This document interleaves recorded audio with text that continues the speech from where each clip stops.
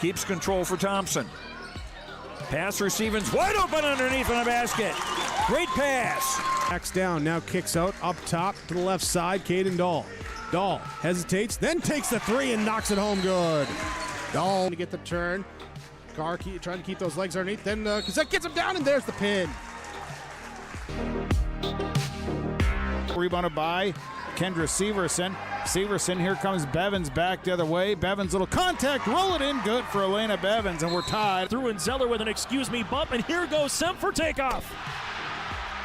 Alston Telephone Company and R&J Broadcasting Incorporated is proud to present to you this broadcast on yourliveevent.com.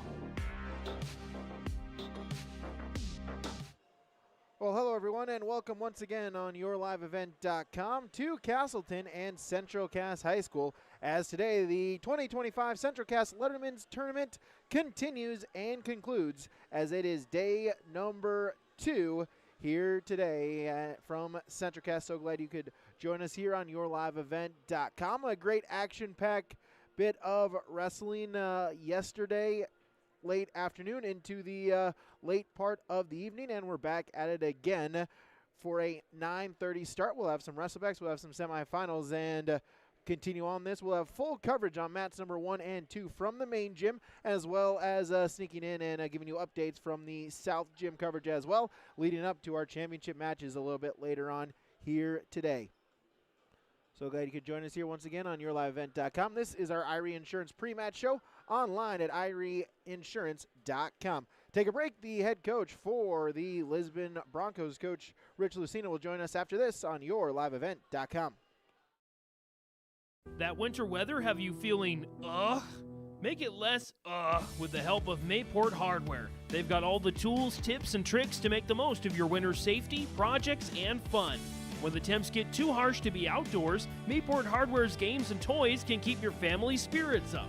There's all kinds of ways to turn the of winter into yeah! Make memories this year with the help of Mayport Hardware, Trail County's Hardware Hank on Main Street in Mayville. Growers, prepare your fields and yields against the wet conditions for 2025 and beyond with a drain tile project from Chad's Excavating out of Mayville. Drain tiling will improve and increase your yields and land values for years to come.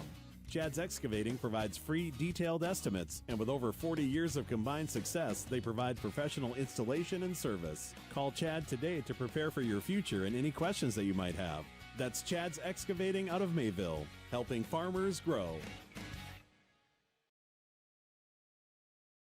I will be your guiding light, 'cause you don't have to go alone. I will bring you through the storm. I will lift you up. No, you're not on your own. I will be the light that carries you through the storm. I will lift you up. At Stock Growers Bank in Lisbon, let them turn your dreams into reality and help watch them grow. Loan Officer Wyatt Smith will give you a tailored solution to fit your unique requests. From farming, buying a new home, or investing in your future, he has you covered. Stock Growers Bank celebrating 125 years of banking in your local communities. For more information, call Wyatt at 701-683-5000. Stock Growers Bank, where your success is their top priority. Member FDIC, Equal Housing Lender. All right, welcome back to the 2025 Central Cass Letterman's Tournament. This is your Irie Insurance pre-tournament show. This is Brent Dick along with head coach of the Lisbon Broncos, Rich Lucina. Coach Lucina, you guys had a day one, I'd call it successful, putting 4 wrestlers into the semifinals that'll happen later on today. So could you just kind of recap day one here at the Central Cass Letterman's Tournament? Yeah, the boys came out and wrestled real well. They're going down weights, so he's got a couple kids adjusting. It was kind of hard to get seeds with anything. There's Minnesota, South Dakota, everything here. So just kind of told them cut it loose, see where we end up. And I thought they wrestled well yesterday. Strong across the board, fighting across the board. So pretty happy with it. I think we're sitting in second right now. It's a Region 1, or the old Region 1. We got South Border, us, and Oaks all kind of battling out at the top right now. So Yeah, it is kind of tough getting that old Region 1 out of your head. You do have South Border sitting in the first place, then it's Lisbon, and then Oaks. Was there any surprises for you team-wise or just maybe tournament-wise on day one that you'd like to highlight? Oh, seeing Cruz Ranke doing what he's been doing here, he's been putting that time in the room. You can just kind of see it the way he handles himself out there. So that was fun seeing him get into the semifinals here. Right back at it. We just dueled South Border on Thursday, and he's got a South Border guy right away there. Eli Lyons is looking sharp there at 160. It's his first time down to 160 this year. Looking real good for us there. We got Madden Schwab back out there. He'd been banged up. He got hurt in a ski trip last year, so this is his first tournament back. He had a good one. He had a nice match with the Pembina County kid and got a pin for us and got some bonus points. So we had a really good day yesterday. I said we had a lot of upside. The Gavin Robertson boy at 133, I tell you, he had a great match with that Logan Warner. We came up on the wrong side of it there, but I think this is his first year. I think this was first time being official varsity for us here on Thursday, and I just think there's a lot of upside there. I think we're going to see some good things from Gavin going forward. So. Yeah, for your wrestlers coming into today, what did you tell the wrestlers this morning, maybe as you're on the bus or here in a team meeting, getting ready for this day 2 in the Central Cass Letterman's tournament? Anybody that's wrestled this tournament or has watched it know that day number 2 is a grind. It is a grind, and there's, some of them we got a long time till they're going to get on the mat. There's a couple of rounds before them, so just being patient, get a little fresh air. Big tournaments like this, they're won in the Wrestleback. So I told them, I wish we could have 13 guys wrestle in the finals and be ready, but things don't always work out that way. You got to get your mind right and come back through and try to find your way onto that podium and see where we can end up at the end. So I think they're ready for it.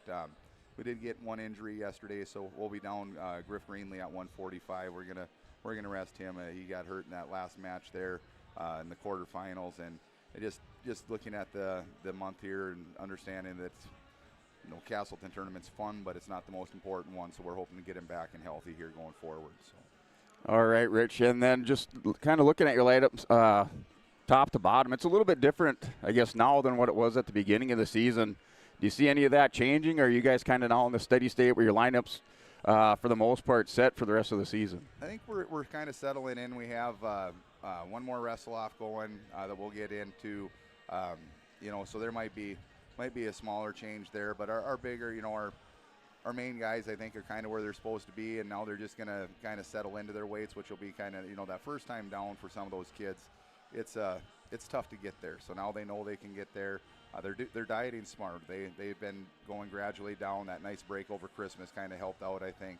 But yeah, I think we're sitting, and now it's just getting better. We gotta, it's going to be tough. This year, state of North Dakota has got 5-6 teams that I think can all find 100 points at the state tournament. So I think that 120, 130 range might be what wins the state tournament, and that's what we got to find a way to come up with. We got to find a way to score about 120, 130 points and see where we can come out at state here in February.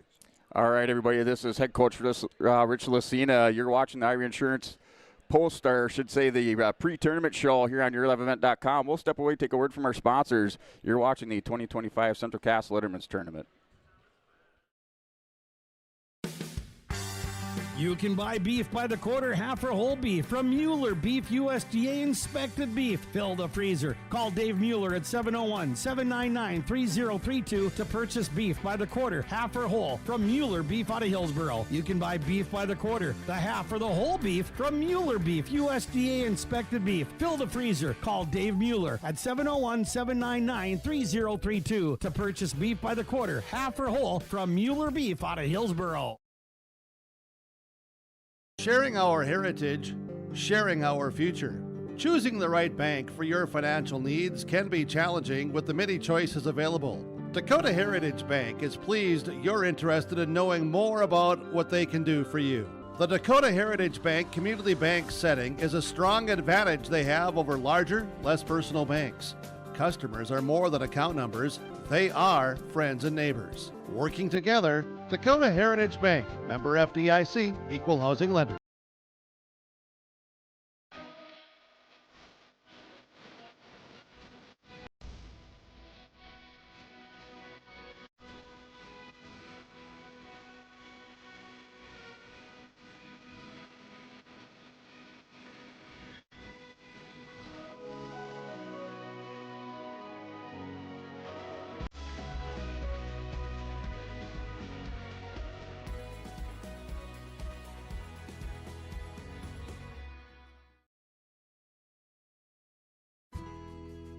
In agriculture, the one thing you can count on is uncertainty.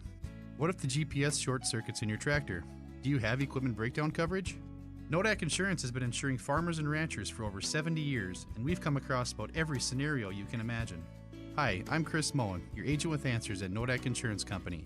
I know insurance, I know North Dakota, and I might even know you. Call me today for details on how we can protect your farming operation at 757-1613.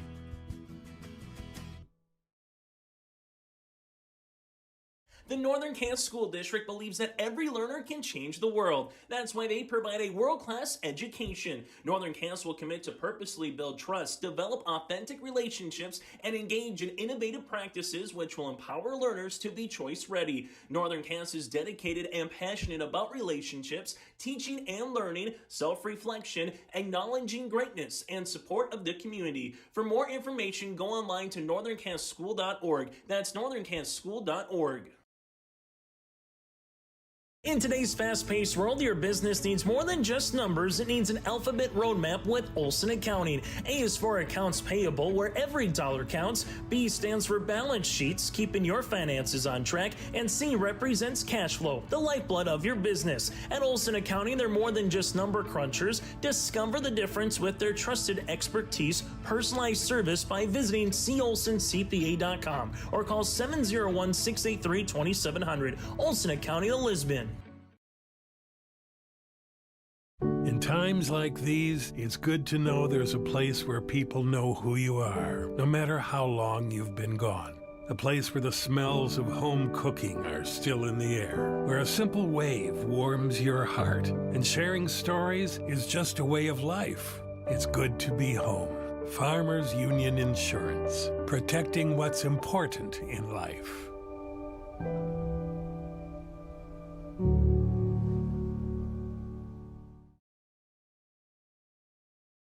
Our Savior's Lutheran Church in Hillsboro, North Dakota invites you to experience the love of God.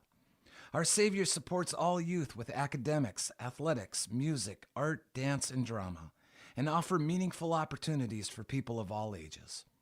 Join us for worship at 8:30 or 10:30 each Sunday morning, in person or watch on television, HTC Channel 34, or online, Facebook, Twitter, YouTube, or at oslchillsboro.com. All right, you're watching the 2025 Central Cass Letterman's Tournament. This is your Irie Insurance pre-tournament show on day number 2 of the 2025 Central Cass Letterman's Tournament. And looking across your scoreboard with your, go into your top 10 teams here at the Letterman's Tournament. Sitting at top of the leaderboard is the South Border Mustangs with 102.5 points. In second place are the Lisbon Broncos with 93.5. In third are the Oaks Tornadoes with 90 points. Fourth is Frazee, Minnesota with 70. Fifth is Pembina County North with 63 points. Sixth place is Ellendale Edgerly Culm with 60.5 points. In seventh place, not far behind, is Harvey Wells County with 60 points. In eighth place are the Kindred Vikings with 57.5 points. Ninth place, Hillsboro Central Valley Burros with 50.5 points. And in 10th place, we got a couple teams knotted up there with New York Mills out of Minnesota with 46 points. And Northern Lights with 46 points. Those are your top 10 teams at the 2025 Central Cass Letterman's Tournament. And we will continue the Irie pre-tournament show on day number 2 at the Central Cass Letterman's Tournament after a word from our sponsors. You're watching YourLiveEvent.com. At Polar Communications, innovation is in our DNA. We're pioneers, always looking ahead to what's next to ensure our communities thrive. We were the first in the state to offer gig services, and we didn't stop there. We continue to lead the way in delivering high-quality, reliable technology to your doorstep. A better experience starts here.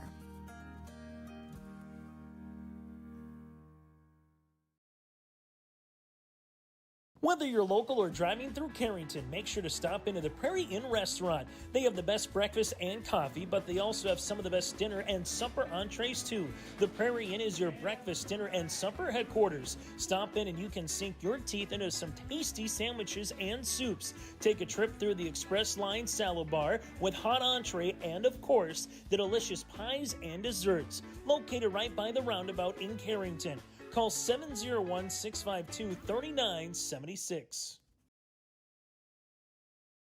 You finally found the perfect car in racing blue. You even got them to throw in the LED fog lights for free. Auto Owners insures your car because some people never learn to parallel park. That's simple human sense. River's Edge Insurance Agency, Halstead, 218-456-2172. Keep going. More. No, stop! Riverside Building Center in Lisbon, North Dakota is Southeastern North Dakota's premier building supply headquarters. They have it all from the basic home improvements to complete pre-built homes. Their staff is knowledgeable in every product they sell and have over 110 combined years of experience. With their large inventory to sell from and a fleet of 6 delivery vehicles, Riverside Building Center in Lisbon can bring the products to your job site. From a hammer all the way to a home, they have you covered. Visit rbclisbon.com today. Riverside Building Center in Lisbon. Don't be fooled by that beat-up old cap. Its faded crown represents the tireless work of America's farmers and ranchers. Its sturdy brim, their dedication to providing our nation with a safe, affordable food source. So we'd like to tip our hat to them. Farmers Union Insurance, protecting those that protect America's food source. Visit with Ryan Opdahl, your local Farmers Union Insurance agent in Hillsboro.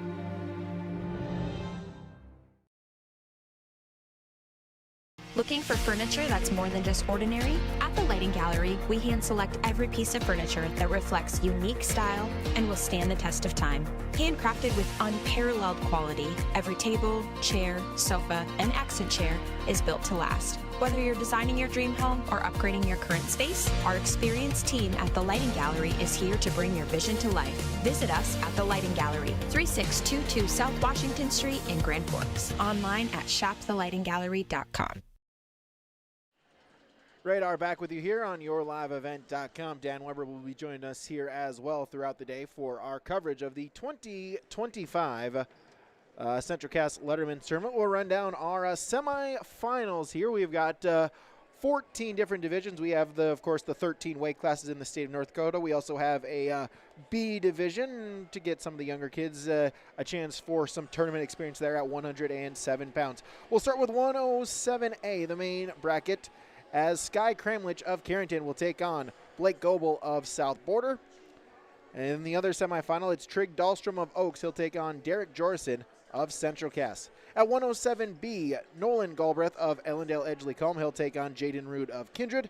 And Jace Goebel, unattached from South Border, will take on Sutton Stern of Oaks. At 114 pounds, Jared Schilling for South Border will take on Ashton Reller of Frazee. Other semifinal, Ben Wagner from Oaks will take on Walker Miller of Ellendale Edgeley-Combe. At 121's Dalton Feist of Napoleon Gackel Streeter will take on Justin Terrell of Hillsborough Central Valley. Drew Carr of Carrington will take on Bodie Henderson in the other semifinal. Noah Anderson for Lisbon will wrestle at 127 pounds, taking on Oscar Martinez.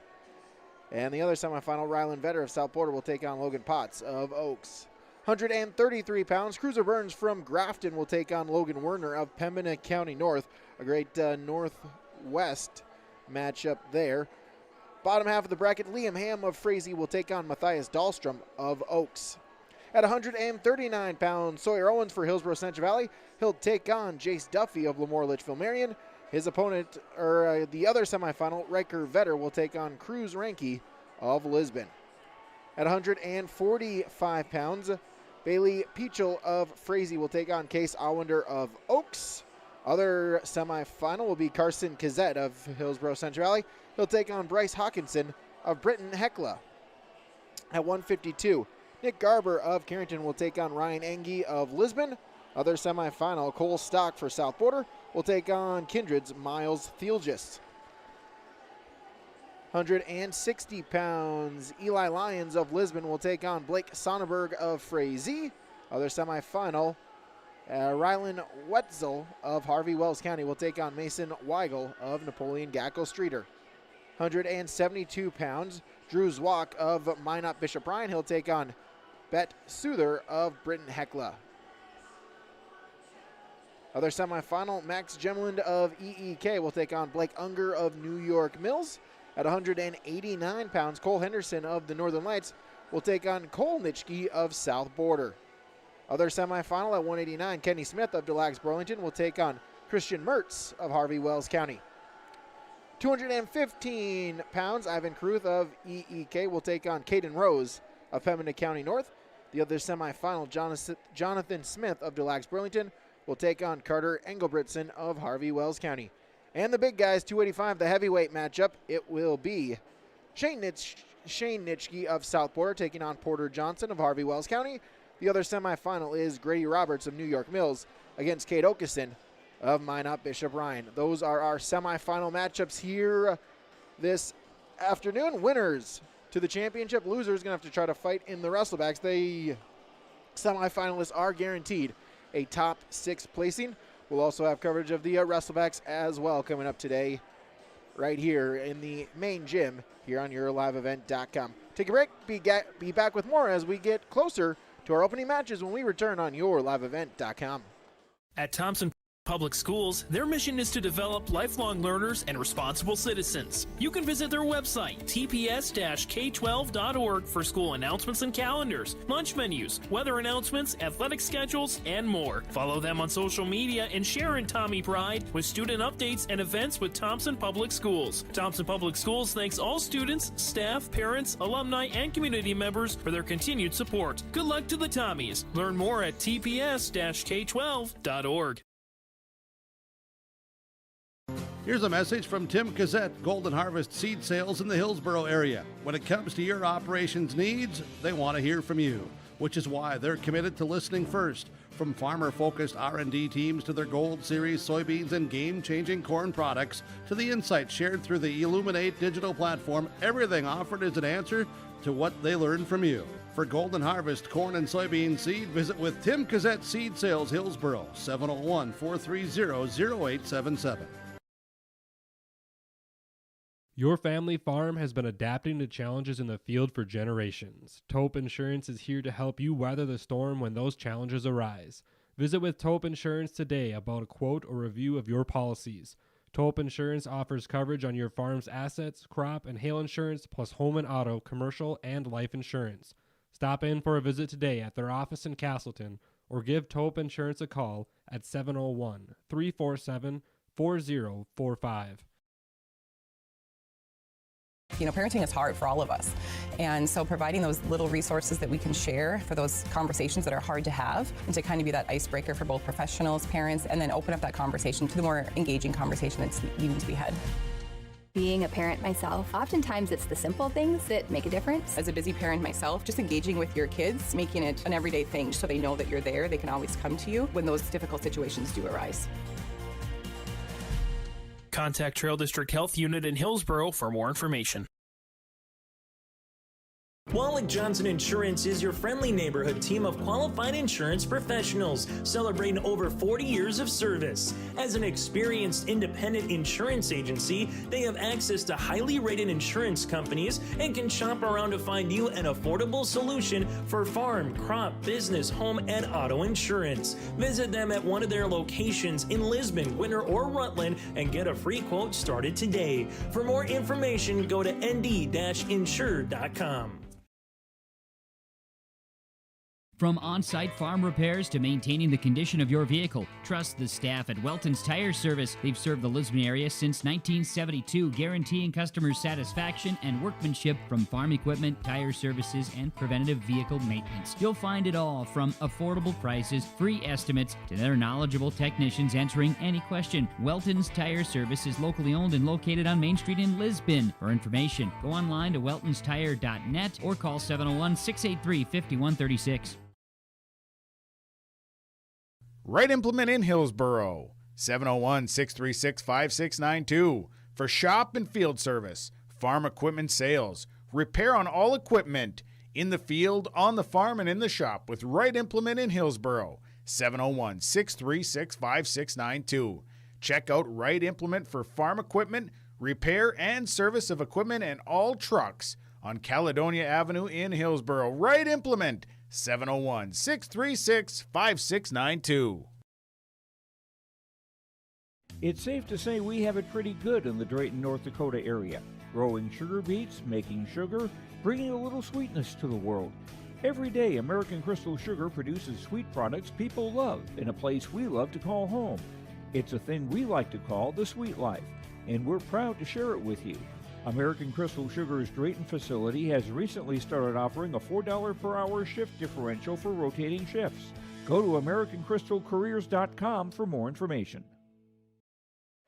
Back here, YourLiveEvent.com, our Area Insurance pre-tournament show continues on as we're getting ready. As you can see on our cameras here, that both teams are, the number of teams, the 28 teams getting their warm-ups in, some practice shots, some practice matches here, trying to get ready for our action to begin at right about 9:30. We'll get Brent in here. And Brent, I know you talked with Coach Rich Lucina. I had a chance to talk with some of the coaches last night for some of the area teams. Really a great day one, and should lead us to an exciting day number two here in Castleton.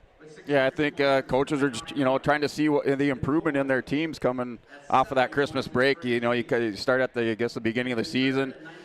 Your lineup not really set, and then you go through a couple rounds of wrestle-offs. You come back after the Christmas break, and then try to put your number one lineup out there after Christmas to see what they can do and, the improvement that they made. And then also you can find some of their weaknesses and things you might need to take back to the wrestling room just to get better as you make the push towards the end of the season. Yeah, and when you talk with Coach Lucina, right, Lisbon in a points battle duel there, a number of what the old familiar opponents there for Lisbon, trying to battle against a South Border and Oaks. And like Rich talked about it, the Wrestlebacks really are kind of where these tournaments are won and lost. I was maybe a little too familiar back in my wrestling days with the Wrestleback rounds, unfortunately, but that really is kind of where it, you're disappointed sometimes, right? You want to get in the finals, you want to try to get a championship, but you still got to wrestle. You got to try to get those points, try to come back for third here in day number two. Yeah, when you look at the, those consolation rounds, some of those wrestlers, in order to place, they have to win 4 matches to come back and get into those placing rounds, and it is a grind. You start here early, 9:30 in the morning, and then you're going to be here all day, inside this gymnasium with the highs and the lows, whether it's on the individual side or the team side. And you can really get your team rolling. I mean, you could be someone down there in the Wrestlebacks, maybe lost your first match, but if you come back with that big win in that first round of the consolations, just to win and then with a pin, that's 3 points for your team, and that gets the momentum going. You string a couple of those together, and that is huge when you're looking at that individual tournament team title race. Yeah, absolutely. You mentioned that it is a long day. It's always interesting to kind of figure out that it's the mental game, too, for these wrestlers, right? You're going to go a long time, potentially a few hours maybe in between matches here. How do you kind of stay focused in the group each and every single day? I know that was always kind of the toughest part for me, was trying to, figure out what to do as I waited for my next opponent. Yeah, look, some wrestlers, like you said, they have their strategy. Some wrestlers will go out and they'll sit by the mat and support their teammates. They just kind of feed off of that energy. Other wrestlers want to be left alone. They want to go back to a dark room, or they want to isolate themselves for a little bit and just kind of power down and refocus to get themselves ready for the next round of wrestling. This was the Ira Insurance pre-tournament show. We'll come back with wrestling. We return on YourLiveEvent.com. Did you know that Bassett Motors has over 300 pre-owned vehicles to choose from and a great selection of new vehicles arriving daily? At Bassett Motors, hometown hospitality and personal service is their goal. Come and experience a relaxed buying process. They will handle everything from financing and licensing to accessorizing your new vehicle. Give them a call at 701-652-2955 or check them out online at BassettMotors.com. Bassett Motors, where our customers send their friends.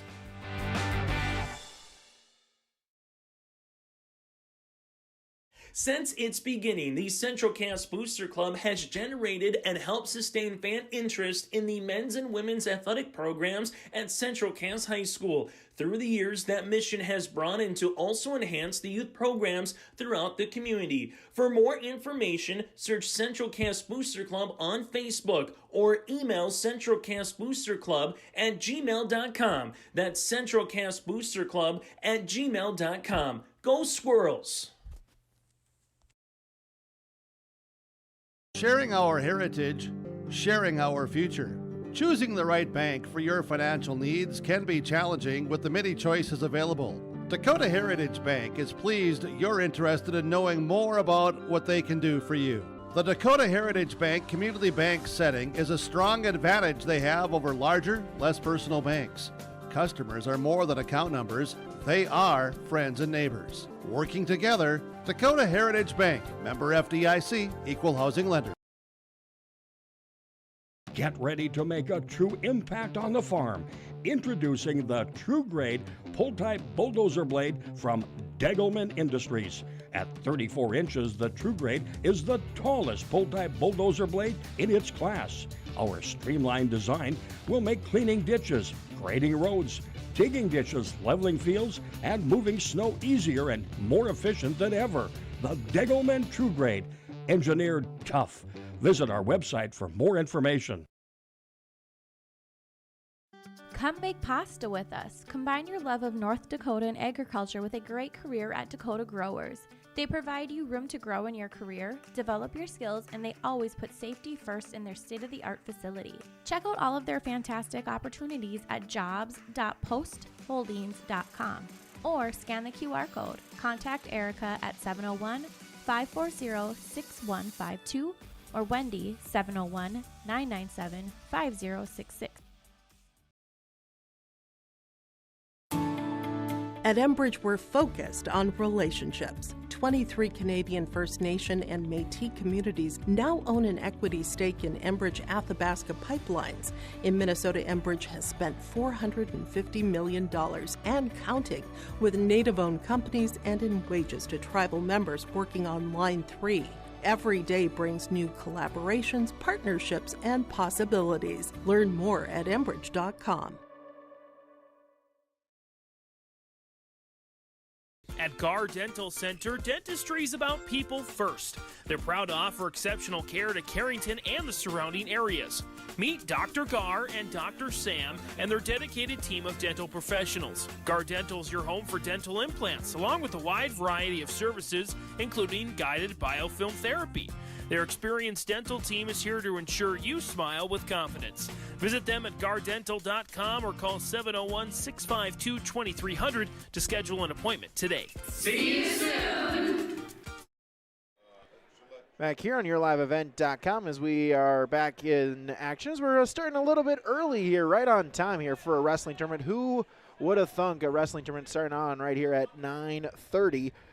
As we have consolation round matchups going right here over on mat number 1 in the 107B division. It is Jaden Hale of Central Cass taking on Rowdy Otto of Thompson. They are currently tied at 3 in the second period. Mat number 2 sees Henry Commence of Pembina County North taking on Cooper Monson of West Fargo Cheyenne JV. Monson right now with a 3, make it now a 6-0 lead, and back points upcoming for the Mustang wrestler. Yeah, looking at mats number 3 and 4 over in that South Gymnasium. They're at 114 pounds. Yeah, Weston Sprayberry of Roseau is up 3-1 over Carlisle Thunberg of New York Mills on mat number 3. That's in the first period. And looks like we do have a final on mat number 1 between Hale and Otto. And that is Rowdy Otto of Thompson picking up the win in this consolation round on mat 1. Monson looking for the pinfall over on mat number 2. He has a 10-0 lead. Commence, though, able to fight off of his back. Saved by the end of the period, but it is a 4-point near fall as Monson extends the lead now 14-0. Going into the final 2 minutes there as they wrestle at 114 pounds in the Wrestleback division. Yeah, mat number 4, 114 pounds, John Logering of Lemoore has a 3-0 lead over Bo Grunfelder of Napoleon. That's in the first period on mat number 4. Mat number 1, Uleski Yeager for the Grafton's Pullers. He's taking on Keenan Gores of the Northern Lights. Gores with a quick takedown to take a 3-0 lead. Over on mat 2, Monson looking for a near fall. Gets it, gets the 4 points, and it's a tech fall victory, 18-0. Cooper Monson of West Fargo Cheyenne JV advances in the 114-pound bracket. Commence will have his tournament come to a close. And Gores locks up a chicken wing, rocks it around on Yeager on mat number 1 with a minute 15 remaining. He does pick up, well, looks like no near fall award. So he has a 3-0 lead still in the first period on mat 1. And we're wrestling here, the consolation round, Wrestleback here to start at 9:30. We'll have semifinals a little bit later on here this morning. Mat number 2 about to get underway. It is Afton Ost of Bishop Ryan. He's an 8th grader at 11-4 on the season, going up against Nolan Mange of Kindred. He's an 8th grader, 4-9 here in the 114-pound weight class. And Gore switches up from the armbar to half Nelson, picks up 2 near fall, gets the 2 count. He has the now 9-0 lead on mat number 1. They're still in the first period with 25 seconds remaining. Snap down attempt. Ost able to spin behind, gets the takedown. He'll get the first points of the matchup here at 114 pounds. Now looking to ride tough on top. Has a leg in with a crossface, looking for a tilt and a turn. Gets it. Near fall points upcoming for the Lion 8th grader. To close out the first period, Gores goes to the bar half, runs out of time in the first period. He'll take the 9-0 lead into the second on mat number 1. Mengi with the able to belly himself out, but it is a 4-point near fall. Extend the lead now, make it 7-0. There as we're just a minute gone in the first period. And started the second period still with the 9-0 lead is Keenan Gores of the Northern Lights, the senior with a 12-8 record. Yeager for the Grafton Spoilers looking for his first win. He's down 9-0 at the start of the second period.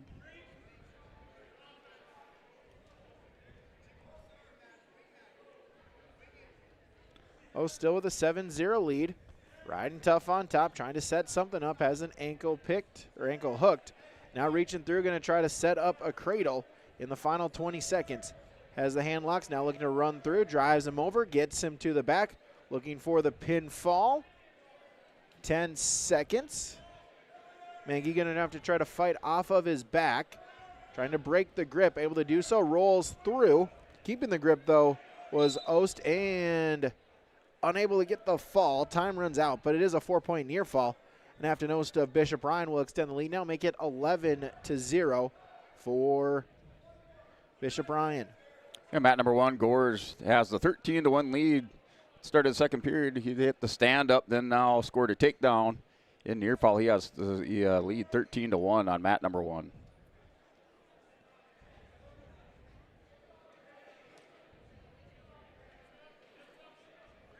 Over on mat number 4, Hudson Snyder of Lemoore. He trails Milo Fitter of Lisbon 3-0 there on mat number 4 in a 114-pound consolation matchup. And Gores picks up another takedown. He wins that one by technical decision on mat number 1. On mat number 2, it is a blood time here for Ost. Of course, our blood times here today are brought to you by Cass County Mutual and Taupe Insurance. Cass County Mutual provides insurance protections to all of southeastern North Dakota. They're a local company providing local services to all policyholders. Visit CassCountyMutual.com to find an agent near you. Back to wrestling action as Mange will start in the top position to begin period number 2. He trails 11-0 going into that second period. But looking for a breakdown, trying to ride tough on top. And mat number 1, New York Mills Elijah O'Day, a freshman, 9-5 record, wrestling Loden Shefke of the Oaks Tornadoes at 121 pounds in this consolation round.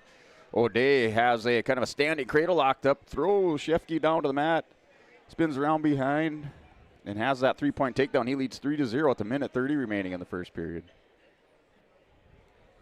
Mengi still with a top control. Got to try to find something. Got to get something to hit here as he trails by 11 against Ost of Bishop Ryan. So I did just notice one thing for this consolation rounds. We are going 2-minute periods the first period, which isn't,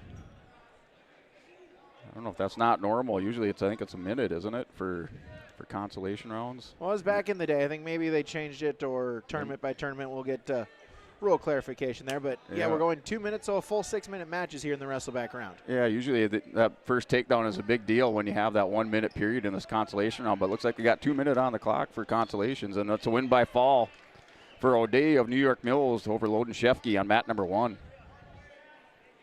Ost back up to his feet in a stand-up position, able to get a reversal, spin behind, extend the lead now 13-0. Final 30 seconds of the second period.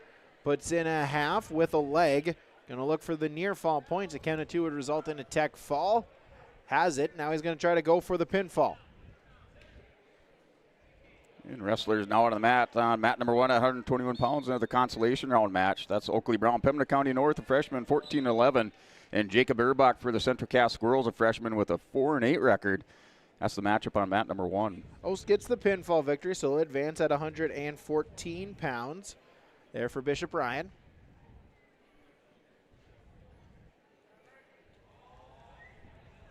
And mat number 3 action at 114 pounds. Nias Lions of Lisbon Broncos, an 8th grader. 3-7 record wrestles Gage Miller of Ellendale Edgeley Calm, a freshman with a 3-10 record. Lions currently has the lead 3-2.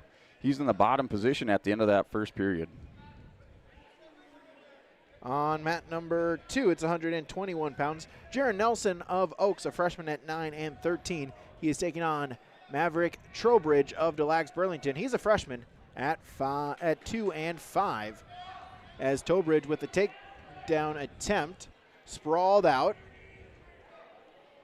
Nelson back up to his feet, holding a single leg. Drive it through, pops the head out, gets the takedown. Jaron Nelson for Oaks. The first points of the matchup, 35 seconds in. In mat number 1, it's a 3-1 score now. Jacob Erbach with the 1-point escape. Brown on a double leg takedown, elevates it, picks Erbach up off the mat, and scores another takedown. He has the 6-1 lead with 35 seconds remaining in the first period. Nelson with the first points of the matchup. Now on top, minute gone in the first period. Trowbridge up to his feet briefly, but then able to bring him back down and base him out is Nelson. Trying to lock up a cradle. Hands locked, arch the back, get the near fall points. However, Trowbridge able to break the grip, but a count of 3, and so 3 near fall points. So Nelson doubles up the lead now 6-0. And a stop in the action at the end of that first period. 6-1's your score. Oakley Brown has the lead over Jacob Erbach on mat number 1. Goes to choice. Oakley Brown chooses neutral after Erbach defers. Final 20 seconds of the first period. Nelson still riding tough on top. Looking to ride out the final 10 seconds and to try to keep Trowbridge in bounds and bleed the clock to the second period. Trowbridge up to his feet, stand up. Nelson in on a single and out of time. As Nelson will remain in top control. No change. He'll take a 6-point lead into the second period. Yeah, mat number 3, 114 pounds. Gage Miller has opened up a 10-point lead. He's up 13-3 over Nias Lions of the Lisbon Broncos. That's at the end of the second period. And mat number 4, Christian Peischel of Frazee has the 3-0 lead over Dallin Herman of the Northern Lights at 121 pounds. That's at the end of the first period. Trowbridge starts in the down position, able to get the escape. Make it now 6-1. Still in favor of Nelson on mat number 2 from Oaks. And Oakley Brown secures another takedown. He has the 9-1 lead. Working the far edge of the mat up underneath the arms of Jacob Erbach, going for some wrist control. Yeah, thanks for joining us here on YourLiveEvent.com.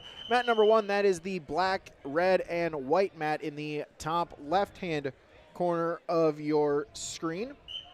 Mat number 2 is the all-black mat in the lower right-hand corner of the screen. Mats number 1 and 2. We'll also keep you updated throughout on mats 3 and 4 in the South Gymnasium as well. And Brown locked up a crossface, went to the screwdriver, picks up near fall, and working for the pin against Jacob Erbach on mat number 1. The official down has a good look. Working for the pin on mat 1. Nelson with the takedown, extend the lead now, make it 9-1 as we wrestle halfway through that second period. 1 minute remaining. Jaron Nelson with a 9-1 lead for the Oaks Tornadoes. Brown picks up 4 near fall at the end of the second period. He has the 13-1 lead against Jacob Erbach on mat 1, currently in the top position.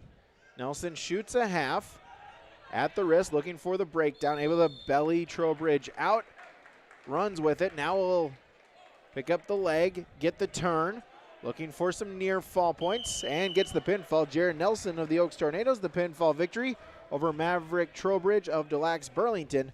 Nelson advances at 121 pounds.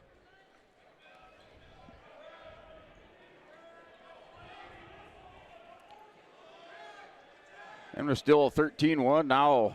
14-1 with the escape by Oakley Brown. Hits a chin whip on Jacob Urbach, throws him over to his back. This one's tight. He's in the Saturday Night Ride up over the top of Urbach. He will have the technical decision, let him work for the fall, and that does it on mat number 1 as Oakley Brown wins by technical decision. 21-1 over Jacob Urbach on mat 1. Mat 2, we got South Dakota versus Minnesota taking place in North Dakota as Carter Groby of Britton Hecla is taking on Josiah Drewes of Frazee.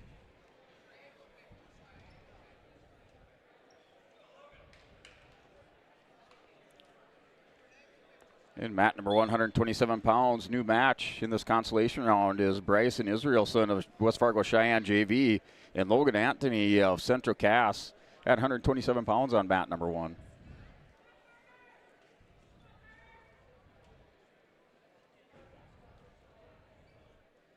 Groby Drewes still neutral position.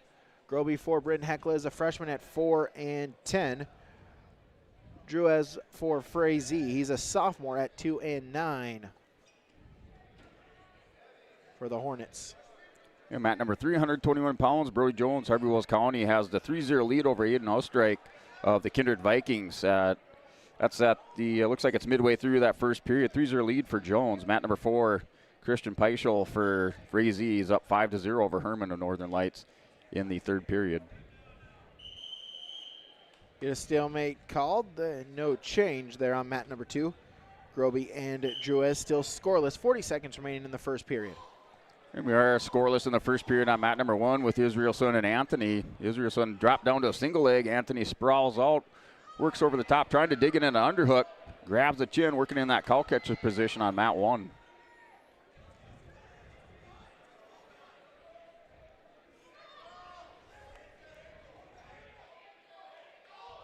Final 15 seconds. There on mat number 2. Still neutral position. Groby Drewes wrestling. Edge of the mat. Snap down attempt. Both wrestlers to a knee. Final couple of seconds, and that'll do it for period number 1. Scoreless going into period number 2 between Carter Groby of Britton Hecla and Josiah Drewes of Frazee. And with 18 seconds remaining, still scoreless as Anthony in Israelson with the restart back to the center of the mat. Drewes will start in the top position. Groby in the down position there to start period number 2. Groby looking for a stand-up.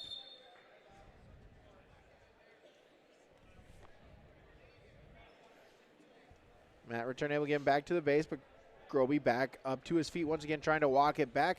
Build up to a stand-up position. Brought back down by Drewes. He'll remain in top control. Then a sit-out attempt by Groby. Drewes able to follow. Still in that top control. Groby looking for the first points of the matchup. Looking for a roll. Trying to hit it. Spins behind. Gets the 2-point reversal. Carter Groby with the first point of the matchup. He'll take a 2-0 lead. Minute 10 to go in the second period. And mat number 1, we are still scoreless in the second period between Israel and Israelson of West Fargo Cheyenne. That's a 2-point reversal now for Anthony of Central Cass. So he takes the 2-0 lead with a minute 30 remaining in the second period. Still kind of in that scramble position, but he does have the 2-point reversal. Tries to dig in a half Nelson, expose the shoulders of Israelson. Groby riding tough on top, leading now 3-0. 40 seconds to go in the second period. Looking to try to do something on top, trying to reach through and run a half. Drewes trying to walk himself back up to a base, but Groby able to get a breakdown. Bellies his opponent out. So Anthony of Central Cass with the near fall for 3 points. He has 5 points on the board, but a 2-point reversal for Israelson moves the score 5-2. On the restart, back to the center of the mat. Anthony in the bottom position on mat number 1. There's 58 seconds remaining in the second period.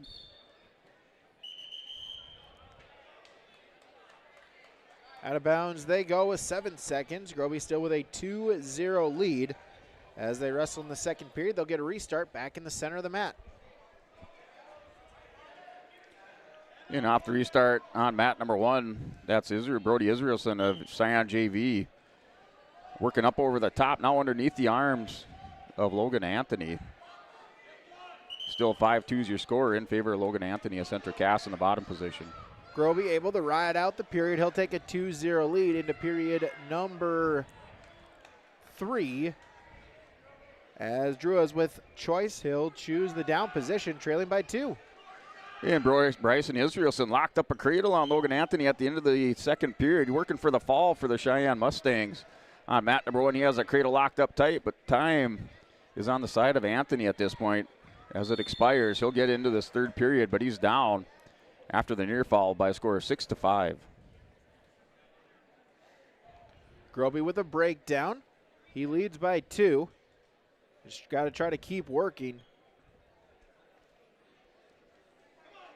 Drew is able to get his arms back free, but has to try to work back up. He's bellied out. 30 seconds gone in the third period there. And mat number 3, 121 pounds, Gabe Dumas of the Grafton Spoilers taking on Daniel Lozano, Mayport CG, a senior with a 9-8 record. That's a 7-0 lead for Lozano for Mayport CG on mat number 3 in the first period.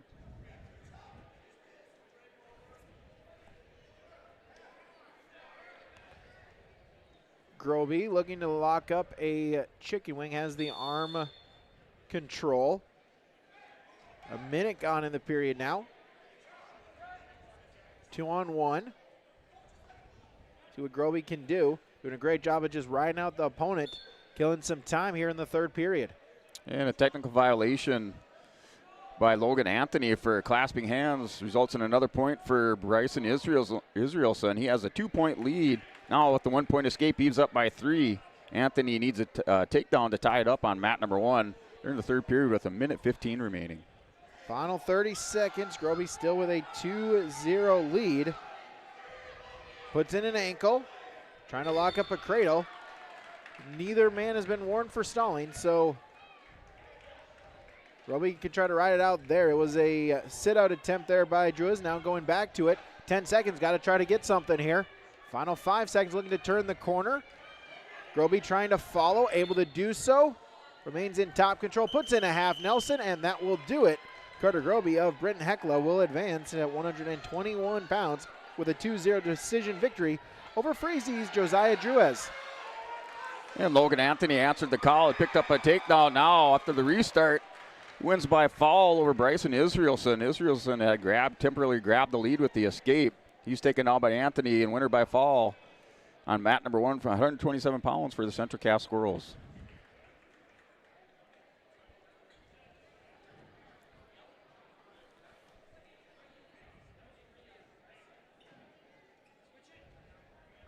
So 133 pounds on both mats 1 and 2.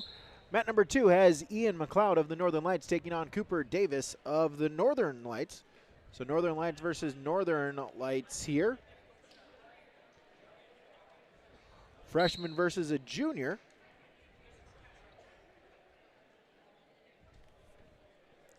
And mat number 1, Brooks Grunfelder for Napoleon Gackle Streeter, the 8th grader with a 10-10 record, wrestling Evan Flint, West Fargo Cheyenne JV, an 8th grader with a 1-3 record. Grunfelder hit the inside tie position, pushes off Flint off the edge of the mat, back to the center for the restart. Battle 8th graders on mat number 1 at 133 pounds. That matchup on mat 3 at 121 pounds between Lozano of Mayport CG and Dumas of Grafton now is 9-8. So Dumas with the comeback there in the second period. Lozano leads by 1 point on mat number 3. So McLeod for the Northern Lights, he's in the green ankle band. He's wearing the blue singlet. His opponent is Davis in the red ankle band, wearing the gray singlet for the Northern Lights.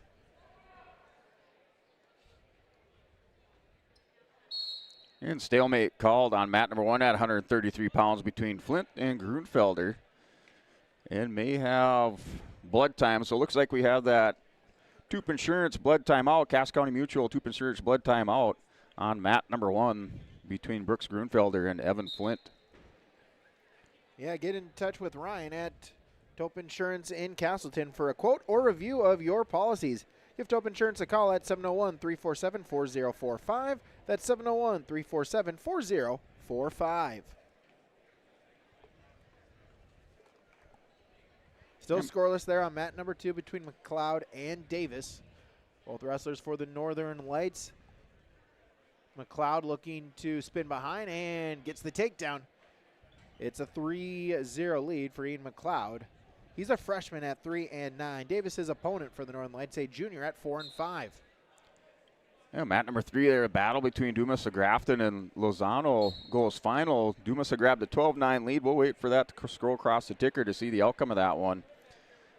And then on mat number 4, another competitive match over in that South Gymnasium is Jalen Rye of the West Fargo Cheyenne JV takes on Mason Henning, also West Fargo Cheyenne JV. So they're battling it out over there, and it's a 5-4 lead for Henning. McLeod will start in the top position to begin period number 2 there for the Northern Lights. Yeah, Grunfelder off the restart after that blood timeout.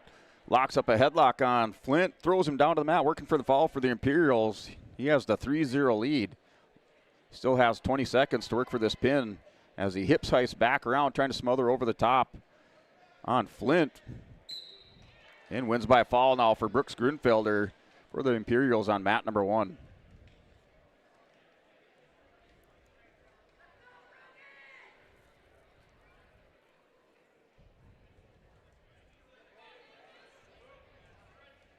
Davis able to get up to his feet.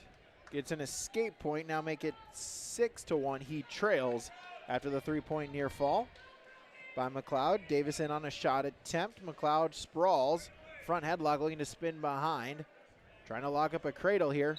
Has the hands locked, run him over, get the 3-point takedown. Now try to get him to his back and get some near fall points.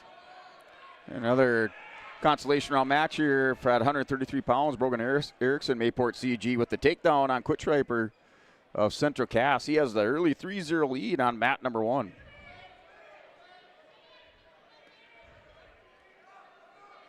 Davis able to fight off of his back, but it's a 4-point near fall, so McLeod will extend the lead now at 13-1. Final 20 seconds of the second period.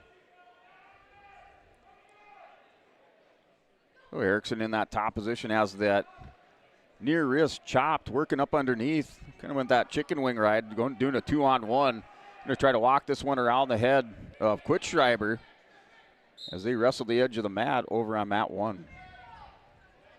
End of the second, McLeod still with a 13-1 lead. There as we go to period number 3.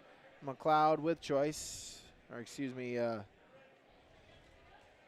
Davis with choice. He'll choose the down position.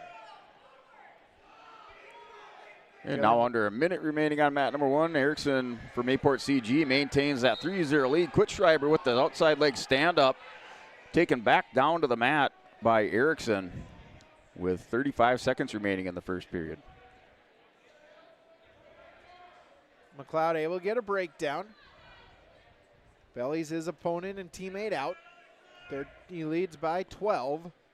Looking for a turn here, try to get the tech fall victory or a potential pin.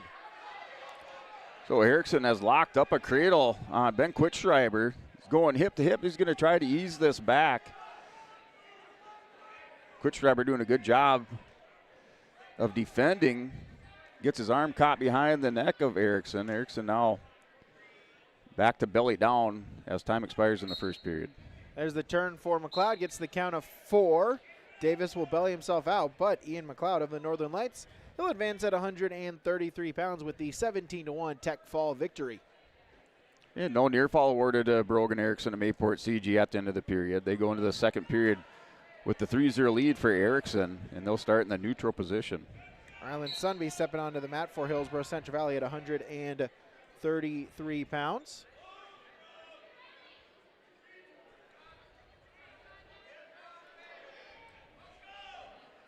And this is the consolation round, the Wrestleback round. You win, you advance, you keep on wrestling for the day.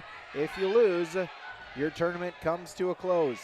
And Ben Quitschreiber had went with the headlock attempt on Brogan Erickson. Erickson was able to duck out of that, pushes out from the backside, and secures the takedown. He's up by a score of 6-0 on Ben Quitschreiber now with a minute 20 remaining in the second period. For the Burros, it's Ryland Sunby on mat number 2. He is taking on Sean Beretti of Delax Burlington. They're at 133 pounds. Mat number 4, the Battle of the Mustang JV between Rye and Henning. And now that score is 14-11 over on mat number 4 at 139 pounds.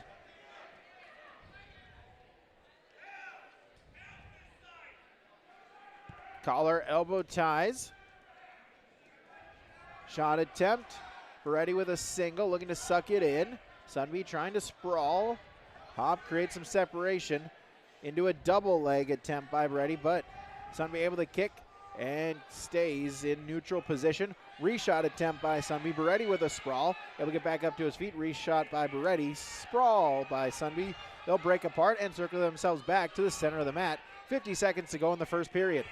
And mat number 1, Erickson has a wrist lock on Quickstriber, trying to walk this around his head, but Quickstriber good with the defense.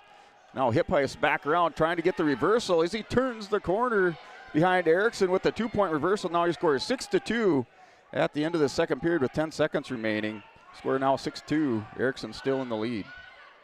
30 seconds remaining in the first period. Sunby, Beretti still in neutral position, scoreless. Edge of the mat, gonna try to circle back in. They'll break apart and walk back to the center of the mat. Final 15 seconds, still scoreless here in the first period. Shot fake, just trying to see if they can set up something here, get an angle here before the end of the period.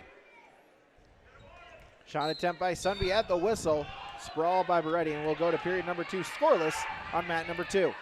At the start of this third period, that was Brogan Erickson in the bottom position. And it did a little quad pod, but Quickstriber, quick with the legs, goes double boots and takes down Erickson to the mat. Breaks him back down. He's riding up over the hips. It's still 6-2 is your score. Erickson with the 4-point lead on mat number 1. We'll start neutral to begin period number 2. As Quickstriber with a shot attempt. Sprawl defended by Sunby. Will stay neutral. 20 seconds gone in that mat or in that period. So Erickson and Quickstriber still going at it with Ben Quickstriber up over the hips on Erickson. Quickstriber has to advance this position or he can be called a stalling as he's just riding up over the hips with the double boots in. Erickson can't do much on the bottom. So still here at 133 pounds, Erickson still with the 6-2 lead, a stalemate called by the official. He'll reset them back in the center of the mat with 1:03 remaining on mat number 1. Trip and a takedown by Sunby. He'll take the first points of the matchup. He'll lead 3-0 with 1 minute and 5 seconds remaining in the second period. As now Sunby gonna have to try to ride tough on top, see if he can get a turn. And now under 1 minute remaining in the third period, 6-2's lead for Erickson, still in the bottom position of for Mayport CG has a 6-2 lead. Quickstriber works the armbar on the near side. Going to try to run this around, has the far wrist caught. And a reversal, good reversal by Erickson as he hits the outside leg, stands back up, turns the corner for the reversal, now up 8-2 on mat 3. Sunby with a breakdown, was trying to get the leg locked in. Ready though, able to defend. Final 20 seconds of the period. Sunby got the takedown. He has the only points of the matchup, leading 3-0, but Beretti up to his feet. Mat return, elevate, and bring him back down by Sunby, trying to ride out the final 10 seconds of the second period. And we have the final 10 seconds on mat number 1. Still 8-2 is your score. Now Brogan Erickson trying to score near fall at the end of the period and pick up possible pin for Mayport CG. Time will expire with 4 near fall. It's now 12-2 your score. Major decision win for Brogan Erickson on mat 1.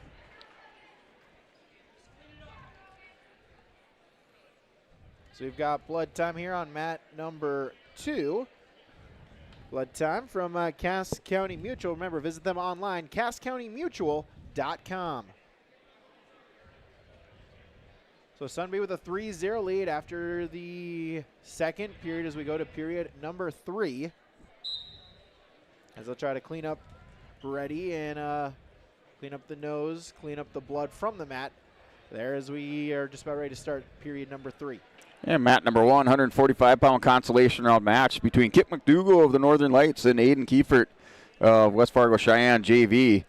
That's a 3-0 lead for Kiefert as he opens up with a lot of energy and scores the first takedown. He's up 3-0 on mat number 1 at 145 pounds.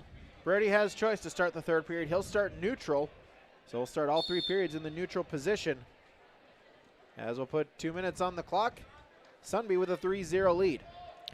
And mat number 4, 139-pound consolation round match between Logan Nielsen and Mayport CG. He's up 7-0 over Nye Kerr of Northern Cass. That's in the first period. Looks like they're also on blood time over at mat number 4. We're with Nielsen up 7-0 on Nye Kerr.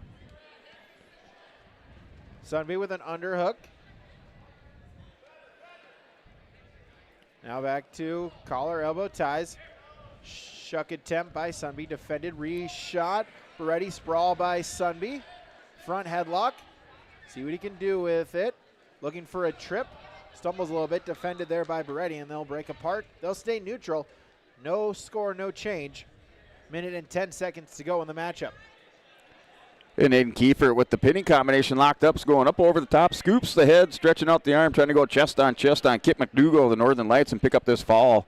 He has the 3-0 lead. He does have near fall coming. Still 25 seconds remaining in this first period with Aiden Kiefer with the pinning combination on mat number 1. Sunby with a great sprawl on a Beretti shot. Spins behind, gets the takedown, extends the lead now 6-0. Final 45 seconds of the matchup. Sunby looking to keep his wrestling tournament alive.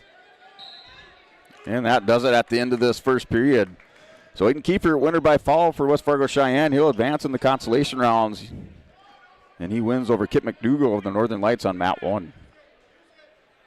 Reversal here by Beretti, so make it now 6-2. He's got to try to do something. He trails by 4 in the final 20 seconds of the match. Puts in a chicken wing. Sunby able to get back up to his feet, and we'll get a potentially dangerous call. We'll get a restart with 14 seconds remaining.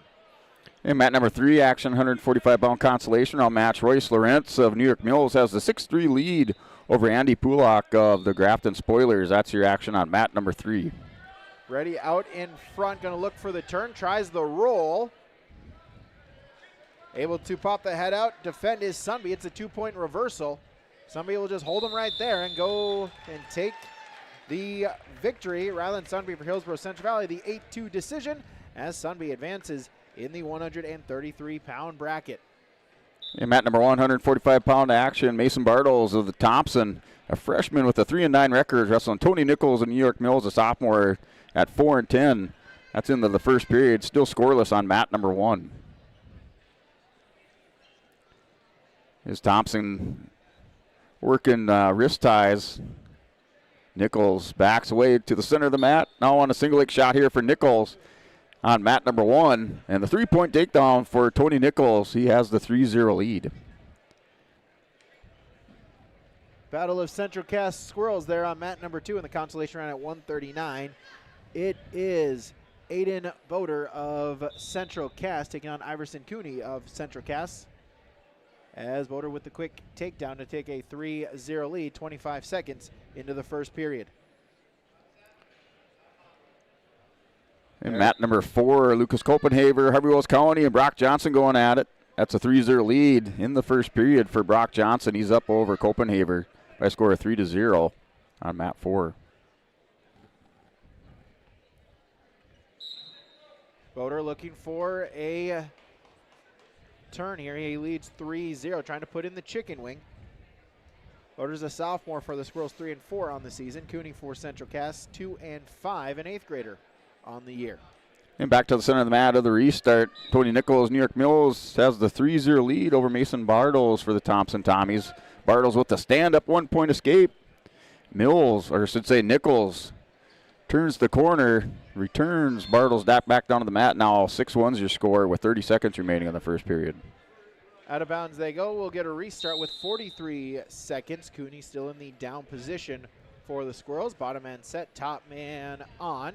Set, and the whistle.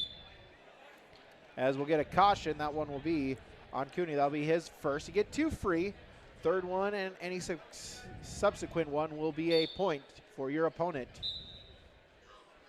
Cooney up to his feet on a stand-up attempt. Mat return there by Boder and looking for the breakdown. And at the restart between Bartles and Nichols on mat number 1, stand-up attempt by Bartles, big mat return by Tony Nichols. As he still has a 6-1 lead, final 10 seconds of the first period. He's back in control in the top position on mat 1. Again, we're wrestling the Consolation round. The Wrestlebacks, our semifinals, still up to come a little bit later on here this morning. As Boder's still with a 3-0 lead. Just going to ride out the final few seconds of period number 1. And mat number 3, Andy Pulak of Grafton is down by 10 to Royce Lawrence of the New York Mills. It's a 13-3 score. That's in the third period. Mat number 3, 145-pound Consolation round. Start neutral position here to begin period number 2. Headlock attempt by Boder. They'll break apart, and headgear comes off. And Nichols with that high crotch fireman's takes down Bartles to the mat for another 3-point takedown. He has the 9-1 lead on mat number 1 with a minute 32 remaining in that top position. Works at a near ankle ride on Bartles. Shot attempt by Cooney for Central Cass, defended as they'll wrestle neutral position, and shot attempt by Boder, and that will be a 3-point takedown for the Squirrel sophomore. Going to ride tough on top here. He leads 6-0 against his teammate. 50 seconds gone in the second period. We're under a minute remaining in the second period on mat number 1 with Tony Nichols up by 8 points over Mason Bartles of the Thompson Tommies. Now a 1-point escape. 9-2 is your score on mat number 1.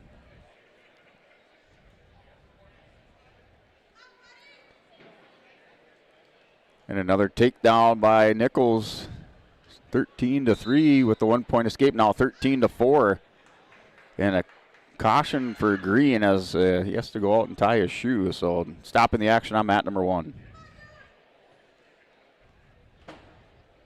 Boder still in top control, leading by 6. 30 seconds to go in the second period. We'll get a whistle. We'll get a stalling warning called on the top man. Aiden Boder for Central Cass will get a restart back to the center. He leads that matchup 6-0 against his teammate from Central Cass, Iverson Cooney. There was a technical violation awarded to Tony Nichols on a clasping by Bartles. So 14-4 is your score. Back in that neutral position, final 20 seconds of the second period.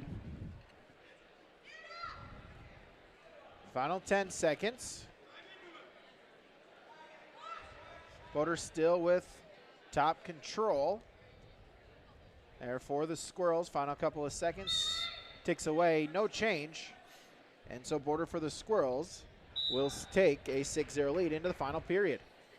We're going into this final period on mat number 1. 17-4 is your score. Tony Nichols opening up this lead over Mason Bartles going into this third period.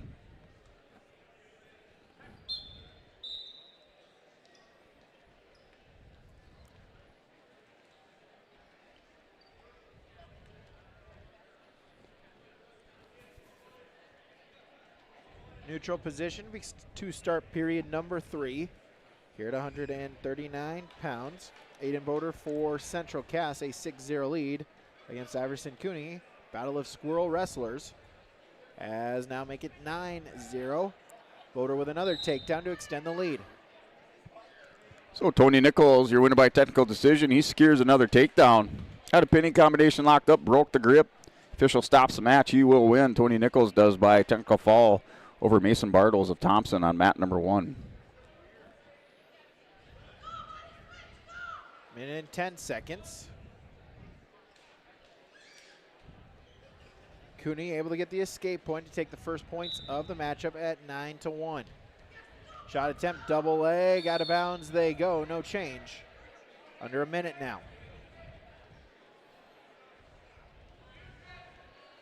So mat number 152 pounds, Lisbon's Weston Clausen takes on Jacoby Anderson to Central Cass. Match just underway, minute 40 on the clock. We're in the first period. Wrestlers locked up, working this near center of the mat. Cooney able to get a takedown, so make it now 9-4. Final 35 seconds. He'll give up the escape point. He'll cut. Boder going to look for another takedown. He trails now by 6 after the escape point. And Jacoby Anderson in on a single leg. A chin whip attempt by Weston Clausen, but Anderson turns the corner for the 3-point takedown. He has a 3-0 lead with a minute remaining in the first period on map 1. Boater gets warned for a second stalling call, so that is a penalty point for Cooney. But then Cooney with a throw right to the back. Make it now 10-8, and now near fall points upcoming. Iverson Cooney looking for the comeback. Trailed 9-0 at one point. Now, in essence, has a 2-point lead in the final 5 seconds. He'll content to just try to ride it out right there in top control. It's a 4-point near fall. And Iverson Cooney for the Squirrels comes back, was trailing 9-0, and picks up a 12-10 victory. So mat number 1, a 1-point escape for Weston Clausen. Back to the center of the mat. Still 3-1 lead for Jacoby Anderson. Wrestlers working wrist control, going head-to-head on mat number 1. Still 3-1's your score now with Clausen diving in on a single leg shot. As we hit the 10 o'clock hour, we'll come back after this. This is the 2025 CentralCast Letterman's Tournament on yourliveevent.com. Let the geeks at GK Technology help you with your agricultural data. Their agronomists know agriculture. When it comes to creating soils and zone maps to maximize yields in your fields, you can trust the people with decades of experience in site-specific agriculture. Everyone at GK Technology has a background in agriculture, so they know what makes a farm run, and they speak your language. The geeks at GK Technology have a map and an app for that. Keep yourself healthy as we head into the colder weather. Hillsborough Drug and Gift is your locally owned full-service pharmacy with prescription and over-the-counter medications, cough and cold medications, and more. Don't forget, you can now text Hillsborough Drug anytime for your prescription refills, 701-636-5231. Hillsborough Drug also offers free delivery in Hillsborough and Halstead. And there's always something new in Hillsborough Drug with a great selection of seasonal items, gifts, and cards for all occasions. They're always happy to help you, and they thank you for your business at Hillsborough Drug and Gift. Partnership is a way of life here in the Northland. It's about pitching in to help our neighbors, making lending decisions locally, honoring long-term commitments to farmers, Main Street businesses, teams, schools, and rural communities. We're more than just a bank. We're a community partner, working constantly and diligently to enrich the lives of everyone we serve. Bank North, always true. Almost half of the energy used in homes goes toward heating and cooling the spaces we live in. Energy Star certified heating and cooling equipment can improve your comfort while lowering electric bills. Through its Bright Energy Solutions program, City of Hillsborough offers rebates for a wide range of energy-efficient equipment like heat pumps and central air conditioners. You can also get a rebate for having your cooling system professionally tuned up. Call the City of Hillsborough to learn more about rebates or visit brightenergysolutions.com. In Hope, North Dakota, we aren't just a town, we're a community, one that you can be proud of, where you and your family can grow. With available jobs, affordable housing, a golf course and pool, the Sportsman Club, and great educational opportunities. There hasn't been a better time to join the Hope community, ideally located between Fargo, Grand Forks, and Jamestown. For more information, go to www.hopend.com. Live, work, and play in Hope, North Dakota. Buying a new home, but worried about the interest rate and terms from your bank? At First Class Mortgage, we'll find a mortgage that fits your needs. Shopping national banks and other lenders for the lowest rate and most affordable terms. Saving you time and money. So all you need to worry about is enjoying your new home. First Class Mortgage. Our expertise, your peace of mind. Put an expert to work for you. Call today. Visit with Rocky Nedham at Nedham Seeds Caledonia for LCS wheat seed varieties, Trigger Cannon, and 2 new varieties named Buster and Dual. Call Rocky Nedham, Nedham Seeds Caledonia. They also have proven wheat seed SY Velda from AgriPro. Your local Pioneer dealer, Rocky Nedham, Nedham Seeds Caledonia, with corn, soybean, sunflower, and alfalfa seed for your farm and SeedX sugar beet seeds. Call Rocky 701-430-1149, Nedham Seeds Caledonia. Discover the best wash in town at Tommy's Express. You'll love our open and bright tunnels, easy loading flat belt conveyor, unlimited memberships, and free vacuums. Try our best wash, the Works, with red hot cleanser, tire gloss, and ceramic body wax to protect your paint job and seal in the shine. Try it for yourself. Get your first month of unlimited washing free when you download the app. Experience the difference and visit Tommy's Express today. All right, welcome back to the 2025 Central Cass Letterman's Tournament. We are in the consolation rounds. And Matt's 1 and 2 out here in the main gymnasium. Matt's 3 and 4 in that South Gymnasium. And you can catch all the action for day 2 coverage here on yourliveevent.com. So for all you fans listening in the gym and all the grandparents, cousins, friends, so on, the Castleton Crushers Wrestling Club is having a raffle. So for those of you out of town, you can contact your favorite wrestling parent from Central Cass. And for those in the gymnasium, there's a table in the hallway to buy your raffle tickets for the Castleton Crushers. Yeah, I'm going to go get me one of those. They're actually giving away 4 prizes of custom cut and wrapped beef. So very nice prizes there. Yep, good chance to fill your freezer. Absolutely. So on mat number 2, we're at 152 pounds. And we've got Shaden Thomas from Grafton versus Hunter Parisian from Central Cass. Hunter has a 5-8 record, and Shaden has a 13-10 record. Yeah, that matchup on mat number 1, it did go final. That was between Logan Feist and Central Cass wrestler. That was Logan Feist. Winner by foul over Carver Kozowski of Central Cass on mat number 1. And that new matchup out here is Alex Call of Central Cass, a sophomore with 6-4 record, wrestling Cade Mueller of Hillsborough Central Valley, a sophomore with a 4-10 record on mat number 1. Currently Mueller with the double leg shot going to that forklift position on mat 1. On mat number 2, Hunter Parisian tried a headlock and just slipped and missed it. Now he's in on a single leg. They're on the edge of the mat here. He's trying to pick that leg up. He's coming around the waist. There he goes. He gets the 3-point takedown. And Mueller was able to throw those legs off and scored the 3-point takedown. So he's up 3-0, or now 5-0 with the 2-point near fall. Mueller has the 5-0 lead on Alex Call of Central Cass on mat number 1. Mueller currently running a screwdriver, has a crossface trying to drag over Call on mat 1. Parisian from Central Cass on mat 2. He was able to get a 3-point near fall right at the final seconds of the first period. So we're going to roll into the second period. Parisian up 6-0.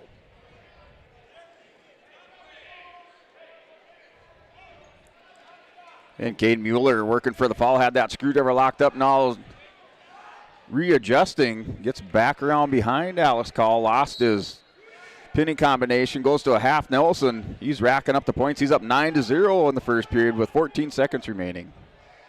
On mat number 2, 152 pounds. Parisian started out in the top position. He's got the chicken wing locked up. He's trying to grab that far arm and run that around the head over on the edge of the mat on mat 2. And another screwdriver locked up, but time expires for Mueller with the 9-0 lead going into the second period over Alex Call. So he's up 9-0 over Alex Call of Central Cass on mat 1. On mat number 4, 160 pounds, Xander Dovemueller is ahead 3-0 over Botello from Lemoore. Mat number 3, 160 pounds, Guzman from Rugby versus Loran from Northern Lights. 0-0 right now. And looks like we are in a blood timeout. So your Toop Insurance blood timeout over here on mat number 1. So that is your Cass County Mutual Toop Insurance blood timeout, with Cass County Mutual providing insurance products to all of southeastern North Dakota.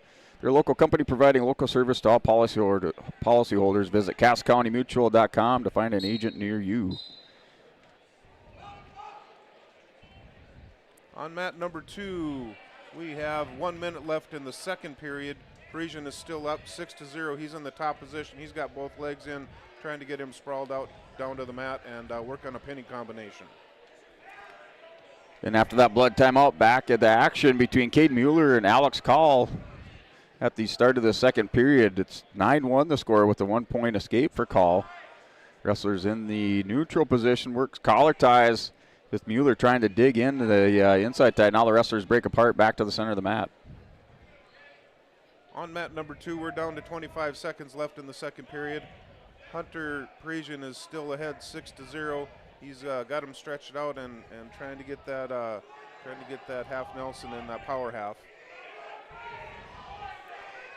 And now in that situation position, Alex Call drops down to his hip. Mueller is able to, thought he had turned the corner, but Call's able to get those hips back up, goes double leg. Mueller working the near ankle, has the crossface, throws over Call to his back, but does secure the 3-point near fall, or 3-point takedown, but no near fall. He's up 12-1. In the South Gym on mat number 4, 172 pounds, Max Bachnes from Hillsborough Central Valley versus Eli Buey from Des Lacs Burlington. Buey just went ahead 3-0. On mat number 2, 152 pounds, they're just starting the third period, and Shaden Thomas got a 3-point takedown. So the score is Parisian from Central Cass 6 and Thomas 3 with 1:40 left in the third period. Yeah, that's a tough matchup there on that mat number 2 between Shaden Thomas, Grafton, and Parisian, a Central Cass for the consolation rounds. Tough matchup to start out the day. Absolutely. Parisian just got a takedown, and so he went ahead 10-3 with 1:20 left in the third. Yeah, it just kind of shows you the depth of this tournament when you find that matchup in your consolation rounds already in the morning. Yep, and it's good for these kids to see the different competition, couple different states, and guys that they haven't seen all year. Yep, that is for sure. Now, especially now with Central Cass up at Class A, they're getting a little bit more exposure to some of the different wrestling styles down here in the Class B ranks in North Dakota. Absolutely. So on mat number 2, we got 58 seconds left. Parisian is ahead 10-4. And mat number 1, Mueller has opened up a 15-1 lead, trying to get this technical decision locked up. He's up by 14 points. Currently in the top position, Alex Call kind of quad pods up, trying to clear the hips, reaches in, grabs a leg on Mueller. So Call trying to score, but Mueller takes him back down to the mat. We've got a close one in the South Gym on mat number 3, 160 pounds. Guzman from Rugby is ahead 6-5 over Loran from Northern Lights. Down on mat number 2, Parisian has a double chicken wing locked in. He just rolled him over to his back. They're counting back points with 23 seconds left in the third. Yeah, Kate Mueller getting locked up a 3-quarter Nelson on Alex Call and rolls him over for the win by fall on mat number 1 at 152 pounds. And Parisian gets the pin with 15 seconds left in the third period. On mat number 4, 172 pounds, Buey from Des Lacs Burlington is ahead 5-0 over Bachnes from Hillsborough Central Valley. Yeah, it's probably a good time we can do our Farmers Union Insurance Wesleyan hourly update on yourliveevent.com. Recap our scoring here for the Wesleyan Insurance Farmers Union hourly recap. Scott and Teller, your local small town agents for Castleton and surrounding communities, whether it's crop or farm, home and auto, health and life, commercial or recreational insurance. Come visit Farmers Union Insurance in Castleton for the great rates and local service that you expect. And just looking at our team scores for your top 10 teams running down the scoreboard, as we are right around halfway through our consolation round this morning. We have South Border Mustangs with in the lead with 102.5 points. That's unchanged. Second place is Lisbon with 93.5. Oaks has moved up a little bit in the points anyways. They have 93 points. Frazee with 73 points. Kindred in 5th place with 67.5 points. In 6th place, Pembina County North with 65.5 points. 7th is Harvey Wills Colony with 63 points. 8th place, Ellendale G. Calm with 60.5 points. 9th place is Hillsborough Central Valley at 54.5, along with Northern Lights. Those are your top 10 teams this far into the day number 2 at the 2025 Central Cass Letterman's Tournament. On mat number 2, we're at 160 pounds. We've got Rowdy Riddell from West Fargo Cheyenne JV versus Jaden Paul from Lemoore. Riddell is ahead 3-0 in the first period with 35 seconds left. And matchup underway at 172 pounds on mat number 1 between Ryland Trowbridge of Deslax Burlington takes on Nathan Hubsch of the Webster area. That match just underway on mat number 1. On mat number 2, Riddell has a cradle locked up. He's trying to tilt him to his back, but is having a hard time getting him tilted back. The wrestler's still locked up now. Trowbridge of Deslax Burlington drops down into a single leg position, goes high crotch on Hubsch, but Hubsch turns the corner, stuffs ahead, turns the corner for the 3-point takedown on mat number 1. Right at the end of the first period, Riddell was able to roll Paul to his back and got 2 back points, so the score is 5-0 going into the second period on mat number 2. And Nathan Hubsch for Webster works the pinning combination on Trowbridge, has him on his back, chin in the shoulder, has the head scooped up underneath and the arm stretched out. Works the pinning combination on mat 1. On mat number 3 in the South Gym, 160 pounds, we've got Alex Short, an 8th grader from Northern Lights, versus Leno Rumka from Webster area. They're just starting out at 160 pounds. And Nathan Hubsch, your winner for the Webster area by foul over Ryland Trowbridge in the first period. He'll advance into the next round of the Consolations. That was your result on mat number 1. On mat number 2, we've still got Riddell ahead 5-0 over Paul from Lemoore. Paul is on top right now trying to work a pinning combination. He's working on that crossface, maybe going to go to a crossface cradle here. And mat number 1, new match about 172 pounds consolation round between Adrian Ahrens of Central Casa Jr. at 4-14 and Braden Nays of West Fargo Cheyenne with a 6-9 record. Wrestlers currently on their feet. Ahrens with the hard collar tie. Now with the headlock, rips it across. Throws Nays down to the mat. And no points given, so there was a three-point takedown and a 1-point escape, and we are now with the Toop Insurance blood timeout over here on mat number 1. That is another Cass County Mutual Toop Insurance blood timeout on mat 1. On mat number 4 in the South Gym, we have 172-pound weight class. Peyton Wold is from Roseau is ahead 3-0 over Easton Beach from Hillsborough Central Valley.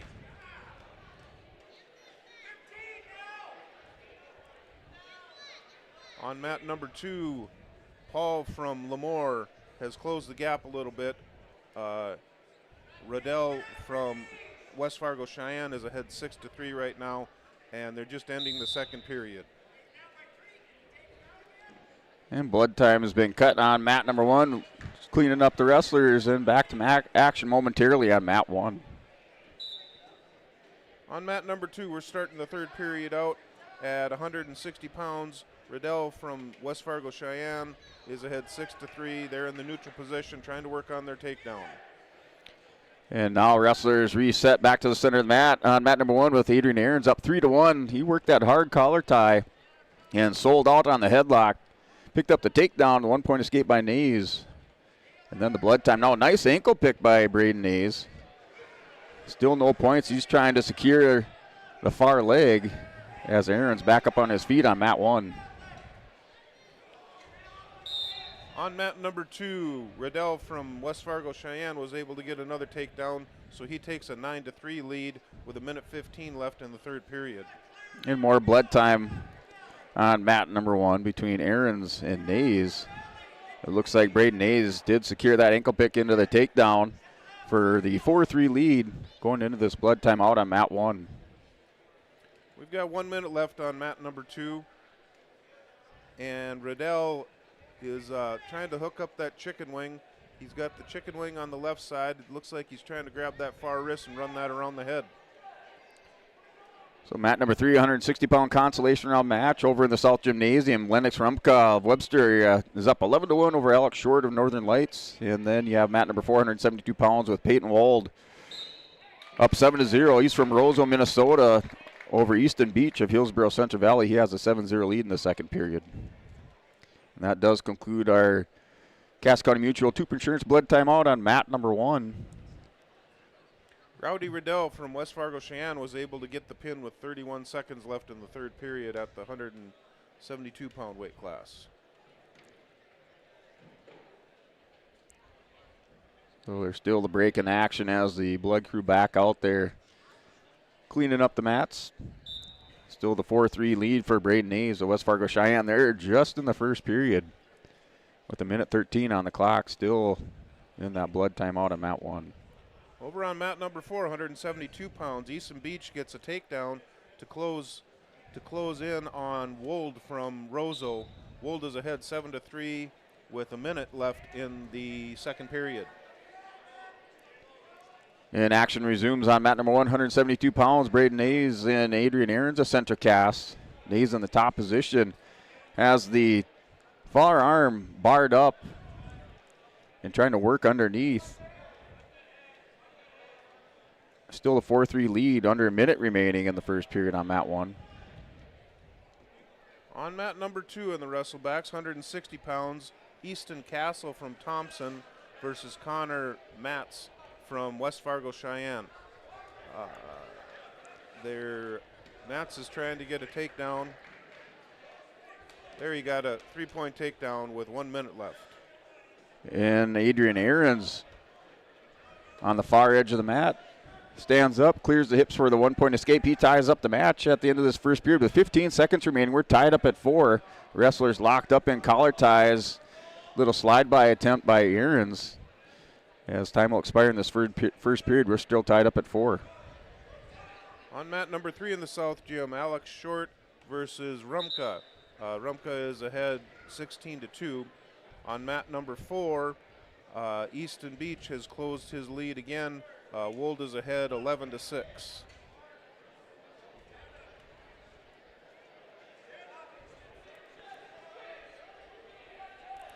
On mat number 2, Nats from West Fargo Cheyenne is still ahead 3-0, and they have 9 seconds left in the first period. And off the start of the second period, a quick stand-up and a 1-point escape awarded to Braden Hayes of West Fargo Cheyenne JV. He was down at one time by a score of 3-0, but he's now grabbed the lead up 5-4 on Adrian Aarons on mat number 1 at 172 pounds. Wrestlers up on their feet in the center of the mat. On mat number 2, they finish the first period, going to roll into the second period. Mats is ahead 3-0 over Castle. A little snap down, go behind takedown for Aarons. Now he's in the lead. Hit the hard crossfade, but he gets a little bit high on Nays, and Nays shakes him down, rolls him over the front, picks up the 2-point reversal. We're tied up again on mat number 1 at 172 pounds with a minute 9 remaining in the second period. On mat number 3, 172 pounds, Hunter Baroja from Webster area versus Levi Thorpe from Oaks. They're just starting out in the first period, and it's tied 0-0. And now Braden Hayes with the 4-point exposure picks up near fall. He has the 11-7 lead. We're still in the second period. Plenty of time for Adrian Aarons as he's down in the bottom position. Another hard crossface by Nays over the top. He has the 11-7 lead. Now works the crossface screwdriver on Aarons. On mat number 2, Mats from West Fargo Cheyenne was able to get another takedown. He goes ahead 3-0. They're in the center of the mat.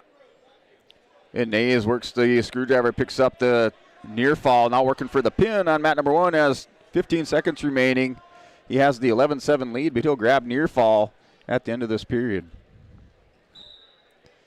On mat number 4, Easton Beach is still fighting this one out. Wold is ahead 14-10 at 172 pounds. And winner by fall is Nays of West Fargo Cheyenne over Aarons of Center Cass. He wins by pin and advance into the next round of the Consolations. That was the result on mat number 1. Mat number 2, we're down to 15 seconds left in the second period. Mats is still ahead 6-0, just ending the second period. And mat number 1, 172 pounds, Atticus Gietzen of Northern Cass, Caden Graber of Central Cass. Nice high double leg takedown for Graber of Central Cass. He has a 3-0 lead. Over on mat number 4 in the South Gym, 172 pounds, Colton Chapin from Britain Hecla versus Gage Baumgarten from Webster area. And wrestlers off the edge of the mat on mat number 1. Back to the center for a restart. Graber with the 3-0 lead. He's in the top position on the restart. He is a senior with a 7-12 record for Central Cass, and Gietzen for Northern Cass, a 7th grader at 8-6.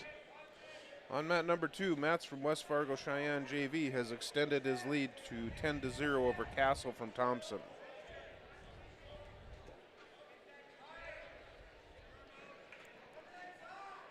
And Graber in the top position works up underneath, trying to dig out the wrist of Gietzen, doing a good job defending underneath. Graber still in the top position, riding up over the hips. Now digs in a half Nelson on mat number 1. On mat number 2, Mats just got the pin on mat number 2 at 160 pounds. Now Graber dug in that half Nelson, ran it around. He will pick up near fall, so secures the 4 near fall, but Gietzen right sides back to belly down on mat number 1. Over on mat number 4, we've got Jacob Heinrichs from Carrington versus Jason Spain from Bishop Ryan. That's 189 pounds, and they're just getting started. And Graber, a scoring machine after that 4-point near fall, has an armbar locked up, caught the far wrist, walks it around, will score at least 4 more near fall on mat number 1 at the end of this first period with 10 seconds remaining. On mat number 2, 172 pounds, Joey Heisler from Frazee versus Henry Lettenmeyer from Lemoore. 172 pounds, 0-0 right now. And at the end of this first period, 4 more near fall for Caden Graber of Central Cass. He has the 11-0 lead over Gietzen of Northern Cass. Going into the second, Graber in the bottom position. On mat number 2, Lettenmeyer gets a 3-point takedown, and they're going to have a blood time. All right. That is your Toop Insurance blood timeout. Tope Insurance, get in touch with Ryan Tope Insurance at Tope Insurance in Castleton for a quote or review of your policies. Give Tope Insurance a call at 701-347-4045. That's 701-347-4045.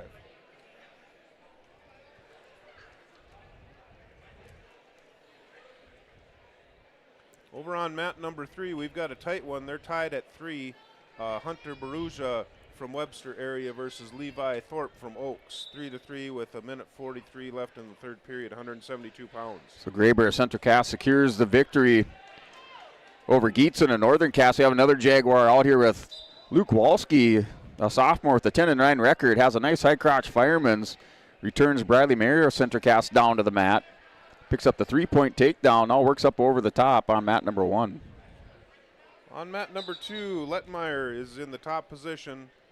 Looks like he got called potentially dangerous, so they'll get a fresh start here in the center of mat number 2. And mat number 3, 172-pound action between Hunter Barusa of Webster area and Levi Thorpe of the Oaks Tornadoes. That's an 8-5 lead for Levi Thorpe of Oaks in the third period at 172 pounds. And then mat number 4 at 215 pounds, Jacob Hendricks of Carrington has a 7-0 lead over Jason Spain of Minot Bishop Ryan. Now, that match did go final on mat number 4. On mat number 1, Heisler from Frazee was able to get a 1-point escape, and Letmeyer comes right back with a takedown. So it's 6-1, Letmeyer's ahead. And Luke Walski scoops ahead of Bradley Mayer of Central Cass and wins by fall. He'll advance into the next consolation rounds for those Northern Class Jaguars on mat number 1. And we've got another blood timeout on mat number 2. Cass County Mutual provides insurance products to all southeastern North Dakota. They're a local company providing local service to all policyholders. Visit CassCountyMutual.com to find an agent near you.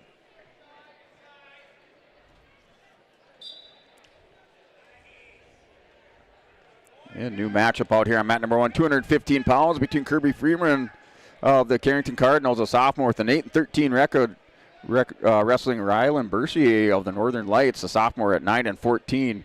It's at 215 pounds on mat number 1. Wrestlers currently locked in the center of the mat. On mat number 2, Heisler did get another escape, but Lettenmeyer comes right back again with a takedown. He's ahead 9-2, but they're counting back points as we speak. And there's the pin on mat number 2. Lettenmeyer gets the pin from Lamore with 22 seconds left in the first period. So mat number 3, Hunter Barusa from Webster area and Levi Thorpe. That match does go final. Thorpe was up in that one by a score of 14-5. And then mat number 4, 215 pounds. Angiolelli of the Webster area is wrestling Ager of Roseau. And that's a 3-0 lead on mat number 4 for Angiolelli. On mat number 2, 189 pounds, Jake Kramer from Lemoore up against Anders Hovness from Northern Cass, 189-pound weight class. In mat number 1, now under 30 seconds remain between Kirby Freeman for the Carrington Cardinals and Rylan Bercier of Northern Lights. Wrestlers still locked up in the center of the mat. Each wrestler still in that feel-out stage. Now Bercier goes to the collar tie. Freeman goes double unders. Has the final 15 seconds, looking for a big move here for Kirby Freeman. And we do have, looks like a technical violation. 1 point awarded after that scramble to Freeman. Still 12 seconds remaining. On mat number 2, Kramer from Lemoore was able to get the takedown and go right into the near fall, and he's ahead 7-0 with 1:10 left in the first period. And that final 12 seconds tick off the clock with Freeman maintaining that 1-0 lead on mat number 1. Over on mat number 4, Angio from Webster area is ahead 5-0 over Agri from Roseau.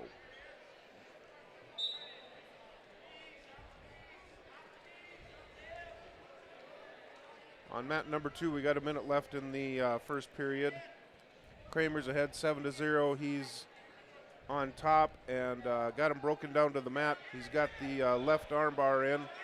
Trying to grab that wrist. He'll be running this around the head. See if he can get some back points here. So Kirby Freeman had the reversal, did a nice little Peterson roll, hip heisted back through and grabbed the 2-point reversal. Now an illegal headlock by Rylan Bercier as he's trying to reverse Freeman. Forgot the arm on that headlock, and he picks up another technical violation. So 4-0 is the lead for Kirby Freeman on mat number 1 at 215 pounds. On mat number 2, Kramer picks up the pin over Hovness from Northern Cass with 32 seconds left in the first period. So Freeman off the restart with 1:20 remaining in this second period.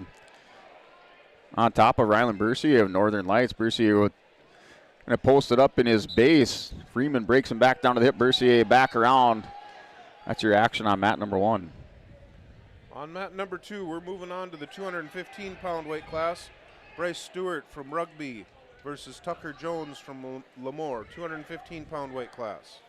In mat number 1, now Freeman was able to get Bercier down to a hip, rolls him over, working for the fall for the Carrington Cardinals on mat number 1. He's up over the top, has the head and arm scooped on mat 1. And the win by fall for Kirby Freeman. On mat number 2, Tucker Jones gets the takedown for 3 points against Stewart from Rugby.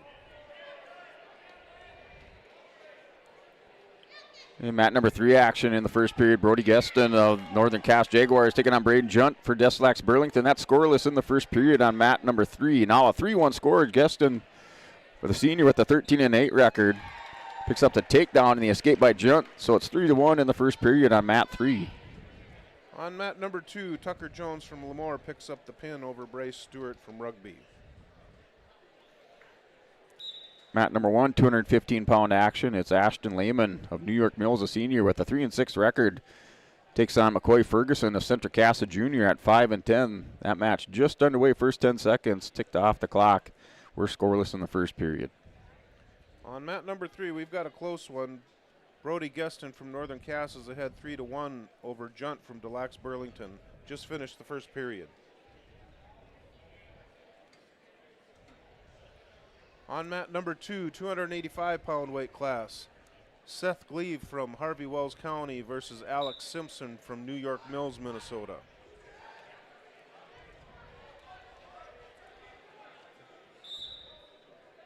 And all the bouts on mat number 1 between Ferguson of Central Cass and Ashton Lehman of New York Mills. No points awarded to each wrestler. Ferguson had a double leg hooked up on Lehman, but they roll out of bounds onto the wooden floor. So no points awarded on mat 1. On mat number 4, 215 pounds, Fernando Rios from Hillsborough Central Valley is ahead 4-2 over Brock Lyons from Lisbon. 215 pounds just ended the first period on mat number 4. And McCoy Ferguson, a snap down on Lehman, or I should say Lehman with a snap down on Ferguson. Spins around, turns the corner for the 3-point takedown. Now works a hammerlock, digs the wrist out. He's in that top position on mat number 1. So Ashton Lehman with the 3-0 lead. On mat number 2 with a minute left in the first period, they're still tied at zeros. He's got a, looks like he's gonna, there he's got a takedown. Simpson from New York Mills gets a 3-point takedown on mat number 2. And mat number 3, we're tied up at 3 apiece between Brody Geston of Northern Cass Jaguars and Braden Junt of Deslax Burlington. That's in the second period, under 30 seconds remaining on mat number 3 at 215 pounds. And mat number 1, we're at the end of the first period, still 3-0 the score between Ashton Lehman and McCoy Ferguson of Central Cass. On mat number 4, 215 pounds, they're tied up as well. Lyons from Lisbon tied up 4-4 versus Rios from Hillsborough. On mat number 2, Simpson from New York Mills gets the pin.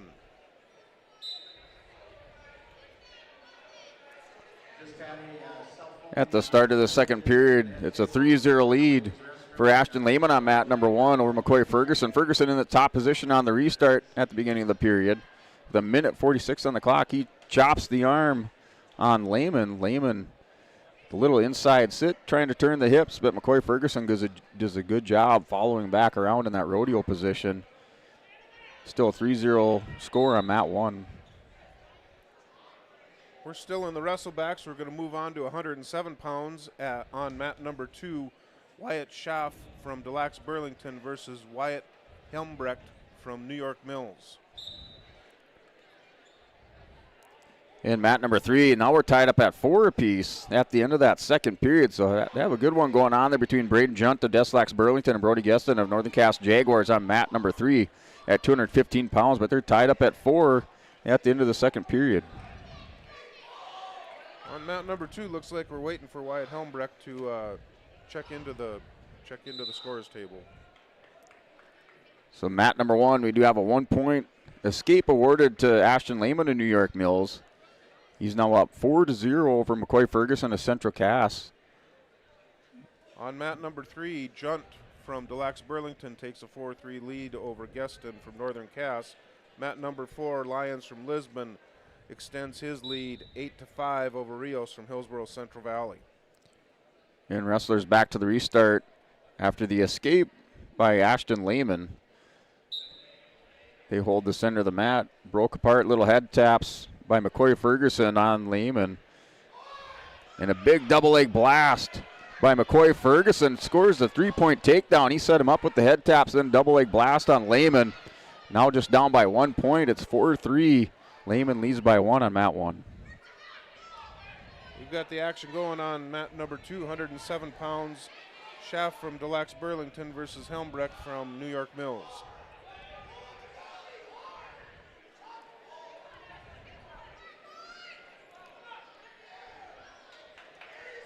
So the score is still 4-3.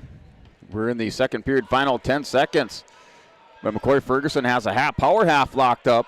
That's dangerous at these heavier weights, and he rolls over Lehman to his back, working for the pin for the Central Cass Squirrels at the end of this period. Down to 2 seconds remaining, and the win by fall with 1 second for McCoy Ferguson. He scores the come from behind win in the second period at 215 pounds on mat 1. We got a tie match at 215 pounds on mat number 3. Gueston from Northern Cass versus Junt from Des Lacs Burlington. They're tied up 4-4 with 1:15 left in the third period. On mat number 2, we're still tied up at 0 with 40 seconds left. They're going to get a fresh start here. They're in the center of the mat and gonna work on takedowns. So we're here, mat 1, new matchup at 215 pounds. You have Carter Page of Northern Lights, a sophomore, a 7-6 record. J.J. Haygood of the Oaks Tornadoes, a senior at 7-4. Haygood right away off the start of the match. Secures a go-behind takedown. Nice little stuff of the head and spins around. He has the 3-0 lead on mat number 1. On mat number 2, Wyatt Helmbrecht gets the pin over Schaff from Des Lacs Burlington. On mat number 3, 215 pounds, Gueston from Northern Cass takes a 7-5 lead over Junt from Des Lacs Burlington.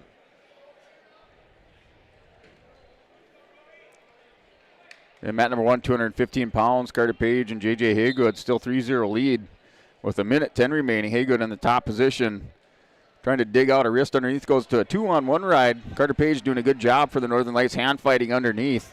He's just kind of hunkered down, but has the hips underneath him, so in good position in the bottom, doing some hand fighting with Haygood on mat 1. On mat number 2, we're in the 107B division. Tycene Meckin from Larimore versus Brody Pelton from Hillsborough Central Valley. Pelton just got a 3-point takedown. And on mat number 2, Mackin comes back with a 2-point reversal, so it's 3-2. Pelton is ahead. And Haygood for the Oaks Tornadoes working for a fall on Carter Page of Northern Lights. Has him rolled over trying to dig that shoulder and flatten it out, but Page back to belly down. 4-point near fall for J.J. Haygood. He has a 7-0 lead with 12 seconds remaining in the first period. On mat number 4, 107 pounds, Brody Larson from Frazee versus Braden Brozart from Rugby. Larson is ahead right now, 1-0. And at the end of this first period, Haygood takes the 7-0 lead into the second on mat number 1 at 215 pounds. Choice goes over to Page. Page defers back over to Haygood. Got an exciting match on mat number 2. They're tied up 5-5 right now. Mackin from Larimore versus Pelton from Hillsborough Central Valley. In the second period, on mat number 1, still 7-0 lead for J.J. Haygood of the Oaks Tornadoes. The senior with the 7-4 record, Carter Page for Northern Lights at 7-6. Now with 1:40 remaining in the second period. On mat number 2, Mackin from Larimore tries a headlock and misses it, but he does get the takedown, so he takes an 8-5 lead, just ending the first period on mat number 2.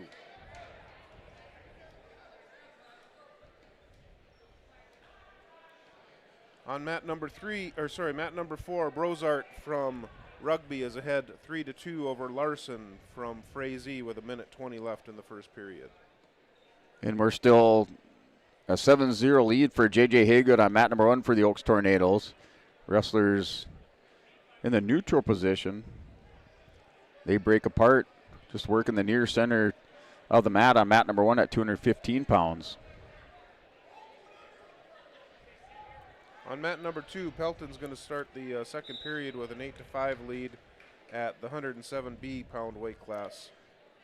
Yeah, Carter Page was heavy with the collars on Haygood. As soon as he released some pressure, Haygood with the double leg blast, but they go out of bounds. No points awarded on the offensive attack by Haygood. So still 7-0 is your score with 43 seconds remaining in the second period.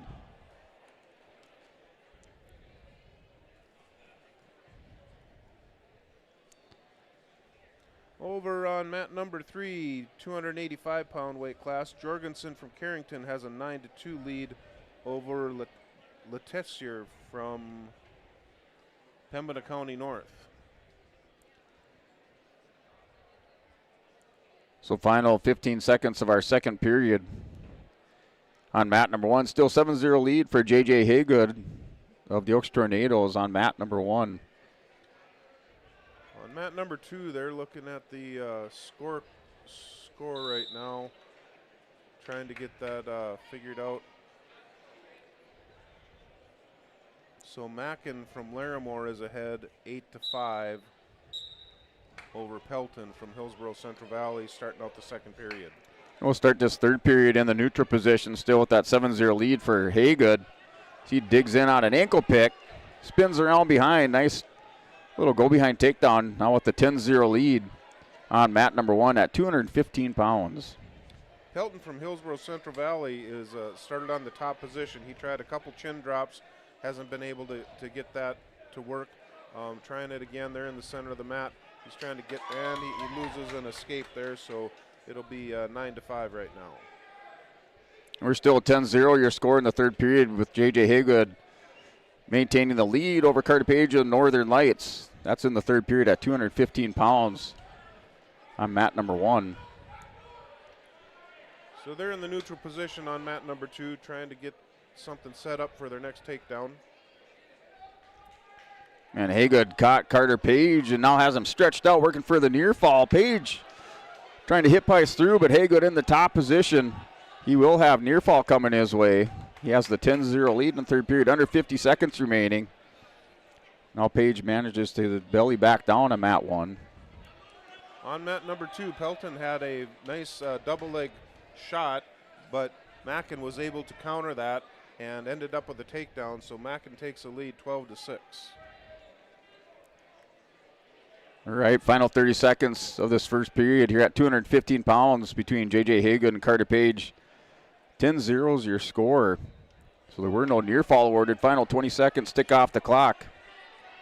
We're coming back around for the second round of consolation of the day here at the 2025 Central Cass Letterman's Tournament, as we are broadcasting to you from the Farmers Union Ryan Opdahl Insurance broadcast booth. Ryan Opdahl Farmers Union Insurance at Hillsborough. Home, auto, business, life, farm insurance. Visit the agency downtown or in Hillsborough or call 701-436-5777. On mat number 2, Mackin from Larimore was able to extend his lead 15-6 over Pelton from Hillsborough Central Valley. They're going to start the third period with Pelton in the down position. All right, as we approach the top of the hour, we'll go ahead and take our break on the hour here at the 2025 Central Cass Letterman's Tournament. We'll come back for more action. This is Brent Dick along with Brady Radar Siebels and Dan Weber, and we will return after a word from our sponsors on YourLiveEvent.com.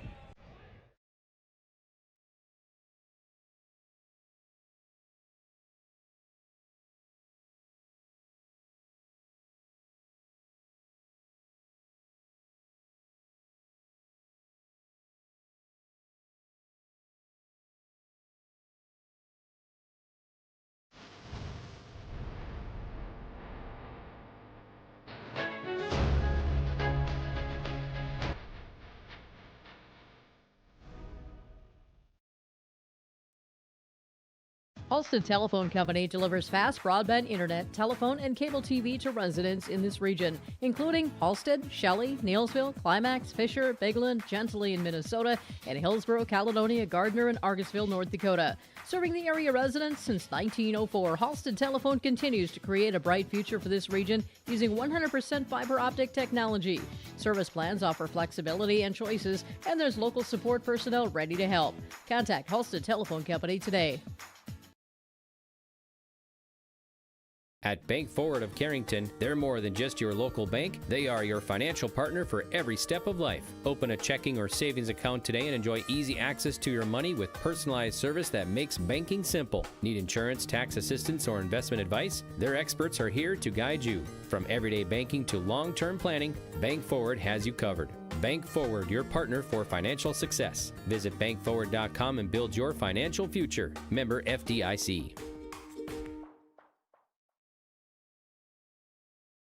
At Abra Auto Body and Glass in Grand Forks, they make sure your vehicle gets the best standard of care to get it back on the road as quickly as possible. Lonnie and his team are some of the most highly trained in the industry. With state-of-the-art technology and superior products, your vehicle will leave in great condition. With their drive-in claims area, the process is smooth and easy. Let Abra Auto Body and Glass in Grand Forks provide you and your vehicle with premium care and attention. Open 8 to 5:30 Monday through Friday. Abra Auto Body and Glass of Grand Forks. This is Chris from Agassiz Precision Ag, your local precision planting dealer. Winter Conference 2025 is Wednesday, January 22nd at the Avalon Center in Fargo, North Dakota. You can register at planterdoc.com. Engineers, agronomists, and product experts will share insights focused on improving farm operations. Stay ahead of the curve by learning how to maximize your efficiency in the field with solutions for every season. Register for Winter Conference 2025 at planterdoc.com. Farming today doesn't always feel the same way it used to. Then again, some of it feels all the same. Maybe it isn't so much the jobs that changed, but how they get done. Now that's a different story. Everything got bigger and smaller at the same time. Insurance, accounting, and taxes can get complicated, so you need someone who's looking to keep every dollar possible in your pocket. Ag Country.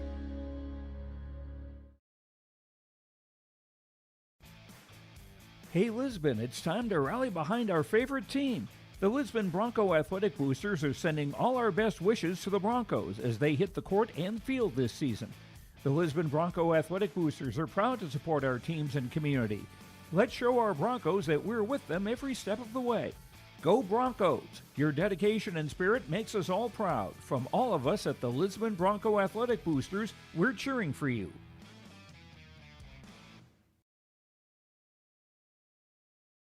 Let's face it, moving is a pain. And if you decide to do it yourself, take the hassle out with All About Moving in Grand Forks. While national conglomerates tend to overcharge and take longer, All About Moving is locally owned and wants to make your next move an efficient and stress-free experience. Take the stress out of moving with All About Moving in Grand Forks, so you can focus on the things that really matter.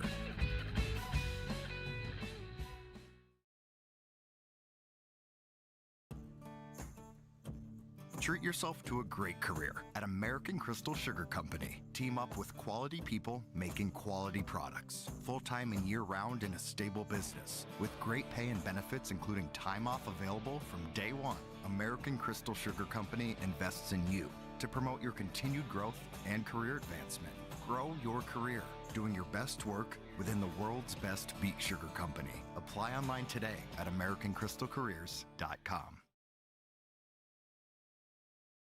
At Bank North, we strive to enrich the lives of everyone we serve. One transaction, one relationship, and one community at a time. We do it by supporting kids and schools, pitching in to help neighbors in need, partnering with rural businesses, and providing all the traditional and modern banking products and personalized lending services you expect from a reliable financial partner. Bank North, always true. Did you know that Bassett Motors has over 300 pre-owned vehicles to choose from and a great selection of new vehicles arriving daily? At Bassett Motors, hometown hospitality and personal service is their goal. Come and experience a relaxed buying process. They will handle everything from financing and licensing to accessorizing your new vehicle. Give them a call at 701-652-2955 or check them out online at BassettMotors.com. Bassett Motors, where our customers send their friends.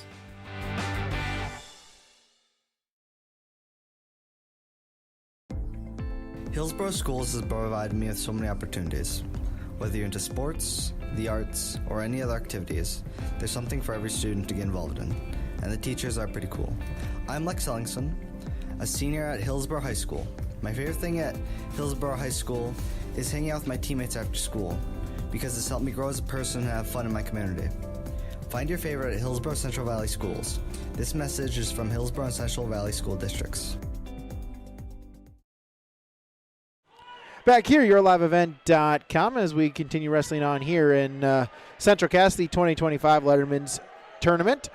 Radar back with you here, along with Dan Weber joining from the Central Cass schools here on YLE. So glad you could join us here for coverage of day number 2 of the Central Cass Tournament.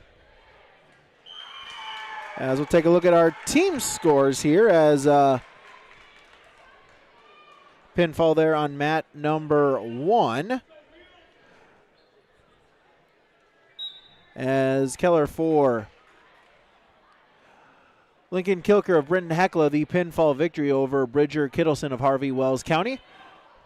They're on mat number 1.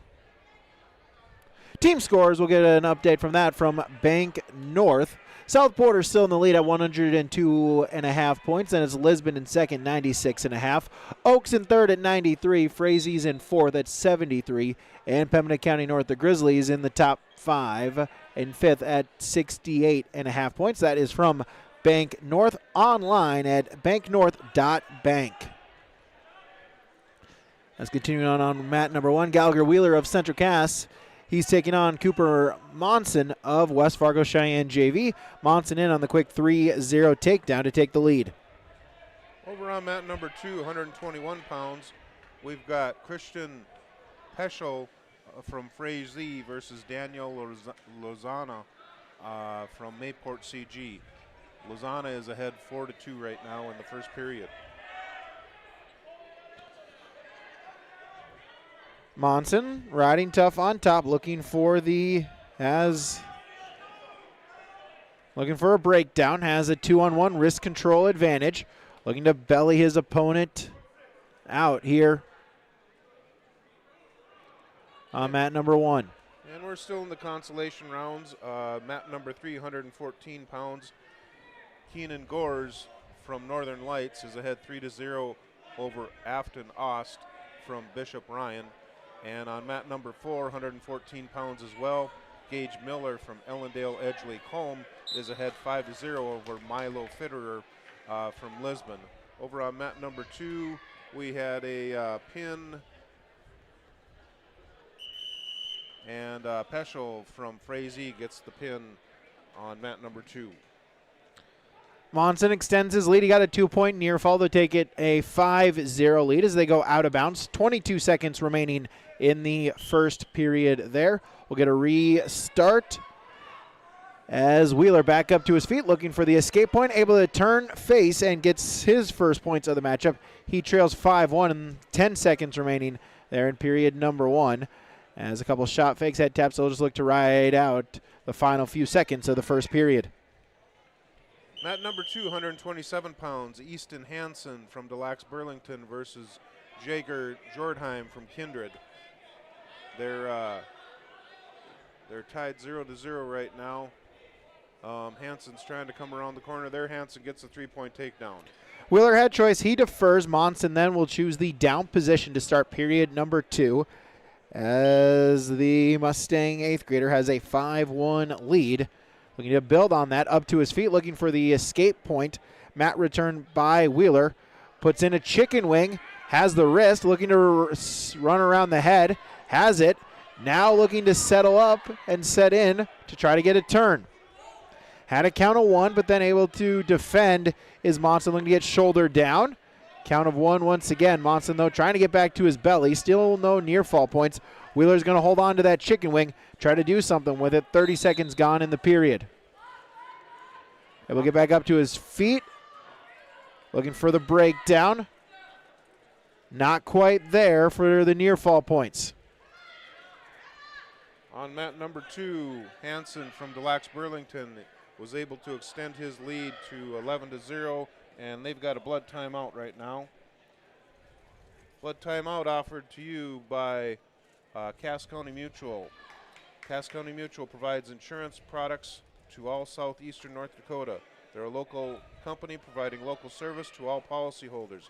Visit CassCountyMutual.com to find an agent near you. Wheeler able to get the turn, now looking for the pinfall. For sure he'll tie it up at 5 apiece, but he can settle in. He's still got 35 seconds to try to get the pinfall. Monson looking to defend, trying to fight off of his back. Wheeler trying to stack him up. 25 seconds. Monson able to work back to a base, but it is a 4-point near fall, and we're all tied at 5 with 20 seconds to go in period number 2. And on mat number 4, they are tied up at 114 pounds. Miller from Ellendale Edgeley Colm versus Fitterer from Lisbon. Tied up 7-7 with 127 left in the third period. Mat number 4. Monson looking for a stand-up at the end of the period, though. Wheeler able to defend. Will hold on, ride it out, and he'll go to period number 3 in a 5-5 tie with choice, and he'll choose the top position. On mat number 2, Hansen gets a reversal, and he's ahead 13-0 with 20 seconds left in the first period at the 127-pound weight class. So Wheeler in a tie matchup, he chose the top position, looking to try to get another turn. Got a 4-point turn in the second period. Needs another one to try to pick up the victory and continue his tournament going. On mat number 2, we got a tech fall. Hansen from Delax Burlington gets the win on mat number 2. Wheeler trying to get a turn. Monson needs an escape point. Looking to poke his head out, crawl through from behind. Try to get the reversal of his own to retake the lead. Wheeler trying to hold on. Able to roll through, still in top control. But then Monson able to face him, front headlock. Able to get up to his feet, and there's the escape point. So Cooper Monson of Cheyenne JV gets the escape point. He retakes the lead by 1. There's 50 seconds remaining in the matchup. Over on mat number 4, they were tied up at 7, but Fitterer from Lisbon takes an 11-7 lead with only 6 seconds left in the third period. Mat number 2, we have 127 pounds. Mark Ullman from Roseau versus Blake Am from Mayport CG. Shot attempt, Wheeler, single leg, trying to suck it in. 20 seconds to try to get the takedown. Defending, sprawling is Monson, looking to hold on for the final 15 seconds of the matchup. As we'll get a stalemate call, 12 seconds. We'll go back to the center, give him another shot to try to pick up the victory here. Wheeler and Monson at 114 pounds in the consolation round. Shot attempt off the whistle by Monson. Wheeler with a sprawl. Chin whip and the takedown to the back. Cooper Monson will get the 3 points. Near fall points. There's the pinfall. Cooper Monson, the pinfall victory, and 5:59 for the Cheyenne JV wrestler. He will advance at 114 pounds in the consolation round. Mat number 2, 127 pounds. We're still at zeros with Ullman from Roseau versus from Mayport CG. Over on mat number 3, 121 pounds, Brody Jones from Harvey Wells County versus Oakley Brown from Pembina County North. Brown has a 3-0 lead with 40 seconds left in the first period. Mat number 121 pounds in the consolation round, Elijah O'Day of New York Mills. He's a freshman at 10-5 on the season. His opponent is Jaron Nelson, a freshman as well at 10-13 for the Oaks Tornadoes. Front headlock by O'Day. Nelson into a single leg, able to get back up to his feet, transitions it into a double, pops the head out, takedown. Jaron Nelson, the first points of the matchup. He'll take a 3-0 lead, 30 seconds gone in period number 1. Looking to set up a cradle. O'Day up to his feet. Nelson trying to arch the cradle. O'Day able to roll through. He's got a front headlock position of his own. Looking to spin behind, trying to lock up a cradle for himself. Gets the 2-point reversal. Cradle locked up. Now looking for some back points. Arch back. Looking for the pinfall. Minute gone in the period. Now he'll readjust, look to run him over, and get the pinfall. Over on mat number 2, Ullman from Roseau, has gotten 2 takedowns. He's ahead 6-0 with 1:20 left in the second period. O'Day still holding on to that cradle, so no near fall points have been awarded. Official is holding 3. O'Day, though, can try to readjust, flip him back over. Now going to look for the pinfall. But Nelson able to get himself back to a belly, so unable to break the grip of O'Day. On mat number 2, we had a potentially dangerous call, so they're going to get a fresh start with 1:05 left in the second period at 127 pounds. There's a 4-point near fall for O'Day, giving him a 6-3 lead. Nelson on a stand-up, but a mat return by O'Day. Final 5 seconds of the period. Nelson back up to his feet. Jose high arch back, and that'll do it for period number 1. No change. So Elijah O'Day will take a 6-3 lead into the second period. On mat number 2, we're down to 35 seconds left in the second period, and Ullman from Roseau is still ahead 6-0. He's got on his back right now. They're counting back points, and he gets the pin. Ullman from Roseau gets the pin over from Mayport CG with 25 seconds left in the second period. Nelson starts in the top position. Sit out and into a switch and a reversal. Give O'Day 2 more points. He'll take an 8-3 lead. 20 seconds gone in the second period. Now look to ride tough on top. Had a reversal and then a 4-point near fall in the first period. Looking to tack on some more points here in the second. On mat number 4, 121 pounds, Potts from Lemoore has a 14-0 lead over Groby from Britton Hecla. O'Day was looking for a turn, did get it counted too, but then Nelson was able to roll through and gets a reversal of his own. So it's 10-5. So it's still a 5-point lead for O'Day, now in the down position. Nelson for Oaks. Halfway gone in the match, looking for a turn of his own. Gets a tilt. O'Day looking to defend. Able to roll back to his belly. No near fall points. Official only got to a count of 1. On mat number 2, 133 pounds, Ian McLeod from Northern Lights versus Colton Krebs from Thompson. Minute 20 left in the first period. They're tied up 0-0 in the neutral position. Over on mat number 3, 121 pounds, Brown from Pembina County North is ahead 6-4 over Jones from Harvey Wells County. Mat number 4, 127 pounds, Isaac Sattler with 11-8 record from Rugby versus Braden Kronk from Roseau with a 3-4 record. 11-8 is the score now as we end the second period. O'Day still with the lead, but now the deficit is only 3 for Nelson as we go to the third period, and we'll start in the neutral position. On mat number 2, Krebs was trying to get in on a double leg takedown, and they're going to have a fresh start in the center with 30 seconds left in the first period. Nelson with a takedown, tied it up at 11, but then O'Day up to his feet and an escape point. So Elijah O'Day now with a 1-point lead.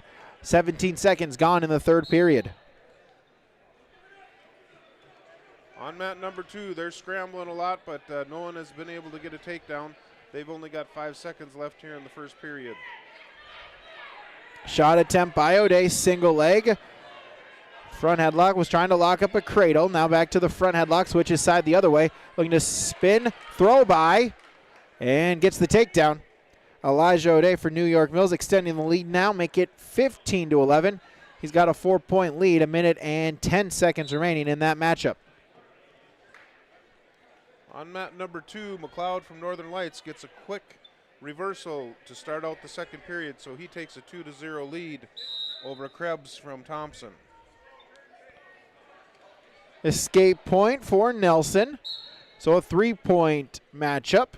So a takedown could tie it here for the Tornado freshman. But a shot attempt by O'Day. Sprawl attempt by Nelson. O'Day with a double leg looking to finish it. Still neutral. Nelson grabbing at the leg, trying to hold on. But there's the takedown. So Elijah O'Day will extend the lead. Give him a 6-point lead. 18-12. Tried to run the half. Nelson able to peel, but he trails by 6 with 30 seconds remaining. On mat number 2, Krebs gets a 2-point reversal to tie it up over on mat number 2 with a minute left. Krebs has got McLeod on his back on the edge of the mat there. They've got the 4-point near fall. He's looking for the pin, and there's the pin. Krebs comes from behind and ends up pinning McLeod from Northern Lights. O'Day with a tilt attempt, lost the grip, did get a count of 2, It ends in a scramble, so Elijah O'Day, 2 more points. That'll bring it to major decision territory. Elijah O'Day for New York Mills. He extends his tournament with the major decision victory over Oaks' Jaron Nelson. Over on mat number 3, 133 pounds. We've got Brooks Grunenfelder from Napoleon versus Nolan Braun from Bishop Ryan. Grunenfelder takes a 3-0 lead with 1:20 left in the first period. 127 pounds on mat number 1. Weston Baumgartner of Napoleon, a 7th grader, 5-6 on the season. He's taking on Central Cass's Logan Anthony, an 8th grader, 3-3 on the year. On mat number 2, 133 pounds, Ryan Sunby from Hillsborough Central Valley versus Tucker Murato from Oaks. Sunby just took a 3-0 lead with the first takedown in the first period. Neutral position on mat number 1. Here's we start in the first period. Trying to circle back into the center, collar, elbow ties, battle for position. See if any wrestler can get an opening. On mat number 2, Sunby has some, yes, he did get 4 back points. So Sunby takes a 7-0 lead with 1 minute left in the first period. Still neutral, no score between Baumgartner and Anthony. 40 seconds remaining in the first period. Collar, elbow ties, battle for position, circling around, seeing if a wrestler can try to get an opening for a shot attempt. Anthony was looking for a shuck, but Baumgartner able to defend it. They'll break apart, stay neutral. 30 seconds now in the first period. On mat number 2, Sunby's still holding on to that 7-0 lead. He's trying to get some more back points. Looks like he's got 2. Yep, an additional 2 back points. So Sunby takes a 9-0 lead on mat number 2. Anthony was looking for a snap down in a front headlock, but Baumgartner able to defend, gets his head out back free, and that'll do it for period number 1. No score there at 127 pounds between Napoleon's Weston Baumgartner and Central Cass's Logan Anthony. We've got a couple tight ones going on in the South Gym. Mat number 3, Grunenfelder has a 3-2 lead over Braun from Bishop Ryan. And on mat number 4, Sattler from Rugby has actually Kronk from Roseau just took a 9-7 lead over Sattler from Rugby at 127 pounds. Neutral to start period number 2. Here at 127 pounds. Once again, looking to see if something can open up, maybe a shot attempt. Try to get the first points of the matchup there on mat number 2. Mat number 1, excuse me. We've rolled into the second period on mat number 2, and Sunby from Hillsborough Central Valley has a 9-0 lead at the 133-pound weight class.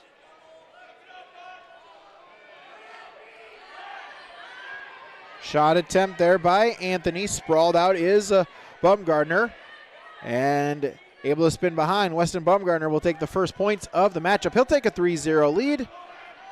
Just about a minute gone there in the first period in that one. Over on mat number 3, we're all tied up at 5. Grunenfelder from Napoleon versus Braun from Bishop Ryan, 133 pounds.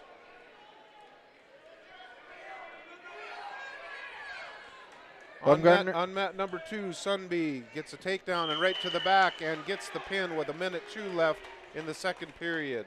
Sunby over Murato from Oaks. Big win there for the Burrow Junior, keeping his tournament alive. Baumgartner's on a cradle. He's got near fall points. He's going to try to get the pin, but able to break the grip, try to belly himself out. And doing so is Anthony. It is a 4-point near fall. So Weston Baumgartner for Napoleon will take a 7-0 lead. As we wrestle in the second period, cradle once again. Baumgartner going to look for the pinfall. Has 10 seconds to try to get it. On mat number 2, 139 pounds, Tristan Carzales from Roseau versus Max Souther from Britain Hecla. 139 pounds, mat number 2. Anthony able to survive until the end of the period, but it is a 4-point near fall. And Baumgartner then extends the lead. Now it's 11-0 going into period number 3. Bumgarner will start in the down position. Over on mat number 449 pounds, Mason Henning from West Fargo Cheyenne JV. It has a 3-0 lead over Janot from Northern Lights. Bumgarner up to his feet, able to get the escape point. Extend his lead now to 12-0. Takedown could result in the technical fall victory for Bumgarner. Shot attempt, pop the head, get the takedown, and that'll do it. It's a tech fall victory. Weston Bumgarner for Napoleon. He advances in the tournament, picking up the 15-0 tech fall victory over Central Cass's Logan Anthony. On mat number 2, Gonzalez from Roseau has taken a 6-1 lead. He had 2 nice takedowns over Souther from Britton Hecla. As we're at the bottom of the hour, we'll take a pause. This is the 2025 Central Cass Letterman's Tournament on YourLiveEvent.com. Is full of surprises, and at Bickett Insurance Agency of Carrington, they're here to protect what matters most to you. Bickett Insurance is your local auto owner's insurance agency, offering home, auto, business, crop, health, or life insurance with personalized solutions tailored to your needs and budget. With over 20 years of experience, trust Bickett Insurance Agency to provide you with peace of mind. Let's ensure your future is secure with Bickett Insurance Agency services, serving Foster and Stutzman counties and throughout the state of North Dakota. Bickett Insurance, your local auto owner's insurance agency, protecting what matters most. There's a new inventory of trailers at Bloomfield Enterprises of Hillsboro. You can see the latest inventory online at bloomfieldtrailers.com. Bloomfield Enterprises has a full line of Big Tex trailers. Big Tex has affordable and versatile utility trailers for all your jobs. Big Tex has a full line of products from ATV trailers to gooseneck to dump trailers and more. Call Larry at 218-368-7989 or Tim at 701-430-0877. Bloomfield Enterprises in Hillsboro. At Cass County Mutual Insurance Company, they provide services to homeowners, farm owners, tenants, seasonal dwellings, mobile homes, and farm and personal liability. Cass County Mutual Insurance provides local service to all policyholders and is working with clients in 19 counties in the southeast portion of North Dakota. For more information about Cass County Mutual Insurance Company or to find an agent closest to you, go online to CassCountyMutualInsuranceCompany.com and use their agent locator. At Castleton Lumber, they want to be part of every stage of your building project from the ground up. Let them assist with planning your project timeline in a way that's affordable and efficient.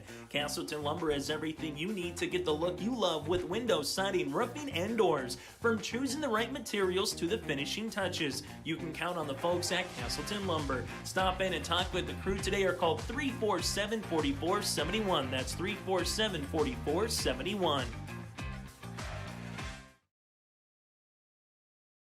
Transform your home with Central City Lumber, your one-stop shop for all your home improvement needs. From showplace cabinets, stylish flooring, and Valspar paint, they have everything you need to bring your vision to life. Their expert team is here to help you choose the perfect materials and provide expert advice for your project. Plus, they build custom portable homes that can be moved anywhere in North Dakota. Visit Central City Lumber in Carrington today and see why they're the go-to destination for home improvement. Stop by and let's get started on your next project. Central City Lumber, quality you can build on. At Sendak Cooperative, we are proud to be your trusted full-service grain, agronomy, and energy choice for our communities in central North Dakota. For all of your grain, agronomy, and energy decisions, they are proud to support our local farmers and communities we work and live in. With our state-of-the-art facilities and dedicated team, we ensure your farming operation will be looked at with care and efficiency. Whether you're looking for marketing decisions, agronomy needs, fuel for your operation, or a hot cup of coffee at their C-stores, Sendak Cooperative has you covered. Visit them online at sendakcooperative.com to learn more about how they can serve you. Sendak Cooperative, proud to serve our communities in central North Dakota. Since its beginning, the Central Cass Booster Club has generated and helped sustain fan interest in the men's and women's athletic programs at Central Cass High School. Through the years, that mission has broadened to also enhance the youth programs throughout the community. For more information, search Central Cass Booster Club on Facebook or email centralcassboosterclub@gmail.com. That's centralcassboosterclub@gmail.com. Go Squirrels!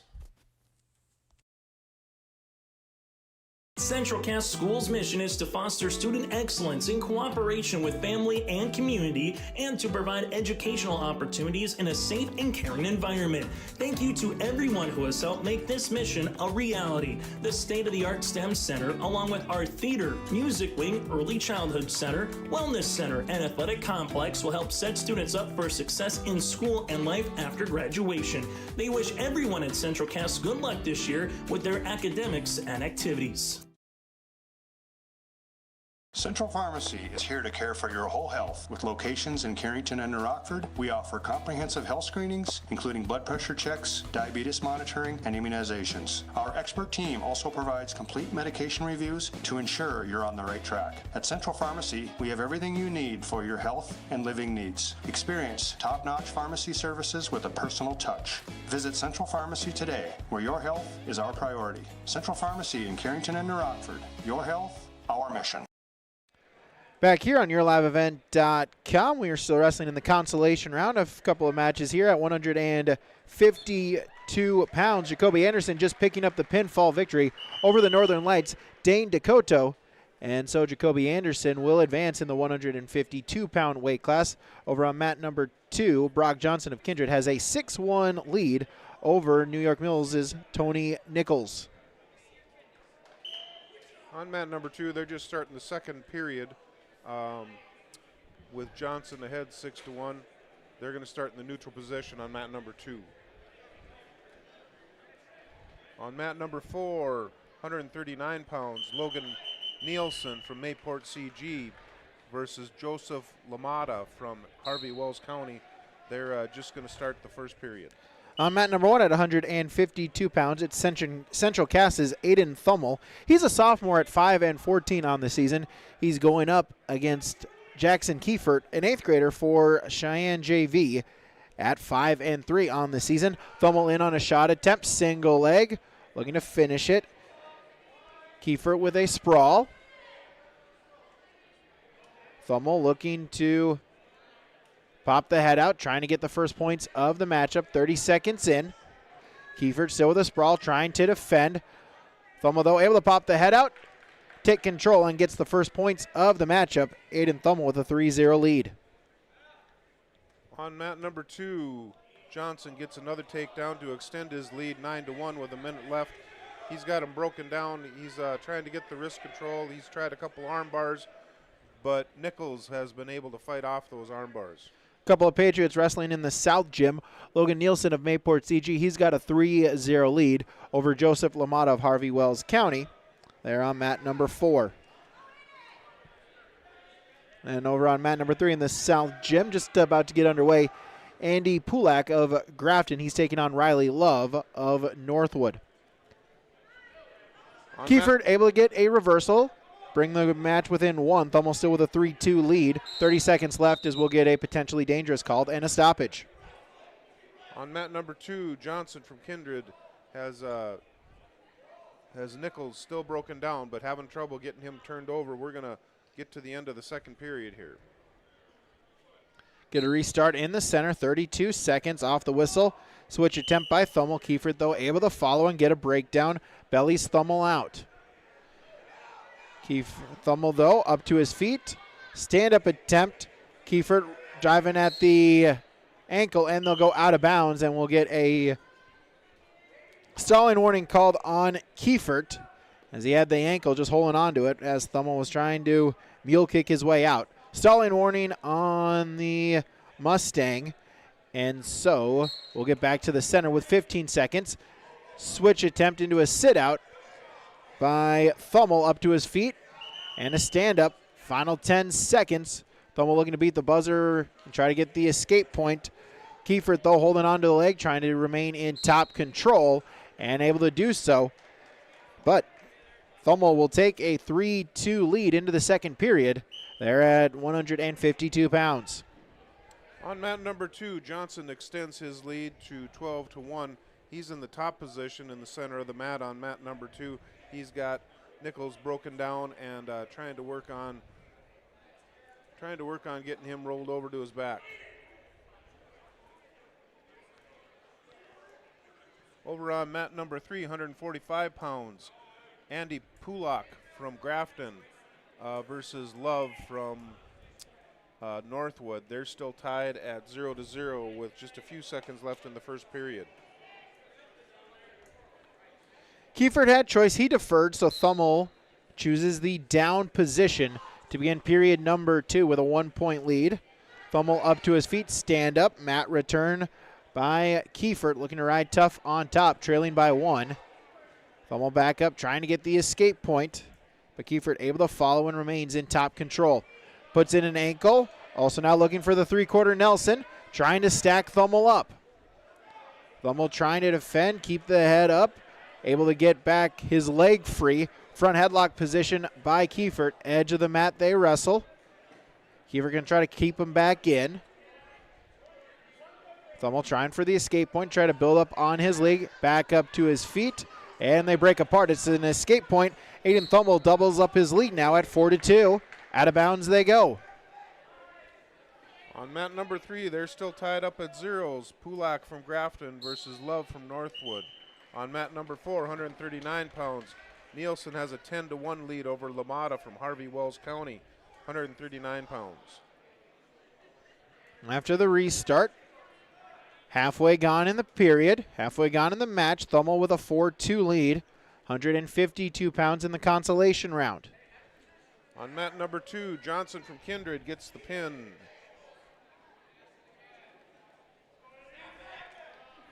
Coming up on mat number 2, 160 pounds, Channing Davis from Northern Lights versus Eduardo Guzman from Rugby, 160 pounds. Thummel with a front headlock.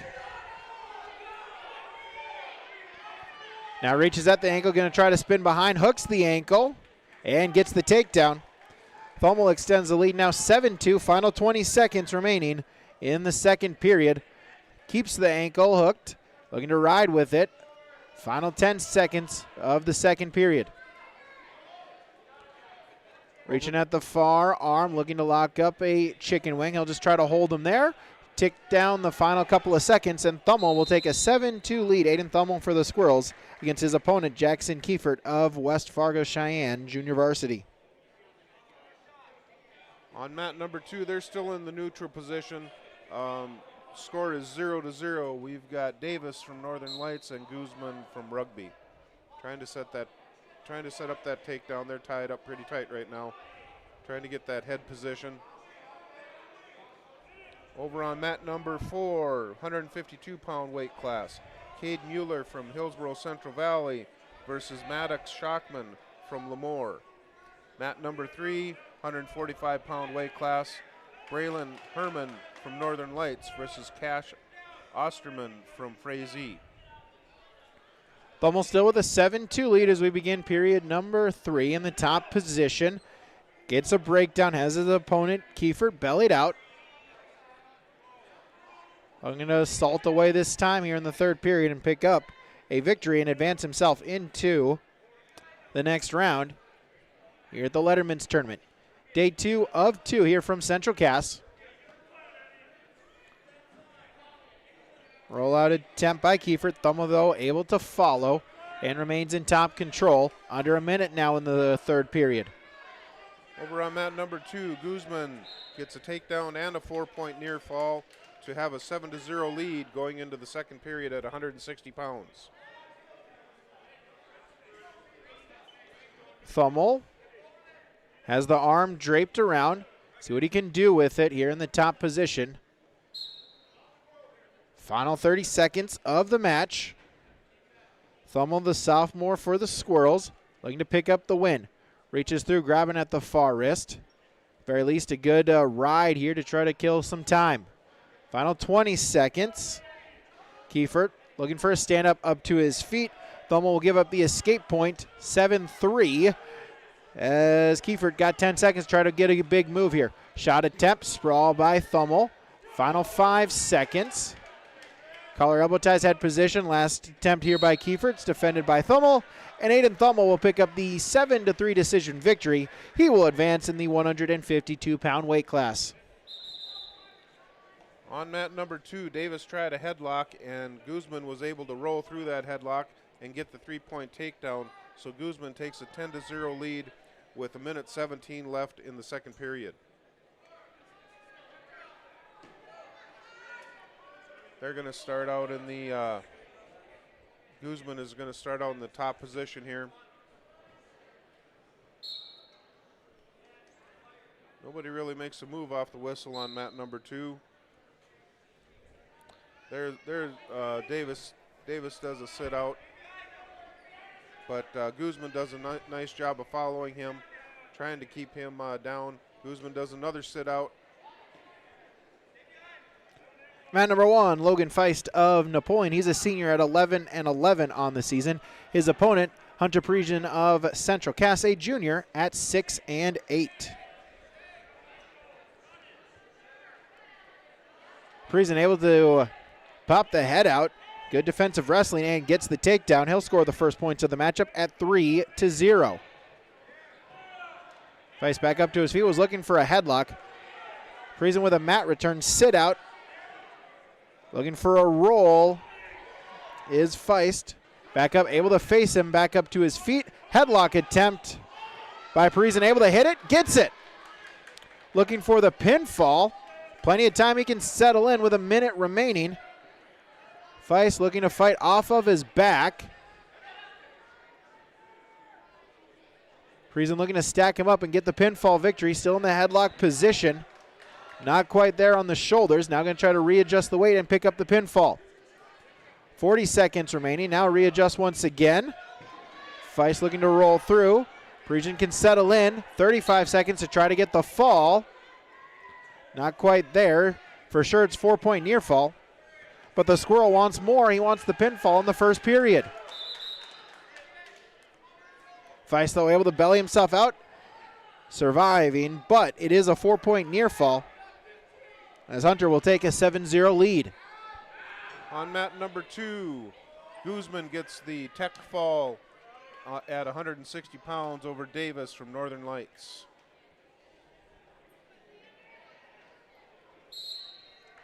End of the first period. Parisian will take a 7-0 lead into period number 2. We got a tie match over on number 3, 145 pounds, mat number 3. Herman from Northern Lights, 3, and Osterman from Frazee, 3. On mat number 4, 189 pounds, DeSantos from Northern Lights tied 0-0 with Heinrichs from Carrington. Parisian will start in the top position to begin period number 2. He has a 7-0 lead, is looking for a tilt and a roll. Feist, though, able to roll through. Able to base himself back out. Parisian looking for the tilt once again.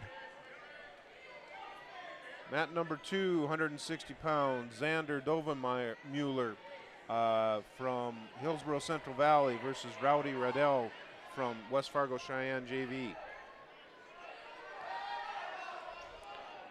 Cradle attempt. Parisian with the lockup. Feist, though, able to defend, roll through, and gets a reversal of his own. So Feist with the first points of the matchup, 7-2. As we get a whistle, and I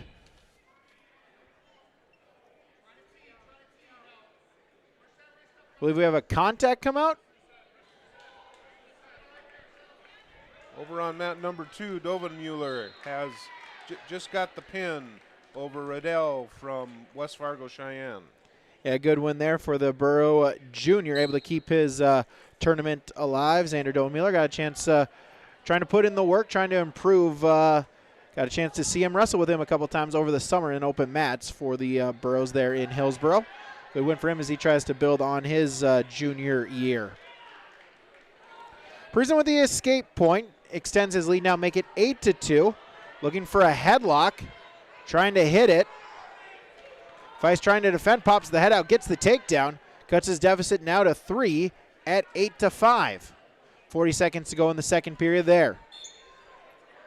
Mat number 2, 172 pounds, Peyton Wold from Roseau versus Levi Thorpe from Oaks. Just getting started here in the first period. Thorpe from Oaks is in on a single leg, trying to pick that up, and he gets the 3-point takedown. Friesen with the escape point, make it now 9-5. Feist with a shot attempt. Final 10 seconds, see if he can get something before the end of the period. Friesen trying to defend, and that'll do it for the second period. No change. Stays 9-5 in favor of the Squirrel Jr. Over on mat number 2, Thorpe has a 3-1 lead over Wold from Roseau. They're both in the neutral position, trying to set up that takedown. Thorpe in on a single leg again. He's trying to pick that up. Wold has that far ankle, making it hard for Thorpe to stand up with that single leg. And Wold comes around for a 3-point takedown. So Wold's going to take a 3-4 lead with 45 seconds left in the first period. Feist with a breakdown, has to try to get something here, trails by 4. Of course, with the new rules now, a 4-point deficit is just one turn away from potentially tying it up. Out in front with a crossface, looking to run around the head and try to get some near fall points. But up to his feet and getting the escape point is Friesen, as he will extend the lead now, make it 10-5. We're tied up on mat number 2, 4-4 here with 10 seconds left. And Thorpe ends up getting a 3-point takedown with just 8 seconds left in the first period to take a 7-4 lead at the 172-pound weight class. Shot attempt. Feist with a single leg. But Friesen able to defend in on a front headlock. Grabs at the near ankle, going to try to do something with it. Locks up a cradle.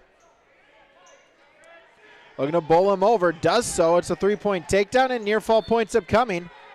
Extend the lead now 13-5 with more to come. Feist, though, able to defend, gets the reversal. It's a 2-point reversal. 13-7, a 6-point matchup. Final 20 seconds. Mat number 2, Wold from Roseau, has the armbar in. Now he's going to go to the crossface. He's on top right now, trying to get Thorpe rolled over. He's looking for the far side crossface cradle, trying to get that locked up, and he'll be trying to roll that over. There, he's got it rolled over and didn't hold it long enough to get any back points.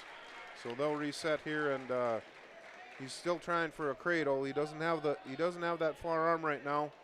Got himself in a little bit of trouble, and there's a 2-point reversal for Thorpe. Friesen able to hold on, picks up the victory, 17-3. He'll advance at 152 pounds. Thorpe gets the pin with 1:05 left in the second period over Wold from Roseau.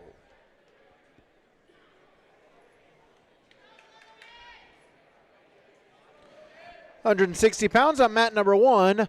Logan Bender for the Squirrels of Central Cass. He's a senior at 4-5 on the season. His opponent, Connor Matz for West Fargo Cheyenne JV, a sophomore at 2-6.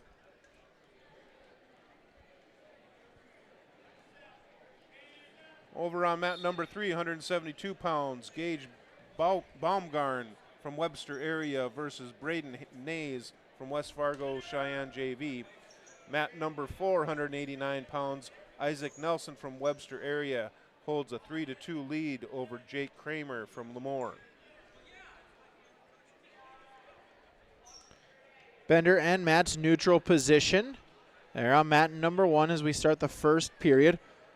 Collar elbow ties, looking for position, seeing if an opening presents itself, as it's a 3-1 lead for Bender after a takedown.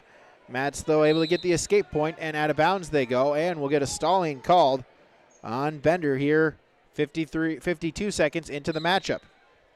On mat number 2, 215 pounds, Brady Getson from Northern Cass versus Matthew Angulo from Webster. There's a minute left in the first period on this mat number 2. They're both in the neutral position trying to set up that shot. And there's a single leg. No points there on the edge of the mat. They'll get a fresh start in the center on mat number 2.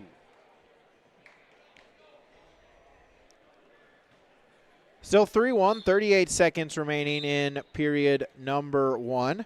between Bender and Matz there on the black, red, and white mat number 1. As they wrestle at 160 pounds in the consolation round.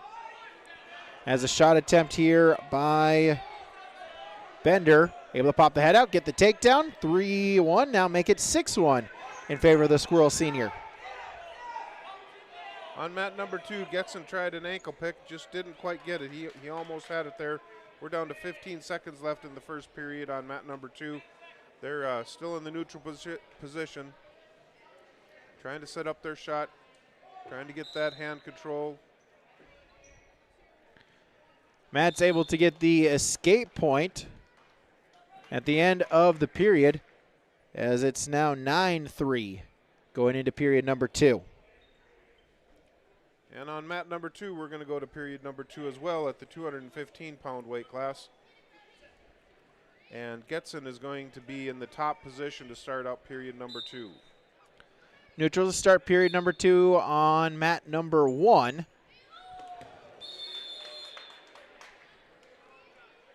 And on mat number 2, illegal throw to the mat. They're going to give Webster 1 point. Front headlock here by Matz. Going to cut into the deficit, but able to defend, pop the head out, and get the takedown is Bender for the Squirrels. Extend the lead now, make it 12-3 as we wrestle in the second period. On mat number 2, Gaston was able to turn him to his back in a cradle and gets the pin. Yeah, good win there for Brody Gaston of Northern Cass.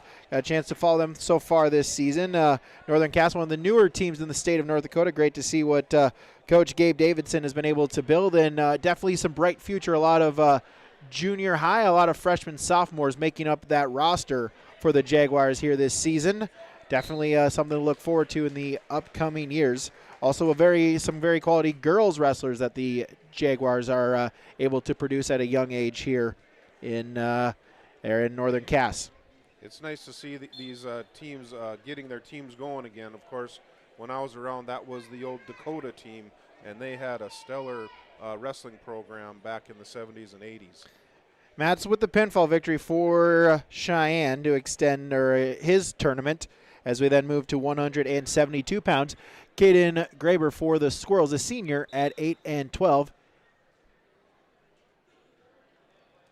His opponent from Lemoore, a sophomore at 2-1, is Henry Lattenmeyer. On mat number 2 at 215 pounds, Kirby Freeman from Carrington versus Brock Lyons from Lisbon. 215 pounds, Lyons from Lisbon got a 3-point takedown and trying to get him broken down to the mat on mat number 2. Scramble drill here on mat number 1. It's still neutral, no points awarded, and they'll break apart. After all that, it's still scoreless as we wrestle 35 seconds. Graber for the Squirrels and Ledmeyer for the Lobos. Shot attempt, Graber, but Ledmeyer able to sprawl in on a front headlock. Reaches at the far leg, looking to finish the takedown. Has both legs, he can pop the head out. He'll get it. Graber trying to kick his way out, still neutral position. Minute remain in the period, edge of the mat. They go out of bounds. No change, still neutral, scoreless with 1:01 remaining in the first period. Freeman on mat number 2 was able to get an escape, so he's closed that gap. Lions is ahead 4-2 right now on mat number 2. Graber shot attempt, sprawl, Lenmeyer. Front headlock.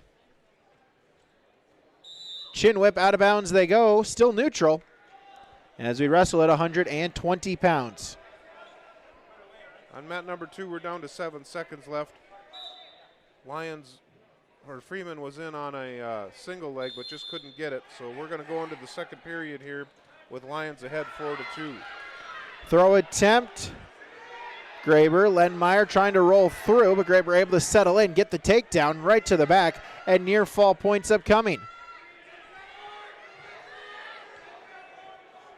Graber, reverse half finish.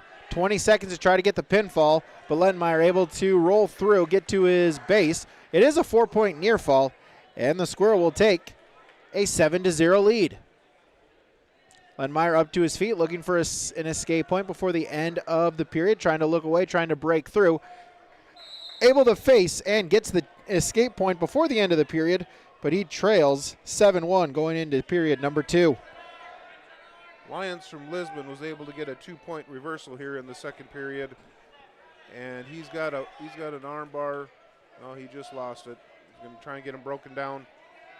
Freeman had a nice little roll there, but Lyons was able to follow him through and prevent a reversal. Graber will start in the down position to begin period number 2. Up to his feet, looking to throw a headlock. Out of bounds they go. And is there a change? Nope, they'll say no change. So Graber will still be in the down position.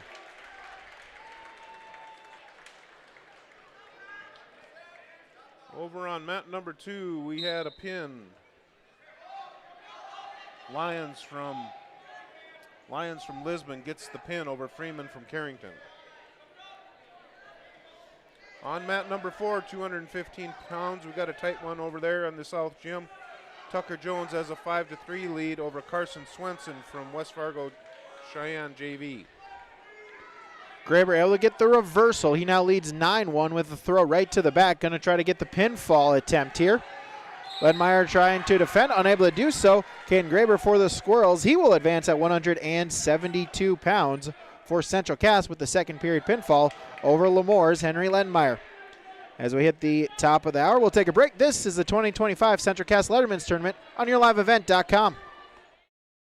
Central Valley Bean Cooperative in Buxton, North Dakota has adapted to the growing needs of the edible bean industry since 1982. Production of edible beans helps many growers in the Red River Valley make their farming operation more profitable. These growers are also producing a nutritious, high-protein food source, helping feed a hungry world. Central Valley Bean Cooperative in Buxton, with receiving stations in Sharon, Larimore, Devils Lake, Wilton, Washburn, Lincoln, East Grand Forks, Grafton, and Garski. Learn more at centralvalleybean.com or 701-847-2622.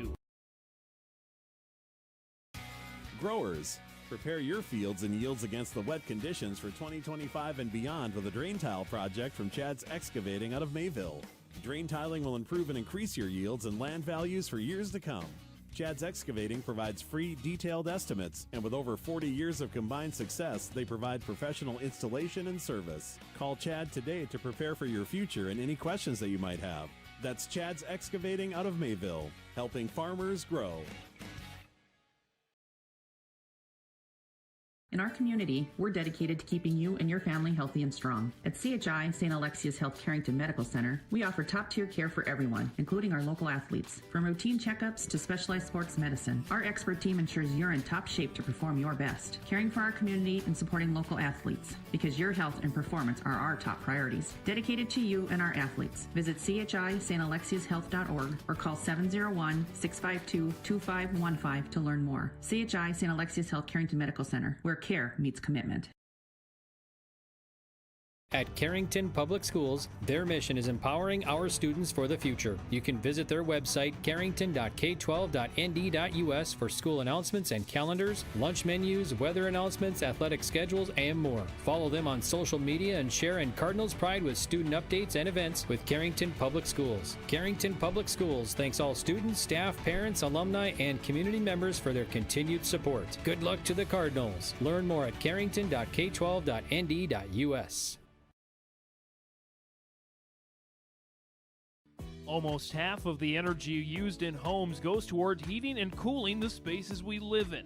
Energy Star certified heating and cooling equipment can improve your comfort while lowering electric bills. Through its Bright Energy Solutions program, City of Hillsboro offers rebates for a wide range of energy-efficient equipment like heat pumps and central air conditioners. You can also get a rebate for having your cooling system professionally tuned up.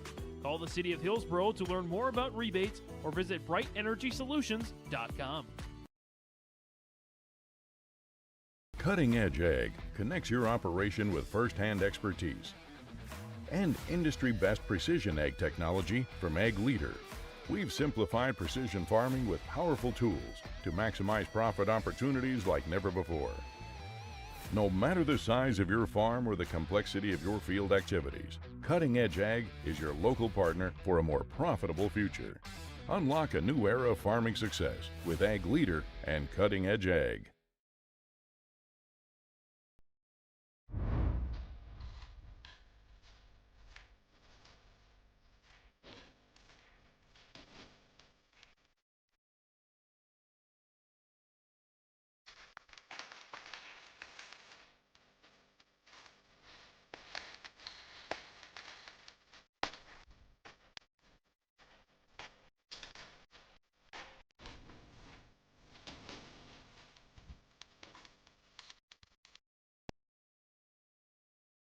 Sharing our heritage, sharing our future.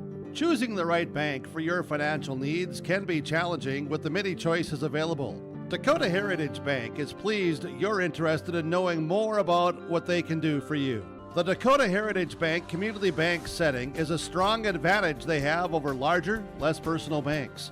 Customers are more than account numbers, they are friends and neighbors. Working together, Dakota Heritage Bank, member FDIC, equal housing lender.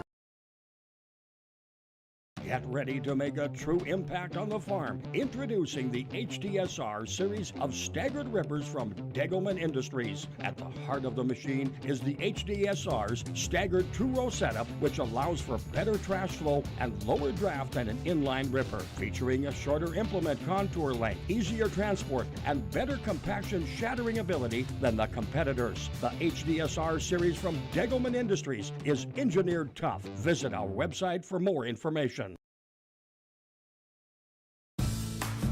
Dakota Growers Pasta Company of Carrington turns premium local durum wheat into a variety of mouth-watering pasta. From classic spaghetti to rich, hearty lasagna, their expert team crafts every shape and flavor with care. Their commitment to quality means you're getting pasta made with the finest local ingredients. Taste the difference that local durum wheat makes. For more information, visit 8avpasta.com and join them in celebrating the art of pasta making right in our community. Buen appetito!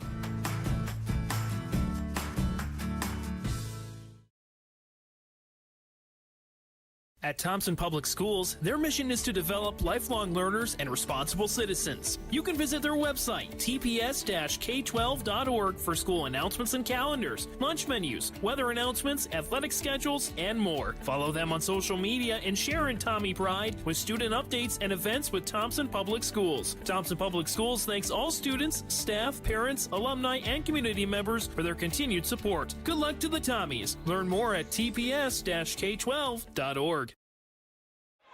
Back here on YourLiveEvent.com as we continue on here in the Wrestleback rounds. We're going to start a new consolation round here, starting at 107 there on mat number 2. Mat number 1, it is McCoy Ferguson for Central Cass. He trails J.J. Heggood of Oaks now 10-0 as they wrestle, make it now 10-1 as Ferguson gets the escape point. They wrestle 30 seconds remaining in period number 2. We're back to action on mat number 2 at 107 pounds. During the second period, Weston Nagel, West Fargo Cheyenne JV, has the 9-3 lead over Wyatt Hembrecht of New York Mills. So Nagel with the 6-point lead on mat number 2. You have mat number 3, mat number 4 also rolling back around. Mat 3's at 107 pounds. Lincoln Kilker of Britton Hecla wrestling Brody Love of Northwood. Love has the 9-0 lead on mat 3, and then mat number 4, it's Braden Szymanowski from the Oaks Tornadoes wrestling Aiden Hudson of the Cheyenne JV. Houston has the 3-0 lead on mat 4. That'll end period number 2. Haygood still with a 10-1 lead as we go into the third period as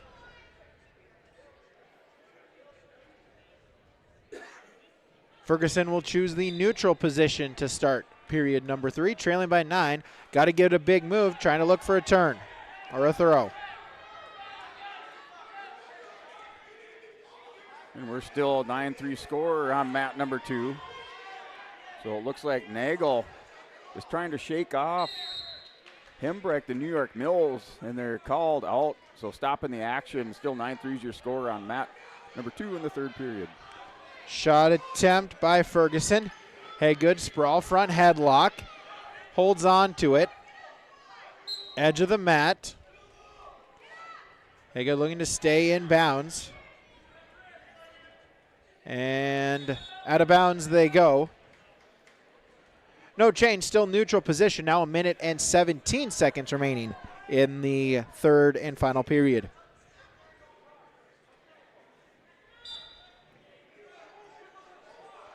And under a minute remaining in the third period. 9-3 remains the score on mat number 2 between Nagel and Hembrecht of New York Mills. Mat number 2 with Hembrecht for New York Mills in the top position. Down by 6 on mat 2. Hey, good with a takedown. Give him 3 more points. Give him a 12-point lead at 13-1 as we wrestle under a minute to go here at 215 pounds. Turn attempt. Looking for some near fall points. Now going to look for the pinfall. Reverse half finish. Trying to adjust the weight. There it is, the pinfall victory. J.J. Haygood of Oaks, the pinfall victory in period number 3 against Central Cass's McCoy Ferguson. Haygood advances there in the bracket at 215 pounds. Yeah, Haygood's been doing some damage for the Oaks Tornadoes up at 215, scoring some points. So mat number 2 stopping the action. We do have blood timeout, so we have our Toop Insurance Cass County Mutual blood timeout over on mat number 2. Cass County Mutual provides insurance products to all of southeastern North Dakota. They're a local company providing service to all policyholders. Visit CassCountyMutual.com to find an agent near you. Landon Tatro of Larimore on the mat. He's a 7th grader, 5-11 on the season. His opponent is Oakley Kern of New York Mills, also a 7th grader at 1-2 on the year.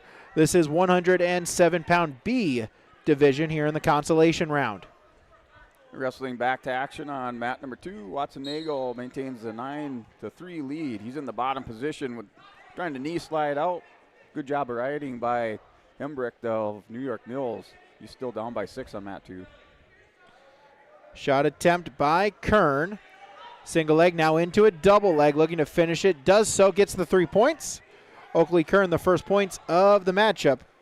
Make it now 3-0. Yeah, mat number 3, 114 pounds. We have Kipton Ong of Mayport CG taking on Weston Sprayberry of Roseville. Now with the 1-0 lead on mat number 3 at 114 pounds. That's in the second period. And then mat 4 is Bristol Swanson of the Kindred Vikings, the 8th grader, a 15-6 record. He's up 3-0 over Caleb Ratz of Frazee, a 7th grader with 11-7 record. Kern still with a 3-point lead. As they wrestle in period number 1. Shoots a half, now going to try to run with it. Out to the side. Looking to get the near fall. Gets the turn, now going to try to settle in and get a pinfall victory. So has 30 seconds to try to get it. Tatro trying to bridge, trying to stay off of his back. Able to get himself back to a base. Kern keeps the half Nelson, now with the leg, trying to stack him up and get the pinfall victory. Same move, so official still holding the 4 near fall points.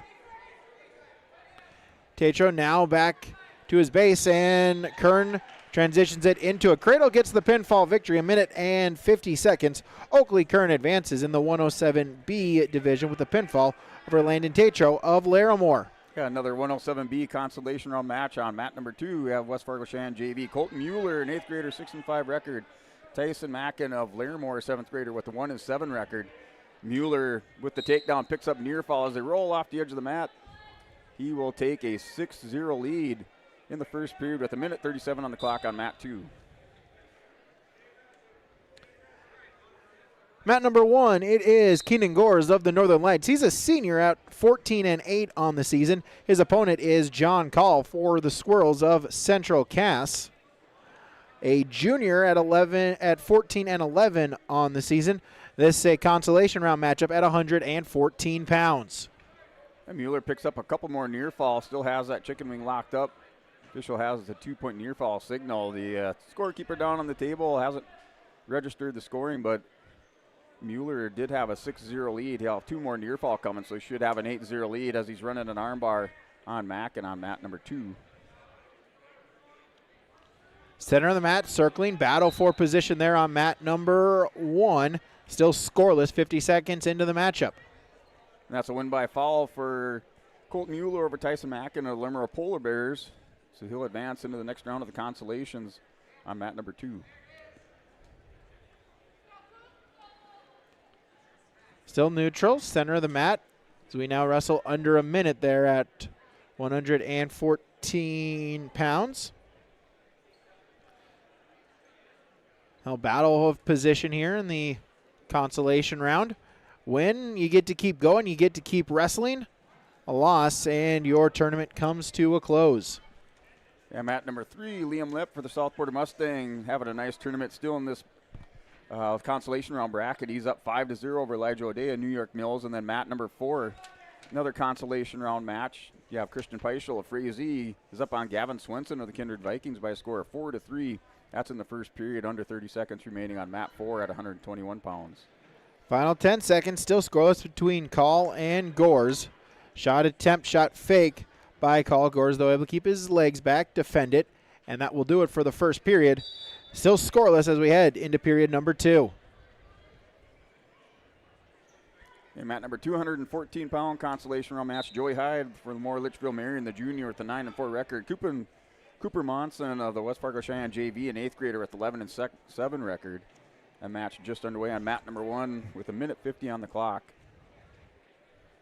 Of course, we're here at the Central Cass Letterman's tournament. They place the top 6 in each weight class. Got to try to get to that 5th place match to get a chance to be on the podium here. Still a couple more matches to try to get into that placing rounds if you are here in this Wrestleback round.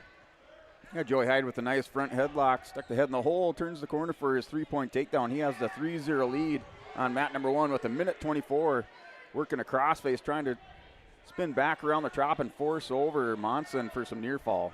Call opens up the scoring with a reversal, locks up a cradle, and now going to try to get the pinfall victory against Gores of Northern Lights. Knee in the side, head in the temple. Still plenty of time to try to get the pinfall. 1:20 remaining. Gores trying to kick out, trying to break the grip, and try to fight off of his back. So Joey Hyde working for the fall, has Munson a lot of trouble on his back. Now goes up over the top. Saturday Night Ride position on mat number 2. In the win by fall for Joey Hyde of Lemoore. And a win by pinfall for John Call for Central Cass there on mat number 1. Second period pinfall, John Call for the Squirrels. He'll advance. He'll keep his tournament alive at 114 pounds. So mat number 3 action at 121 pounds. Liam Lepp of South Border has the 5-0 lead over O'Day of New York Mills. And then on mat number 4, Christian Peischel of Frazee is now down to Gavin Swenson by 5 points. Swenson leads 9-4 in the second period. At 121 pounds, still at mat number 1, Joseph Potts for Lemoore, a freshman at 9-9 on the season. His opponent is Grayson Lyons for the Lisbon Broncos, a junior at 11-4. Wrestlers checking into the table on mat number 2 at 127 pounds. Braden Crank of Roseau, Minnesota takes on fellow Minnesotan Gabe Schimmerhorn of Frazee. Schimmerhorn is a junior with a 7-8 record, putting on the leg band, waiting for his opponent, Braden Crank, on mat number 2. 30 seconds in on mat number 1, still no score. Collar elbow ties between Potts and Lyons.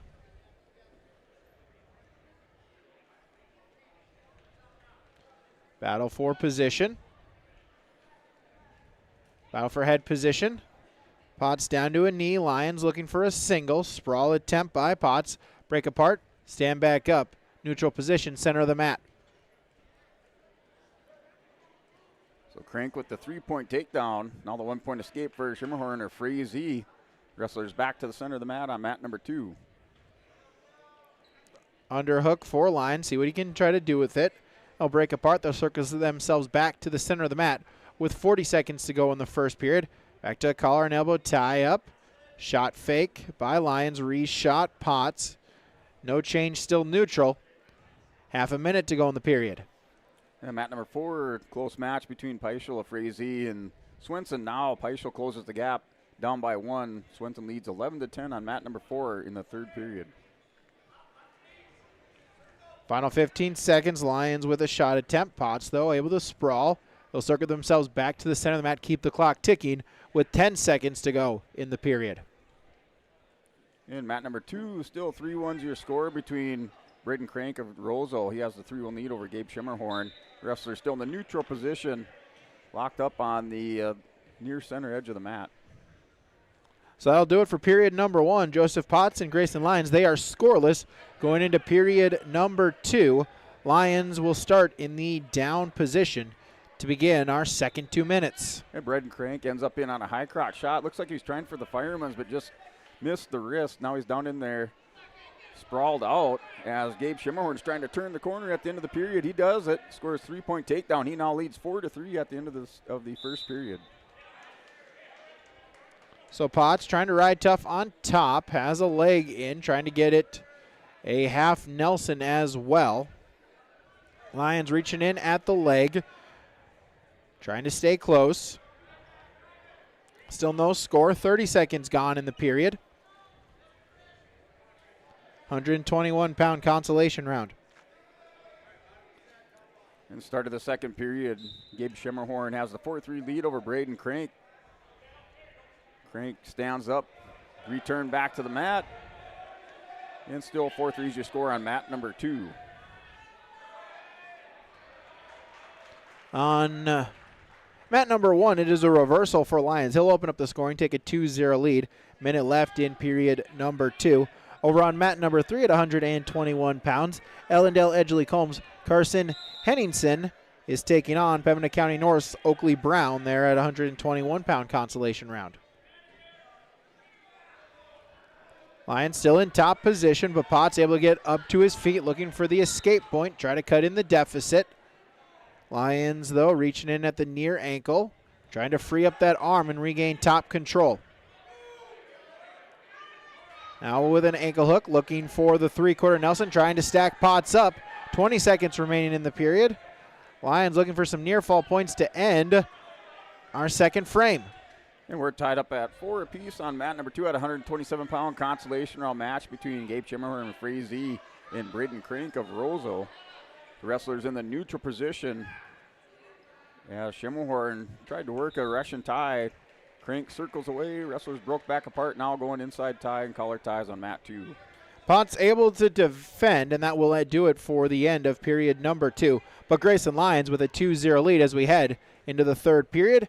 As it looks like we got some blood time here from Cass County Mutual, Dope Insurance, Cass County Mutual. Again, you can visit them online at casscountymutual.com. And mat number 2, Braden Crank with the takedown, now has the 7-4 lead, so the 8th grader leading the junior. He's up 7-4 as the wrestlers spin out towards the edge of the mat. They're back in balance wrestling on mat number 2 at 127 pounds. We're here on this break. Reminder, we are here broadcasting to you live up top the CentraCast gym here from the Farmers Union Insurance Ryan Opdahl broadcast booth. Visit him in downtown Hillsboro or give him a call today at 701-436-5777. Back to wrestling here as we start period number 3. We'll start in the neutral position. Lions with the lone scoring in the matchup. He got a reversal in period number 2. Potts looking for a takedown, single leg. Lions trying to defend, trying to pop the head out. Lions with a half Nelson looking for the takedown. Potts laying on top of him. Scramble funk situation here. Still no points awarded in this sequence. Now Potts able to get his arm back free, but then Lions counters that. He's got a leg hooked, reaching in at the arm, trying to pop his head out and trying to get the takedown to take the commanding lead. Potts, though, not going down easy, trying to defend, still neutral, no change as they wrestle on the edge of the mat. Lions, they're able to pop the head out, lock up a cradle, and get the 2-point takedown. Extend the lead now, make it 5-0. Under a minute to go in the third period. Yeah, mat number 2, we were tied up at 7, but now 9-7 with the reversal by Braden Crank. So Crank back in the top position, riding for Roseau. He has a 2-point lead. They're in the third period with a minute on the clock.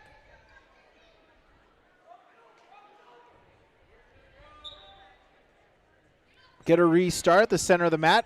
Final 50 seconds of period number 3 as Lions with now a 5-0 lead for the Lisbon Broncos. And we're tied up at 9 apiece. Or excuse me, it's 9-8. And now a 3-point takedown for Schimmerhorn. He'll take the lead 11-9. He's up by 2. Crank's trying to reverse it. Puts Schimmerhorn on his hip. 2-point reversal. We're tied up now at 11. on mat number 2 with 21 seconds remaining. Back and forth battle playing out on mat 2. Final 15 seconds. Lions looking to ride out the final bit of time here. Potts, though, trying to get a roll attempt. Lions, though, able to defend. He'll ride out the final couple of ticks of the clock and take the 5-0 victory to advance in the tournament. Brady, I'm not sure if we've had an overtime match that I recall yesterday. Have not had one in the main gym yet. And I'm not sure if that's to do with the new scoring system or just the way this tournament's been going, but have not had an overtime match. You're looking at it here on mat number 2, 8 seconds and a technical violation. And that's by Braden Crank. He's charged with the clasping with 2 seconds remaining, and the 1 point to Gabe Schemmerhorn of Frazee. So Schemmerhorn now takes the 1 point lead. It's 12-11 on mat 2.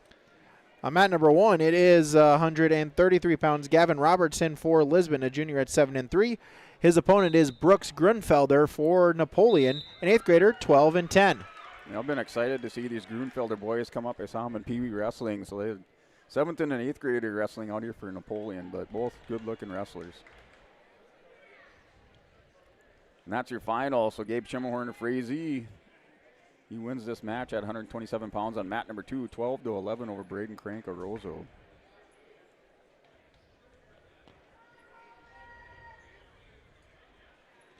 Neutral position there on mat number 1 between Robertson and Grunfelder. Center of the mat, couple of shot fakes.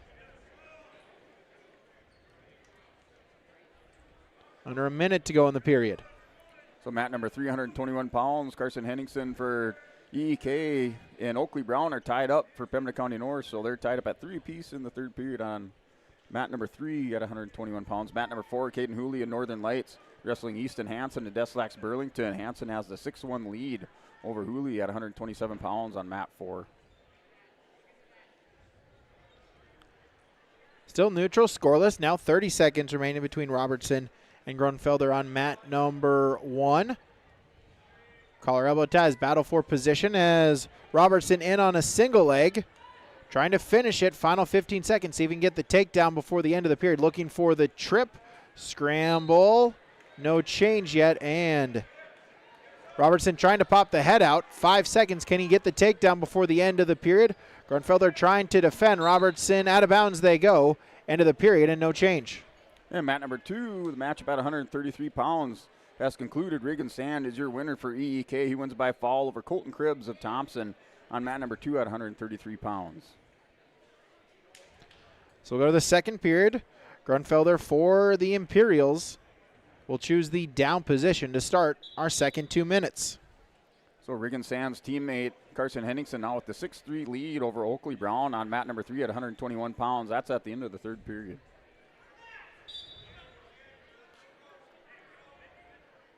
Grunfelder up to his feet, looking for the reversal, gets it to the back, going to try to get some near fall points, locking up a cradle. He has a 2-0 lead. See what he can do on the edge of the mat here. Out of bounds they go, no change. So Robertson still in the down position as Brooks Grunfelder, the opening points of the matchup, leading it now 2-0, 27 seconds gone in the period. A new match at 133 pounds on mat number 2 between Cameron Kittleson of Kindred taking on Creed Mersu of New York Mills. And Mersu is in on a high crotch, cracks down Kittleson to his hip, scores the 3-point takedown. He's up 3-0.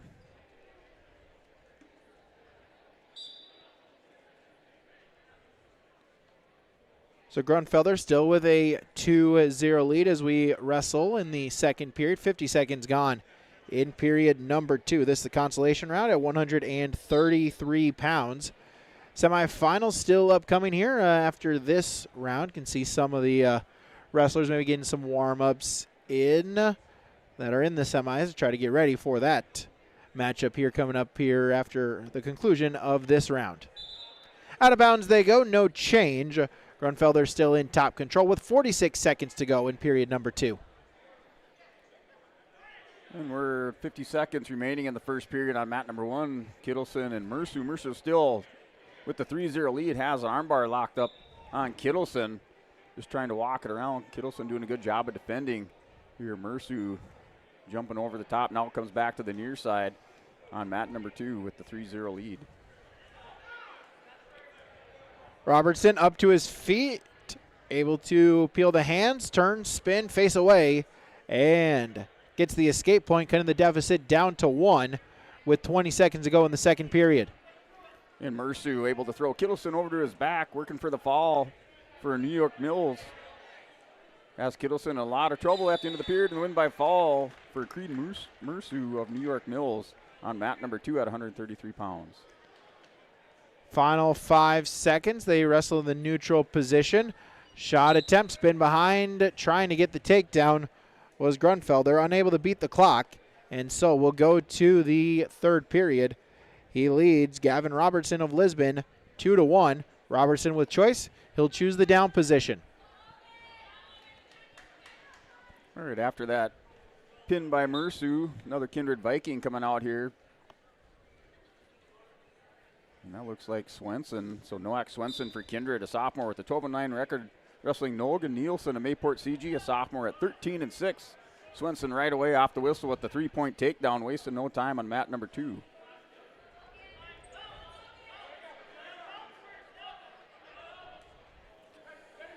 Grunfelder in the top position, leading 2-1, but Robertson up to his feet, ties it up with the escape. It's 2-2. Under 90 seconds now to go in the matchup. Yeah, mat number 2, Noak Swenson tried a gator roll. Logan Nielsen ends up catching him, reverses it, picks up 4 near fall. Now Nielsen with the 6-3 lead on mat number 2 with 1:15 remaining in the first period. Swenson trying to hit the escape or reversal, working from the bottom position in the situation. Final minute of the matchup. We're tied at 2. Takedown would be big here if either wrestler can get it. Over-unders. Looking to try to set up a throw. Grunfelder trying to suck it in, trying to get a bear hug. He's got the double unders. Looking for the trip. Edge of the mat, trying to stay in bounds. Does so. Right to the back. Brooks Grunfelder with the 3-point takedown. Now going to try to look for the pinfall victory. 30 seconds remaining in the third period. Brooks Grunfelder trying to advance as Robertson trying to fight off of his back. Edge of the mat, able to keep him in, and there's the whistle and say out of bounds is the call. So a 4-point near fall for Grunfelder. As we get a check for the scores table. Yep, just an odd situation. Looks like they advanced to the next match already. They're wrestling at the edge of the mat. Official did slap the mat for the pinfall. They're wrestling so far on the edge of the mat with the new rules about only needing 1 point of contact. As Robertson's feet were fully on the hardwood floor. And so now we'll get a talk with the officials. And now some talk with the coaches here as they wrestle and try to figure it out here at 133 pounds. But it is one thing we hadn't seen much in the past, though. It is just the extension of the mat, really, with that 1 point of contact. As I've seen that a few more times this year than in recent, where the wrestlers end up on the hardwood floor or end up on the gym floor. So mat number 239 pounds, Nielsen and Swenson. Now it's 9-6 at the start of the second period with 1:50 remaining. Wrestlers in the neutral position. Swenson takes a shot at the knee. Now Nielsen reshoots, has a single leg knocked up. Swenson with the whizzer trying to counter on mat number 2. Nielsen goes front headlock.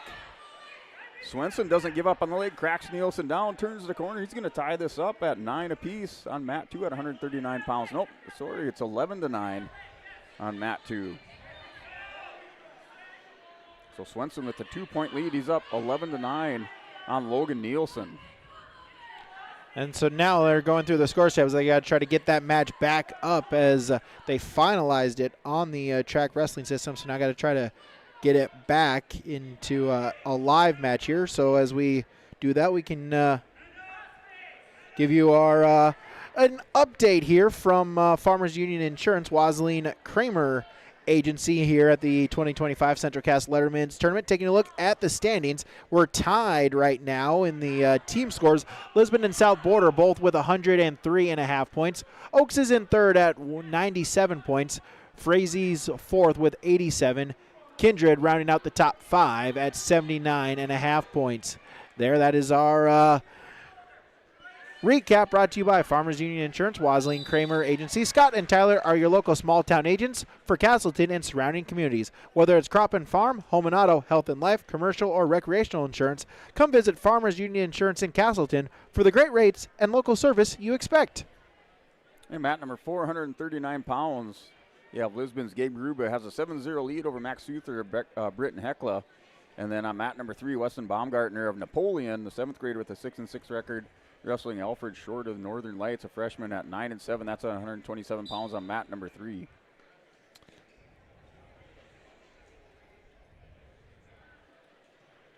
As they wrestle here on CentralCast Letterman Terms, I figured that out. A reminder, hey, the Castleton Crushers, the youth wrestling team, they are hosting a meat raffle. The raffle is coming up on February 3rd, 2025. 4 prizes. You get a custom cut and a raft quarter of beef. Find someone associated with the Castleton Crushers, the Castleton Wrestling team, to get your raffle ticket, $10 per ticket.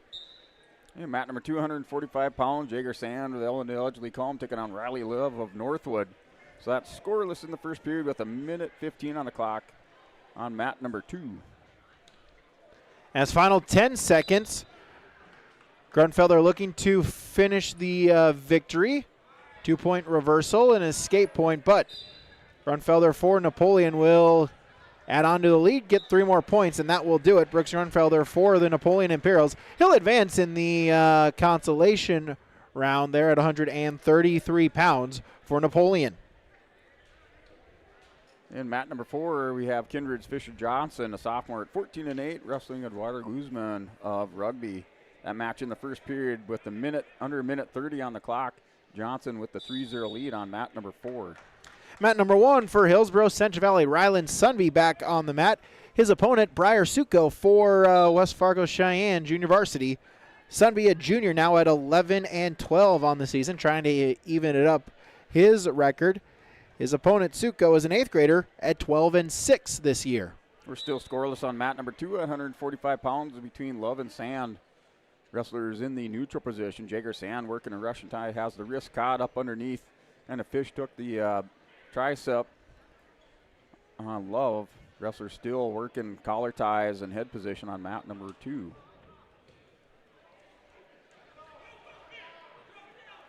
Collar elbow ties, they'll break apart. Sunby trying to change levels. 90 seconds to go in the first period. Here at 133 pounds consolation round. Sunby with opening points. He'll get a takedown as he will take a 3-0 lead 40 seconds into the matchup.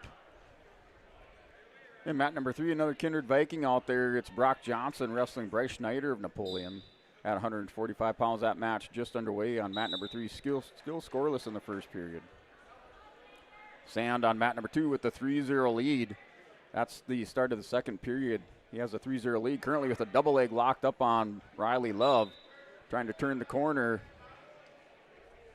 Still no signal given by the official as he's still working on the legs of Love. Sunby with a breakdown. I'm going to try to lock up a cradle. Suko, though, will get himself back to a base. Sunby now with a breakdown. Has his opponent bellied out. So Sand does pick up 4 near fall. Still with the pinning combination, so he will work for the pin on mat number 2 against Riley Love at 145 pounds. Sunby trying to lock up the chicken wing. 25 seconds, going to try to set something up, get a turn before the end of the period. Suko, though, able to defend, trying to work himself back up to a base with 15 seconds, up to his feet, trying for the escape point. And Jagger Sand with the pin for Ellendale Edgley Combe at 145 pounds. He'll advance into the next round of the Consolations. As Sunby will ride out the period, he'll take a 3-0 lead into our second frame. Suko defers choice, and Sunby, he'll choose both up, trying to get another takedown.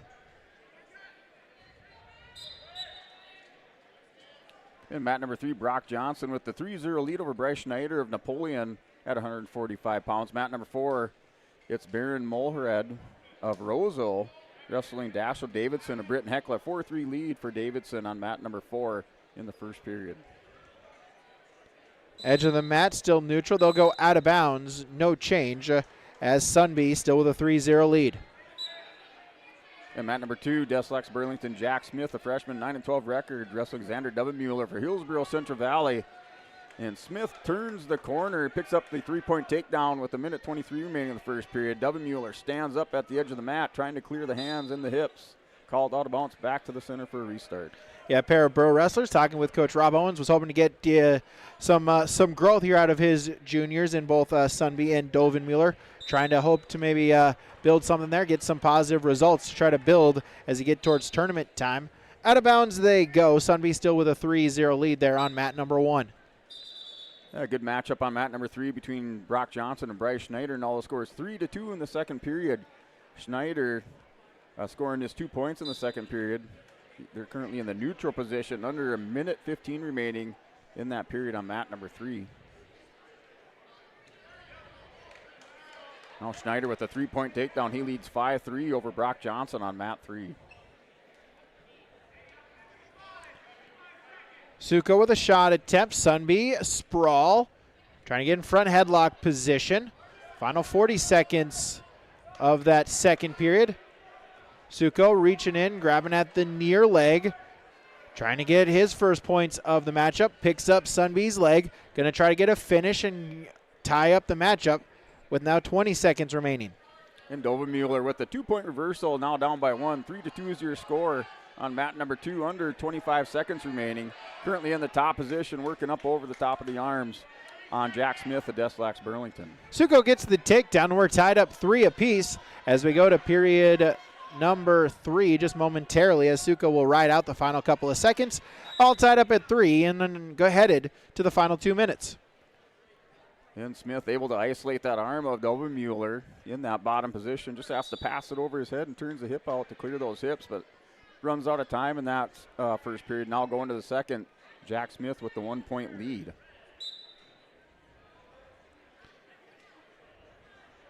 So Suko will start in the top position to begin period number 3. Take down a piece. Sunby with 1 in the first period. Suko with 1 in the second. And that's how we're tied going into our final frame. Suko with a chicken wing. Trying to set something up. Runs around the head spin and gets the turn. Near fall points upcoming. Briar Suko looking for the pinfall. There it is. Briar Suko for Cheyenne with the pinfall in period number 3. He'll continue on in the tournament as he defeats Hillsborough Central Valley's Ryland Sunby. And Jack Smith for Deslex Burlington picks up the 3-point takedown. He now leads 6-2 over Xander Dovenmuller of Hillsborough Central Valley. They're in the second period with 1:18 on the clock. Smith on the right side, chopping at the arm. Now a little sit out by Dovenmuller. Returned back to the mat by Smith on mat 2. 139 pounds on mat number 1. It's Iverson Cooney for Central Cass. He's an 8th grader now at 4-5 on the season. His opponent is Laramore's Levi Todd, a freshman at 11-9. A couple of kindred Vikings over in that South Gymnasium. Now it's 5-4 your score as Johnson with the escape in the neutral position in the third period. Schneider leads that by 1. And then on mat number 4, Tanner Mengi taking on Gavin Symington of Pembina County North. They're scoreless in the first period on mat number 4 at 189 pounds. Shot attempt by Cooney. Front headlock sprawl by Todd. Spin behind. Hook the leg. Get the takedown. So Levi Todd, the first points of the matchup. Lead it now 3-0. 45 seconds into the period. Now with a tilt and a turn. Trying to stack him up. looking for some near fall points. And a count of 3, so 3 near fall points. And Jack Smith with the armbar, able to force over Xander Dovermuller, wins by fall. He'll advance into the next round of the consolations at 160 pounds on mat number 2. Todd looking for arm draped around, looking for a turn. 50 seconds in the period. Going to try to set something up if he can do so. Try to extend the lead. He now leads 6-0. Takedown and 3 near fall points so far in the period. And mat number 3, Schneider and Johnson still 5-4 score with Bryce Schneider in the lead. They remain in that neutral position. Tanner Mingy on mat number 4 at 189 pounds. As time expires in the first period, has the 3-0 lead on mat 4. Cradle attempt, lock up for Todd, trying to get it. Cooney, though, playing defense, trying to defend. Trying to get his arm back free. Tilt attempt, trying to stack it up is Todd. Near fall points upcoming. And another count of 4, so more near fall points.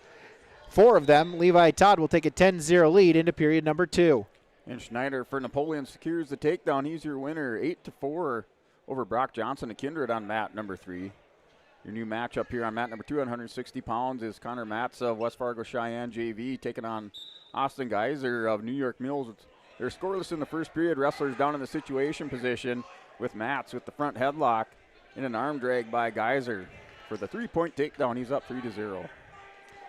Todd now up 12-0 with a reversal to start the third period. Now looking for a turn, trying for some near fall points.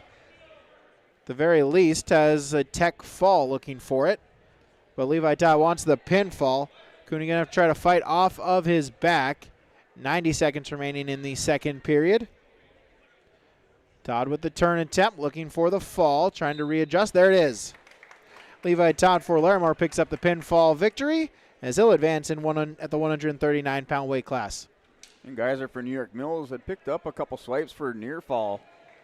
Matt still fighting off his back, but Geiser with the 3-0 lead in the first period, now under 30 seconds remaining on mat number 2.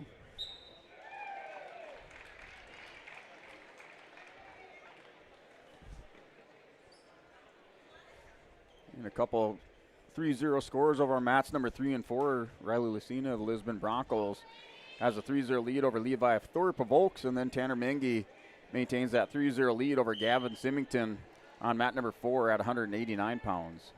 Mat number 1, Central Cass is Grady Link, a senior at 4-6 on the season. His opponent for South Border is Joseph Keller. He's a junior at 10-7. A new matchup at 189 pounds on mat number 2. Tanner Mole for Frazee, a junior at 13-9, wrestling Jacob Hendricks for the Carrington Cardinals, a junior with a 5-4 record. Mole on the edge of the mat secures the takedown on the far edge. He goes up 3-0 early in this one in the first period on mat number 2. Out of bounds they go. No change between Link and Keller here at 145 pounds in the consolation round. And Tanner Mole has the armbar locked up, far wrist caught on Hendricks. Readjusts those hips. Now let's go. It jumps back over to the left side on mat number 2. Scramble drill. It ends up with Link looking for the takedown. Reaction time. Keller defends and pops the head out. They will give the 3-point takedown to Link as well as a 2-point near fall. And Keller pops the head out for the reversal. 5-2 in favor of Grady Link for the Squirrels. And mat number 4, Tanner Mengi, now with the 1-point escape, takes the 4-0 lead over Gavin Symington at Pembina County North at 189 pounds. Keller shoots the half, going to look for the pinfall. Time to settle in. Grady Link going to have to try to fight off of his back. There it is, pinfall. Joseph Keller of South Border, the first period pinfall over Central Cass's Grady Link. Keller will advance at 145 pounds.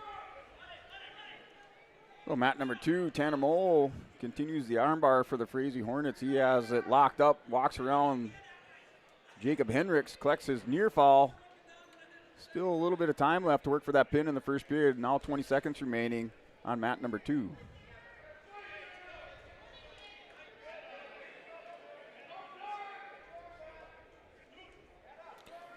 £152. Zade Heyer for the Oaks Tornadoes, a junior at 13-6. His opponent is Jacoby Anderson for the Central Cass Squirrels, freshman at 8-8. And mat number 3, it's Riley Lucina. Lisbon now up 6-2 over Levi Thorpe of the Oaks Tornadoes at 172 pounds.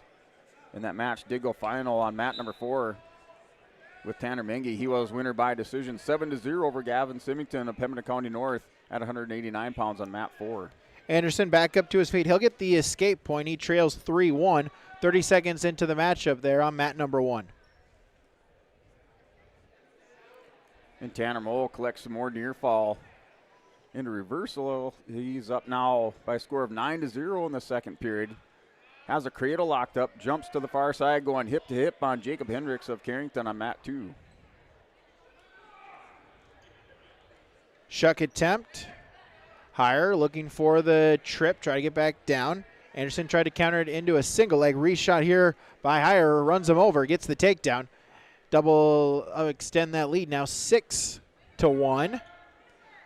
50 seconds to go in the first period. Mat number 4, 189 pounds. We have the Northern Cass Jaguars, Luke Walski, a sophomore at 12-9, taking on Madden Schwab, a freshman for the Lisbon Broncos with a 1-1 record. That match just underway on mat number 4. And mat number 3 still a 6-2 score between Lucina and Thorpe during the at the end of the second period at 172 pounds. Out of bounds they go. Heyer still with a 6-1 lead. 31 seconds to go in period number 1. And match concludes on mat number 2. That was between Tanner Moe and Jacob Hendricks. Moe with the win by fall. He'll advance into the consolation rounds at 189 pounds on mat 2. Final 20 seconds. Heyer still with the lead. Will shoot a half. Look to run with it. Going to try to get some near fall points in the pin before the end of the period. Short time, under 15 seconds. Anderson going to have to try to fight off of his back high bridge. Unable to do so. Zade Heyer of Oaks with the pinfall victory in the first period to advance at 152. A matchup at 215 pounds on mat number 2. Tucker Hardy, Britton Hekla, Brody Geston of Northern Cass Jaguars. Hardy with the 3-point takedown goes right away over the head of Geston. Geston on the edge of the mat with the 1-point escape. 3-1's your score on mat 2. Mat number 1 taking the mat at 152 pounds. Aiden Thomo for the Central Cass Squirrels, a sophomore, 6-14 on the season. His opponent from Des Lacs, Burlington, Brady Buey. Mat number 3, a close match in the third period between Thorpe and Lucina. Now a 1-point lead for Riley Lucina. Score is 7-6. Wrestlers on their feet at 172 pounds on mat 3, and then on mat 4, Walski and Schwab. Walski for Northern Cass has the 4-2 lead. They're in the second period on mat 4. Buey is a sophomore for the Lakers at 16-6. Neutral position. And Tucker Hardy, your winner by fall, locked up on the overs on Brody Geston and Northern Cass Jaguars. Falls on top of him, and he wins by fall on mat number 2 at 215 pounds.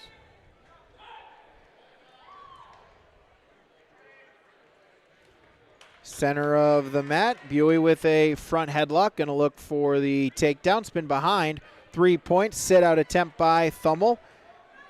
But Buey able to follow and remain in top control, looking to work up on top, 50 seconds remaining in the period. Mat number 4 all tied up between Schwab and Walski at 4 apiece in the second period with under a minute 20 on the clock.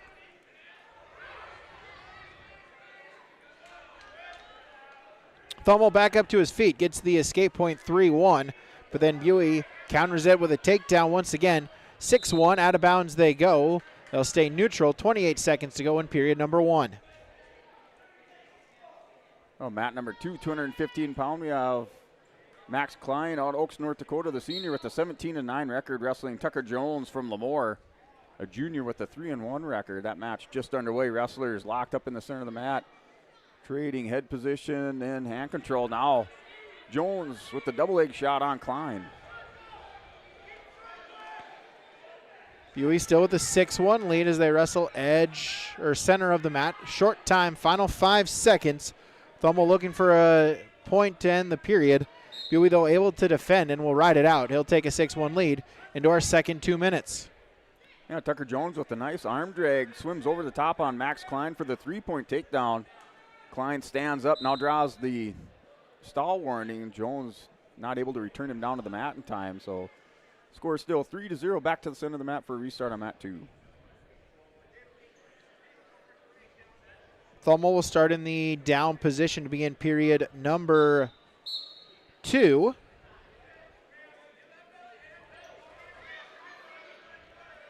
Yeah, mat number 4. Schwab extends his lead over there. He's now up 10-6 on Luke Walski and Northern Cass. Still in that second period, under 20 seconds remaining on mat number 4. A lot of time left in that matchup, but Schwab leads by 4. And then mat number 3, 172, Big Gage Baumgom Webster has a 3-0 lead over Jacob Potasic of Oaks on mat 3 at 172 pounds. Thummel up to his feet, but a mat return by Buey, able to remain in top control momentarily, pops the head out. And now bellies Thummel out. Buey going to try to do something on top here. All right, the Oaks Tornado spread across 3 mats and 2 gyms. Now on mat number 4, we have Carter Potasic, a senior with 11-7 record, taking on Jake Kramer of Lemoore. On mat 4 at 189 pounds, and also Oaks Lemoore matchup on mat number 2 between Tucker Jones, has the 3-1 lead over Max Klein on mat number 2 at 215 pounds. I'll go out of bounds on mat number 1. Restart to the center. Buey still with a 6-1 lead over Central Cass's Aiden Thummel. Back to the center. Bottom man set. Top man on. Set, and we'll get a caution. Caution on Thummel. That's his first. You get 2 free. Third one would be a penalty point. 57 seconds remaining in the period. For the restart. Post in the far leg is Thummel. Buey looking for a breakdown, has it. Now going to try to work with the arm and lock up a chicken wing. Out to the side, going to try to run with it. Thummel trying to defend. Able to get himself back up to a base. Buey, though, still reaching at the arm. Head lever. But Thummel will get the arm back free. Under 30 seconds to go in the period. Mat number 2, Tucker Jones, Max Klein now score a 3-2 1-point escape for Klein. Wrestlers back up to their feet. Nice double leg level change shot by Tucker Jones. Turns the corner. He's up 6-2 with 1:10 remaining in the second period on mat 2.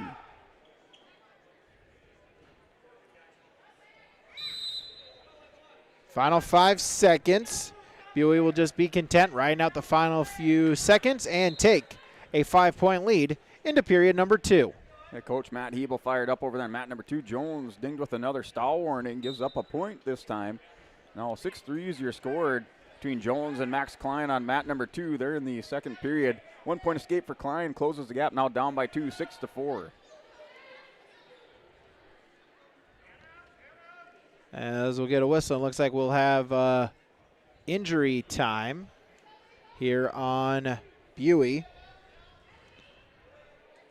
Injury time brought from our Cass County Mutual and Dope Insurance. Give Ryan a call today, 701-347-4045.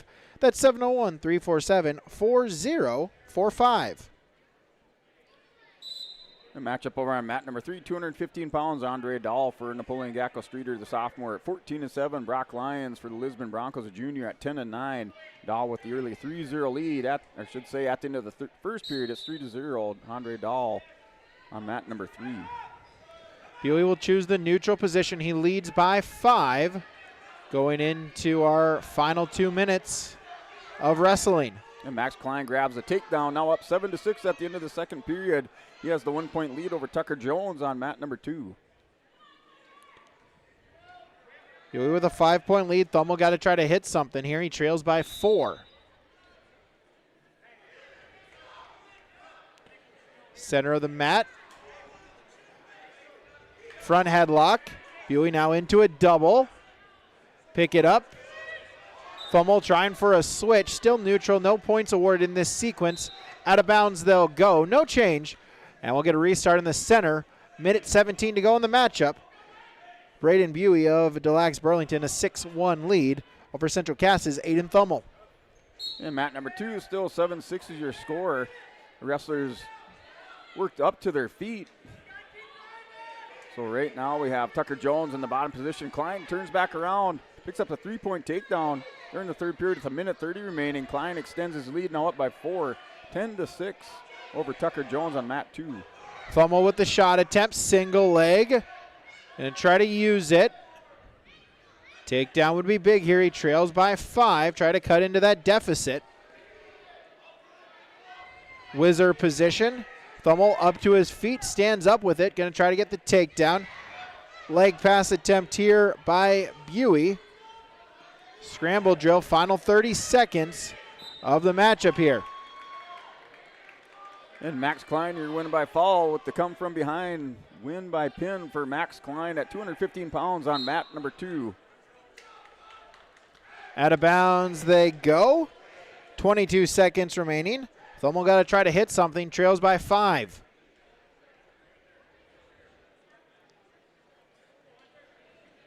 Another Oaks wrestler out on the match here, or out on the mats on mat number 4, 215 pounds. Oaks J.J. Haygood having a great tournament wrestling Cade Nagel, a Frazee, a senior. Nagel up now 3-0 on mat number 4. That's in the first period. You were able to extend the lead now, make it 9-6. Some near fall points upcoming. Add on to his lead. Final 5 seconds. Thummel will try to fight off his back, but Buey able to get the pinfall victory right as the time expired. Braden Buey for Des Lacs Burlington picks up the pinfall victory to advance. As we hit the 1 o'clock hour, we'll take a break. This is the 2025 CentraCast Letterman's Tournament on YourLiveEvent.com. At Enbridge, we're focused on relationships. 23 Canadian First Nation and Métis communities now own an equity stake in Enbridge Athabasca Pipelines. In Minnesota, Enbridge has spent $450 million and counting with Native-owned companies and in wages to tribal members working on Line 3. Every day brings new collaborations, partnerships, and possibilities. Learn more at Enbridge.com. Looking for furniture that's more than just ordinary? At the Lighting Gallery, we hand-select every piece of furniture that reflects unique style and will stand the test of time. Handcrafted with unparalleled quality, every table, chair, sofa, and accent chair is built to last. Whether you're designing your dream home or upgrading your current space, our experienced team at the Lighting Gallery is here to bring your vision to life. Visit us at the Lighting Gallery, 3622 South Washington Street in Grand Forks. Online at shopthelightinggallery.com.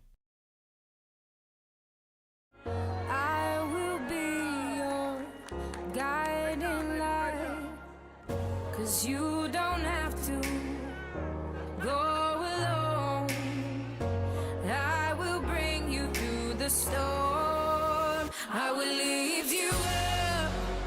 No, you're not on your own. I will be the light that carries you through the storm. I will lift you up. If you're ready to save time, aggravation, and money, the team at Weber Insurance is here and ready to make the process as painless as possible. Weber Insurance makes sure you find the best insurance because their agency is 100% independent. They have the freedom to shop the marketplace and find the best possible combination of cost and coverage. Talk with Dan, Leslie, or Carol to get a quote started today, or go online to weberinsurance.net. Call, click, text, or stop in at Weber Insurance, locally owned in Castleton. The vision of the Findlay Sharon Public School is to educate today's learners for tomorrow's world. The mission of the students and staff is to have the power, pride, opportunity, wisdom, effort, and relationship to be respectful, be responsible, and be safe. Through this effort, students at the Findlay Sharon Public School will become well-rounded, confident, and responsible individuals who aspire to achieve their full potential. To learn more, visit FindlaySharonSchool.com. Hey there, we're here to invite you to join First Community Credit Union. FCCU is the proud partner of the University of North Dakota Athletics. FCCU is here to coach you through every financial play. No turnovers, only buckets. When you join FCCU, you get the full UND experience. Enjoy our exclusive UND credit and debit cards. So come see why. Life is better with community at First Community Credit Union.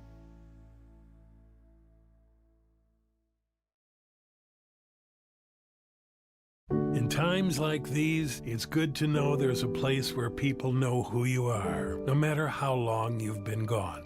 a place where the smells of home cooking are still in the air, where a simple wave warms your heart, and sharing stories is just a way of life. It's good to be home. Farmers Union Insurance, protecting what's important in life. See your local Farmers Union insurance agent, Jennifer Worley, in Cavalier. At Gar Dental Center, dentistry is about people first. They're proud to offer exceptional care to Carrington and the surrounding areas.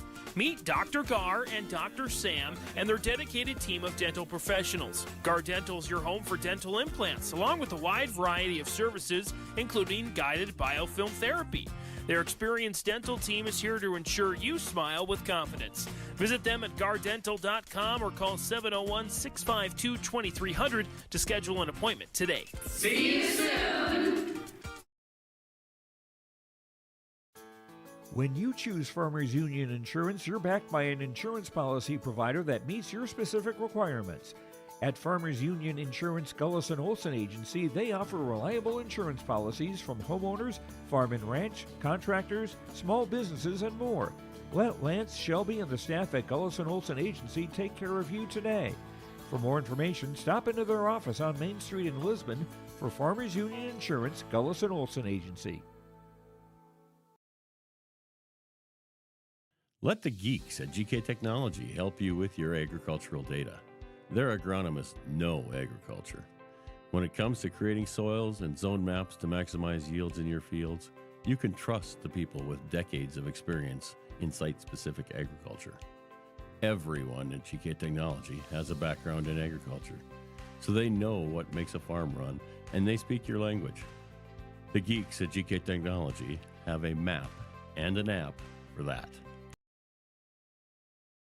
Great Plains Fireworks and Sports Collectibles, Hillsboro. Fireworks and sports stuff in the same store? That's right. Great Plains Fireworks and Sports Collectibles, Hillsboro. Come in and browse the sports cards and memorabilia and fireworks at the same time. Unopened packs and boxes of sports cards, plus pre-owned cards as well. Jersey, swatch, autograph cards, lots of Twins, Vikings, Wolves, Wild, Lynx, and North Stars memorabilia, bobbleheads, caps, and more. Call anytime, 701-436-6140. Great Plains Fireworks and Sports Collectibles, Hillsboro.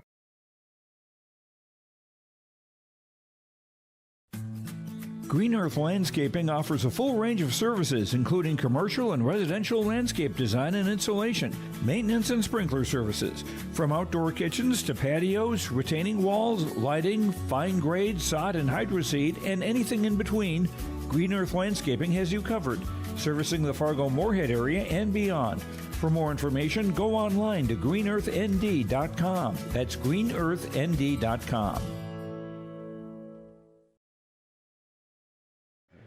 All right, welcome back to the 2025 Central Cass Letterman's Tournament. This is Brent Dick along with Dan Weber. We have mats 1 and 2 out here in front of us, mats 3 and 4 over in the South Gymnasium. We're closing out this round of the consolations. We'll come back through this with our semifinals in the main gymnasium here on mats 1 and 2, and then the I believe the blood round consolation round matches. So if you win there, you'll move into the placing rounds. Those will take place over mats 3 and 4 over in that South Gymnasium. Over on mat 2, we're at 285 pounds. Brett Tosted from Northern Lights is tied with Hunter Thorolfsson from Larimore. They're 1-1 with 24 seconds left in the third period. We were just mentioning we haven't had an overtime match yesterday or today, and I think we might have one here on mat number 2. Yeah, we're getting down there, aren't we? Oh! And right when I say it, there goes the overtime. Yep. So a quick pin.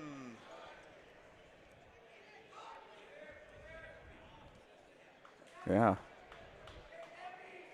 Quick pin by Tosted from Northern Lights right at the very end with 1 second left. Yeah, this is amazing how this has turned out. No overtime matches yet at the tournament.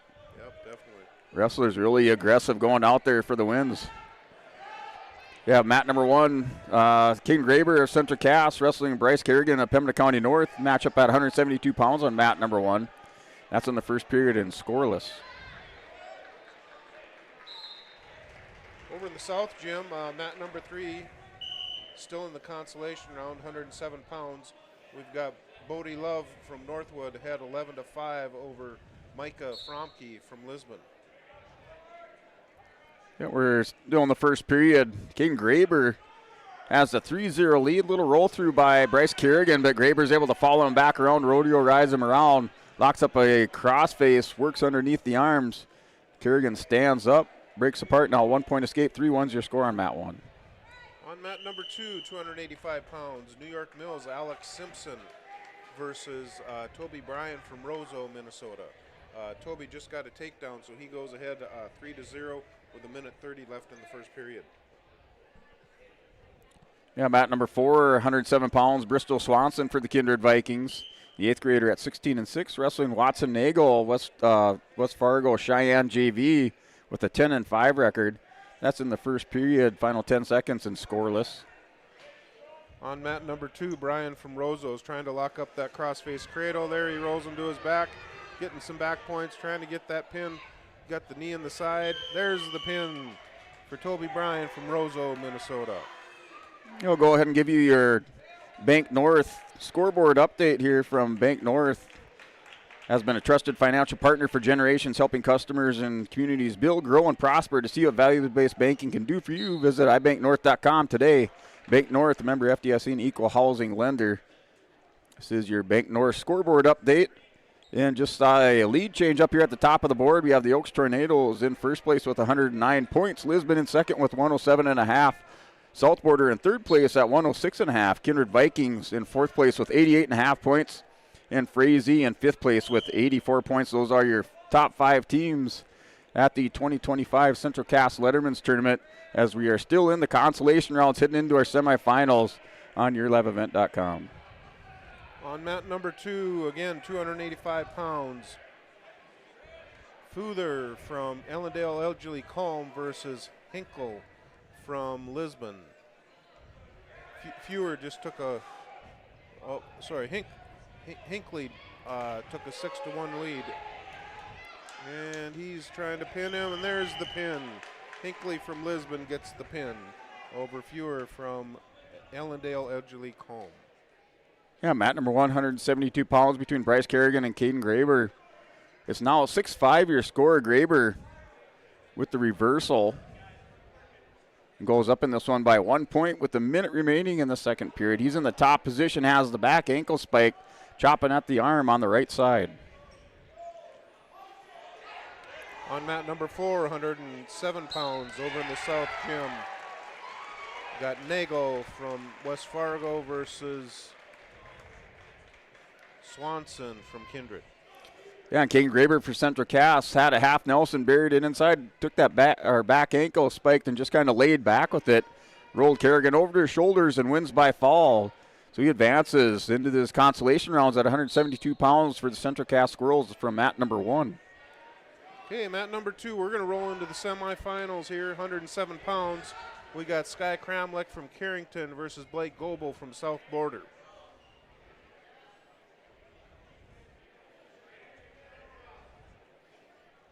All right, stakes a little bit higher on mats 1 and 2.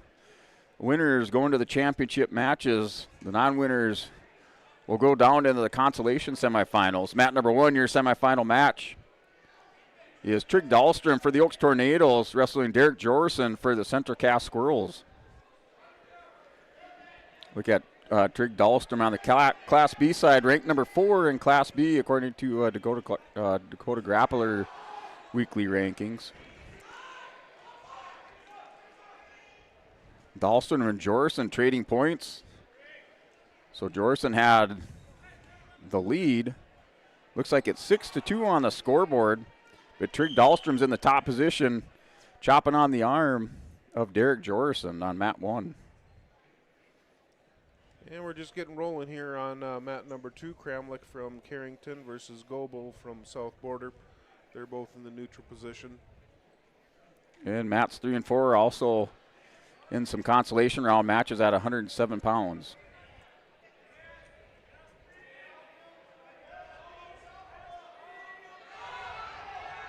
Goebel on mat number 2. He's trying to get in deep on that single leg.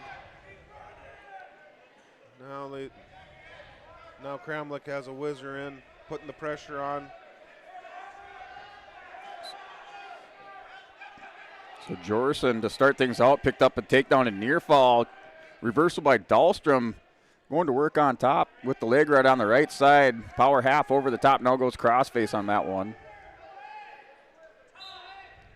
On mat number 2, Goebel's still trying to get that takedown, but wasn't able to do that with that hard whizzer from Kramlich. And break in action as we go to the second period. Still 6-2 is your score, going to the neutral position.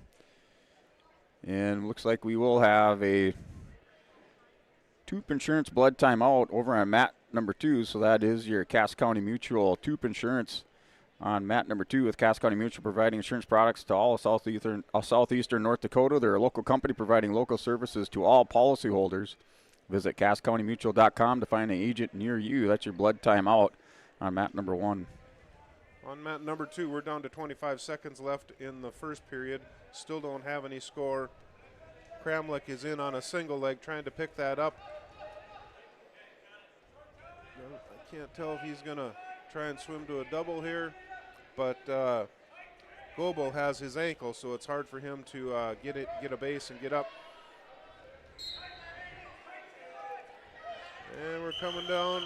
No points. There was quite a scramble there in the last 3 seconds, but no points. We'll go to the second period tied at 0. So after that blood timeout on mat number 1, Dahlstrom and Jorson back at it. They started in the neutral position. Dahlstrom in on a outside single shot. Jorson with the nice sprawl and down block returns the favor, working on the ankle of Dahlstrom. Mat number 2, Goebel from South Border, is started in the top position. He's trying to get Kramlich broken down. Kramlich gets up to his feet, and Goebel lets him go for an escape for 1. And wrestlers called off the mat on mat number 1 between Jorson and Dahlstrom. Back for the restart. Jorson works the front headlock, chasing the ankle on Dahlstrom on mat 1. Mat number 2, they're tied up in the center circle, trying to change their levels. There's a single leg from Kramlich. He's trying to pick it up. Well, Dahlstrom able to defend this cradle attempt by Derek Jorson. He secures the takedown. Our score is 9-4. I don't think that score is right, but it looks like they got 9-4 on the scoreboard, so we're going to go with that here between Jorson and Dahlstrom. That's on mat 1 at 107 pounds. Goebel's trying to take Kramlich to his back on mat number 2. Got 45 seconds left.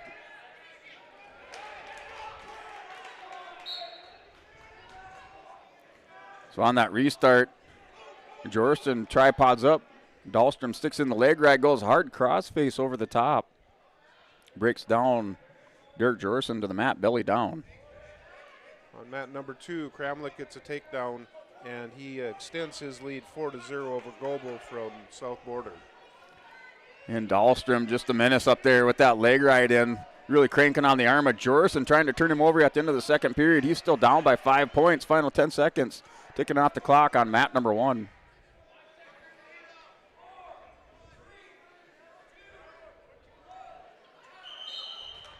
Over on mat number 3 at 121 pounds, still in the consolation round, we have Liam Lepp from South Border versus Carson Henningsen from Ellendale Edgeley Colm.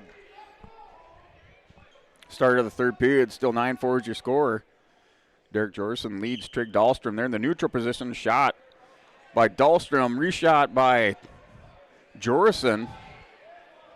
Dahlstrom's able to down block out of that. Jorson trying to reach over the top, secures the leg on Dahlstrom, who rolls through. Good scramble, 3-point takedown, or 2-point reversal now. Here for Jorson over Dahlstrom. On mat number 2, they started the third period with Kramlich from Carrington in the top position, and they're still there right now with 1:30 left. Goebel had Kramlich's head, but wasn't able to follow through with that.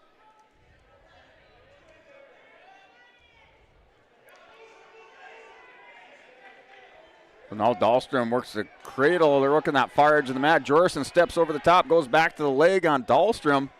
Trying to spladle him up. He has the spladle on Dahlstrom. Still no signal or reversal given. Dahlstrom reaches around the neck on Jorison with the reversal. Big scrambles back and forth. 14-8 your score on mat number 1. Mat number 2, we've got a stalemate with 50 seconds left in the third period. Kramlich from Carrington is ahead 4-0. They're going to get a fresh start here in the center. So a lot of offense and attacks by both wrestlers on mat number 2. 14-8 your score between Trig Dahlstrom and Derek Jorison. Jorison with the 6-point lead on mat 1.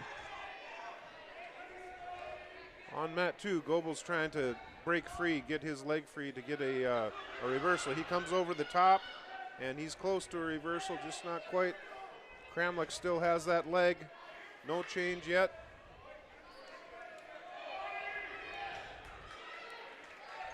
And final seconds tick off the clock. Derek Jorison is your finalist for Central Cass at 107 pounds. He defeats Trig Dahlstrom of the Oaks Tornadoes by a score of 14-8 on mat 1. Still no change on mat number 2. Kramlich's going to end up winning this one.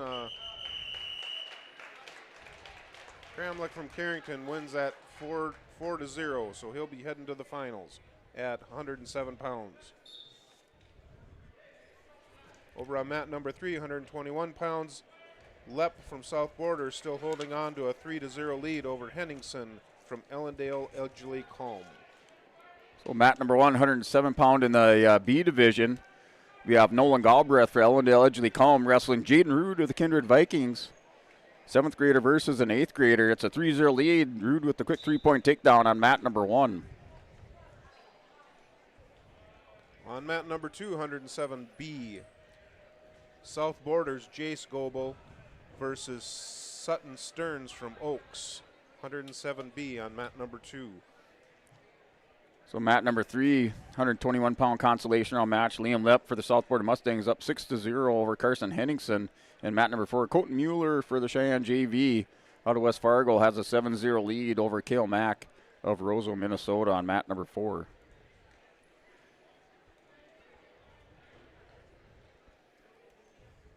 On mat number 2, we've got a 3-point takedown for Goebel from South Border ahead of Stearns from Oaks. 3-0 right now. And Jaden Rude with the 3-0 lead over Galbraith of Ellendale Edgley Combe on mat number 1 in the 107B. He's a little bit high off to the side on Galbraith, who's trying to catch Rude in the reversal. Just has to pull the arm off the head, swim back over the top for the reversal. Still 3-0 your score. Now 2-point reversal for Galbraith. 3-2 your score on mat 1. On mat 2, Stearns from Oaks is able to get a 1-point escape. And now he's trying to turn the corner to get the 3-point takedown. Doesn't quite have it. And there's a 3-point takedown for Stearns from Oaks.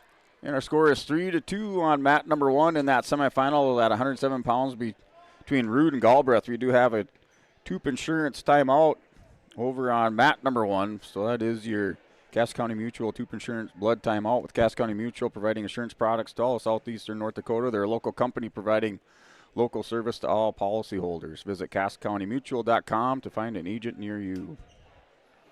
On mat number 2, Stearns is ahead 4-3 over Goebel from South Border in the 107B. And we're just finished the first period. We're going to go into the second period. Choice Oaks defers. And Goebel is going to take the neutral position. And mat number 3, 121 pounds, Grayson Lyons for the Lisbon Broncos is up 3-0 over Gavin Swenson of the Kindred Vikings. And then mat number 4, Colton Mueller, West Fargo Cheyenne JV, is up 10-0 over Cale Mack of Roseau, Minnesota on mat 4. On mat 2, Goebel's in on a single leg, trying to finish that off. Stearns has got his ankle, pulling that tight. No change right now. They're still in the neutral position. Goebel's trying to work his way around, trying to take that corner. And there's a stalemate, so they'll start in the neutral position again. Yep, Jaden Rude at the end of that first period with the reversal took the 5-2 lead into the third. Currently in the bottom position at the start of the second period. He's wrestling Nolan Galbraith at Ellendale Edgley Column on mat number 1 in the semifinals in the 107B. On mat number 2, 107B, we've got Stearns from Oaks with a slight 4-3 lead over Goebel from South Border. And Stearns just got a takedown, so he's going to take a 7-3 lead with a minute left in the second period. And Rude kind of hip heists back around, stands up to his feet, working on the 1-point escape or loss of control, then drops down into a single leg. Still 5-2 your score on mat number 1. On mat number 2, we've got 52 seconds left in the second period at 107B. And Stearns has a 7-3 lead over Goebel. And that match going final on mat number 4, Colton Mueller, West Fargo Cheyenne JV, your winner over Kale Mack of Roseau at 114 pounds on mat 4. On mat 2, Stearns is in the up position trying to get Goebel broken down. Goebel's doing a good job of keeping his base. So mat number 1, Jaden Rude broke belly down, trying to work up to his base against Nolan Galbraith. Galbraith has that back ankle laced or spiked on the backside here. Now works up over the top, trying to work a power half on Rude. Rude still on a hip, not able to get much momentum going. Now back up to his base on mat number 1. Mat number 2, Goebel had a couple stand-ups, and Stearns gets warned for stalling at the end of the second period. We're going to go into the third period with Stearns ahead 7-3. And final 15 seconds of the second period on mat number 1, the 107-pound B division. We have a stall warning against Jaden Rude, still hunkered down in the bottom position. He has the 5-2 lead going into the third period on mat number 1. On mat number 2, 107B, Goebel from South Border starts the third period in the top position. He's trying to get Stearns broken down. Has the right leg hooked and just can't get him broken down yet. He's trying to get that wrist control. And mat number 3, 121 pounds in the second period. Grayson Lyons has the 7-2 lead over Gavin Swenson of Kindred. And mat number 4, 114 pounds, John Call of Central Cass is up 3-0 over Gavin Rude from Kindred on mat number 4. It looks like we do have another Tup Insurance blood timeout. So Cass County Mutual Tup Insurance blood timeout over there on mat number 1. On mat number 2, we're down to a minute left. Goebel is still in the top position. Looks like Stearns just got a 2-point reversal, so he'll extend his lead to 9-3 right now with a minute left. And at the start of the third period, Nolan Galbraith in the bottom position, hand fighting with Rude in the top position. Tries a little sit out here for Galbraith. Hip heist back around. Rodeo ride by Rude. Maintains position riding behind the arms and the elbows. So still in good riding position on mat 1 for Jaden Rude, up 5-2. On mat number 2, Goebel's trying to get a reversal. He stood up and faced him, and but Stearns is doing a good job. He's got in on a double leg, but Stearns is going to get called with a clasping infraction. So Goebel will get 1 point. The score is 9-4 right now on mat number 2 with 17 seconds left. And Rude with the one swipe of the hand for some near fall against Nolan Galbraith. Galbraith quickly back up to his base. Still 5-2 your lead for Jaden Rude on mat 1. And on mat number 2, we're going to be in the last 10 seconds. Goebel tried to roll there, but Stearns did a nice job of countering that. And we're getting down to the end here. Stearns is going to win this one. Goebel got an escape right in the last second, so Stearns wins 9-5 to head to the finals in the 107B class. In your other 107B semifinal match between Galbraith and Jaden Rude. Rude still in the top position, has the 5-2 lead. He's been warned for stalling, but only 20 seconds remain in this match on mat number 1. Galbraith with the sit out into the switch. Rude maintains position on top. Mat number 2, moving up to the 114-pound weight class. South Borders Jared Schilling versus Frazee's Ashton Reller at 114 on mat number 2. And mat number 3, as the time winds down in the third period, Grayson Lyons has the 7-2 lead over Gavin Swenson on mat 3. And mat number 4, John Call for Central Cass has the 7-2 lead over Gavin Rude on mat number 4. On mat number 2, 114 pounds. They're still toward the center of the mat, in the neutral position, trying to set up their takedown, changing their levels, looking for that first shot.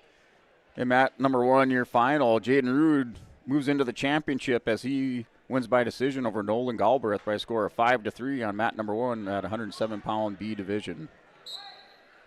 Reller from Frazee is in on a nice single leg, but Schilling was able to crossface and come around and get the 3-point takedown with 1 minute left in the first period. Your 114-pound semifinal match between Ben Wagner and Walker Miller.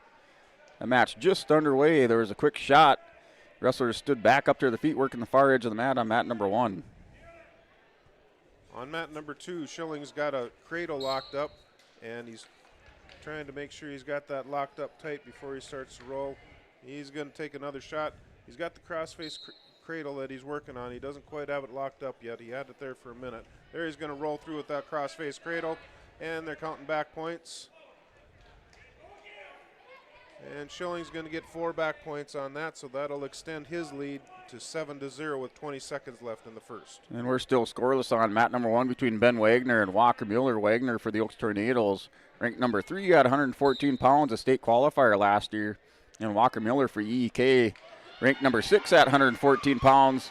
He placed 7th at the state tournament in 2024. They're matched up here in the semifinals at 114 pounds, currently scoreless. Or excuse me, it's a 1-0 score in favor of Miller. On mat number 2, we're going to go to the second period. Schilling tried another roll through cradle and almost got caught, but he was able to get himself out of trouble there. And we've got a blood timeout. A Cass County Mutual blood timeout. Cass County Mutual provides insurance products to all southeastern North Dakota. They're a local company providing local service to all policyholders. Visit CassCountyMutual.com to find an agent near you.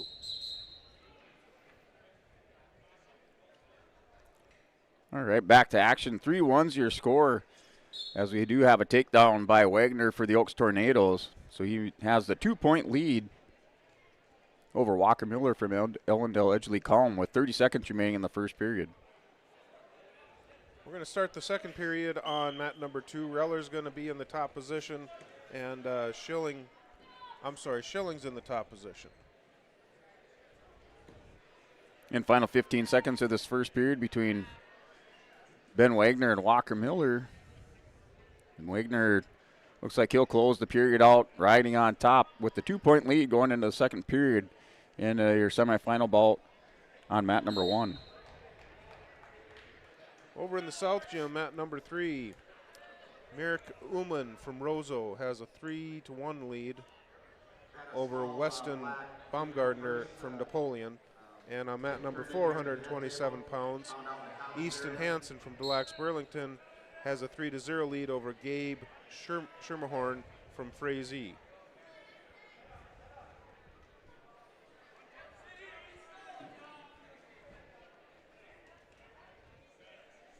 All right, we're getting ready to step away here for a word from our sponsors. We're at the bottom of the hour. We are broadcasting to you from the Central Cass High School out of the Farmers Union Ryan Opdahl Insurance broadcast booth at Ryan Opdahl Farmers Union Insurance at Hillsboro. Home, auto, business, life and farm insurance. Visit the agency downtown at Hillsboro. Call 701-436-5777. That's the Ryan Opdahl Farmers Union broadcast booth here at the 2025 Central Cass Letterman's Tournament. We will step away, take a word from our sponsors, come back with more semifinal actions here out on mat 1 and 2, or on mats 1 and 2 at the 2025 Central Cass Letterman's Tournament. That time of year again. Time to kick off another exciting and fun-filled school year. Everyone at Halstead Living Center and Heritage House in Halstead hope we all can join together and make it a successful and safe school year. If you're driving near school buildings, at school bus stops, please watch carefully for children. Welcome back, students, teachers, staff, and administration from Halstead Living Center and Heritage House in Halstead, providing living environments for seniors that maximize health, independence, and quality of life. The Hillsborough Central Valley Booster Club is made up of parents, fans, and community members who work together to build team and community spirit. The Hillsborough Central Valley Booster Club supports Hillsborough and Central Valley students in their school activities and encourages all students to be involved in the activities at your school. The Hillsborough Central Valley Booster Club takes great pride in uniting the communities to support the boroughs, encouraging everyone to promote school spirit, sportsmanship, and to support the Hillsborough Central Valley students. It's the Hillsborough Central Valley Booster Club. Wallach Johnson Insurance is your friendly neighborhood team of qualified insurance professionals celebrating over 40 years of service. As an experienced independent insurance agency, they have access to highly rated insurance companies and can shop around to find you an affordable solution for farm, crop, business, home, and auto insurance. Visit them at one of their locations in Lisbon, Winter, or Rutland and get a free quote started today. For more information, go to nd-insure.com. Looking for a place to wind down and make memories, where the vibe is always chill and the fun never stops? Join us at Headlocks, your neighborhood hangout for good times and good company. From live music to karaoke to weekend events and more, there's always something happening. Make sure to check out their awesome picture wall full of local sports memories. Located at 904 Main Street. Visit Headlocks on Facebook for more info. Headlocks of Carrington. Call 307-0432.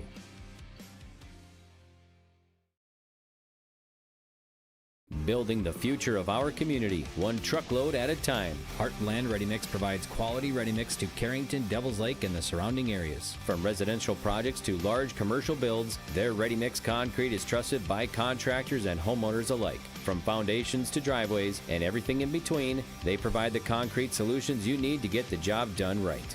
Local and family owned, free estimates. Heartland Ready Mix. They're here for all your concrete needs.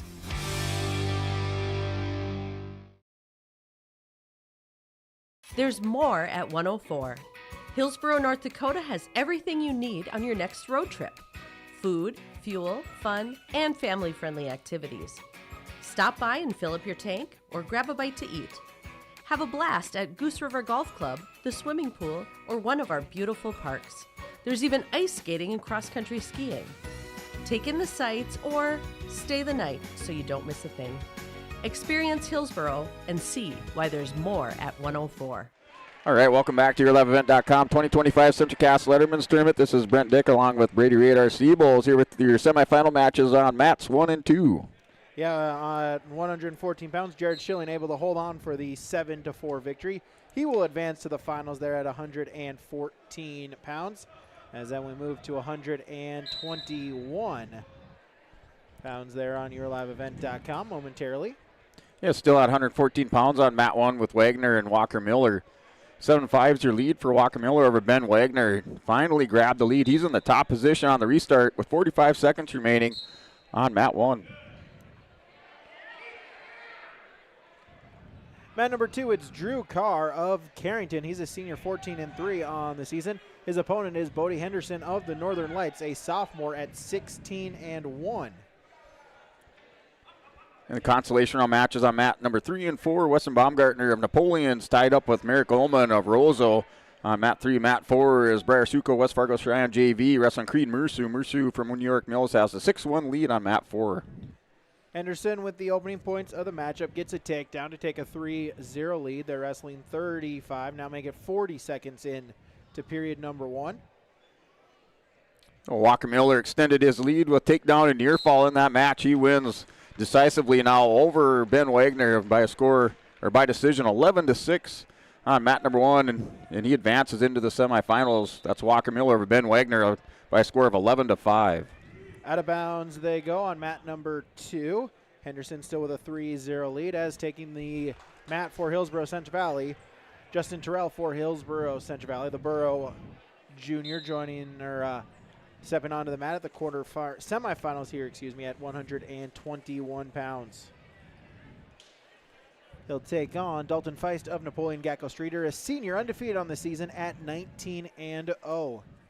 Terrell, a junior, he is 20-2 on this young, now midway through the season as we have the first week of January. Duck under attempt by Terrell right off the whistle, gets the 3-point takedown. Roll through attempt by Feist. turn face him, get the 2-point reversal, as now he's going to look for a mat return on Terrell. Does so. It's 3-2. Furious 20 seconds to our matchup here at 121 pounds. Yeah, mat number 2, Drew Carr and Bodie Henderson. 3-0 lead for Bodie Henderson. He's still in the top position, riding hard on Drew Carr on mat number 2, 121-pound semifinal match. Feist with a cradle, trying to lock that up. Arms locked, now trying to arch back. Terrell trying to defend, arching back, but able to get the turn is Feist, looking for some near fall points. Terrell rolls through back to his base. Feist, though, keeping the arm. Same move, still with the cradle. No near fall points held for Feist, and Terrell able to break the grip. He'll retain a 3-2 lead, halfway gone in the first period. Terrell now posting leg, looking for a stand-up, trying to get an escape, extend the lead by 2. And mat number 2, still a 3-0 lead for Bodie Henderson over Drew Carr. He start this second period, neutral position. Henderson with the shot, backs back out. And mat number 2, they're still on their feet, 3-0 lead for Henderson. Out to the side is Feist, looking for the cradle once again, but Terrell able to defend. Near fall back exposed, and no, Terrell able to belly himself back out. No points in that sequence, and so it's still a 3-2 JT lead.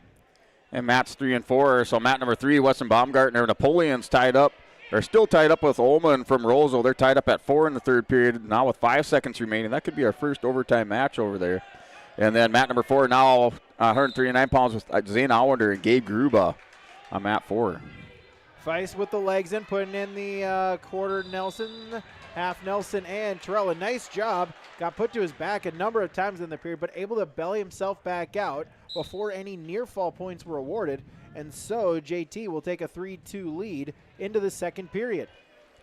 And Allender winner by fall, and that was a quick one against Gabe Gruba on mat number 4.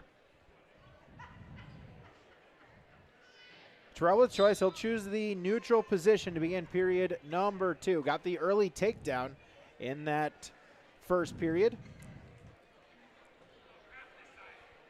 So mat number 2, Drew Carr, Bodie Henderson. We're still, I should say now, a 6-0 score. Henderson with another 3-point takedown.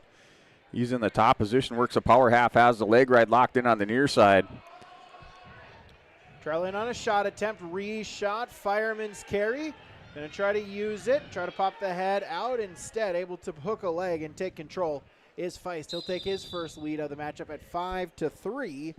And then we'll get a whistle and a potentially dangerous called. Back to the center of the mat. Feist now leading by 2, 34 seconds into period number 2.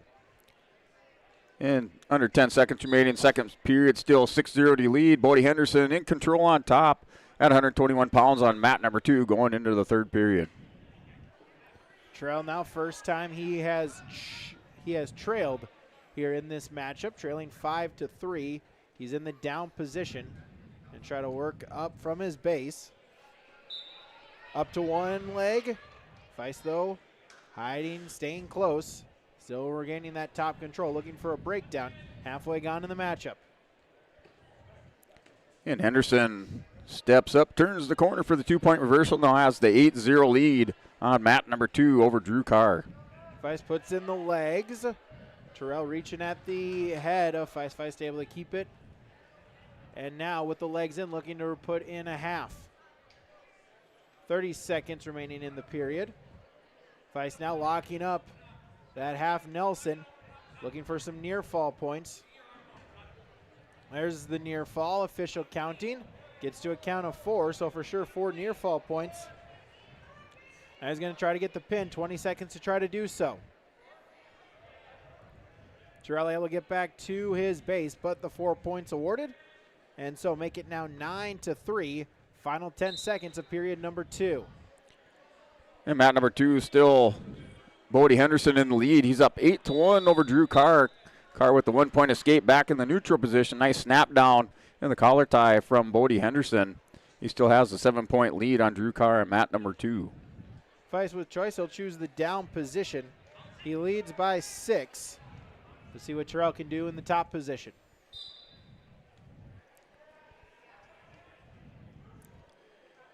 And mat number 3, 133-pound Brooks Grunfelder has a 3-1 lead for Napoleon over Riggin Sandoval and Dale Edgley Calm. having a nice tournament for the Imperials as the 8th grader. And then your matchup on mat number 2, semifinal between Henderson and Drew Carr. Still 8-1's your lead for Bodie Henderson. Reversal here for Feist up the lead now, make it 11-3 after the roll. Back exposed as well, so Feist looking for some near fall points as well. Terrell looking to fight out of it. Here as we wrestle a little under 90 seconds to go in period number 3. Official holding a count of 4. So in essence, a 15-3 lead. And trying to defend here, trying to get back up and get a reversal of his own.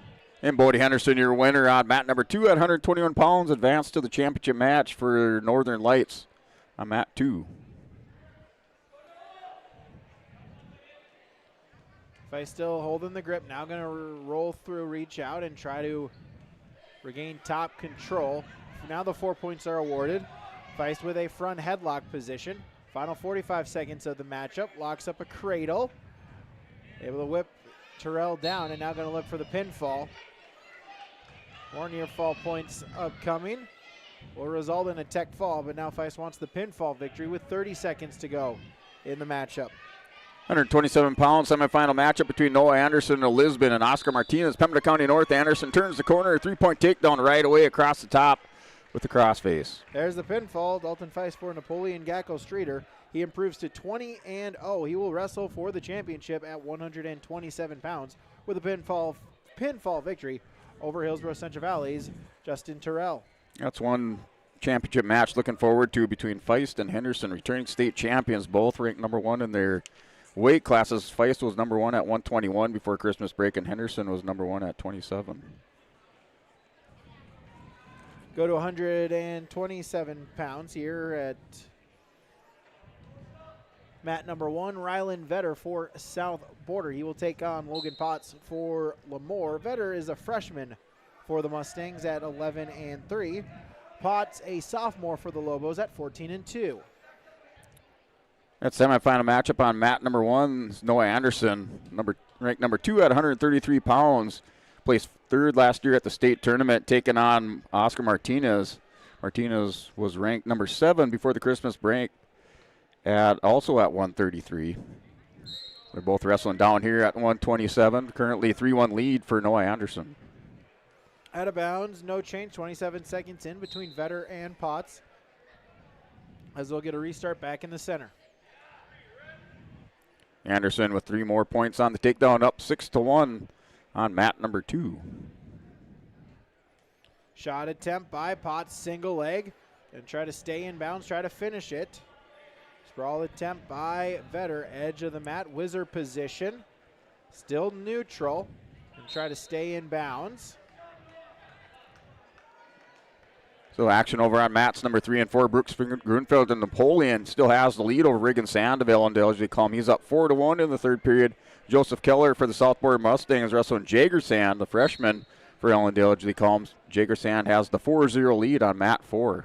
Vetter now out in a front headlock position, still neutral. Potts trying to counter it. Edge of the mat they go, still trying to stay in bounds, and out of bounds they do go. No change, we'll stay neutral. They're on mat number 1.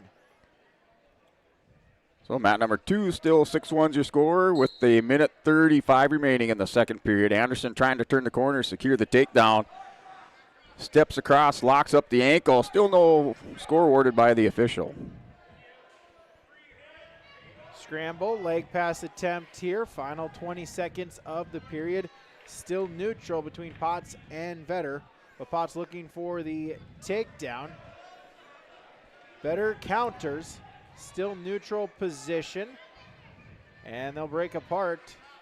Back able to face each other, front headlocks, both wrestlers down to a knee, and we'll get a stalemate with 3 seconds called remaining in the 1st period. Yeah, Noah Anderson secures the takedown, locked up the cradle, threw Martinez to his back, now has bellied out with his chin in the shoulder with that cradle locked up, working for the fall in the 2nd period with 45 seconds remaining on mat number 2. After 1, Potts wins the coin flip. He will defer, and Vetter will take the down position to begin our 2nd period. And for near fall for Noah Anderson, goes up by a score of 13-1 with 25 seconds remaining in the second period. So still scoreless as Potts now going to try to work in the top position, the Lobo sophomore, as we'll get a stalemate called 17 seconds into the period and get a restart with Vetter in the down position. Oh, Matt's number 3 and 4, Brooks Gunfelder, with the 4-2 lead at the end of the third period over Riggensand. And Jagersand and Joseph Keller on Matt's number 4. That match just going final. And Keller had the 6-5 lead, so he eventually grabbed the lead bat. Looks like he won that match by decision, 6-5 over Jagersand. So after the restart, Potts will put in a leg. Going to try to ride tough here, still in a scoreless second period. Roll attempt here by Vetter. Potts though grabbing at the arm, staying in top control. And Anderson with the 1-point escape now goes up 14-1 in the third period. Goes to the front headlock, snaps down Martinez. Scoops the head, trying to turn the corner. And he scored by Anderson. That'll lock up the win by technical decision on mat number 2. So another stalemate here as we wrestle with now 1 minute and 5 and ticking to go in our second period. Logan Potts, Rylan Vetter still scoreless here at 127-pound semifinal matchup. And mat number 2, winner by tech fall, is Noah Anderson for the Lisbon Broncos. He advances to the championship match at 127 pounds. Potts puts in a leg. Trying to ride tough here, has ridden the entire minute and 20 so far of the second period. Sit out attempt here by Vetter. Potts able to stay close. Remain in top control. Vetter now up to his feet, and then a potentially dangerous called. And so we'll get a restart. 30 seconds to go in period number 2. Vetter and Potts still scoreless at 127 pounds. Oh, mat number 3, 139 pounds, Levi Todd for the Livermore Polar Bears, a freshman at 12-9, wrestling Noak Swenson of the Kindred Vikings. Todd has the 3-0 lead on mat 3. And mat number 4, Bryce Schneider of Napoleon takes on Cash Osterman of Frazee, scoreless in the first period on mat 4. Final 20 seconds. Vetter looking to open up the scoring. Does so. Gets the reversal.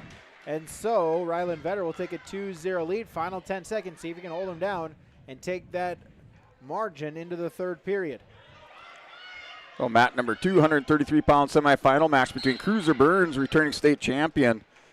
He's a senior with a 16-2 record, wrestling Logan Werner, returning state place winner for Pembina County North, with a 20-4 record. That's currently scoreless in the first period, now under 50 seconds remaining. Vetter able to hold on to the ride, and he'll take a 2-0 lead into the final period. Potts with choice. He will choose the down position, trailing by 2. So mat number 2 wrestler still in that neutral position. Burns goes in with a hard collar tie on Werner. Werner holds his ground in the center of the mat on mat number 2. Vetter reaching through, 2-on-1, wrist control, going to try to keep Potts down. He trails by 2, does Logan Potts for Lemoore. Vetter trying to get a ride here. Trying to advance himself into the championship match at 127. And 133 pounds, Cruiser Burns with a little snap down, went up across the face on Werner, but Werner was like a brick, didn't move at all. Pops back up to his feet. And time expires in that first period. We're going scoreless into the second on mat 2. As we'll get a call and a stalemate. No change, so Vetter still with a 2-0 lead, as now 1 minute and 9 seconds remaining on mat number 1. Mats 3 and 4, Levi Todd has a 6-0 lead over Noak Swenson of Kindred. And Bryce Schneider, Napoleon, and Osterman of Frazee still scoreless in the second period. Potts got to try to get something here. He trails by 2. He's currently in the down position. Vetter looking for a turn. Now going to put in the chicken wing near side. Doing a good job riding the clock out. Trying to get a breakdown on Potts. Potts trying to defend, trying to play defense here in the top position. Vetter, though, able to readjust his weight, regain the top control. 30 seconds. Vetter still with a 2-0 lead. And 1-0, Cruiser Burns with the escape has the lead on mat number 2 against Logan Werner of Pembina County North. Wrestlers up on their feet, dancing around here to the near edge of the mat. Final 15 seconds. Vetter looking for a turn. Potts able to regain his arm, but has to do something here. He's got 5 seconds to try to get an escape or more. Vetter content to just hold it right there, and Rylan Vetter will pick up the 2-0 decision victory. He will wrestle for the title at 127 pounds.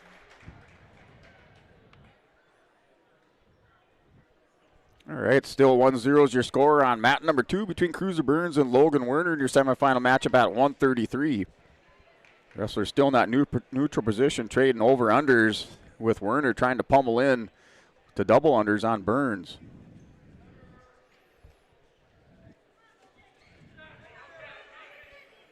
£133 on mat number 1. Liam Ham of Frazee, a sophomore at 14-7 on the season. His opponent for the Oaks Tornadoes is Matthias Dahlstrom, a sophomore, 22-3 this year. And now under 25 seconds remaining in the second period, Cruiser Burns here in the semifinal matchup at mat number 2 has the 1-0 lead. Werner on a double leg on Burns. They go out of bounds onto the hardwood. Bounce back onto the mat after that double leg blast shot by Logan Werner. No points awarded. Still 1-0 lead for Burns. Ham with the early takedown. They're wrestling 30 seconds in to take a 3-0 lead. Sit out up to his feet. It was Dahlstrom with the takedown to take the 3-0 lead. Then Ham with the escape point, 3-1 there on mat number 1. Ham with a shot attempt. Dahlstrom with a sprawl. Front headlock. Reshot by Dahlstrom. Able to defend it is Ham, and they stay neutral.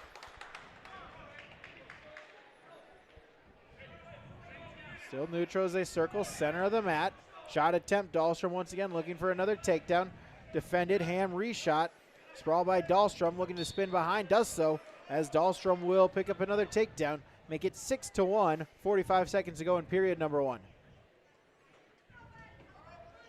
And start of the second period, still 1-0. Werner in the bottom position, had a stand-up, returned down to the mat by Cruiser Burns. Burns now up over the top. Werner catches him a little bit high, clears the hips, 1-point escape. We're tied up at 1 on mat number 2. Final 30 seconds of the first period. Dahlstrom with a 6-1 lead. Puts in the legs. Now a half Nelson. See if he can get some points here before the end of the period. At the very least, try to keep Ham down and take a 5-point lead into the second frame. The consolation round matches over at mats number 3 and 4 keep moving along. Zeke Simonton, Pembina County North, wrestling Maddox Shockman for Lemoore. That's scoreless in the second period. And mat number 4, Bryce Schneider for Napoleon Gacko Streeter has the 1-0 lead over Cash Osterman at 145 pounds on mat 4. That's in the third period. Dahlstrom able to ride out the period, so he's got a 6-1 lead over Frazee's Liam Ham as they go to period number 2. Ham with choice, he will choose the down position to start the second 2 minutes. And still tied up at 1 apiece on mat number 2 between Cruiser Burns and Logan Werner. Wrestlers in the neutral position. We have 45 seconds remaining. Wrestlers both holding the center of the mat on mat number 2.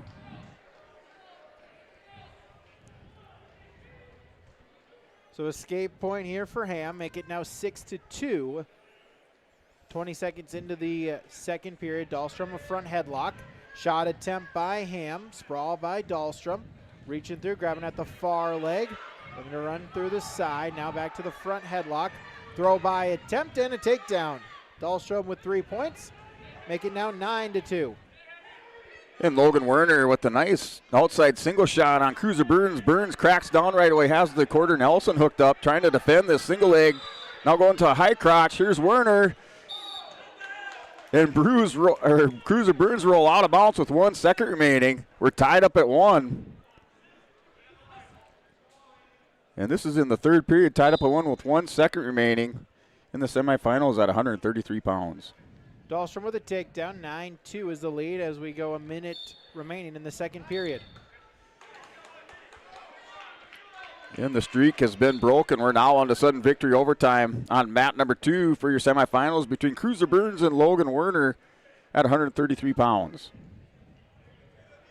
Dahlstrom with a 9-2 lead. Looking to ride tough on top.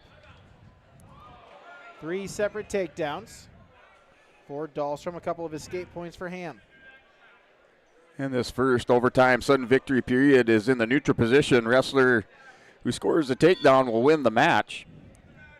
If neither wrestler scores a takedown, then we go into the first overtime period where the wrestlers will have choice riding top and bottom. Ham with a sit out into a stand-up, gets the escape point, make it 9-3. Dahlstrom back in on a shot attempt, single into a double and another takedown. 12-3 is the lead now for Matthias Dahlstrom. And Werner with that single leg shot once again. This time Burns was ready for it. Little down block into a sprawl. He's up over the top on Logan Werner. Final 10 seconds of this sudden victory overtime period. Still tied up at 1. We'll go neutral to start period number 3. Dahlstrom with that 12-3 lead over Liam Ham of Frazee. Well, Werner, the last 2 periods, has been the more offensive wrestlers with the shots. Burns looking just to counter. We are tied up at 1. Werner chooses the bottom position to start. We're still tied up at 1 apiece. Now 30 seconds on the clock. Final 90 seconds. Dahlstrom now with a 15-3 lead after a takedown. Looking to cruise his way into the 133 championship match. And Werner did a nice job sealing off on Burns. Tripods up, 1 point, clears the hip. 2-1's your score here for Logan Werner. He has the 1 point lead on Cruiser Burns. On mat number 2, we're in overtime. Dahlstrom still with a 15-3 lead. Minute and 5 seconds remaining, riding tough on top. See if he can get a turn to get the tech fall victory. Well, Burns and Werner will continue in overtime. This time Burns with choice. He chooses the bottom position. Werner has the 2-1 lead. 45 seconds. Dahlstrom still with that 15-3 lead, looking to shoot a half and run with it to try to get the victory here. Salt away the final 35 seconds of the period. And Burns with the little Granby roll through, not able to clear the hips. Werner throws in the half Nelson. He just has to ride him out and he'll win the match. Burns rolls through again. No points awarded. Werner keeps his toe in bounce. Rides the clock or ticks some seconds off the clock. In the scores table didn't stop the clock in time, so a couple extra seconds did tick off. The official goes back over. They'll reset the clock. 5 seconds there here for Cruiser Burns to score the escape. Dahlstrom rides out the clock, and so he'll take a 15-3 victory. He'll advance to the 133-pound championship match.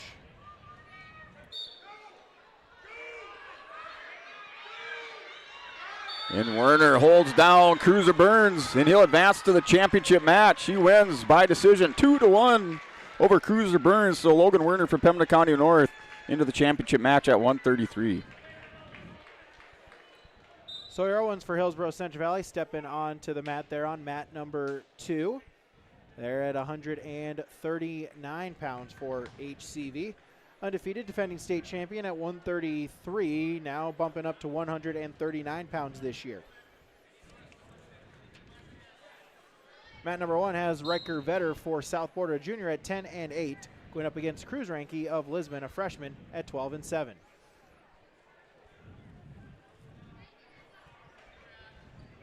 Owens for Hillsborough Central Valley. He's a junior, again undefeated at 24-0 now. His opponent, Jace Duffy, a senior for Lemoore.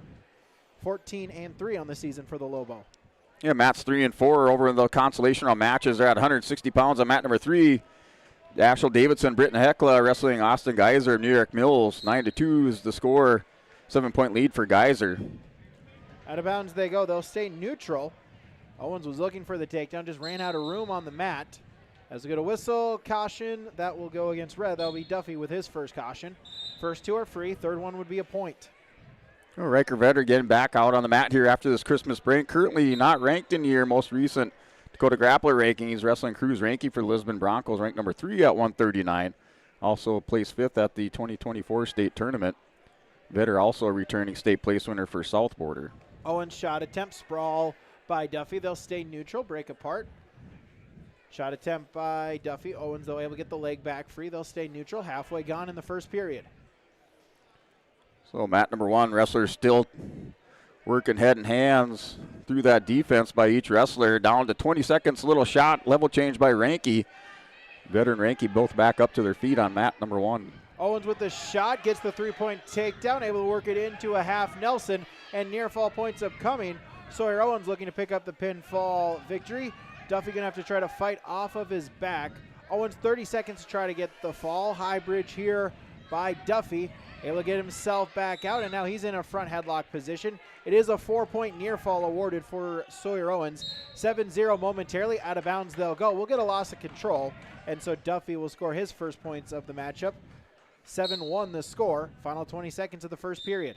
And end of the first period on mat number 1. Scoreless going into the second between Vetter and Cruz Ranky of the Lisbon Broncos. Back to the neutral position. Each wrestler still wrestling a little bit tight. Now a high crotch shot by Vetter. Sprawl by Ranky. Wrestlers back up to the feet. Reshot by Ranky. End of the first period. Sawyer Owens still with a 7-1 lead for Hillsborough Central Valley against Lemore's Jace Duffy. Duffy with choice. He'll defer. Owens will choose the down position. Ranky and Vetter out of bounds. Back to the center for a restart. Still scoreless in the second period.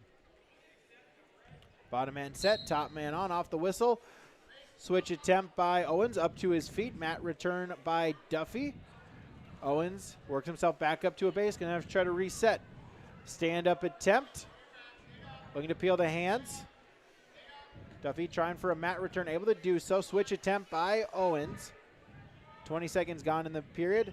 Duffy defends, bellies Owens out. And stalemate called between Vetter and Cruz Ranky. Ranky was working over the top with a front headlock. Vetter looked to drag Ranky by, but it worked into a stalemate. Still scoreless in the second period.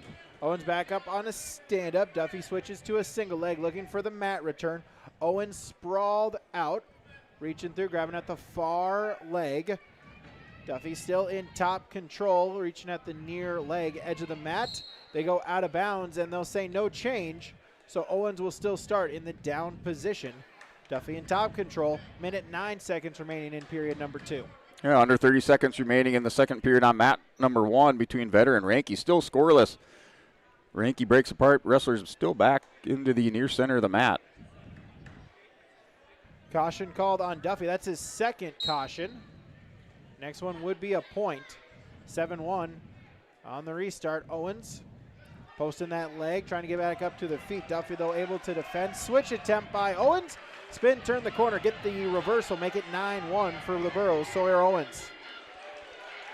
Well, Vetter in that exchange was warned for stalling Ranky with the reshot. Vetter reshot on Ranky with the high crotch fireman. Catches Ranky, scores the first 3 points of this match. It's 3-0 your score. That was at the end of the period, so Vetter is up 3-0. Ranky gives him the escape. Now 4-0. Vetter up over Ranky on mat number 1. Owens with the half, looking to stack Duffy up, looking for the pinfall. Final 25 seconds of the period as we wrestle both of these 139-pound semifinals. Winners will face each other. Owens looking for the fall. Not quite there. Duffy trying to bridge off of his back, fight off of it. Final 10 seconds. There it is. Sawyer Owens for Hillsborough Central Valley. Pinfall 352. He'll wrestle for the title at 139. And Ranky hip tosses Vetter. Ranky trying to secure the takedown on Vetter. They're on the edge of the mat. Ranky trying to keep that foot in bounds with the score. As time ticks off, they're finally called out for the restart on mat number 1.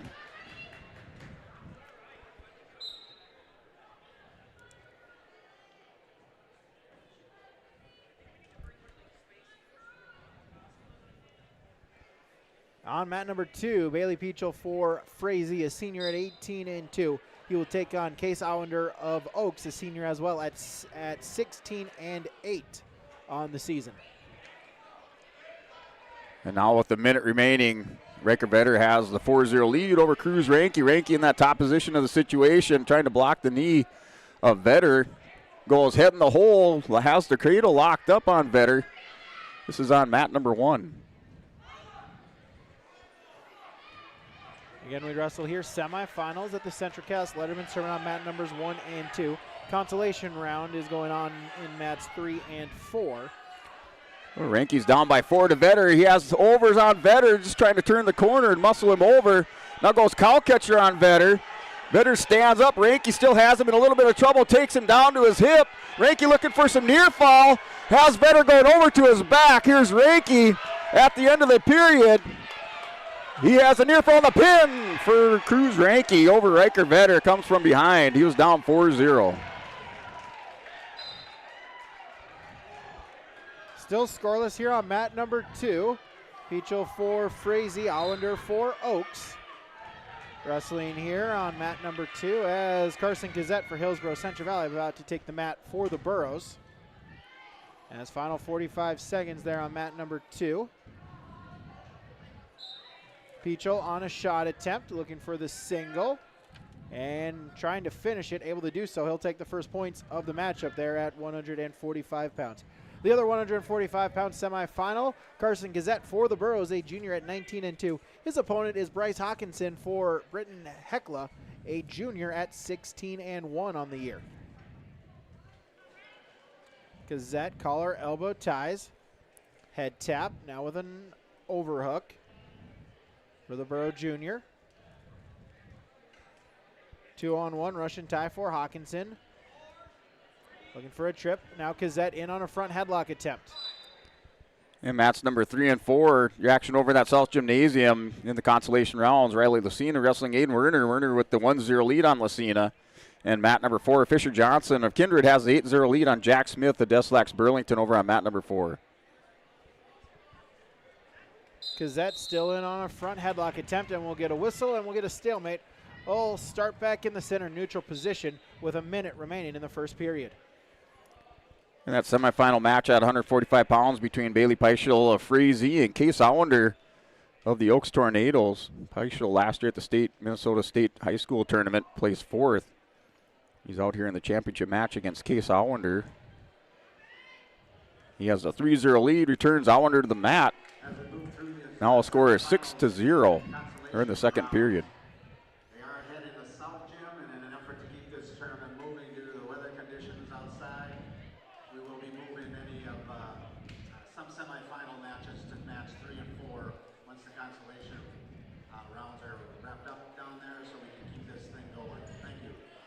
Shot attempt by Hawkinson. Sprawl by Gazette. Back in on a front headlock position. Final 10 seconds of the period. Yeah, so they just announced inside that at the conclusion of those consolation round matches on mats 3 and 4, they will move some of those semifinal matches. So if you're waiting around to watch one of your competitors in the semifinals, you will find them as these will eventually pick up, and you'll see them on mats 3 and 4. Gazette with choice to start period number 2. He'll start in the down position. Bottom man set, top man on. Off the whistle, stand-up attempt by Gazette up to his feet. Looking to break the grip. Hawkinson trying to defend. Gazette now out in front. Hawkinson over under, able to remain in top control. Now trying to put in a leg. Gazette back up to his feet. Reaching through, going to try to turn face, gets the escape point. Gazette now with the first points of the matchup, 1-0. Duck under attempt, trying to hook the leg. Can he stay in bounds and finish the takedown? He does so. It's a 3-point takedown for Gazette. Edge of the mat, they'll wrestle. They'll stay in bounds. They'll keep it moving. Clock ticking, 80 seconds to go in the second period. Yeah, mat number 245 pounds between Bailey Peischel, Frazee, and Case Allender. It's 9-1 your score. Going into the third period, Allender in the top position right away on the whistle. Peischel tries to stand up. Allender throws in the legs, called for potentially dangerous. Still 9-1 your score on mat 2. See that new rule, the 1 point of contact rule coming into play right there. Gazette able to keep just 1 foot in bounds. That's all he needed to get the takedown, take a 4-0 lead. But Hawkinson off the whistle, stand up, and the escape point. 4-1 is our score halfway through the second period. And Peischel clears the hip. And in that situation position with Allender in the top, he drives Peischel back out, across the mat. They're back to the center for a restart on mat 2. Shot attempt, reshot here by Hawkinson. Gazette trying to sprawl. Hawkinson pokes his head through, over-unders. Clock ticking now, 30 seconds to go in period number 2. Gazette reaching at the near ankle. Trying to stay in the neutral position here with 20 seconds to go in period number 2. And Bailey Peischel with a couple of takedowns now is up 16-2 on Case Allender in her semifinal match on mat number 2. Hawkinson still looking to finish the takedown, does so with 10 seconds remaining. He'll tie it up at 4 as we go. Final 5 seconds. Cassette trying to work back up to a base, but Hawkinson able to hold him down for the final few seconds, and we'll go to a 4-4 tie going into period number 3. Mats number 3 and 4, 189 pounds. Kindred's Tanner Mengi and Tanner Mola-Freese, they're scoreless in the first period. Mat number 4, 189, Mad Schwab of Lisbon Broncos is up 3-1 over Carter Potasic with the Oaks Tornadoes on mat 4. Hawkinson had choice. He selected the down position. Cassette said, hey, let's just start him up in neutral, giving the escape point 5-4. Cassette in on a front headlock, looking to finish it here. Front headlock position for Carson Cassette for Hillsborough Central Valley, and we'll get a stalemate. We'll redo it again here. 19 seconds gone in period number 3. Bryce Hawkinson for Britton Heckla, a 5-4 lead. They're on mat number 1. And Bailey Peischel, your winner by tech foul over Case Allender of the Oaks Tornado. He advances into the semifinals at 145 pounds. Mat number 2 moving on to 152 between Nick Garber and Ryan Eng of the Lisbon Broncos. Garber with the 3-point takedown has the early lead 3-0. Shot, reshot, they'll stay neutral. 80 seconds to go in the matchup here. Cassette going to try to get a takedown here. Was looking for a trip, but Hawkinson able to defend. Underhooks for Cassette, lad drop attempt, but out of bounds they go. Hawkinson unable to keep the feet in bounds, and will stay neutral 5-4, a minute and 9 seconds remaining in the third period. And mat number 2, Eng for the Broncos stands up. Garber with the mat return on the near edge of the mat. He still has the 3-0 lead. They're at a minute remaining in the first period on mat 2. Hawkinson with a shot attempt. Cassette sprawls. Back in the front headlock position. Got to try to get something here. Final 50 seconds of the matchup. 145-pound semifinal. And we'll get a stalemate. Come back to the center. 50 seconds to go in that matchup. And that semifinal matchup on mat number 2, 152 pounds. Nick Garber ranked number 2 at 152 pounds. He's seeded number 1 in the tournament, last year's state qualifier, taking on Ryan Eng of the Broncos, number 5 at 152, placed 6th last year at the state tournament, seeded number 4. Hawkinson in on a shot attempt. Cassette reaching at the far ankle and try to hold it there. Final 30 seconds of the matchup. Scramble drill.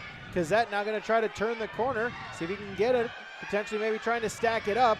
Still neutral position. Final 20 seconds. Cassette going to try to break the grip and get the takedown here with 15 seconds to go. Cassette looking for the turn, the throw instead. Able to come through as Hawkinson for the takedown. 8-4. Cassette back up to his feet. Needs an escape point here. Hawkinson will hold at the near ankle. He can afford to stay right there. A stalling warning, it doesn't matter. And Bryce Hawkinson of Britton Heckla will advance into the championship match, an 8-4 decision victory over Hillsborough Central Valley's Carson Cassette. Yeah, no change of position on mat number 2 in your 152-pound semifinal between Garber and Eng of the Lisbon Broncos. Garber still with the 3-0 lead going into the second period. Ryan Eng defers over to Garber. Garber chooses neutral to start the second.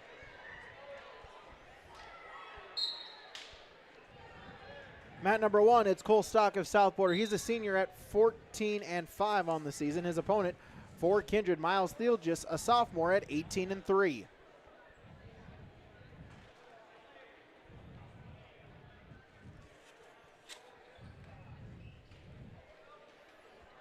And we're still neutral position on mat number 2 between Garber and Eng. Garber in on another single leg shot. Cracks down Eng to his hip. Eng just trying to get those hips back over the top. Garber turns the corner, elevates the leg on Ryan Eng on mat 2.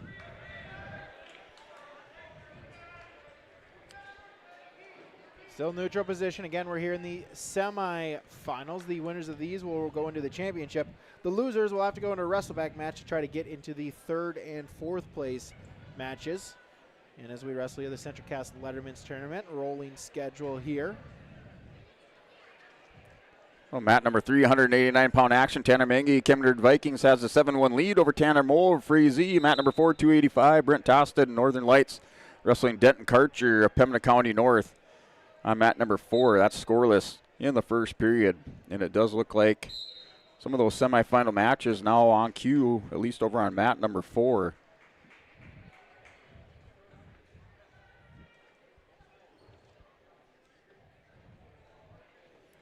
And back to the restart. 45 seconds remaining on mat number 2. 6-0 is your lead for Nick Garber. He has a pair of takedowns on Ryan Eng. Eng trying to clear the hips on Garber. Garber does a good job following him back around on mat 2. Stock and Thiel just neutral position. They're on mat number 1 at 152 pounds. And now Eng with the escape finally on the scoreboard. Takes the goose egg off of it. 6-1's your lead. Nick Garber's up by 5 points. Shot by Garber. Eng with the down block. Goes front headlock on Garber. Head in the hole here for Ryan Eng with 10 seconds remaining in the second period. 10 seconds to go in the first period. Thielgis and Stock are still in neutral position. Final 5 seconds, clock ticking. They'll stay neutral and go into period number 2 scoreless at 152 pounds on mat number 1. And your score on mat number 2 is a 5-point lead for Nick Garber. He's up 6-1 on Ryan Eng. Eng in the third period chooses neutral. So you'll have 2 minutes here to wrestle with Garber to get into the championships on mat number 2. Stock with choice. He'll choose the down position to begin our second period and the quick escape point. Make it now 1-0.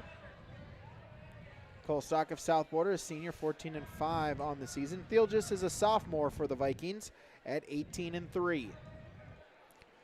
So Garber on another single leg shot. This time Eng was able to hit the whizzer on Garber as they are called for a stalemate. Garber maintains the 5-point lead, up 6-1, minute 31 on the clock in the third period. Thielgis with a duck under looking for the mat return, unable to get it. They'll go out of bounds. No change. They'll stay neutral with a minute 25 to go in the period. And we're still in the third period with a minute 14. 6-1's the score between Garber and Eng. Eng working collar ties. Garber wades into Eng now. Doing a little hand fighting. Another single leg shot by Garber. Stall warning given against Eng. Garber sucks the leg up. Eng with the whizzer. That's on mat number 2. Stock able to get the takedown. And so he'll take a 4-0 lead. Minute and 3 seconds to go in the second period as they'll get a restart back in the center. And Eng keeps that shin whizzer on Garber.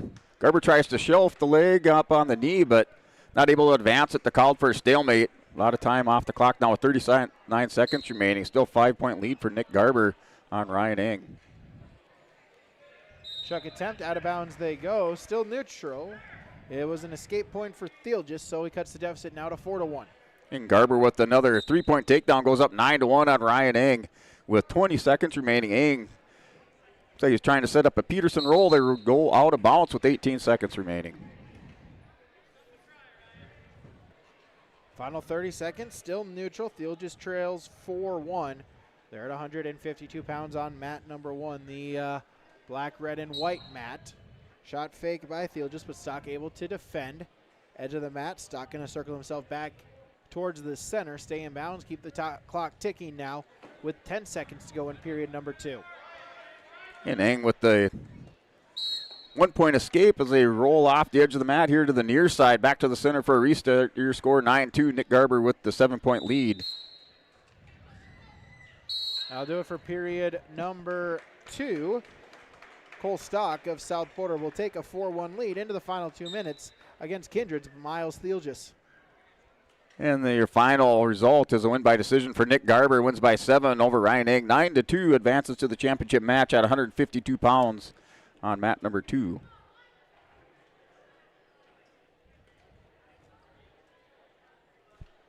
Underhook here for Stock. Looking to play defense here. Out of bounds they go. No change. It'll stay neutral. In mat number 2, 160-pound semifinal match, we have Eli Lyons for the Broncos, a junior at 15-2, takes on Blake Sonnenberg of Frazee, a freshman at 13-8.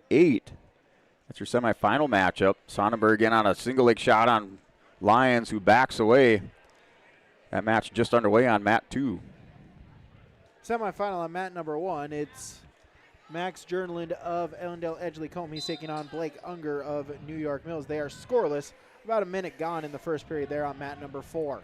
Eli Lyons for the Broncos on mat number 2. Makes the drop down from 172 pounds here after the Christmas break. Wrestling 160 for the break. He's ranked number 3 at 172.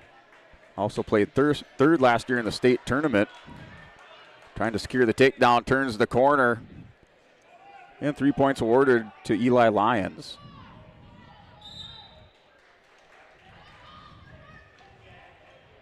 Tied at 4 now with 44 seconds remaining, but Theelgis will give the escape point. Want to start it back in neutral position. Final 40 seconds of the matchup here. Stock now with a 5-4 lead here in the third period. Theelgis got to take down this period. Needs to get one more now as he trails 5-4.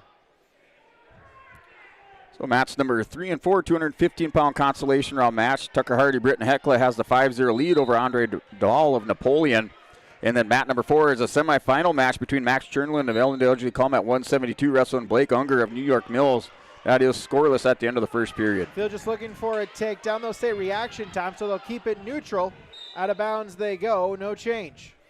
And Lions with the tilt, ball and chain tilt on Blake Sonnenberg. Picks up 4 near fall, should have a 7-0 lead. Now the near fall awarded to Lions. He's up 7-0 on mat 2 at 160 pounds. Neutral position, final 10 seconds. Thiel just needs to try to get a takedown. Double leg will get a stalling warning called on Stock. That's just his first. He can afford that one. Thiel just looking for the takedown. Unable to get it. And Cole Stock of South Border, he will wrestle for the championship at 152 pounds. A 5-4 decision victory over Kindred's Miles Theelgis. And we are 7-0 going into the second period. Eli Lyons with choice chooses bottom position to start our second period. He wears the white singlet with the red trim on mat number 2.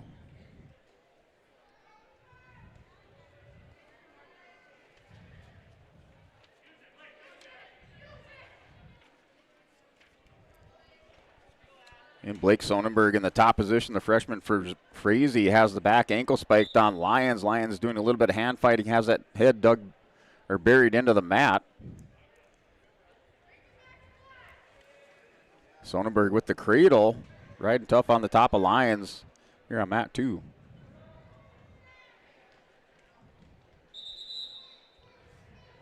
Over on mat number 1 at 160 pounds, it's Rylan Wetzel of Harvey Wells County. He's a sophomore at 7-7 on the season.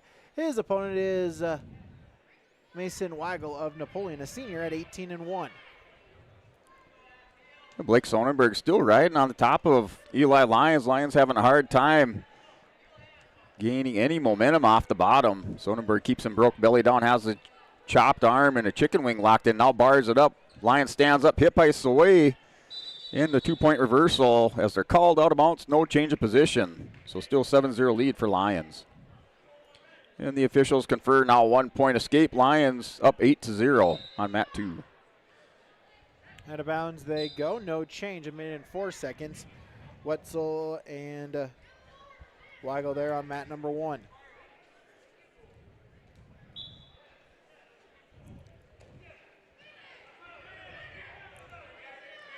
And here's Lyons and Sonnenberg. Sonnenberg drops down to a single leg on Lyons. Lyons with the roll through off of the whizzer.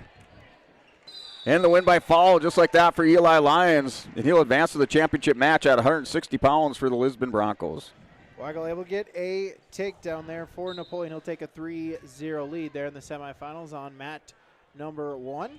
So at the 2:30 hour, we'll take a break. This is the 2025 CentraCast Letterman's Tournament on YourLiveEvent.com. I was visiting with Ben at the Hillsboro Body Shop, and we discussed, well, a lot of things. And then we were discussing, when do you think about the body shop? Most times it's after your vehicle gets damaged from an accident, hitting a deer, hailstorms, scratches, dents, windshield cracks. Ben says, beep. I say, when you need the repairs to your vehicle as you're thinking of the Hillsboro Body Shop, call Ben, 701-636-4981. Hillsboro Dairy, with delivery of fresh dairy products and more to your home door. I've had Hillsboro Dairy delivering cold, fresh dairy products and other items to my door for years. 3 main reasons why. It's the convenience, the products are fresh, and the delivery service from the Udder Guy. Nobody does it like the Udder Guy. Every week, we get to see Teak. Please call him at 701-436-5877. Delivery right to your door from Hillsboro Dairy.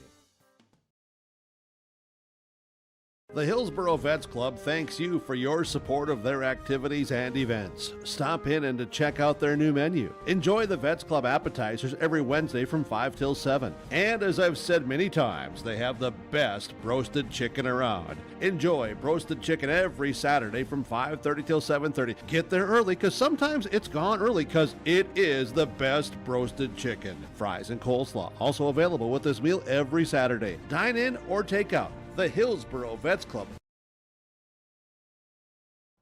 Hunter Insurance Agency is a locally owned full-service agency providing protection and coverage in a number of different areas. Hunter Insurance Agency offers multi-peril crop insurance, crop hail insurance, and farm insurance for buildings and equipment. Plus, they offer home, auto, life, and business insurance. For more information, go online to hunterinsuranceagency.com or stop in and speak with Johnny Jorgensen at Hunter Insurance Agency. Find them at 201 Main Street, Hunter.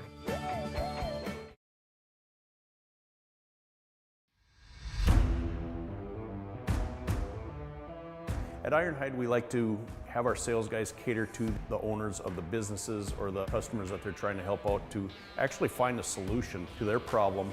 We understand that customers have a job to do, and we strive to keep that job going without interruption. We've invested so heavily in this facility, but bigger than that, in the people.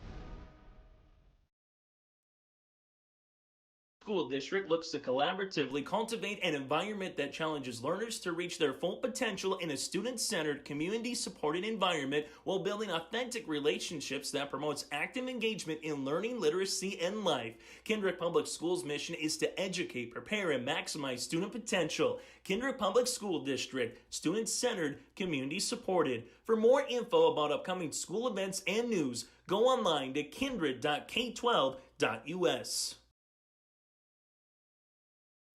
Make your stop before or after the game at the Knickerbocker in Hickson, North Dakota. Stop out throughout the week for mouth-watering lunch specials weekdays and mark Friday nights down on the calendar for prime rib, ribeye steak, or some walleye at the Knickerbocker. For more information or to find out about daily specials, give the Knickerbocker a like on Facebook by searching the Knickerbocker. Great food and good people. You can find it all at the Knickerbocker in Hickson, North Dakota. Lakes Community Co-op delivers more than just propane into a tank. They deliver a commitment to customer safety with professional, knowledgeable service. Lakes Community Co-op propane customers can relax because having a monitored tank allows Lakes Community Co-op to know tank levels and therefore make timely deliveries. This takes away all your worries. Call 1-888-935-2281 for propane from Lakes Community Co-op. For more information, visit lakescommunitycoop.com. The Lisbon Public School District ensures that all students will learn, experience success, and be good students from elementary through high school. The school staff and community takes great pride in providing meaningful, innovative opportunities for students who continue to maintain ACT scores above state and national averages. Watch your kids continue to grow within the Lisbon Public School District, from the playing surface to the classroom. For more information, go online to lisbon.k12.nd.us. Back here on YourLiveEvent.com as we're wrestling here, the semifinal match at 160 pounds. Rylan Wetzel of Harvey Wells County just picking up a takedown in the final 10 seconds. That'll even it up at 4 apiece as we're going to go to overtime at 160 pounds on mat number 1. Mat number 2, Drew Zwack of Bishop Ryan has a 10-2 lead over Ben Souther of Britton Hecla. In overtime now, Wetzel with a shot attempt. Sprawl by Weigel, looking to turn, spin in the corner, hooks the ankle, and gets the takedown.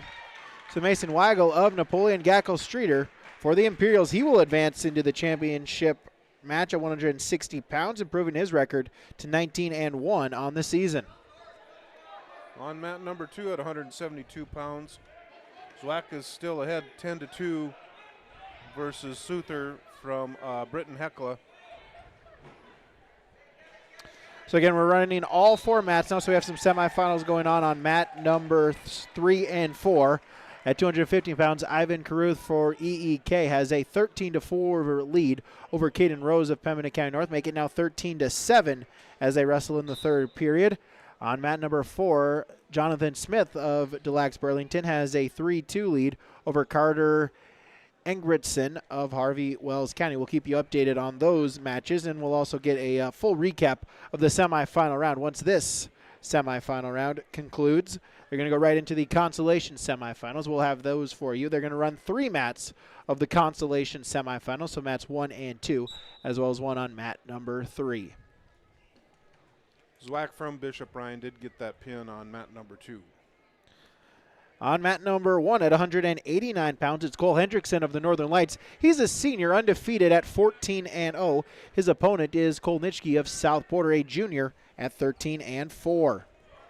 On mat number 2 at 285 pounds, Shane Nitschke from South Border up against Porter Johnson from Harvey Wells County. Henderson with the takedown. He'll take a 3-0 lead as they wrestle. First minute gone in the period. They're on 189 pounds. On mat number 2, they're doing the collar locks and the underhooks and trying to get some position. Pushing back and forth pretty hard on the edge of the mat there.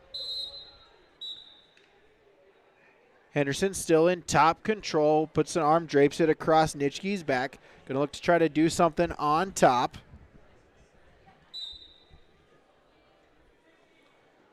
Over on mat number 1, there was an illegal, they got the lockup on the side of the head versus over the top. So Johnson got 1 point for a technical infraction. Henderson with a chicken wing, going to try to run with it. Short time, got to move quickly. Able to get the turn. Near fall points upcoming, trying to get the count of 4. Beat the buzzer, does get the count of 4 before time runs out. So Cole Henderson will extend the lead, make it now 7-0 as we now move to period number 2 at 189 pounds. On mat number 4, we have a semifinal at the 215-pound. Jonathan Smith from Delax Burlington is ahead 6-2 over Carter Engebretson from Harvey Wells County. We'll start neutral to begin period number 2. Henderson, a 3-point takedown and a 4-point near fall in that first period.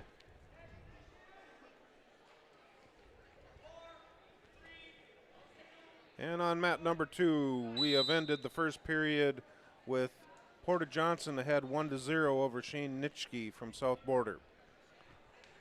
Henderson shot attempt, low single, pops the head out, gets the takedown, ups that lead now, make it 10-0 here in the final 80 seconds of the second period. On mat 2, Nitschke's going to have the top position to start out the second period. He's got control of the left wrist and trying to come through the leg.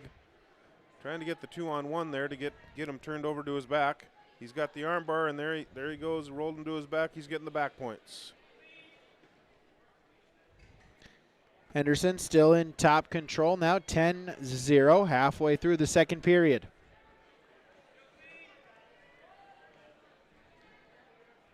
Nitschke's getting his weight on the head, and there's the pin. With 1:27 left in the second period, Nitschke will go to the finals. So as they get started with the Consolation semifinal round, the winners of these will wrestle for third place. The losers will wrestle for fifth in this upcoming round.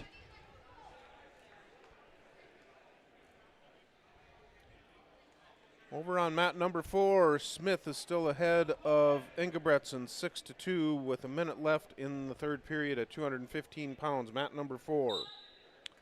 Final 10 seconds of period number 2 on mat number 1. Cole Henderson of the Northern Lights. He's undefeated, a senior at 14-0, looking to pick up win number 15 on the year. Able to get a turn, keeps the foot in bounds. More near fall points upcoming. And again, a 4-point near fall, make it 14-0 as we go to period number 3. On mat number 2, 107B, we've got Jace Goebel from South Border versus Colton Mueller from West Fargo Cheyenne JV. Goebel has a 3-1 lead right now with a minute 25 left. So Henderson chooses the neutral position. He's going to try to look for a takedown. 9-1-1 attempt here by Nitschke, looking to throw it to the back. He's got a 3-point takedown. Keeps the fireman, or keeps the front headlock. 14-3. Nitschke with the first points of the matchup. Henderson flirting with disaster there, but able to get himself back to a base. His front headlock position. On mat number 2, Mueller threw a pancake, but Goebel was able to roll through it, so no points were awarded. And then we'll get a stalemate called. No change, so Nitschke still in top control. Henderson in the down position. Minute and 18 to go in period number 3.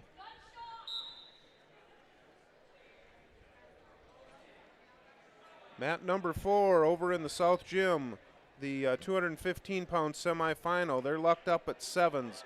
Smith from Des Lacs Burlington versus Engebretson from Harvey Wells County. 48 seconds left in overtime. Shot attempt. It's an escape point for Henderson, so 15-3. So Henderson again going to try to look for a takedown. Takedown would give him the tech fall victory.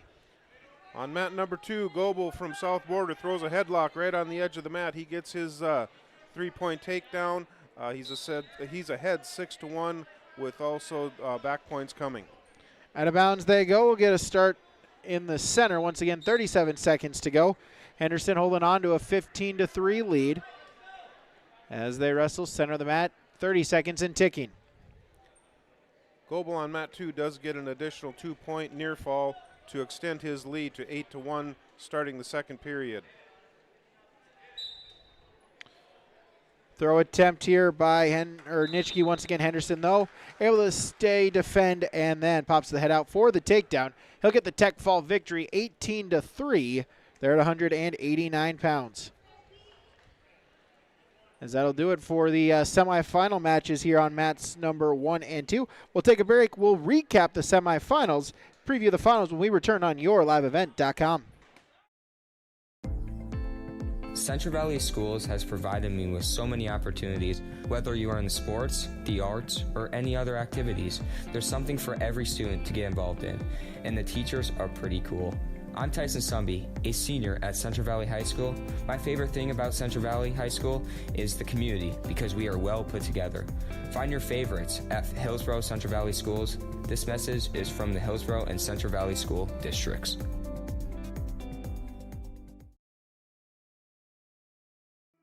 Goose River Bank is here for the communities we serve, building relationships that last a lifetime. Serving the strong Red River Valley and beyond, we are your neighbors, friends, and family, committed to providing everything from everyday personal banking to loans for your farm or business. Visit one of our locations in Mayville, Hillsborough, or Hatton, or reach out and we'll happily come to you, because it's the neighborly thing to do. Goose River Bank. Strong bank, strong communities. Hi, I'm Preston Ettinger with Lux Wealth Advisors in Mayville. At Lux Wealth Advisors, we believe financial planning is about more than numbers. It's about your future. We provide small town service with big company resources. Hi, my name is Hunter Torgerson at Lux Wealth Advisors. As your neighbors, we understand the unique challenges you face. Whether you're saving for your child's education, planning for retirement, or starting a business, we're here to help every step of the way. With personalized strategies tailored just for you, we help turn your financial dreams into achievable goals. Lux Wealth Advisors, your trusted partner for a brighter financial future. Stop on out to Watts Ace Hardware in Castleton and gear up with name brands from Steel, Milwaukee, Ego, and Craftsman Power Tools. Plus, Watts Ace Hardware has a key cutting and paint mixing section for your own do-it-yourself projects. From their grill selection with Traeger, Blackstone, Weber, and the Big Green Egg to their customer laser engraving center, Watts Ace Hardware is a place you need to check out. Stop in at 1610 Governor's Drive in Castleton for Watts Ace Hardware. A foundation forged in their grandfather's shop. Matt and Mike Martins know firsthand the value of quality machinery. At Martins Welding and Machine, they rely on generations of knowledge and expertise in creating quality products for farmers, ranchers, residents, and businesses across North Dakota and beyond. To browse their full selection of bin caps, bale feeders, rock lifts, disc attachments, and more, visit martinswelding.com. Also ask about their power lift hydraulic doors. Martins Welding and Machine. Matt and Mike will make it right. This is Chris from Agassiz Precision Ag, your local precision planting dealer. Many factors impact your ability to increase profits on the farm. Make sure your planter is an asset and not a liability. Some limiting factors in making the perfect planter pass are row maintenance, meter calibration, and downforce management. It will not cost you anything to have the conversation about identifying solutions for these limiting factors. Agassiz Precision Ag, 636-2119 or planterdoc.com. That winter weather have you feeling Make it less with the help of Mayport Hardware. They've got all the tools, tips, and tricks to make the most of your winter safety, projects, and fun. When the temps get too harsh to be outdoors, Mayport Hardware's games and toys can keep your family spirits up. There's all kinds of ways to turn the of winter into yeah! Make memories this year with the help of Mayport Hardware, Trail County's Hardware Hank on Main Street in Mayville. Growers, prepare your fields and yields against the wet conditions for 2025 and beyond with a drain tile project from Chad's Excavating out of Mayville. Drain tiling will improve and increase your yields and land values for years to come. Chad's Excavating provides free, detailed estimates, and with over 40 years of combined success, they provide professional installation and service. Call Chad today to prepare for your future and any questions that you might have. That's Chad's Excavating out of Mayville, helping farmers grow. I will be your guiding light, 'cause you don't have to go alone. I will bring you through the storm. I will lift you up. No, you're not on your own. I will be the light that carries you through the storm. I will lift you up. At Stock Growers Bank in Lisbon, let them turn your dreams into reality and help watch them grow. Loan Officer Wyatt Smith will give you a tailored solution to fit your unique requests. From farming, buying a new home, or investing in your future, he has you covered. Stock Growers Bank celebrating 125 years of banking in your local communities. For more information, call Wyatt at 701-683-5000. Stock Growers Bank, where your success is their top priority. Member FDIC, Equal Housing Lender.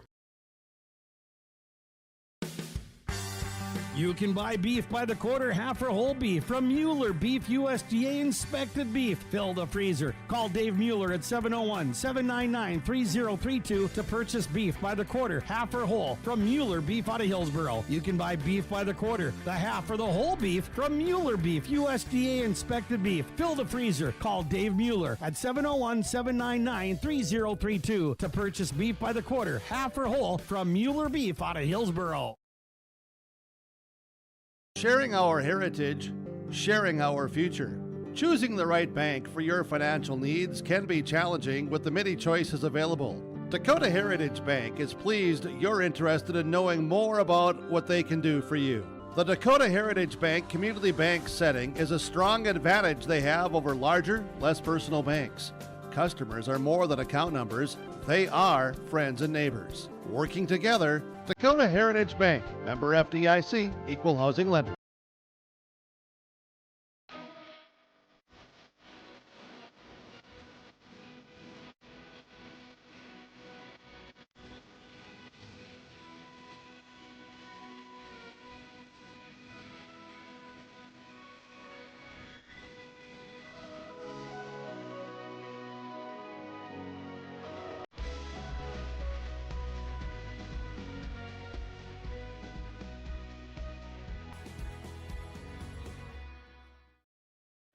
Back here, yourliveevent.com as Consolation semifinals roll on.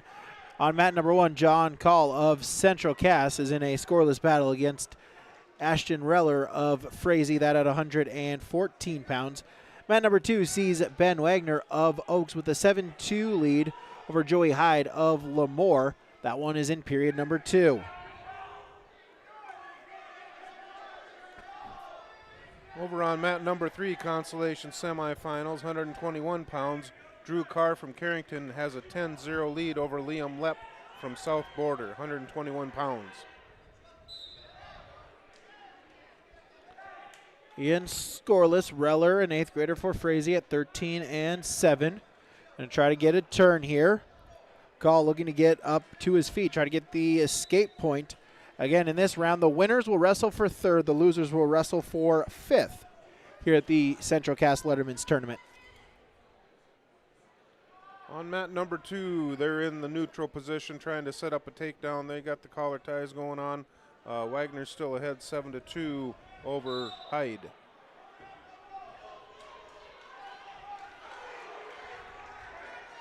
Hyde had a potential takedown on the edge of the mat, but they were off the mat and did not get a takedown.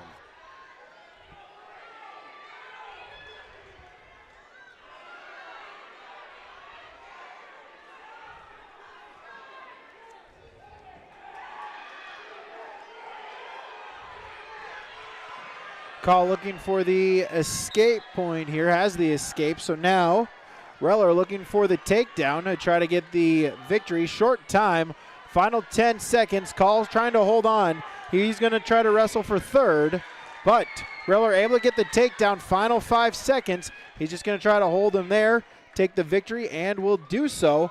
Ashton Reller of Frazee, he'll wrestle for 3rd. John Call going to have to settle for wrestling for 5th at 114 pounds.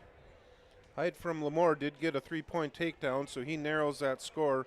It's Wagner 7 and Hyde 5 with 43 seconds left in the second period.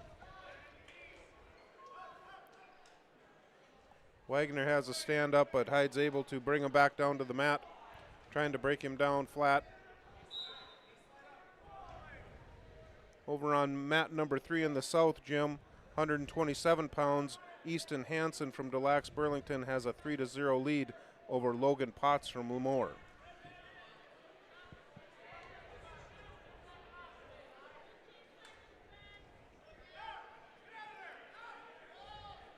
On mat number 1, Weston Baumgartner of Napoleon, a 7th grader at 8-6 on the season. His opponent is Oscar Martinez for Pembina County North, a freshman at 19-8, that at 127 pounds. On mat number 2, 114 pounds, we're going to go into the 3rd period with Wagner from Oaks ahead 7-5 over Hyde from Lemoore. They're going to be in the neutral position, shooting for the takedowns. There's a nice single leg shot from Wagner. Hyde is trying to sprawl out of that. Wagner's picking it up. Going to swim to a double here. Hyde's got the pressure on him. He's got the hips up high, but Wagner was able to avoid that. And Hyde gets a takedown right on the edge of the mat again.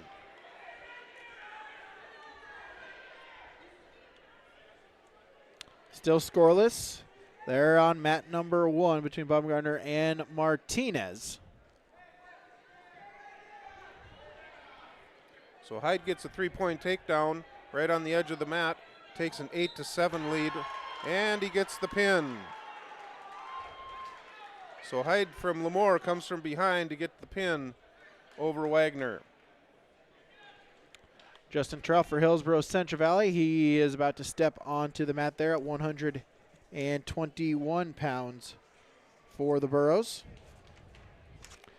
Looking to come back, trying to wrestle for 3rd place as his opponent is Grayson Lyons of Lisbon. Trell now at 20-3 on the season. Lyons for the Broncos, a junior at 13-4. Baumgartner and Martinez still scoreless as they'll go to period number 2. On mat number 3, 127 pounds, Logan Potts still holds a 5-3 lead over Easton Hansen from Des Lacs Burlington. Terrell Lyons, neutral position as they circle around, center of the mat. Shuck attempt by Terrell, defended by Lyons. They'll stay neutral. 90 seconds to go in period number 1. Still no score on mat number 1. Baumgartner Martinez with Baumgartner in the top position. There, about 90 seconds to go in period number 2. Terrell Lyons, neutral position, changing levels. Terrell able to get back up to his feet. Underhook here by Lyons. Battle for head control. They'll stay neutral. Shot attempt, Terrell double leg, trying to suck it in. However, Lyons able to defend. Terrell able to stay on his feet. They'll stay neutral. Back to some underhooks, collar and elbow tie, battle for position.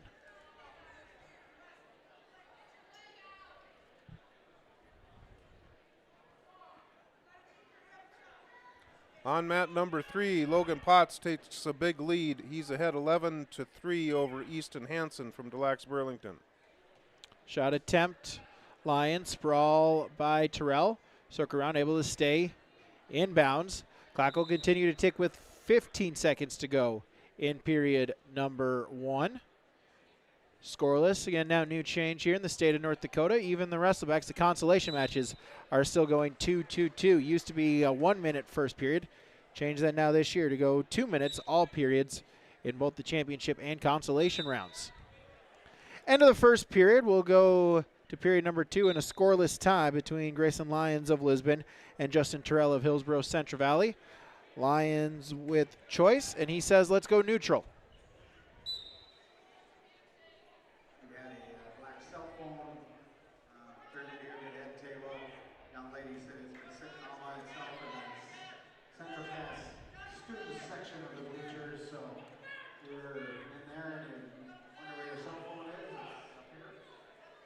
End of period number 2. Able to get an escape before the end of the period was Oscar Martinez of Pembina County North. So he'll take a 1-0 lead into the final 2 minutes. They're at 127 pounds consolation semis.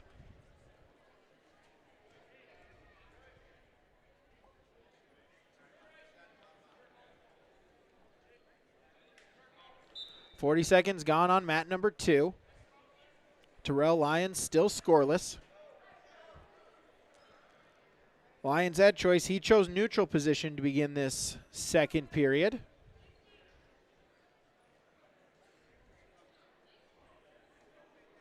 Halfway gone in the second period now. Battle for position. Baumgartner will start in the top position to begin period number 3. He trails 1-0. There with 80 seconds to go in that matchup.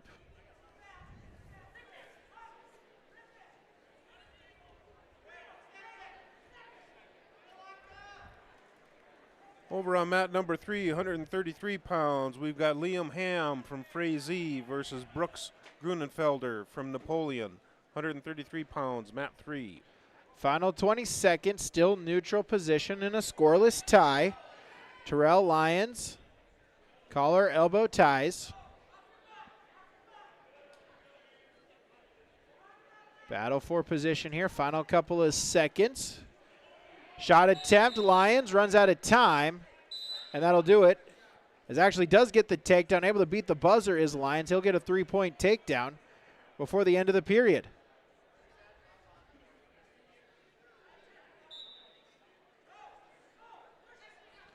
So yes, Lyons does get the takedown before the end of the period.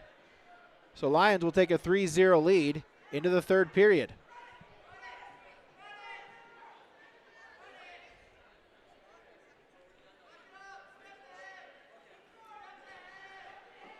So Terrell will have choice, and he'll choose the down position. Thought I heard a whistle. Maybe there was a whistle over on mat number 1. It looked like Terrell maybe stopped wrestling. I thought I heard a whistle with 1 second left. Got to make sure you keep wrestling. And so Lyons will take a 3-point lead into the final period. Martinez gets another escape point, so he'll take a 2-0 lead. Final 4 seconds there as Terrell able to get a reversal, make it now 3-2 as Terrell trails that one in the third period. Martinez able to hold on. He'll take a 2-0 victory. And Oscar Martinez for Pembina County North, he'll wrestle for third place at 127 pounds. On mat number 3, Brooks Grunenfelder has a 3-0 lead over Ham from Frazee.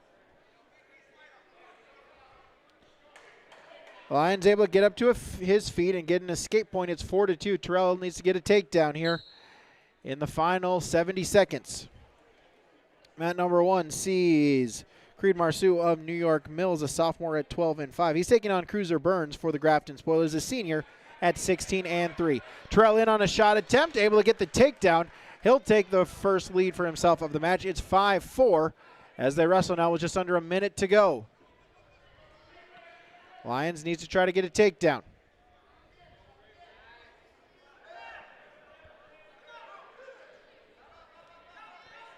Lyons back up to his feet. Looking to spin, able to face Terrell and gets the escape point. We're tied at 5 with 30 seconds to go in the match.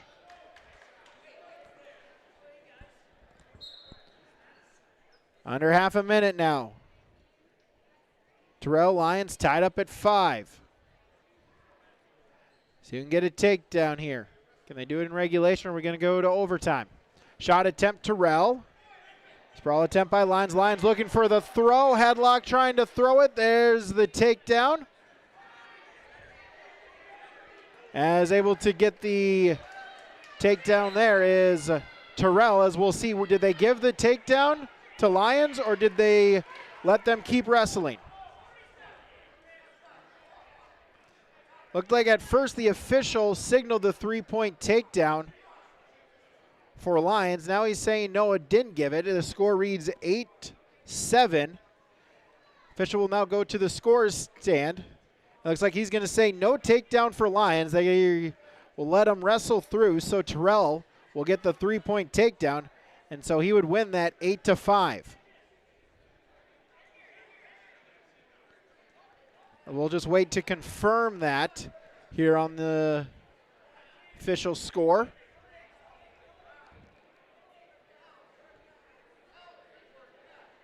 So again, the official talking with the scores stand. And at first it looked like he initially gave the 3-point takedown, but Terrell was continued to rolling through. And then Terrell rolled through, put Lyons to his back right at the end of the period.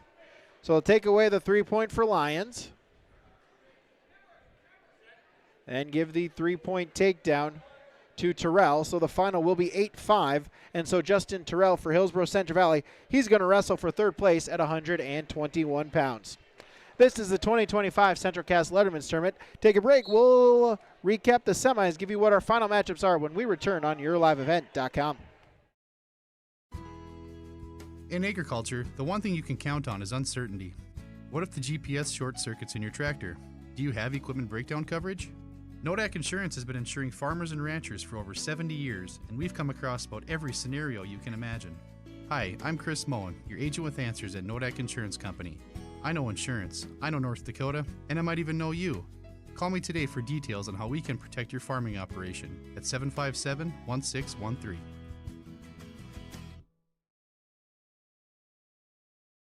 The Northern Cass School District believes that every learner can change the world. That's why they provide a world-class education. Northern Cass will commit to purposely build trust, develop authentic relationships, and engage in innovative practices which will empower learners to be choice-ready. Northern Cass is dedicated and passionate about relationships, teaching and learning, self-reflection, acknowledging greatness, and support of the community. For more information, go online to northerncasschool.org. That's northerncasschool.org. In today's fast-paced world, your business needs more than just numbers. It needs an alphabet roadmap with Olson Accounting. A is for accounts payable, where every dollar counts. B stands for balance sheets, keeping your finances on track. And C represents cash flow, the lifeblood of your business. At Olson Accounting, they're more than just number crunchers. Discover the difference with their trusted expertise, personalized service by visiting colsoncpa.com or call 701-683-2700. Olson Accounting of Lisbon. times like these, it's good to know there's a place where people know who you are, no matter how long you've been gone. A place where the smells of home cooking are still in the air, where a simple wave warms your heart, and sharing stories is just a way of life. It's good to be home. Farmers Union Insurance, protecting what's important in life.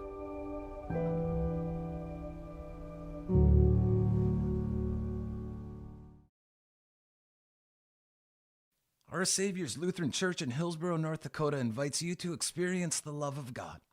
Our Savior supports all youth with academics, athletics, music, art, dance, and drama, and offer meaningful opportunities for people of all ages. Join us for worship at 8:30 or 10:30 each Sunday morning, in person or watch on television, HTC Channel 34, or online, Facebook, Twitter, YouTube, or at oslchillsborough.com. At Polar Communications, innovation is in our DNA. We're pioneers, always looking ahead to what's next to ensure our communities thrive. We were the first in the state to offer gig services, and we didn't stop there. We continue to lead the way in delivering high-quality, reliable technology to your doorstep. A better experience starts here.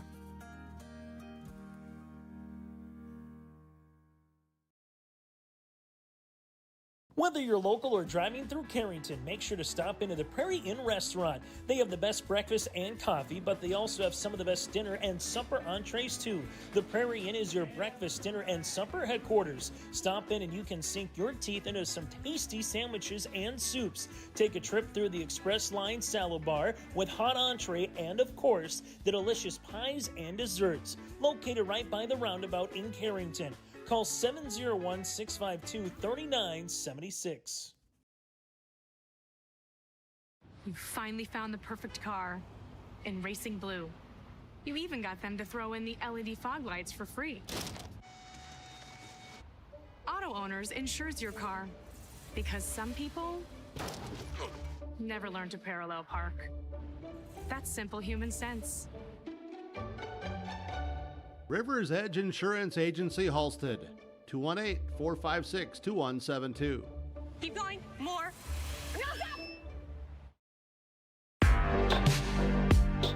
Back here on YourLiveEvent.com as the Consolation semifinal round keeps rolling. Mats 1, 2, and 3 being used. We have coverage here on Mats 1 and 2. We'll keep you updated on the results in the matches going on in the South Gym on mat number 3. Right now on mat number 1, it's Creed Marceau of New York Mills. He has a 5-1 lead over Grafton's Cruiser Burns. They wrestle minute remaining there in the third period. On mat number 2, Riker Vetter of South Border trails Zane Allender of Oaks 8-3. And in the South Gym, just getting started there in the first period, Jace Duffy just took a 3-0 lead for Lemoore against his opponent Levi Todd of Larimore.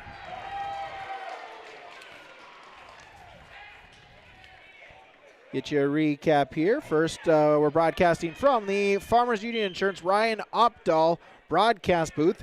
Visit Ryan today with his location, Farmers Union Insurance in downtown Hillsborough. We'll run down here the recap and the results of our semifinals.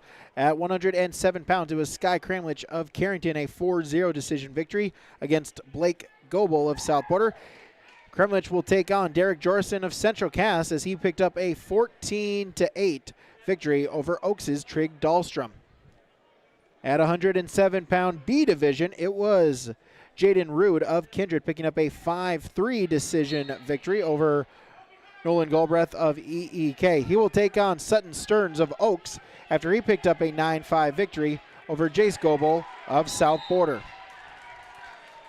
Marceau of New York Mills able to pick up the victory. He'll wrestle for third place at 133. At 114 pounds, Jared Schilling of South Border picks up a 7-4 decision victory over Ashton Reller of Frazee. He will take on Walker Miller, the 7 seed from Ellendale Edgley-Colm, as he picked up an 11-6 victory over Oaks' Ben Wagner. 121 pounds, Dalton Feist of Napoleon Gackel Streeter. He gets a 5-minute, 37-second pinfall victory over Justin Terrell of Hillsborough Central Valley. He'll take on Bodie Henderson of the Northern Lights after he picked up an 8-1 victory over Carrington's Drew Carr. At 127 pounds, it was Noah Anderson of Lisbon picking up a 17-1 tech fall victory over Oscar Martinez. He will take on South Borders Rylan Vetter, who picked up a 2-0 victory over Lemore's Logan Potts. At 133 pounds, it was Logan Werner of Pembina County North picking up a 2-1 overtime victory over Grafton's Cruiser Burns. He will take on Oaks' Matthias Dahlstrom, who picked up a 15-3 victory over Frazie's Liam Ham. At 139 pounds, Sawyer Owens stays undefeated on the season, a 3-minute, 52-second pinfall victory over Lemoore Litchfield Marion's Jace Duffy. He'll take on Cruz Ranke of Lisbon, who picked up a pinfall victory in 5 minutes and 49 seconds over Riker Vetter. On mat number 1 right now, Carson Gazette for Hillsborough Central Valley. He's taking on Joseph Keller of South Border. At 145 pounds, Bailey Peachel of Frazee, a 19-3 tech fall victory over Oaks' Case Allender. He will take on Bryce Hawkinson of Britton Hecla as he picked up an 8-4 victory over the Burrows' Carson Gazette. 152, Nick Garber of Carrington, a 9-2 victory over Ryan Engie of Lisbon. He'll take on Cole Stock of South Border, who picked up a 5-4 victory over Kindred's Miles Thielgis. 160 pounds, Eli Lyons for Lisbon will wrestle in the championship as he picked up a 3-minute, 34-second pinfall victory over Frazee's Blake Sonnenberg. He will take on Rylan Wetzel of Harvey Wells County. He picked up a 7-4 overtime victory over Mason Weigel of Napoleon Gackle Streeter. At 170 pounds, Drew Zwack of Minot Bishop Ryan, a 4-minute, 37-second pinfall victory over Britton Hecla's Ben Souther. He'll take on Blake Unger of New York Mills, who picked up a 2-minute, 31-second pinfall victory over Max Gemland of Ellendale Edgeley Colm. At 189 pounds, Cole Henderson of the Northern Lights, an 18-3 technical fall victory over Cole Nitschke of South Border. He'll wrestle Christian Mertz of Harvey Wells County, who picked up a 2-minute, 9-second pinfall victory over Des Lacs Burlington's Kenny Smith. At 215 pounds, Ivan Caruth of Ellendale Edgeley Colm, a 5-minute, 20-second pinfall victory over Pembina County North's Caden Rose. He'll take on Carter Engelbretson of Harvey Wells County, who picked up a pinfall victory over Jonathan Smith of Des Lacs Burlington. And at 285 pounds, it was Shane Nitsky of South Border, a 2-minute, 34-second pinfall victory over Porter Johnson of Harvey Wells County. Nitschke will wrestle Kate Okeson of Bishop Ryan, who picked up a 15-0 tech fall victory over Grady Roberts of New York Mills. That is our update here on YourLiveEvent.com as we run down our finalists here. Our in-tournament update is brought to you by is brought to you by Farmers Union Insurance, the Wasleen Kramer Agency. Again, Scott and Tyler are your local small-town agents for Castleton and the surrounding communities. Whether it's crop and farm, home and auto, health and life, commercial, or recreational insurance, visit Farmers Union Insurance in Castleton for the great rates and local service that you expect.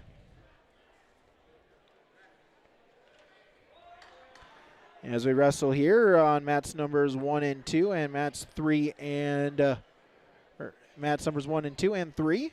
Carson Kazette for Hillsborough Central Valley has a 3-1 lead against Joseph Keller of South Border as they wrestle 30 seconds to go in period number 2. On mat number 2 at 145 pounds, we've got Cash Osterman from Frazee versus Case Allender from Oaks.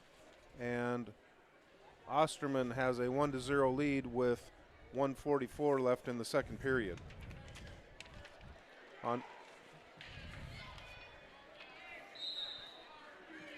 On mat number 3, we're going to have a 160-pound weight class, Austin Geiser from New York Mills versus Blake Sonnenberg from Frazee, 160 pounds on mat 3.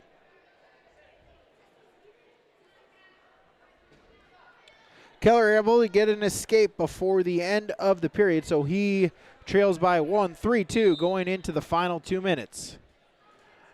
Caution called on Keller. Now bottom man set. Keller will go the optional start and give the escape point to Cassette. Now make it 4-2 in favor of the Borough Junior.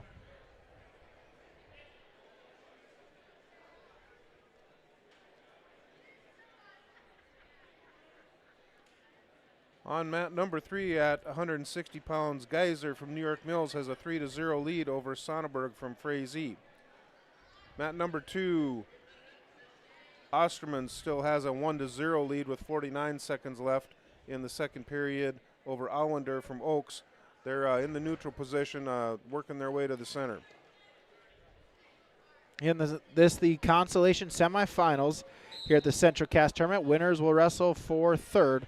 Losers will wrestle for the championship. We'll let you know the rundown of how the placing matches will go once we get word. Again, they're going to try to keep this going as quickly as they can, they said, to try to keep a rolling schedule here. Just with some snow in the area, want to make sure that they get the teams out as early as they can, as some of these teams, a bit of travel of them to try to get back home here tonight.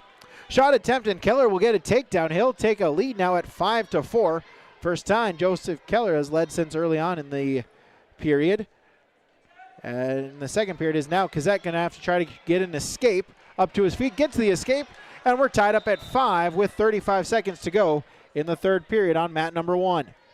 On mat number 2 at 145 pounds, Allender from Oaks takes a 3-1 lead, and they're going to start the third period in the neutral position. So final 20 seconds, they go out of bounds. We'll get a restart. There's 22 seconds to go. Carson Cassette for the Burros is tied with Joseph Keller of South Border. Winner goes to the third place match. Cassette in on a shot attempt. Looking to finish it. Whizzer position. Cassette now back down on a low single. Going to try to get the takedown. Final 10 seconds. Keller keeping that whizzer position. Now into a leg pass. Cassette trying to reach through. Looking for the takedown. Coach Rob Owens wants it. Officials not going to give it. And they'll say it's still neutral. And we'll go into overtime here on mat number 1 at 145 pounds. Over on mat number 2, we got a tight one with Allender ahead 3-1 right now with minute 20 left in the third. Takedown will win it on mat number 1. Cassette and Keller. Winner wrestles for third. Collar and elbow ties. Battle for position. Shot attempt. Keller sprawl by Cassette. Keller duck under. Trying to finish it. High arching suplex to the mat. And the takedown. Joseph Keller of South Border. He'll wrestle for third. Carson Cassette will wrestle for fifth at 145 pounds. Over on mat number 2 at 145 pounds. It's still 3-1 with 54 seconds left. They're in the neutral position, searching for their takedown. Allender head tapping, changing levels. Osterman in on a single, backs out. He's got the double underhook right now. Miles still just on the mat for the Kindred Vikings there as they wrestle at 152 pounds on mat number 1. His opponent is Braden Buey of Delax Burlington. Phil just is a sophomore now at 18-4 on the season. Buey for the Lakers, a sophomore at 18-6. As Buey with the takedown to take the first points of the matchup, 25 seconds into the contest. Over on mat number 3, 160 pounds in the South Gym. Sonneberg from Frazee has a 6-3 lead over Geyser from New York Mills.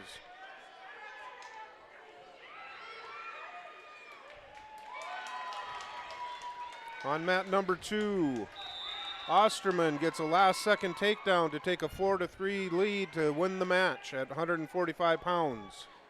Phil just gets an escape to make it 3-1 as they wrestle 55 seconds into the matchup. They're at 152 pounds. Shot attempt, whizzer position. Still neutral there on mat number 1. They'll break apart, no change. It'll stay 3-1. Buey with the lead.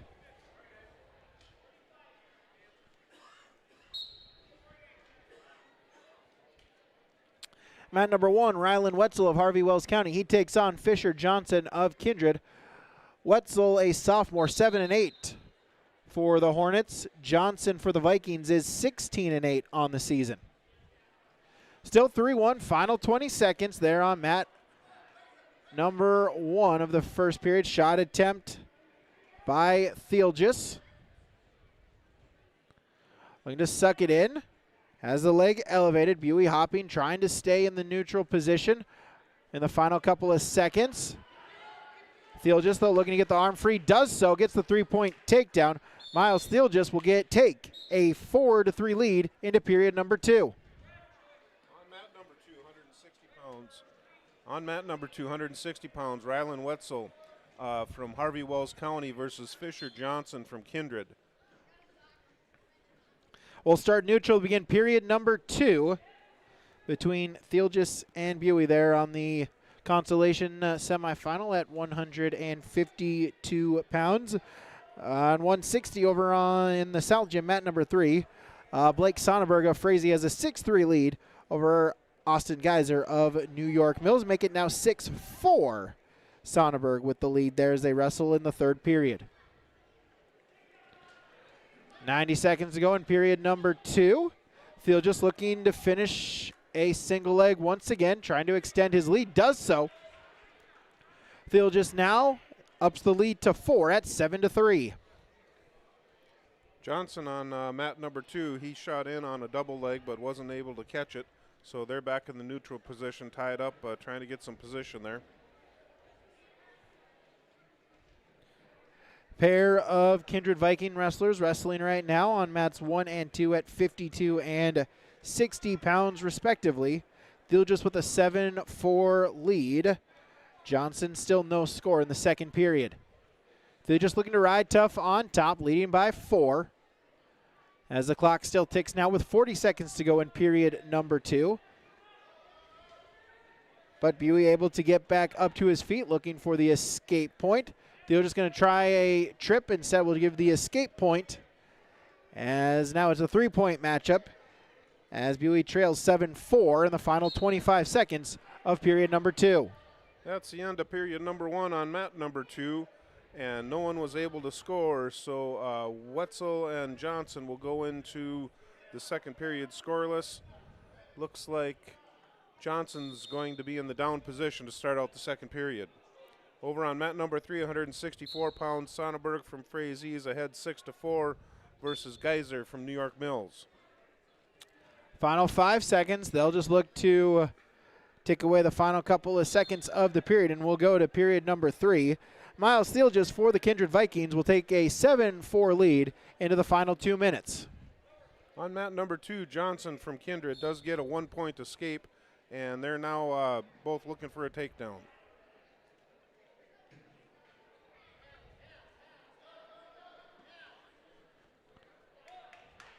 Buey starts in the down position. He gets the escape point to begin period number 3, and now it's a 2-point matchup. On mat number 2, they're both searching for their takedown. Tying up, pushing, changing levels. Ankle pick attempt by Buey. Theelgis though able to get the leg back free and remains in neutral position. 80 seconds to go in the third period. On mat number 2, Johnson still ahead 1-0 with 50 seconds left in the second period. They're still in the collar ties. There's a shot. Quick shot from Johnson. Wasn't able to get the leg. And we've got an injury timeout.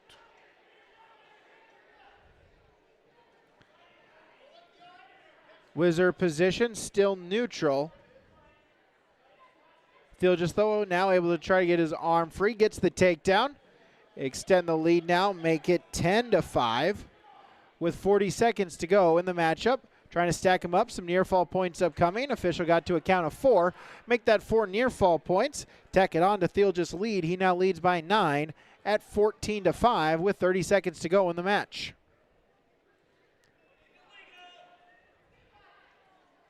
Theelgis.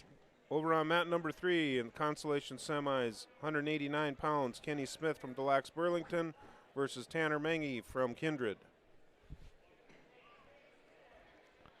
Theelgis will drape an arm around the back and just look to ride out those final few seconds. 5 seconds and ticking as Miles Steele just picks up the victory over Des Lacs Burlington's Braden Buey by a score of 14-5. Thiel just will wrestle for third place at 152 pounds.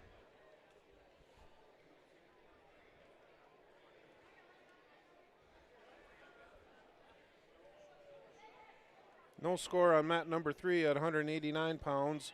Smith from Des Lacs Burlington versus Mangy from Kindred.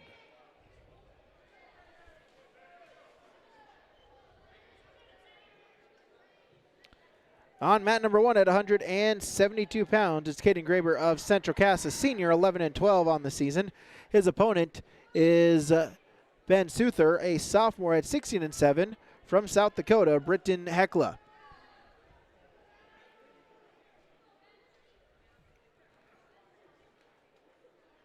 This at 172 pounds, head tap by Graber, shot attempt into a double leg, sprawl by Suther.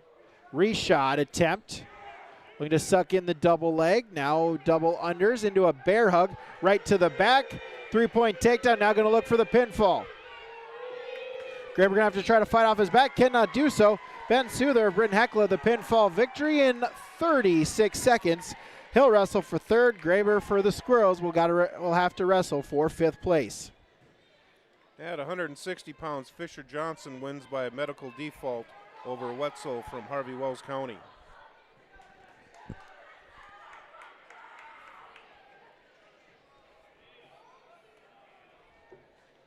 On mat number 3, 189 pounds, Smith from Des Lacs Burlington is ahead 3-0 over Mangy from Kindred. On mat number 1 at 215 pounds in the Consolation semifinal, Jonathan Smith of Des Lacs Burlington. He's a junior at 18-4. He's taking on Tucker Hardy of Britton Hekla, also a junior, at 15-4 on the season. Mat number 2, 172 pounds. Max Turnlund from Edgley Ellendale Colm versus Aiden Werner from Pembina County North, 172 pounds. Smith and Hardy, neutral position. Smith with a shot attempt, double leg, able to finish it, take the 3 points. Jonathan Smith, the first points of the matchup here. 90 seconds to go in period number 1. Taking the early lead. On mat 2, Turnlund from Ellendale Edgley Colm gets a 3-point takedown and then comes back with a 2-point near fall. He's ahead 5-0. Hardy able to get up to his feet, cut the deficit to 3-1. 50 seconds gone in the first period. Mat number 2, we're going to get a fresh start here in the center with 56 seconds left. Turnlund will be on the top, and he's ahead 5-0.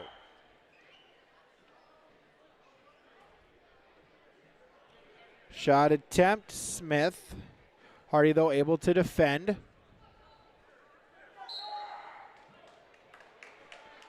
.40 seconds remaining in the period as they'll go out of bounds and get a restart in the center. On mat number 2, Turnlund's got Werner on his back and just gets the pin with 34 seconds left in the first period. 172 pounds.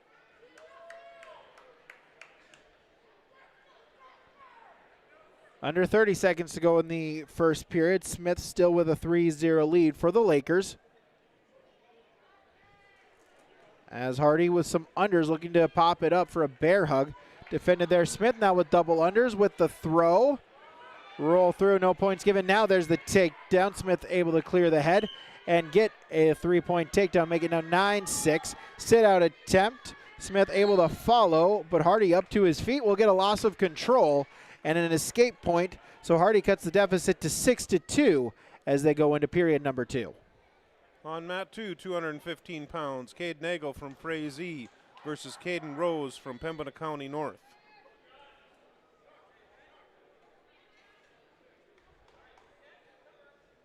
As we move forward, ladies and gentlemen, into the tournament, at the conclusion of these consolation semis, we will be running the third. Over on mat number 3, 189 pounds, Kenny Smith has a 3-0 lead over Tanner Mengi from Kindred. All 4 mats for the third and fifth place matches.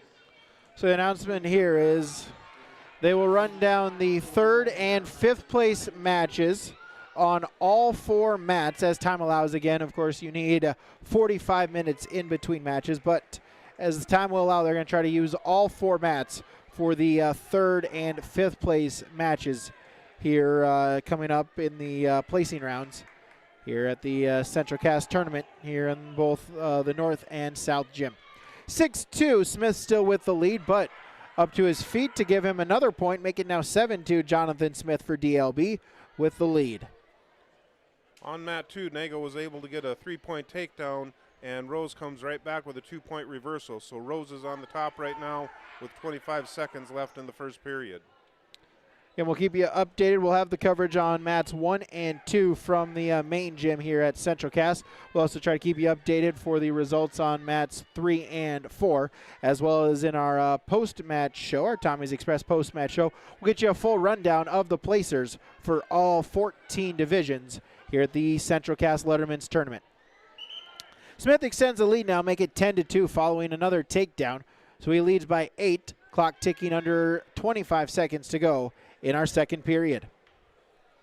On mat number 2, we're through period 1 with Nagel having a 3-2 lead, and Nagel will be on the top position to start out the second period. He gets a caution warning for coming on to the top position too early. Out of bounds they go. Hardy will get an escape point, make it now 10-3.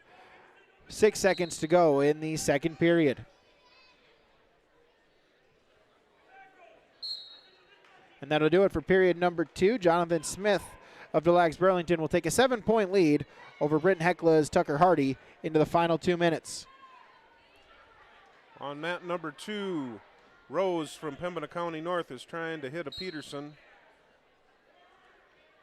Hasn't quite, well, he gave up the Peterson and came through to get a 2-point reversal. So Rose takes a 4-3 lead over Nagel from Frazee. Hardy will start in the down position. Got to try to get something. He trails by 7. Was looking for a headlock. Mat return there by Smith. Remain in top control. Score stays 10-3. Hardy trying to work back up. Was able to post the leg, but then Smith able to bring him back down to a base. Hardy now back up, posting the leg up to his feet, looking for the escape point. Able to face him. And there's the escape point. So Hardy cuts his deficit down. It's now a 6-point matchup at 10-4. On mat number 2 on the edge of the mat, potentially dangerous called, so they're going to get a fresh start with Nagel starting in the bottom position.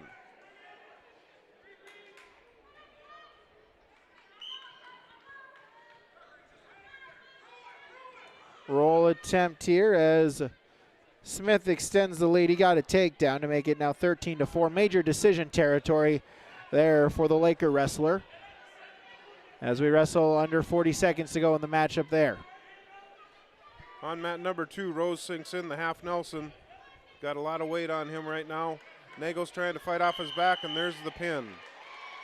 20 seconds left in the second period. Rose from Pembina County North gets the pin.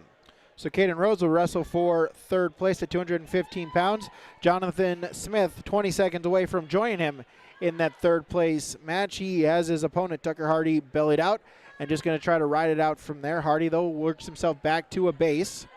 Under 10 seconds now. Smith reaching at the near ankle, just going to try to hold him there. Clock ticking, 3, 2, 1. And Jonathan Smith picks up the 13-4 major decision victory over Tucker Hardy. So Jonathan Smith of Delax Burlington will wrestle for third place at 215 pounds.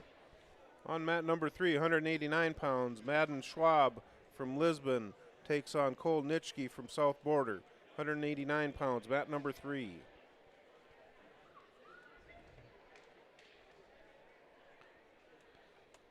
Final couple of matches here in the Consolation semifinal round. Over in the South Gym, Madden Schwab of Lisbon is taking on Cole Nitschke of South Border. They're scoreless through period number 1. On mat number 1, Aiden Hinkle of Lisbon, a senior at 10-3. He's taking on Harvey Wells County's Porter Johnson, a senior at 13-4.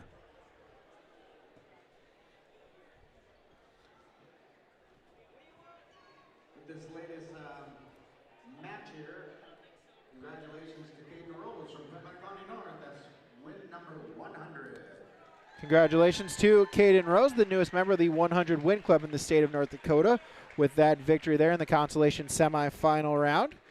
Congratulations to him. We're wrestling here at 285 pounds. Hinkle for Lisbon, Johnson for Harvey Wells County. On mat number 3, Nitschke from South Border has a 3-0 lead over Schwab from Lisbon. They just finished the first period on mat 3. Aiden Hinkle with the throw to the back to pick up the pinfall victory there for the Lisbon Broncos. So Aiden Hinkle, he'll wrestle for the championship at 285 pounds. So I'll do it for the wrestling here on mats 1 and 2. We'll take a break, get you ready for our placing round when we return on yourliveevent.com. Riverside Building Center in Lisbon, North Dakota is Southeastern North Dakota's premier building supply headquarters. They have it all from the basic home improvements to complete pre-built homes. Their staff is knowledgeable in every product they sell and have over 110 combined years of experience. With their large inventory to sell from and a fleet of 6 delivery vehicles, Riverside Building Center in Lisbon can bring the products to your job site. From a hammer all the way to a home, they have you covered. Visit rbclisbon.com today. Riverside Building Center in Lisbon. Don't be fooled by that beat-up old cap. Its faded crown represents the tireless work of America's farmers and ranchers. Its sturdy brim, their dedication to providing our nation with a safe, affordable food source. So we'd like to tip our hat to them. Farmers Union Insurance, protecting those that protect America's food source. Visit with Ryan Opdahl, your local Farmers Union Insurance agent in Hillsboro.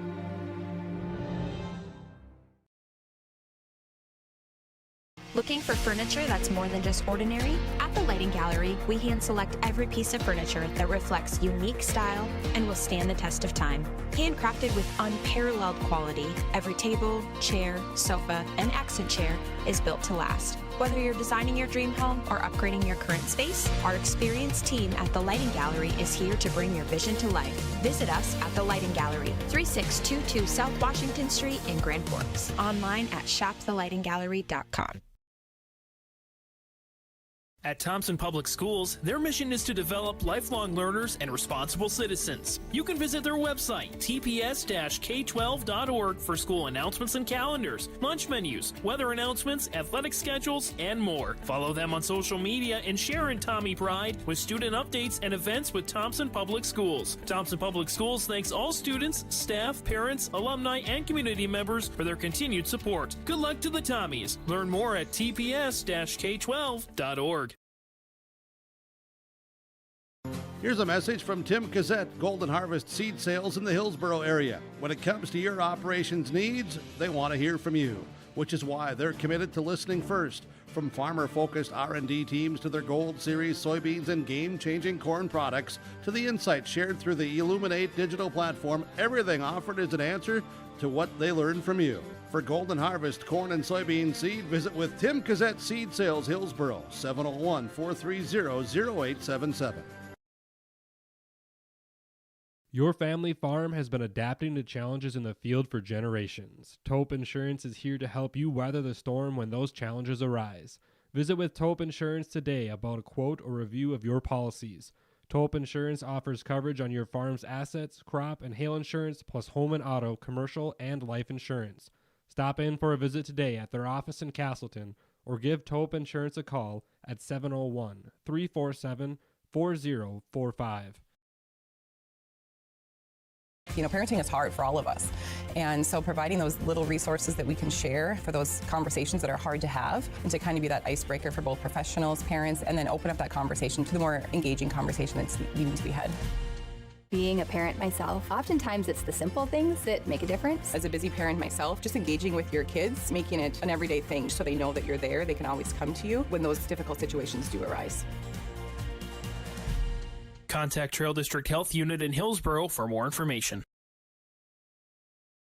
Wallach Johnson Insurance is your friendly neighborhood team of qualified insurance professionals celebrating over 40 years of service. As an experienced independent insurance agency, they have access to highly rated insurance companies and can shop around to find you an affordable solution for farm, crop, business, home, and auto insurance. Visit them at one of their locations in Lisbon, Winter, or Rutland and get a free quote started today. For more information, go to nd-insure.com.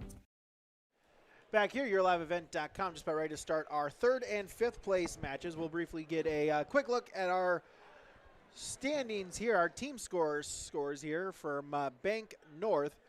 Tight one at the top here, Lisbon and South Border. 4 points separates the two as the Broncos are in first place with 178 points. South Border in second at 174. So a 4-point differential there. Oaks in third, just behind them at 139 points. Kindred's in fourth place at 115.5. Frazee rounds out the top five at 114.5. That is a look at our team scores from Bank North. Visit them online, banknorth.bank. So we're running through our third and fifth place matches right here. They're using all formats in the interest of time with the weather conditions. They're going to try to roll through these as quickly as they can. A lot of teams with a with a long way to travel back to their hometowns here tonight. So they'll try to get those going. Same thing for us. We'll try to abbreviate our Tommy's Express car wash post-match show as quickly as we can in the interest of time to try to get ourselves and the teams on the road as quickly as possible here this evening with snowfall stretching all throughout the eastern part of North Dakota. Yeah, here Matt number one, Trig Dahlstrom, Blake Goebel going at it. Goebel throws Dahlstrom down to the mat. 5-0 is your score. Pick up some more near fall here on Matt number one, 107 pounds, trying to pick up this third place and help out his team in the points race on Matt number one. And that's the win by fall for Blake Goebel of Southport, the freshman. Picks up third place with the win by fall over Trig Dahlstrom, the seventh grader from Oaks. On mat number two, 114 pounds, they're wrestling for fifth place. Ben Wagner for Oaks against John Call of Central Cass. Mat number three in a 285 Consolation semifinal round. Brett Tastad of Northern Lights has a 6-0 lead over New York Mills' Grady Roberts. Mat number one, 107B, fifth place. Colton Mueller of West Fargo Cheyenne JV has a 3-1 lead over Nolan Goldbreath of Ellendale Edgeley Colm. That one through one period. And out here wrestling for third place at 114 pounds, we have Lemore's Joey Hyde, a junior at 12-4, returning state place winner, takes on Ashton Reller, an eighth grader from Frazee with a 14-7 record. Match underway on mat number one. Currently, Joey Hyde in that top front headlock position, trying to put that head down in the hole and turn the corner on mat number one. Again, we'll keep you updated through, and also we'll run down the full placing results here at the conclusion of the tournament here on yourliveevent.com as Wagner with a 3-0 lead here in the first period. Puts in the legs, puts in a half Nelson, and near fall points upcoming for Oaks' Ben Wagner. And Ashton Reller runs over Joey Hyde with the double leg takedown, kind of a power double on his shot, and picks up the 3-point takedown. He has the lead 3-0 over Joey Hyde in the first period. Wagner able to get a count of two, extend the lead now to 5-0 as we'll get a whistle and a restart back in the center there at 114 pounds for fifth place. In third place match over on mat number 3, 107-pound that B division, Jace Goebel for South Border. He's down by 3 points to Oakley Kern of New York Mills. They're in the first period with a minute remaining on mat 3. Wagner still with a 5-0 lead. 35 seconds to go in this first period.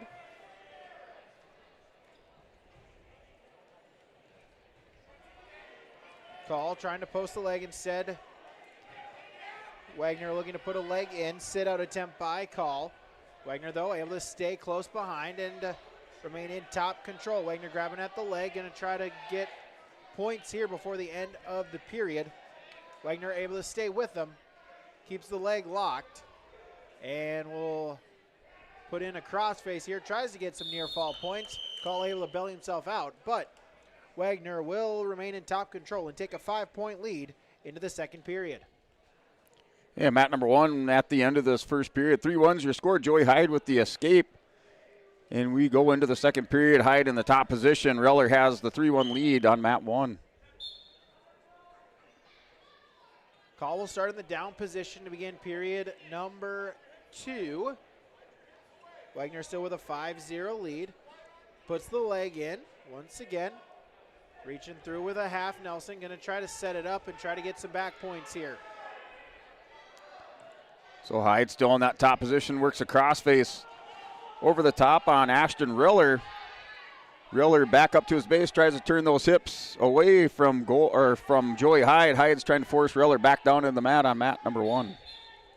Get a whistle and we'll get a potentially dangerous call here. And so they'll put call back in the down position. We'll get a restart in the center of the mat with 1 minute and 27 seconds to go in period number 2.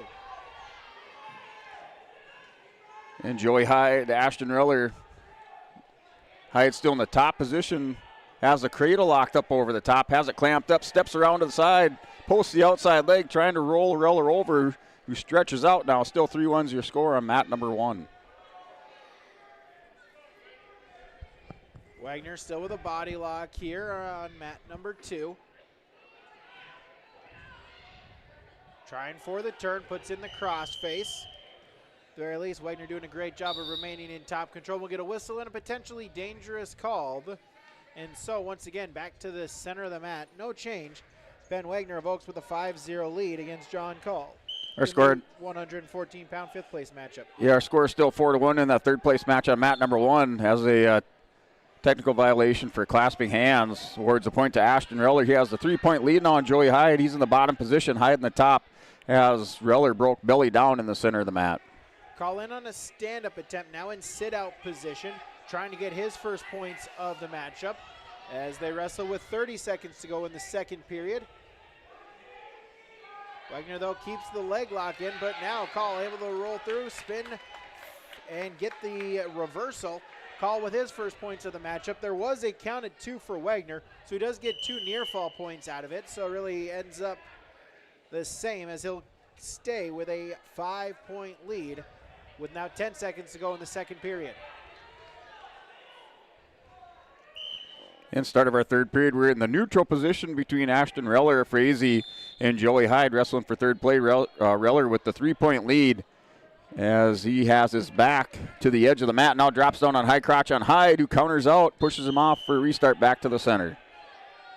Start period number 3. Wagner and Call will start in the neutral position. Wagner with a 5-point lead. The winner in the 114-pound fifth-place matchup. And Ashton Reller went on a double leg shot on Hyde, who sprawls out over the top, has Reller broke belly down, trying to advance. It goes to the head on Reller, taking some instruction from his coaches. We have a stall warning now on green, so Reller warned with stalling. He has the 3-point lead in the third period. Head tap here by Call. Out of bounds they go. They'll get Wagner on the stalling call. That's his first. Next one would be a penalty point. Call trails by 5. Got to keep moving. Shot attempt by Wagner off of the whistle. Single leg.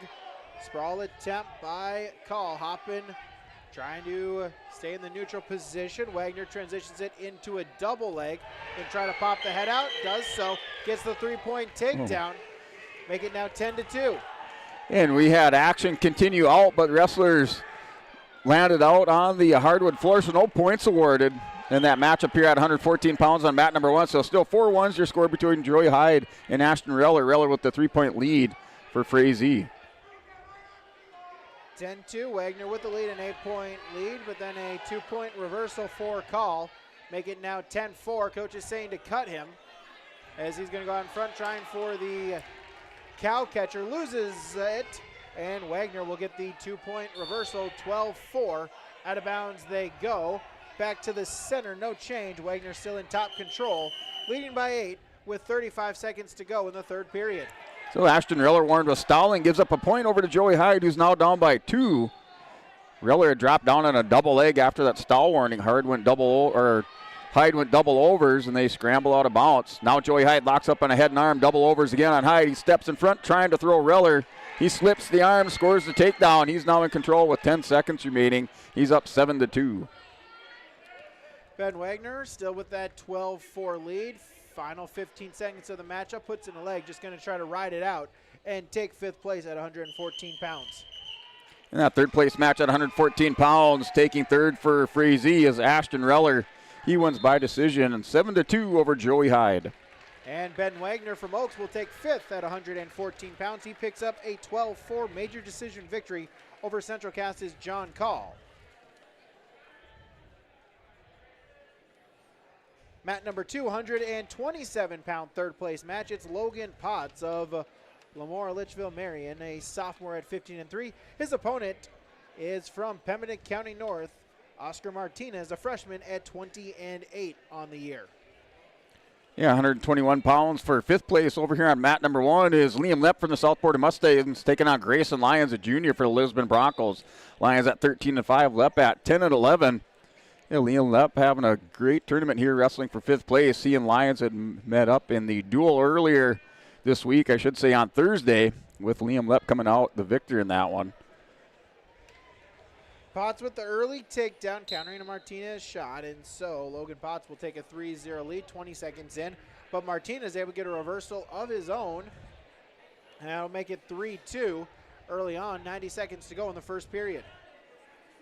And Liam Lepp in the Consolation semifinals was defeated by Drew Carr by a major decision, 10-0, and Grayson Lyons for the Lisbon Broncos, he went down to Justin Terrell by a score of 8-5, last second takedown, and sent Lyons into the 5th place match.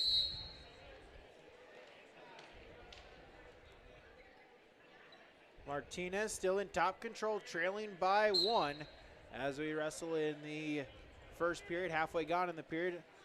Potts with a sit out into a switch, gets the reversal back, and he'll retake a 3-point lead now at 5-2. And Matt's 3 and 4 with those placing matches. 3rd place matches on both of them. 133 pounds. Brooks Grunfelder, Napoleon taking on Creed Mersu of New York Mills. Mersu leads 3-0. And then Matt number 4, Drew Carr Carrington, has the 5-3 lead over Terrell of Hillsborough Central Valley. He's up by 2 in the 2nd period.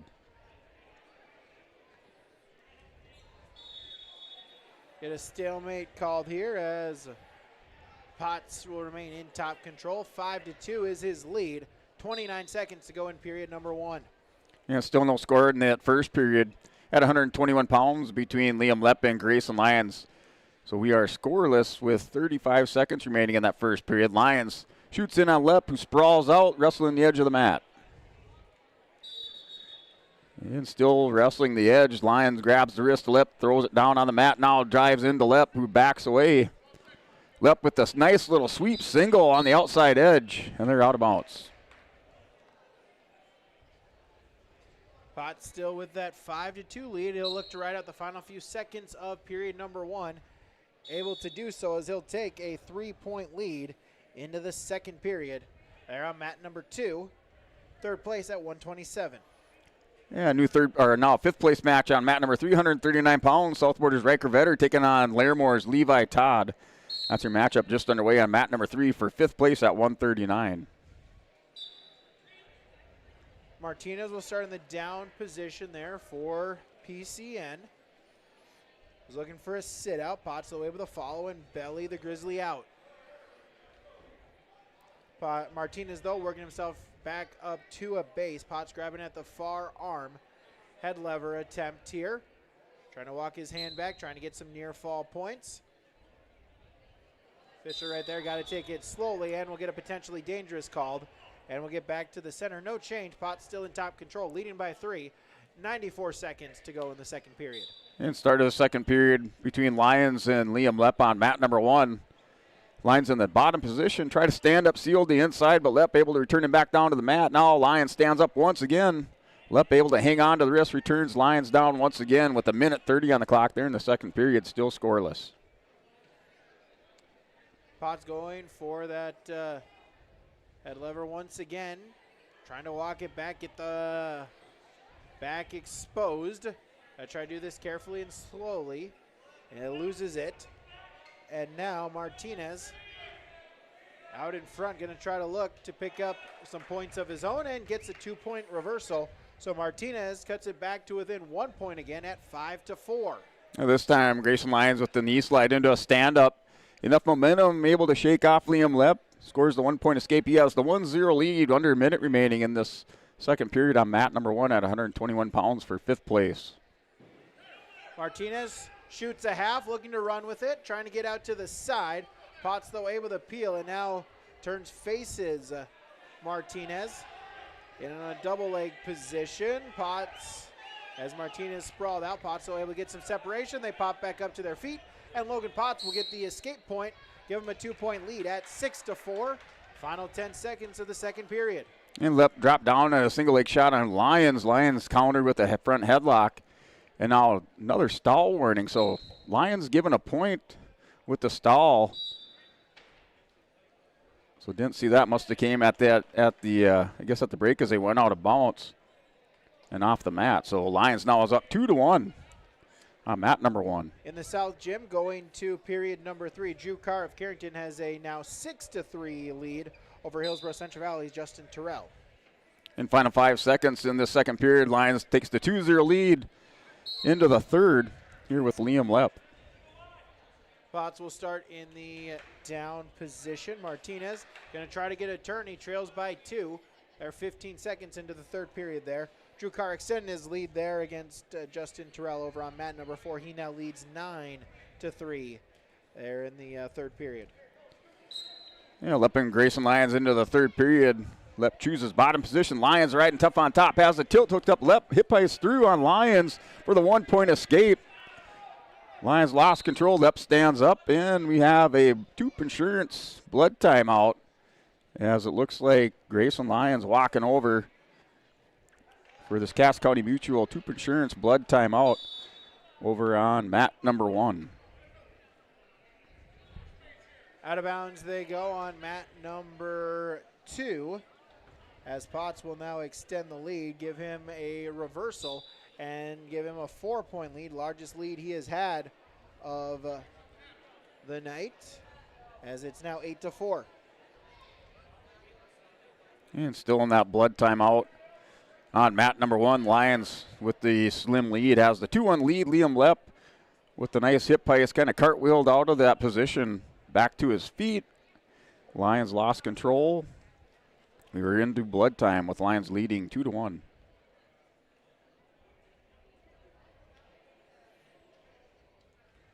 Potts still with a 4 point lead. Final 30 seconds. Just looking to ride out the final few seconds of this period. So mat number 3, Riker Vetter of South Border Mustangs tried to put a few more points on the board in that team race. He has the 3-1 lead over Levi Todd, a freshman from Larimore. That's in the second period, final 30 seconds. That's 139 pounds for 5th place on mat 3. Final 5 seconds. Potts able to hold on. He'll take the victory, as Logan Potts will finish in 3rd place at 127 pounds. While they clean up the blood here, we'll take a break. This is the 2025 Central Cass Letterman's Tournament on yourliveevent.com. From on-site farm repairs to maintaining the condition of your vehicle, trust the staff at Welton's Tire Service. They've served the Lisbon area since 1972, guaranteeing customers satisfaction and workmanship from farm equipment, tire services, and preventative vehicle maintenance. You'll find it all from affordable prices, free estimates, to their knowledgeable technicians answering any question. Welton's Tire Service is locally owned and located on Main Street in Lisbon. For information, go online to weltonstire.net or call 701-683-5136. Right Implement in Hillsborough, 701-636-5692. For shop and field service, farm equipment sales, repair on all equipment, in the field, on the farm, and in the shop with Right Implement in Hillsborough, 701-636-5692. Check out Right Implement for farm equipment, repair and service of equipment and all trucks on Caledonia Avenue in Hillsborough. Right Implement, 701-636-5692. All right, we're back here at 2025 Central Cass Letterman's Tournament. Into our placing rounds here, our 3rd and 5th place matches. Currently on mats 1, 2, 3, and 4. inside the main gymnasium and then also over in the south gym. So we do have a 2-1 lead for Grayson Lions after the blood timeout. So they spent probably 3 or 4 minutes cleaning up the blood here for Lions. Nice high crotch shot by Liam Lepp, wrestling the edge of the mat. This is on mat number 1. 2-1's the score. Leppin on a single leg on Lions. Lions going to try to go whizzer. Takes a dive out of bounds. No stall warning given. So 2-1's the score. Lions still with the lead. Minute 6 remaining in the third period. They're wrestling at 133 pounds on mat number 2. Liam Ham of Frazee trying to take 5th at 133. He's a sophomore at 14-9. His opponent is Grafton's Cruiser Burns.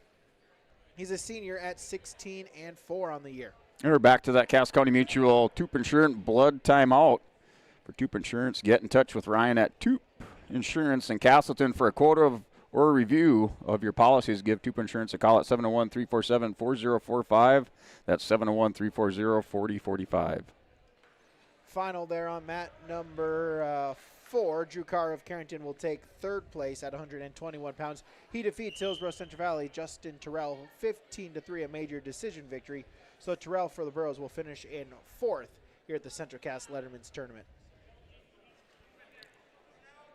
And still managing the situation over on mat number 1 with a minute 6 on the clock. Grayson Lions has the 2-1 lead at 121 pounds. A scoreless first period between Ham and Burns there on mat number 2. Burns will start in the down position as Ham looking to ride tough on top, going out to the side. Burns with a roll attempt, able to break free, get the escape point. Cruiser Burns with the first points of the matchup. He leads 1-0. 30 seconds gone in period number 2. And back to action, 2-1 lead for Grayson Lions here on mat number 1 for 5th place at 121 pounds, a rematch of Thursday night during the duel. Lepp victorious in that first meeting between the two. Lions with the 2-1 lead under a minute remaining. Burns, collar, elbow ties between the two. They're mat number 3. Easton Hansen, Weston Baumgartner are wrestling for 5th place at 127 pounds. Hansen from Delax Burlington, Baumgartner from Napoleon. They're 5th place at 127. 3rd place match at 145 pounds on mat number 3. Joseph Keller of South Border with a 3-1 lead over Cash Osterman of Frazee. And now under 30 seconds, still 2-1 your score between Lepp and Grayson Lions. Lions with the collar tie. On the far side, reaches across, back across, tries the ankle pick on Lepp, who attacks the head on Lions. Another shot by Lepp. Final 10 seconds. Here's Grayson Lions and Liam Lepp going down to the wire. 2-1 lead for Lions.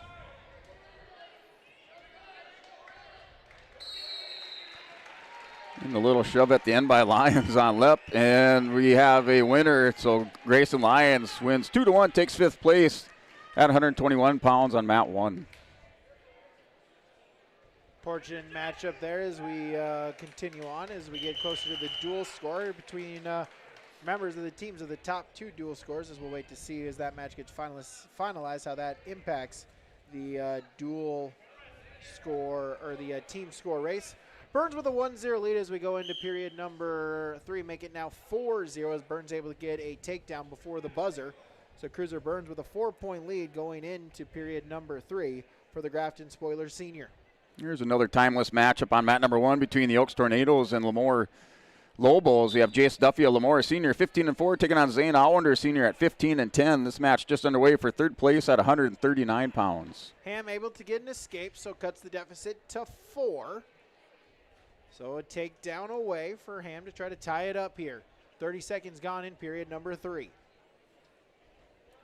Yeah, mat number 3 for 3rd place. Start of the second period, Joseph Keller riding on top of Cash Osterman, a Frazee. Keller with the 3-1 lead. That's over on mat number 3. That's for 3rd place at 145 pounds.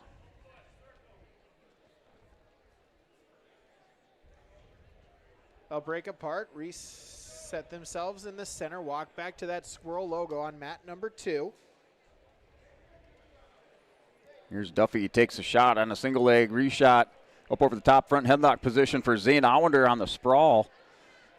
Duffy tries to arm drag out, stands back to his feet, still scoreless on mat 1 at 139.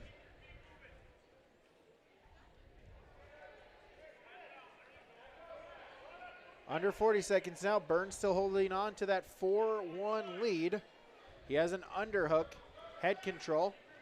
He's content to try to do that right there. Just try to ride out these few seconds, take a 5th place at 133 pounds. They'll break apart, come back to the center of the squirrel logo. Under 20 seconds now, break apart, circling back in is Ham. Shot fake, reshot by Ham. Burns, though, able to get his leg back free. Under 10 seconds. No stalling warning has been called. Burns is fine. Content to do that right there. Final 5 seconds. Burns in on a front headlock. He'll hold it right there, and Cruiser Burns will pick up a 4-1 victory over Frazie's Liam Ham, as Burns will finish in 5th place at 133 pounds. A 3rd place match at 139. We are scoreless as the final 5 seconds tick off the clock in the first period between Zane Allender of the Oaks Tornadoes and Jace Duffy of Lemoore Litchfield Marion. The flip of the coin choice goes over to Duffy. Duffy takes a look at his coaches. They tell him to defer. Allender peeks over at his. They tell him to take the bottom position. And that's how we'll start with Zane Allender in the bottom position at the beginning of the 2nd period on mat 1.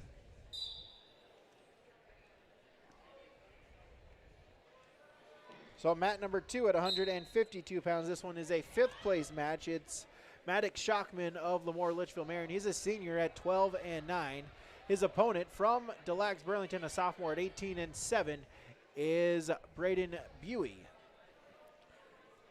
And Zane Allender off the whistle into a stand-up, returned back to the mat by Jace Duffy, then hit a sit-out into a switch, cleared the hips, was able to stand back up. He has the 1-0 lead over on mat number 1 in the 2nd period with 1:25 on the clock. 30 seconds in. Shot and a takedown by Shockman. He'll take the early lead here at 152 pounds. Over on mat number 4, wrestling for 5th place at 145. Hillsborough Central Valley's Carson Kazette is taking on Oaks' Case Allender. And mat number 3, 145 for 3rd place, Joseph Keller and Cash Osterman for Frazee. Osterman now is up by 2, 5-3 on mat number 3. That's going into the 3rd period.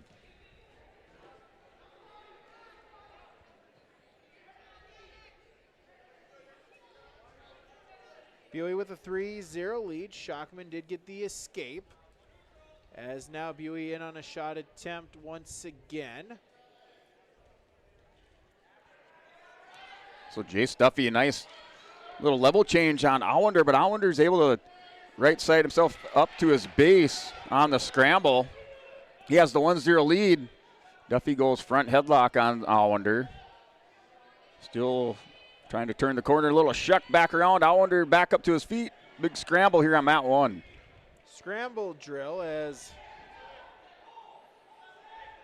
it's a 6-1 Buey lead right now, as Shockman able to get himself back up to his feet.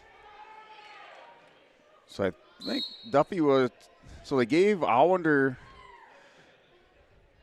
I have to see what the scoring was. It was a takedown for Allender and then a 2-point reversal. I thought there was some near fall counted. As right now the scoreboard reads Buey 8-2 with the lead. As I go back to the scores table, it's red and black singlet against red and black singlet. So just trying to make sure that everything is correct as far as the scoring is concerned there on mat number 2. Yeah, coming out of that scramble, the score is 4-2 on mat number 1 between Zane Allender and Jace Duffy at the start of the 3rd period. So the score is 4-2. Zane Allender leads. Duffy for Lemoore in the bottom position, wearing the black singlet with the white trim down the sides. So right now the score does read 8-2. Again, they're finishing that up here. On mat number 3, Cash Osterman of Frazee with a 5-4 lead against Joseph Keller. They're wrestling final 30 seconds there of period number 3. Over on mat number 4, Kazette and Allender are scoreless after the 1st period, going into period number 2 for 5th place at 145. So Zane Allender digs the leg in on Jace Duffy, stretched his arm out, picks up 4 near fall, and then a potentially dangerous, or actually must have been a half Nelson, or excuse me, a full Nelson. He's called with a technical violation. So our score is 8-3. Duffy will on the restart in the bottom position. So 8-3 is your score. Zane Allender leads by 5 over Jace Duffy on mat number 1 for third place at 139 pounds. So after the score, visit to the score table, able to get the score correct. It is Maddox Shockman with a 6-4 lead over Braden Buey, as Buey will start in the down, Shockman will start in the down position, able to get the escape point, and extends his lead now to 7-4.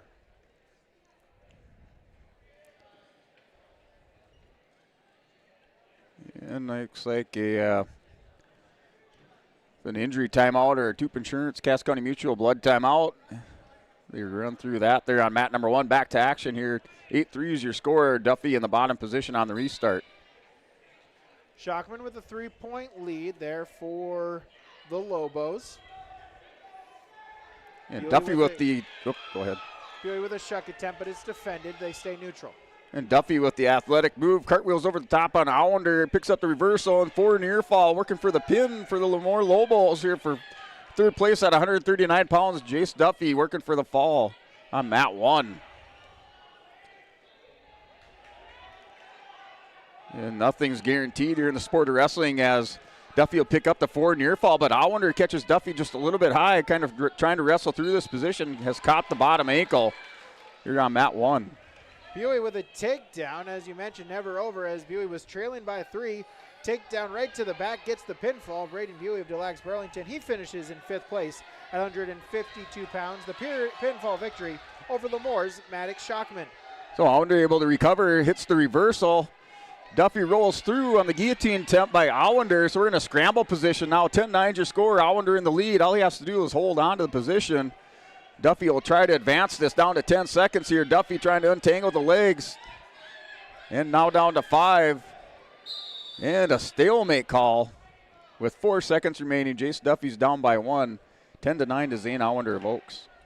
172 pounds in a 5th place matchup. It is Aiden Werner for Pembina County North. He's a sophomore at 18-7 on the season. His opponent is Caden Graber of Central Cass, a senior at 11-3. Graber with a quick takedown, pick up the first points of the matchup. In your final on mat number 1, taking third place for the Oaks Tornadoes is Zane Allender. He wins 10-9 over Jace Duffy of Lemoore. Mat number 4, Case Allender with a 7-4 lead as they wrestle in period number 3 against Hillsborough Central Valley's Carson Kazette at 160 pounds for third place. Fisher Johnson of Kindred is taking on Blake Sonnenberg of Frazee.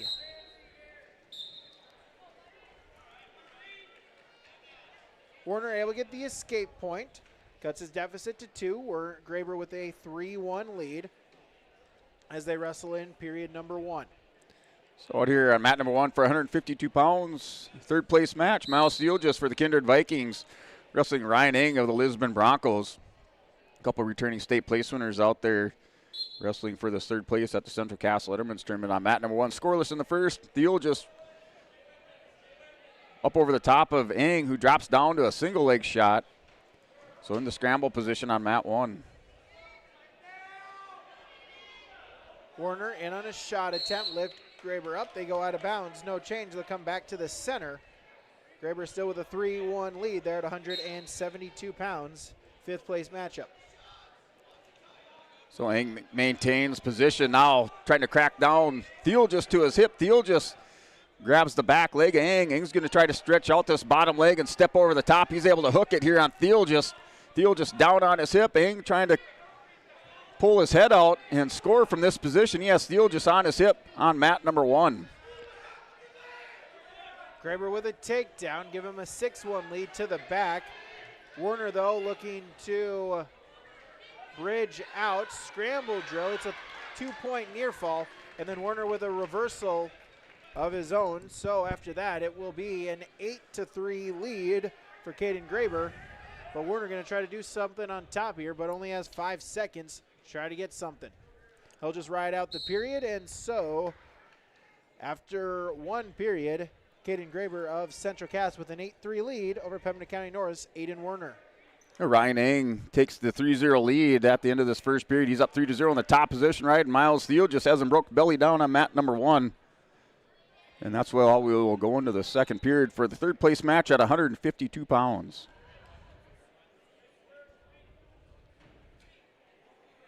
As looks like we'll have a blood time here on mat number 2.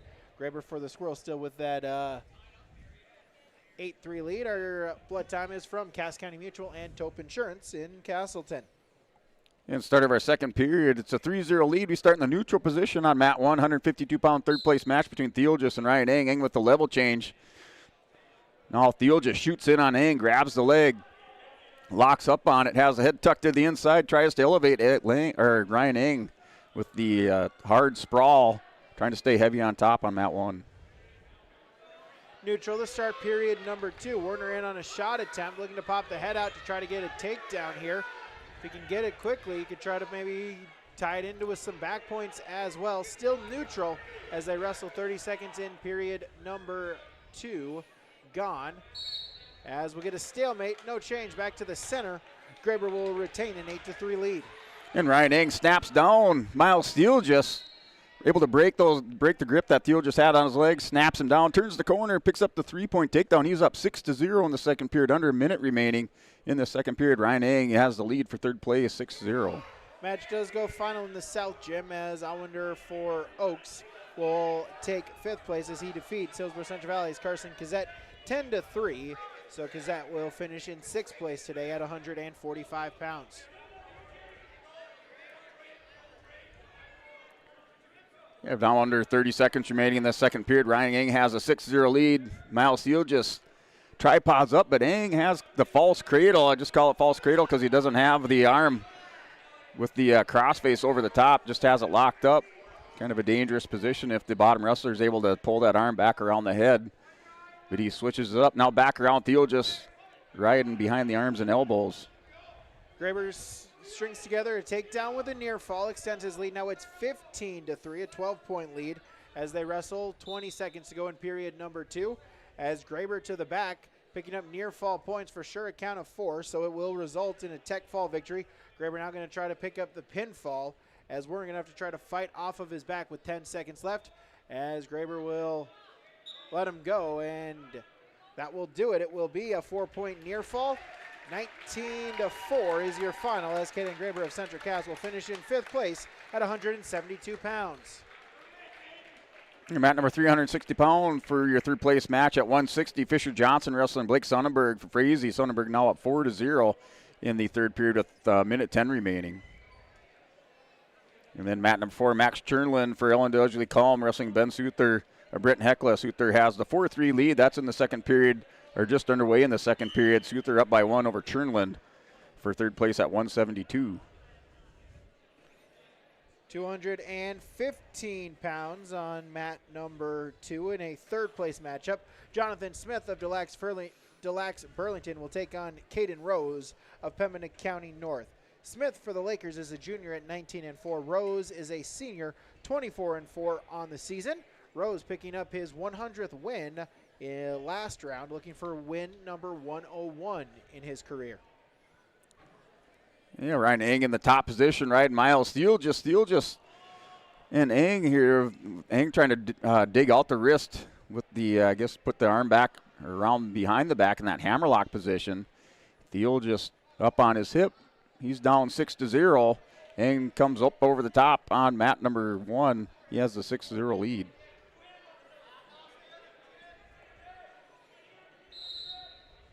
Neutral position, 1 minute gone between Smith and Rose here at 215 pounds. Third place matchup.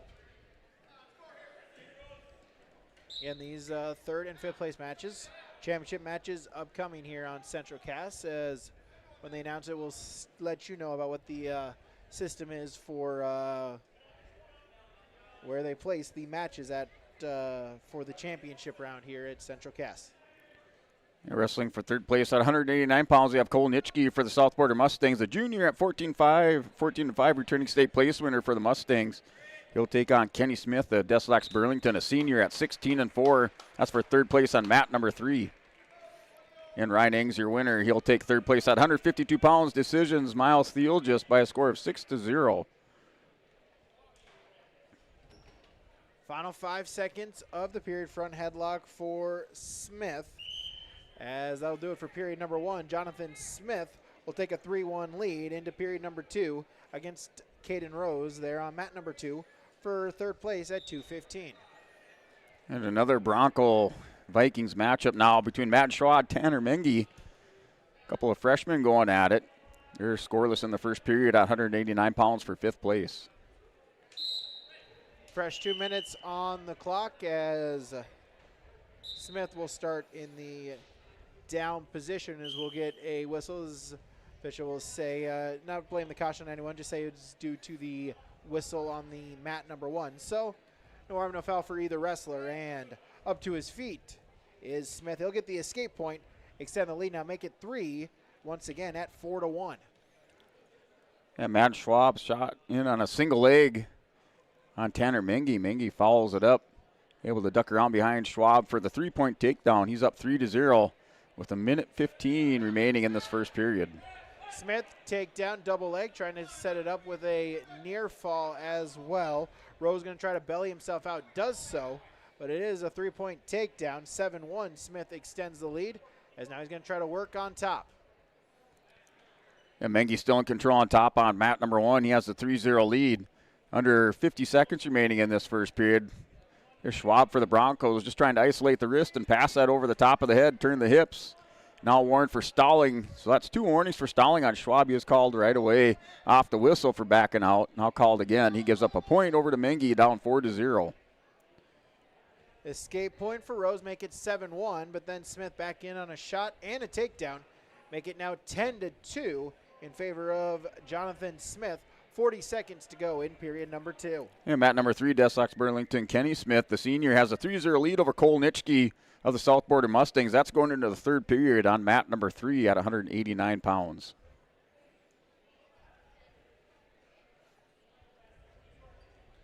Edge of the mat, Smith looking to stay inbounds. Again, the 1 point of contact rule coming into effect. Smith just stays there, tries to kill some time, as then we'll get a stalemate call back to the center with 19 seconds to go in period number 2. In the start of the second period, Tanner Mengi with choice. He chooses down. Schwab lets Mengi up. So now 5-0 is your score. We're going to our feet for the second period on mat number 1. Tanner Mengi's up 5-0.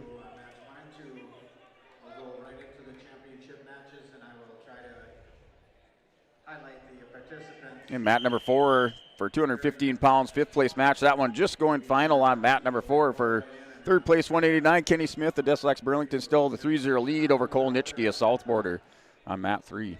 So the announcement is that the championship matches will take place on mats 1 and 2. They'll cease wrestling on the South Gym on mats 3 and 4. So the championship matches will be taking place. They'll use both mats here in the main gym at Central Cass High School, mats number 1 and 2 for the championship round. So Tanner Mengi scores a takedown and near fall on the far edge of the mat. He has the 10-0 lead off the restart. Schwab tries to sit up. Mengi counters with a half Nelson, has him broke belly down in the center of the mat with a minute 20 remaining in the second period.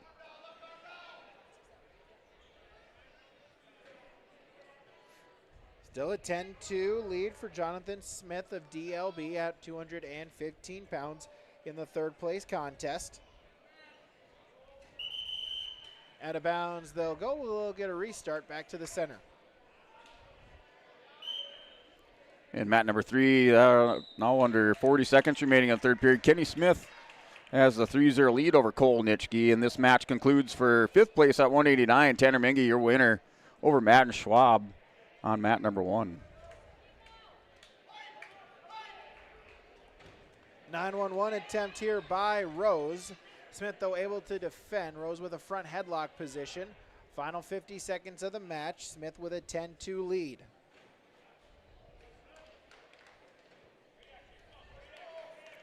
And here, the 107B starting our championship matches now here, the 107B division. For first place, we have Jaden Rude, the Kindred Vikings. He'll take on Sutton Stearns of the Oaks Tornadoes on mat number 1. He's a 7th grader with 4-1 record from Kindred. It's Jaden Rude. His opponent from Oaks is a freshman at 6'5". Final 20 seconds. Smith still with a 10-2 lead. Trying to pick up third place there at 215 pounds. Shot attempt by Rose. Sprawl by Smith. Front headlock. He's content to just stay right there. Try to tick down the final 5 seconds. 3, 2, 1, and Jonathan Smith will pick up the 10-2 major decision victory for Delax Burlington over Pembina County North's Caden Rose. Smith will finish in third place at 215. And Sutton Stearns jumps out to a quick 3-0 lead with the takedown on Jaden Rude on mat number 1. This is for the championship in the 107B division on mat 1. Stearns in that top position. Rude trying to roll through on Stearns. Stearns gives up the reversal. Now 3-2 is your score on mat 1.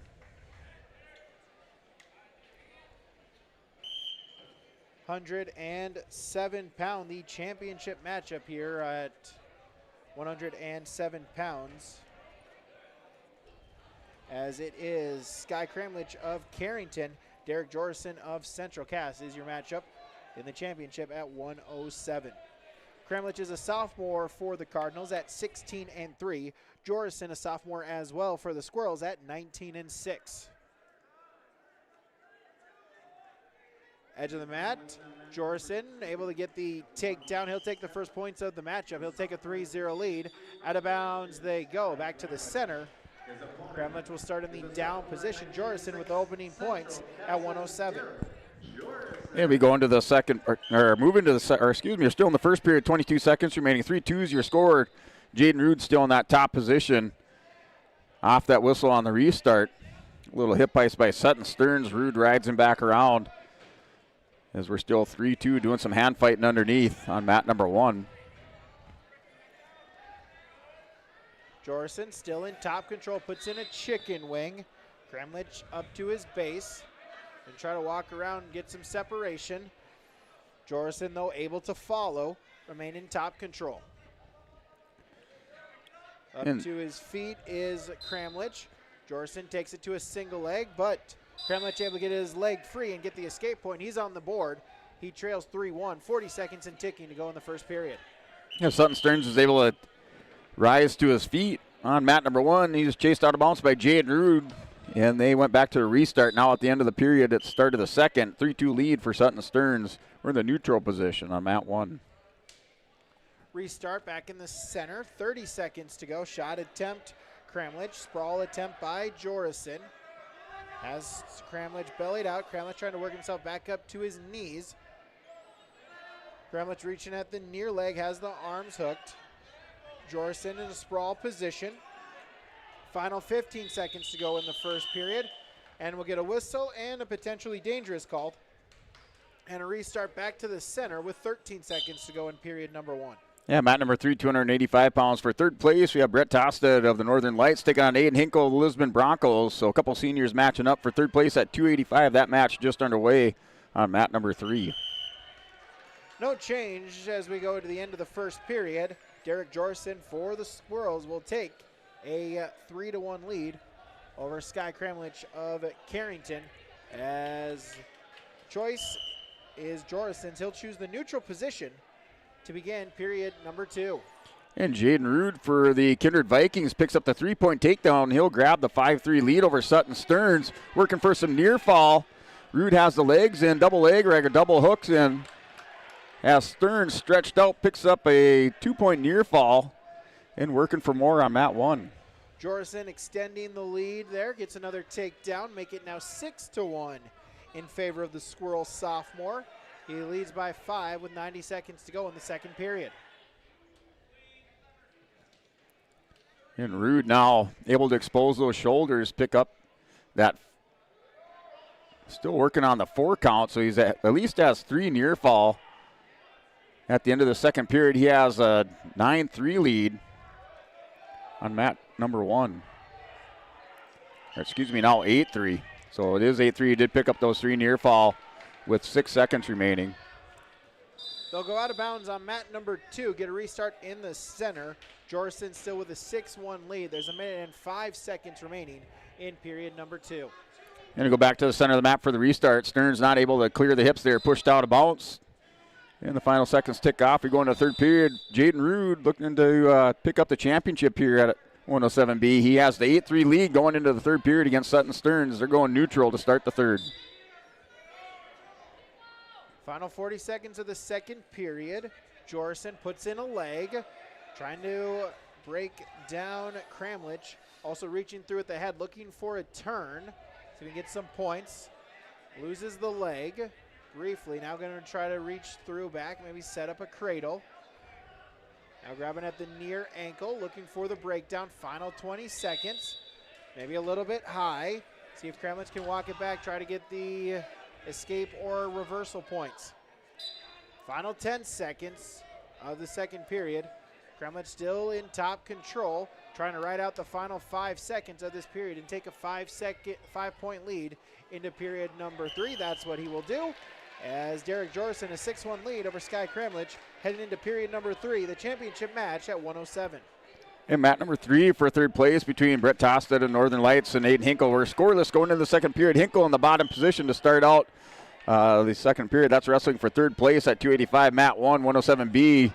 Jaden Rude, Sutton Stearns, 11-3 for 11-3 lead for Jaden Rude as he picks up another takedown on mat 1. As we'll start neutral to begin period number 3 as well. Both wrestlers choosing neutral in their choice. Shot attempt, Jorison, single leg. Now transitions it into a double. Crossface attempt by Cramlich, looking to sprawl out of the way. Now trying to walk around, spin behind, does so. Yeah, Rude warned for stalling. Stearns with the reversal, 11-5's your score.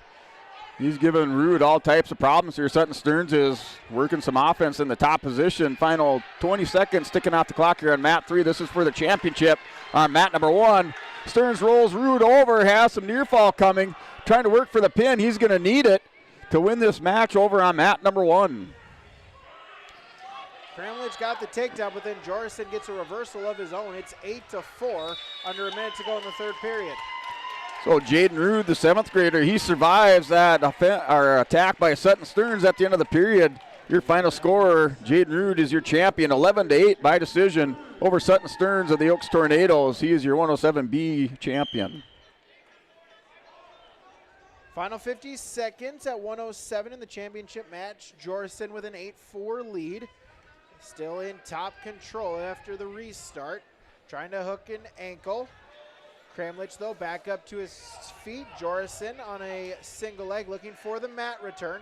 Trying to get a trip and able to run him out of bounds. No change. They'll go back to the center.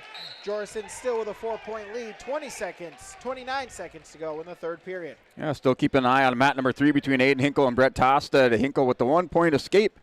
He's up now 1-0. Final 15 seconds ticking off the clock over on mat number 3. That's for third place at 285. Our championship match on mat number 1. Excited about this one, 121 pounds between Dalton Feist, the senior at 20-0, Bodie Henderson of Northern Lights, the sophomore at 17-1. A couple returning state champions going at it here on mat number 1. Reversal for Cramlich, make it now 8-6. They'll give up the escape point. Needs a takedown here in the final 5 seconds. Won't get it, and able to survive is Derek Jorison, as the Squirrel sophomore will pick up the championship in his home tournament at 107 pounds. Here, Feist and Henderson on mat number 1. Still in that neutral position. Little trip by Feist. Henderson caught him on his hip, but Feist able to stand back up as we're still scoreless now with a minute remaining on mat 1. As we'll go to the championship at 121 pounds, it's 114 pounds. They're on mat number 2. Jared Schilling of South Porter will take on Walker Miller of Ellendale Edgeley-Colm. Henderson with the throw on Dalton Feist, takes him over to his back. He's up 3-0, pick up the near fall. Feist will have a hole to dig himself out of, but he's trying to reverse Henderson. Henderson now back up over the top, regains control on Feist. So he did pick up 3 near fall. He has a 6-0 lead on mat 1 with 25 seconds remaining. Over on mat 3, Tasted able to get a point, so he evens it up at 1 apiece as they wrestle period number 3. Third place, 285. An important matchup as you look at the team standings, as Lisbon still in second, trying to crawl its way back against South Border.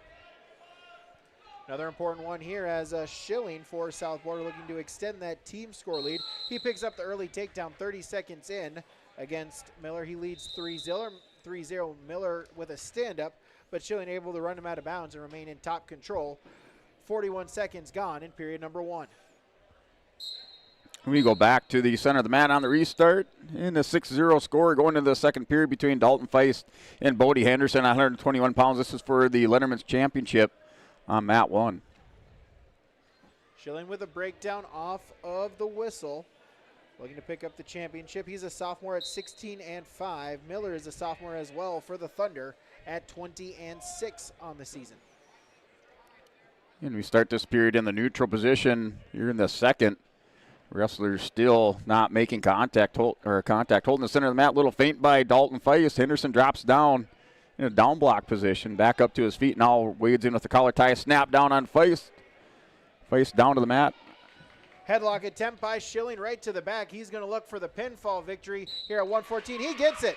Jared Schilling for the South Border Mustangs, the pinfall victory in 1 minute and 26 seconds over EEK's Walker Miller. And Schilling is your champion at 114 pounds. And Dalton Feist has Henderson kind of cracked down on his hip, and Henderson reaches through the backside on Feist. Feist trying to double up on Henderson and turn the corner and step over. We're still 6-0 your score. We're in the second period. Henderson in a scramble position. He'll take control, score some near fall on the takedown, working for a pin on Dalton Feist on mat number 1. Mat 2, the championship at 133 pounds. Logan Werner of Pembina County North, a senior at 21-4 on the season. His opponent from the Oaks Tornadoes, a sophomore at 23-3, is Matthias Dahlstrom. So Henderson has the 9-0 lead. Feist down now with the 4-point near fall, down 13-0. This is in the second period with 30 seconds remaining on mat number 1 as Henderson locks up a double armbar. He'll look to close this one out as there were no near fall awarded on that. Feist trying to extend this match now with 19 seconds remaining in the second period with a reversal, 13-2. No score on mat number 2. Now make it a score as Dahlstrom with the takedown to get it up 3-0. 40 seconds gone in period number 1 for the Oaks sophomore. He must have had a big scramble over on mat number 3 there between Hinkle and Tosted. It looks like Aiden Hinkle wins that one by a score of 4-3. We'll wait for that to go across the ticker, but it looks like Hinkle wins that by a score of 4-3 for third place at 285.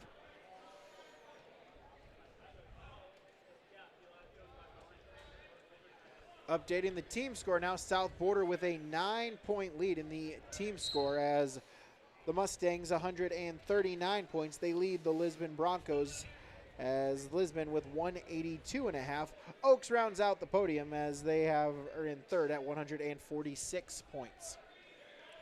3-1 as Werner got the escape point. Werner on a shot attempt. Dahlstrom with a sprawl. Looking to spin behind, trying to break the grips of Werner and extend his lead. Trying to get a takedown. Under 30 seconds to go in period number 1. Dahlstrom trying to hook the ankle. Unable to do so far. As Werner holding on to that near leg of Dahlstrom. Trying to hold on, not give up any more points before the end of the period. Well, Dalton Feist remains in that top position, kind of in that 50-50 scramble. Feist comes out on top, maintains his position. Still 13-2. He's up over, or he's in the top position. Bodie Henderson has a 13-2 lead in a blood time. So we have a Cass County Mutual blood time over here on mat number 2. And that's Bodie Henderson lead now 13-2. Dahlstrom able to get the takedown before the end of the second period, so he will up his lead 6-1 going into period number 2.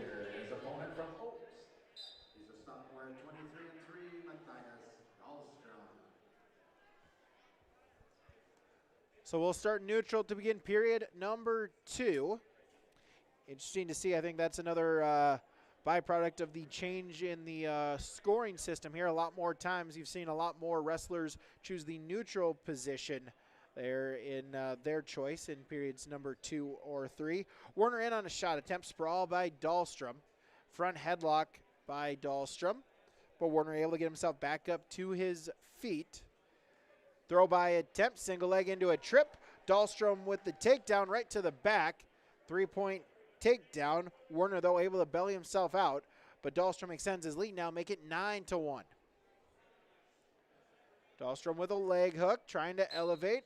Also reaching through on a crossface. Going to see if he can get a cheap turn here. We are back to action on mat number 1 between Dalton Feist and Bodie Henderson after that blood timeout. It's 13-2. Henderson trying to reverse this on Feist as they roll to the edge of the mat. A 2-point reversal for Henderson. Their score now 15-2. Dahlstrom got a count of 1, but then Warner able to belly himself back out before it counted 2. No near fall points, but Dahlstrom retains that 9-1 lead as we wrestle with 30 seconds to go in period number 2.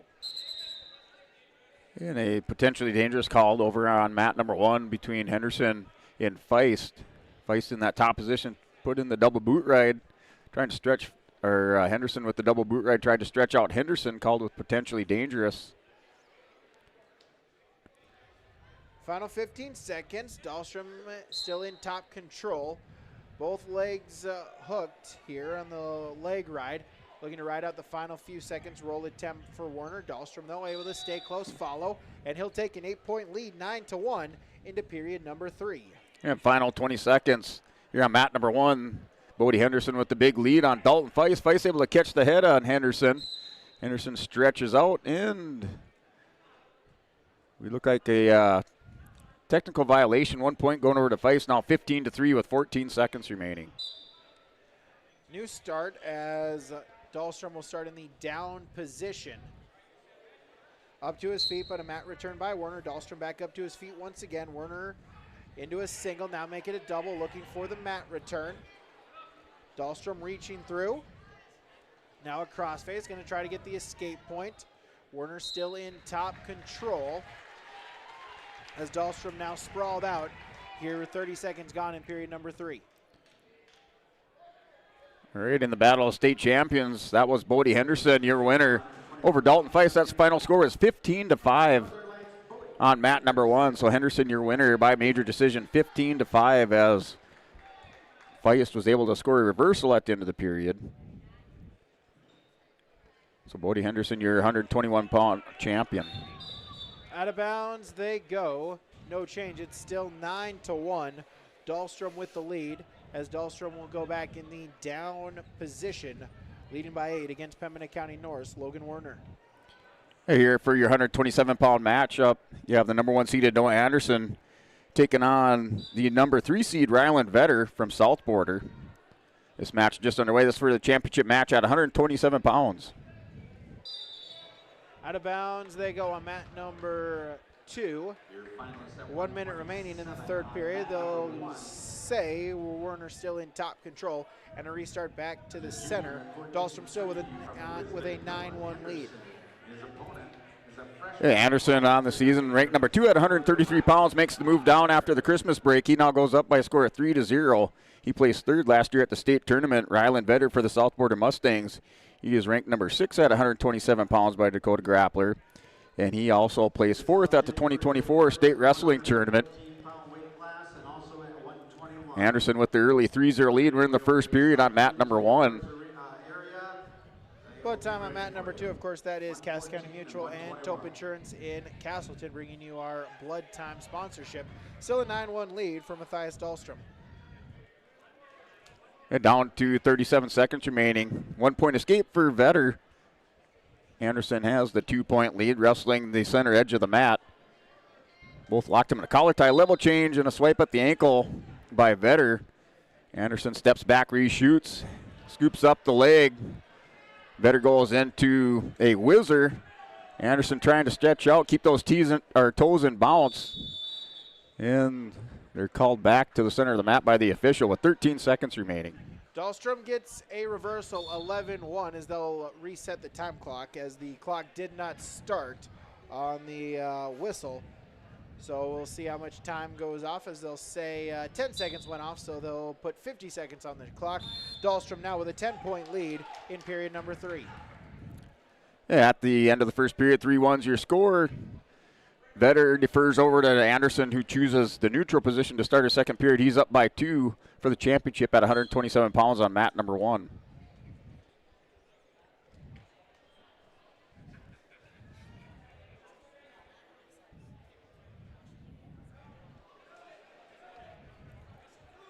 And Anderson up over the top, snapped down Vetter. Vetter backs out, goes to the collar tie, and Anderson working the elbow. Anderson down, drops down to a leg. Vetter goes to the shin whizzer on Anderson.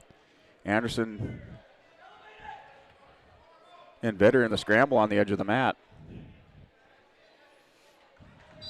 Dahlstrom just riding out the final few seconds of the period as Matthias Dahlstrom for Oaks. He is your champion at 133 pounds, an 11-1 major decision victory over Pembina County North's Logan Werner. And Vetter did a nice job defending that single leg attack by Anderson. Was able to get the restart back to the center of the mat. He dives in on a double leg shot on Noah Anderson. Anderson, heavy hips, trying to drive that head of Vetter down into the mat. Reaches back for the ankle, tries to step across.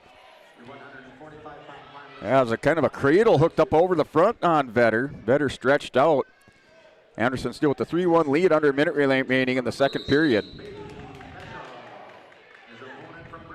145-pound match. We have Minnesota versus South Dakota taking place in the state of North Dakota, as Bailey Peichel of Frazee, a senior at 19-2. He will take on Bryce Hawkinson of Britton Hecla, a junior at 17-1. We have that restart on mat number 1.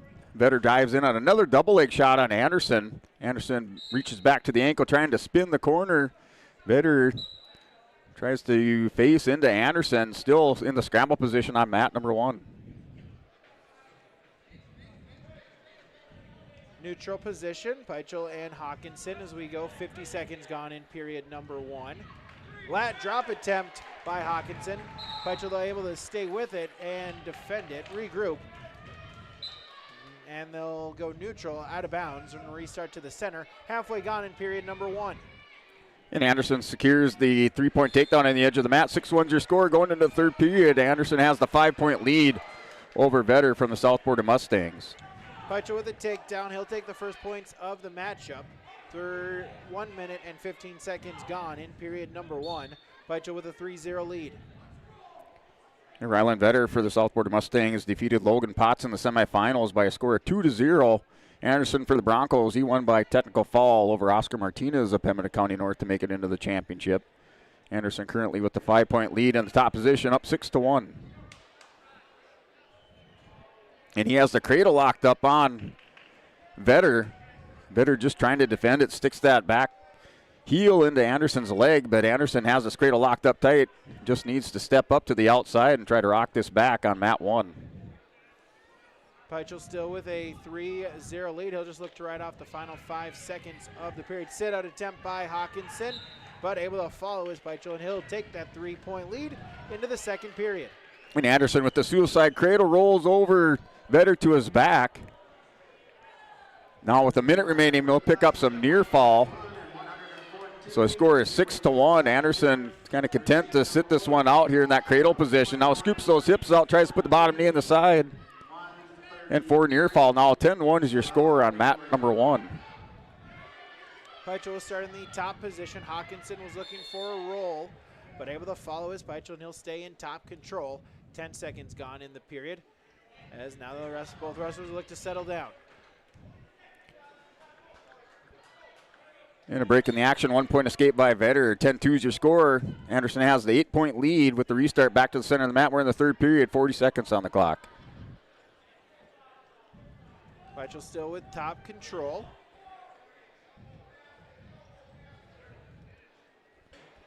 A nice snap down by Vetter with the high crotch shot, defended by Anderson. Anderson shucks Vetter away here with 20 seconds remaining. He has the 8-point lead.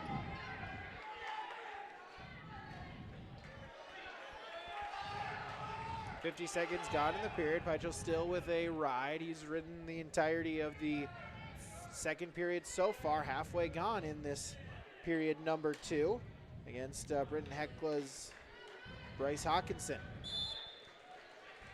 So last minute head and arm attempt by Vetter. It was ducked under by Anderson.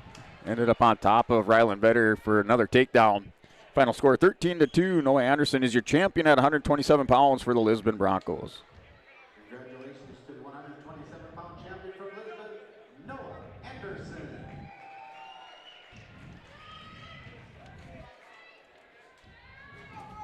So Peichel still with a 3-point lead. Still riding tough on top.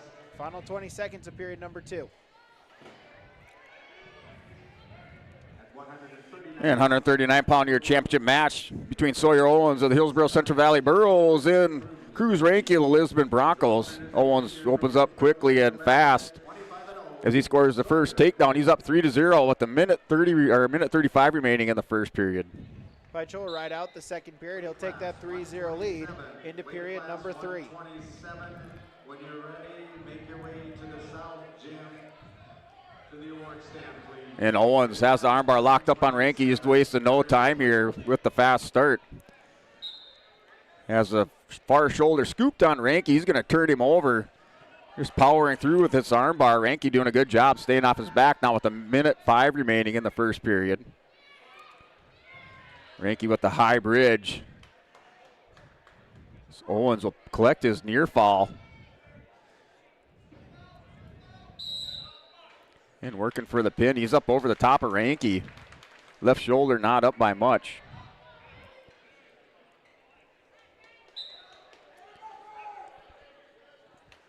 Peichel still with a 3-0 lead now.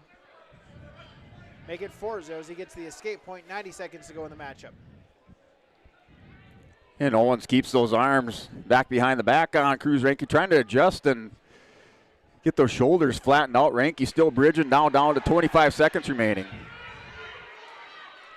Hawkinson able to get a takedown, and so he cuts his deficit to 1. 4-3, a minute and 10 seconds remaining. Peichel now just leading by a single point as they wrestle in the third period in the championship at 145 pounds. They give a little credit to Cruz Ranky. He's able to get back belly down, but Sawyer Owens right back on top with the armbar. Has it locked up behind the back, grabbed the far wrist, but he runs out of time. He has a 7-0 lead going into the second period on mat 1. Of course, Sawyer Owens for Hillsborough Central Valley, the son of head coach Rob Owens, younger brother of former heavyweight state placer Seth Owens, my teammate back in the day there for Hillsborough Central Valley. As Peichel still with a 4-3 lead as we'll get a stalemate called. Get a restart back in the center. We'll see what Hawkinson tries to do. And he says, let's go both up. He'll give the escape point to Peichel and looking for a takedown in the final 30 seconds. And a little stop in the action. Just had to let the clock catch up to the action on the mat. On mat number 1. Still 7-0 lead after the reset of the clock. With a minute 50 on the clock, 7-0 Sawyer Owens lead. Peichel gets the takedown, so he'll take an 8-3 lead as he'll just look to ride out the final 10 seconds and pick up the championship there at 145 pounds. Final 5 seconds has Hawkinson bellied out, 3, 2, 1. And Bailey Peichel of Frazee is your champion at 145 pounds. An 8-3 decision victory over Britton Hekla's Bryce Hawkinson. So Owens and Ranky out of bounds, back to the center for the restart. Still 7-0 lead for Sawyer Owens. Owens made his way into the championship match by defeating Jace Duffy of Lemoore. Ranky with the win over Rikervetter by fall, making his way to the championship. Ranky on the season, ranked number 3 at 139 pounds, placed 5th at the state tournament in 2024. And Sawyer Owens returning state champion and also ranked number 1 at 139 pounds in your latest Dakota Grappler rankings. 152-pound championship match on mat number 2. It's Nick Garber of Carrington, a sophomore at 19-4 on the season for the Cardinals. His opponent from South Border, a senior at 15-5, Cole Stock for the Mustangs. Wrestle neutral position. Update on the team score. South Border with a 4-point lead against Lisbon. South Border has a 193.5. The Broncos 4 points behind at 189.5. Couple important matchups here for both teams on the mats right now. Yeah, Ranky able to slow it down. Sawyer Owens now still 7-0. Wrestlers in that neutral position. Towards the end of the second period, 15 seconds remain on the clock. 7-0 is your score on mat number 1, working the far edge of the mat. Garber with a shot attempt. Stock looking to defend. Garber the single leg, trying to elevate it, see if he can stay out of bounds. Does so. Able to get the 3-point takedown before they go out of bounds. And Nick Garber for the Cardinals will pick up the first points of the matchup at 152. And Owens choosing the bottom position to start. Ranky decides to let him back up. Owens now with the 8-point lead, up 8-0 at the start of the third period for the championship at 139 pounds on mat number 1.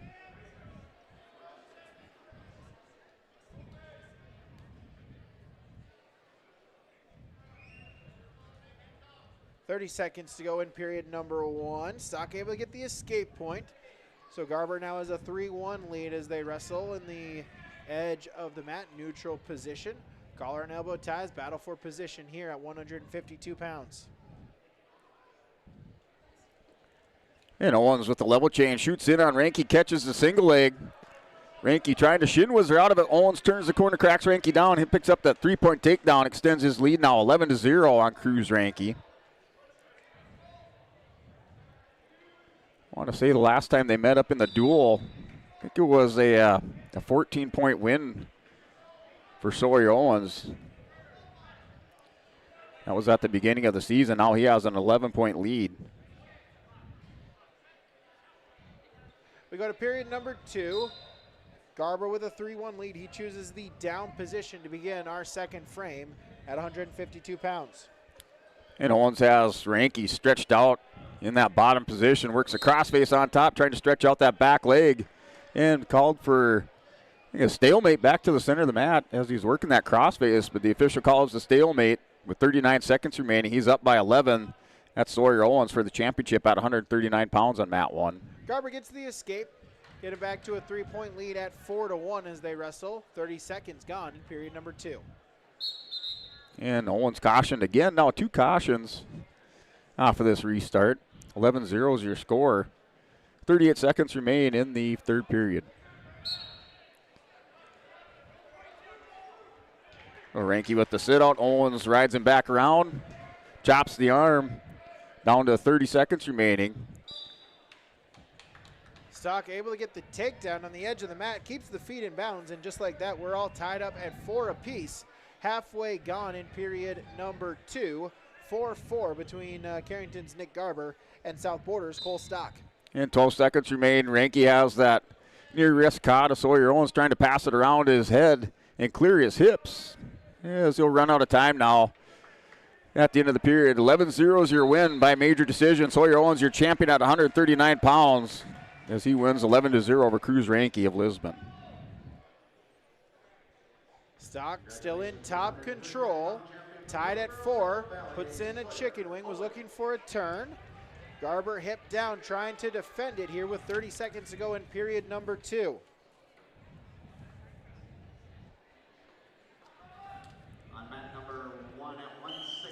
So your 160-pound match. This is always a good one out here between Eli Lyons and Wagle from Napoleon. So just a matchup, classic matchup from last year between Mason Wagle and Eli Lyons. Look for some more fireworks here on mat number 1 at 160.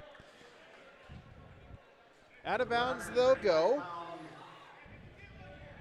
Stock still in top control, going to try to ride out the final 6 seconds and take a tie score into period number 3. And Lyons in on a single leg shot on Wagle. Wagle with the shin whizzer. They're on the edge of the mat. And Wagle finally grabs the wood floor, and they're called out. Back to the center for a restart. Lyons with the 3-0 lead. Roll attempts here by Garber, trying to get the escape point, unable to get it. And so Stock will keep him down there as he will go into period number 3 with choice. He chooses the down position. And then Garber says, let's just start in the neutral position, gives up the escape point. And Wagle tries to hip pass through on Lyons. Lyons tries to ride him back around. Wagle to his feet. Lyons with the mat return. goes the 2-on-1, almost hit the tilt on their mat return. He has a 3-0 lead with Mason Wagle under a minute remaining in the first period. Lions with the ball and chain, tilt hooked up, has the hand caught underneath, trying to work up over the top into the elbow and put that on Wagle's elbow with his hand and put his elbow, that's Lions' elbow, into his back and then elevate this. 40 seconds gone in the period. Garber, collar, elbow tie. Now Garber double overs, Stock with double unders. Stock with a 3-point lead. Stock looking to lock up the bear hug. Garber, though, trying to defend, circle himself back in. As now Stock will try to circle back in to the center of the circle. And Lions working the legs on Mason Wagle. Tried to tilt him over. Wagle was able to roll back through, got in an awkward position, potentially dangerous, called back to the center for a restart with 10 seconds remaining. Lions with the 3-0 lead on mat 1. They go out of bounds. It stays 5-4, so it looks like Garber with blood time here. Again, our blood times from Cass County Mutual and Tope Insurance in Castleton. And at the end of the period, going to the second, 3-0 lead for Eli Lions. Lions chooses bottom position to start the second. This is for the championship at 160 pounds.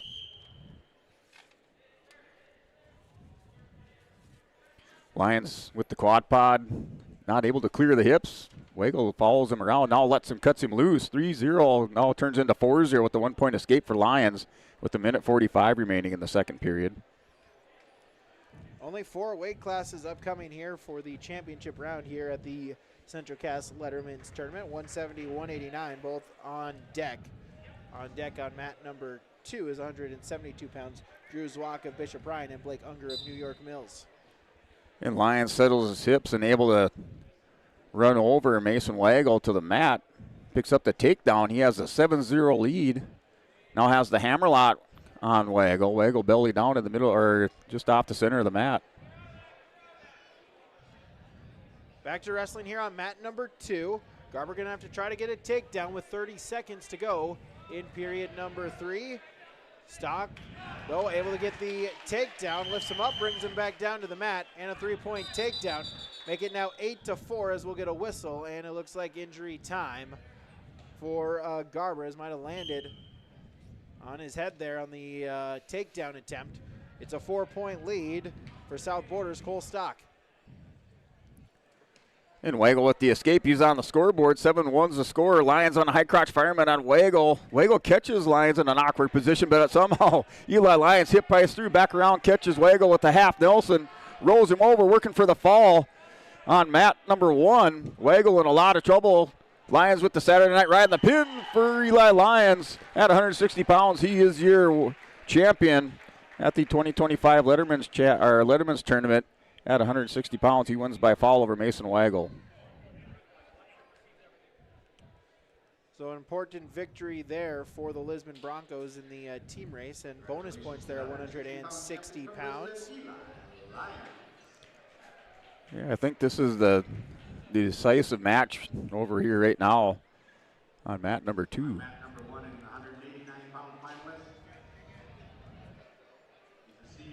Still working on the injury time, getting Garber looked at. It's an 8-4 lead for Cole Stock in period number 3 there on mat number 2.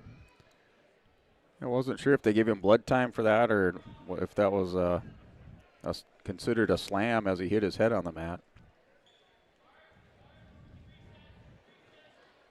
We are working into our championship match at 189 pounds on mat number 1 between Cole Henderson of Northern Lights and Christian Mertz. Henderson at 15-0 as a senior. Mertz from Harvey Wells County, a sophomore, at 16-2.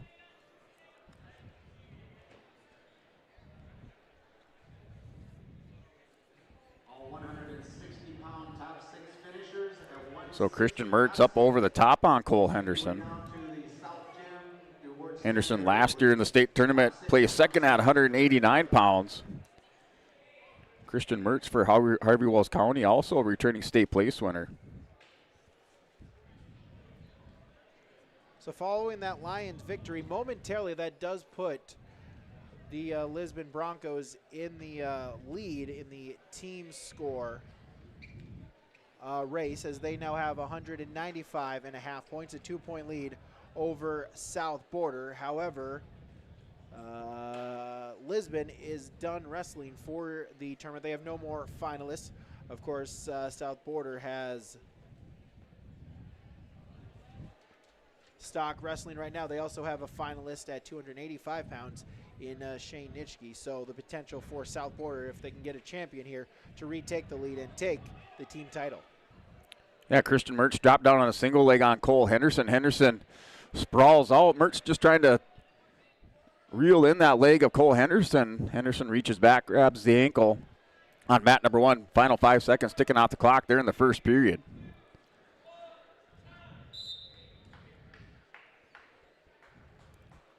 The official goes to the flip of the disc, and choice goes over to green.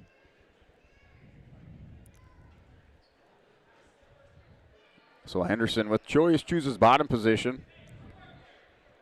2 minutes on the clock for the championship at 189 pounds on mat 1.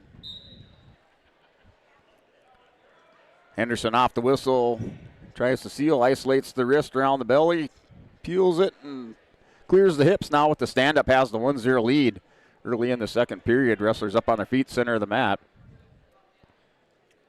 So an injury time here on mat number 2 at 152 pounds as Garber being evaluated by the medical staff. Again, on the takedown by Stock, might have landed on his head, so just being evaluated, making sure that he can continue at the championship at 152. Yeah, still at the championship match at 189 pounds. Mertz with the single leg shot on Henderson. Henderson able to catch him with a whizzer. Mertz had almost had him off balance on the edge of the mat, but Henderson able to recover in time, throws the whizzer in. Now wrestling the edge here with Kristen Mertz. In this 50-50 position on the edge, Mertz attacking the leg. Henderson able to square the hips up, back to the center of the mat they go. Still 1-0 is the lead. Mertz with another attack. Henderson backs up. No stall warning given by the official. So Mertz with the offense. Now the level change by Henderson drops down on the edge of the mat.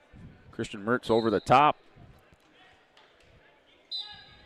So Garber able to continue. He trails by 20 seconds. He's in the down position. In on a stand-up attempt is Gerber was looking for a roll. Able to defend it though is Stock. Final 10 seconds. Stock looking to ride out the final few seconds and pick up the championship at 152. Able to do so, bellies Garber out, and Cole Stock for the South Border Mustangs is your champion at 152 pounds. An 8-4 decision victory over Carrington's Nick Garber. And still the championship match at 189 between Christian Mertz and Cole Henderson of Northern Lights. Still scrambling it out. Good back and forth battle now up on their feet. Time expires in that second period. Christian Mertz with his choice. He chooses the bottom position. Cole Henderson in the top position has the 1-0 lead with 2 minutes on the clock in the third period. So that will put South Border back in front in the team score race at 197.5. As that will also lock up the team score title for South Border, as Lisbon has no more finalists for the Broncos. So South Border will finish as your champion in the Central Cass Letterman's tournament. And Cole Henderson doing a good job of riding Christian Mertz. Off the whistle, able to break Mertz down. Has the armbar locked up on the near side, reaches across, trying to isolate the wrist on the far side. Now has it locked up, walks around the head, breaks Mertz down to the mat. Christian Mertz able to stretch out. Now with 1:15 remaining. 172-pound championship match. It's Drew Zwock of Minot Bishop Bryan. He's a senior, undefeated on the season at 20-0. His opponent from New York Mills is Blake Unger, a senior at 12-4. Out of bounds they go. They'll stay neutral. 42 seconds gone in period number 1. Yeah, Cole Henderson still riding on top with under 50 seconds remaining. He has the 1-0 lead, so he's protecting that lead, doing a good job riding Christian Mertz. Mertz trying to do a little hand fighting underneath. Now under 40 seconds on mat number 1.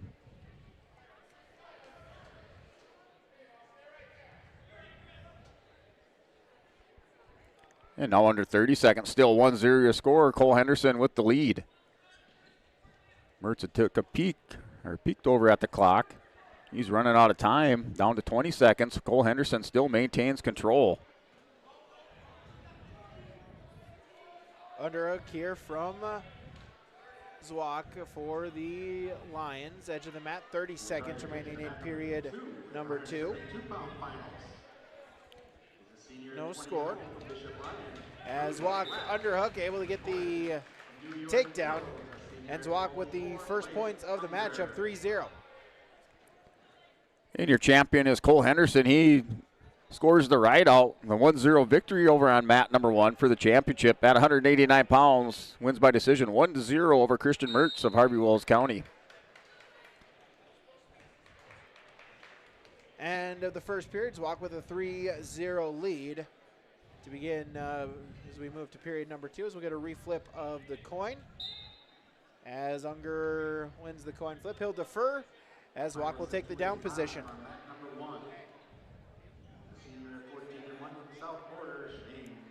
Yeah, mat number 1, Shane Nitschke and Kate Okeson wrestling it out for the championship at 285 pounds. Expect this to be a great match. Shane Nitschke, the senior, at 14-1. Returning state champion taking on Kate Okeson, Minot Bishop Reiner Jr. at 22-0. Zwak able to get the escape point, extend his lead now, make it 4-0 on mat number 2. Gentlemen can make your way down to the South Gym and their work stand. And top 6 at 189, they're ready for you. Yeah, wrestlers working collar tie. Okeson with his head buried into the side of the head of Nitschke. Little knee pick, and they wrestle out of bounds back to the center for a restart over on mat number 1.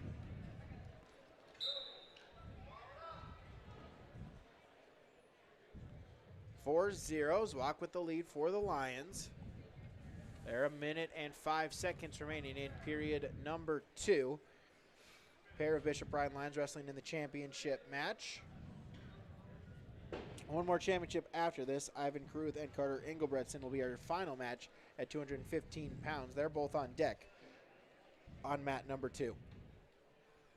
And we remain scoreless at 0 on mat number 1. Down to 30 seconds remaining between Okeson and Shane Nitschke. Zwak with a lat drop attempt. Out of bounds they go. They will confer with the officials to see if he was able to keep the foot in bounds and award the takedown. They'll say no. Zwak unable to keep the foot in bounds, so no change. We'll stay neutral. 35 seconds to go in period number 2. So Nitschke and Okeson roll out of bounds. Nitschke in the top position after that scramble, but they are out onto the hardwood floor. No points awarded. Down to 10 seconds remaining in the first period. Final 20 seconds of the second period, still neutral. Zwak with a 4-0 lead against New York Mills' Blake Unger. Shot attempt, Zwak single leg, looking to finish it. As we'll get a takedown, 3 points, extend the lead now 8-0. I believe we also got a stalling call on Unger. And so it's an 8-0 lead. Here's Zwak. Drew Zwak there of Bishop Ryan. Yep. Shane Nitschke deferred over to Okeson. Okeson choosing the top position. Nitschke trying to knee slide, working on that far edge of the mat. Okeson with that back ankle ride.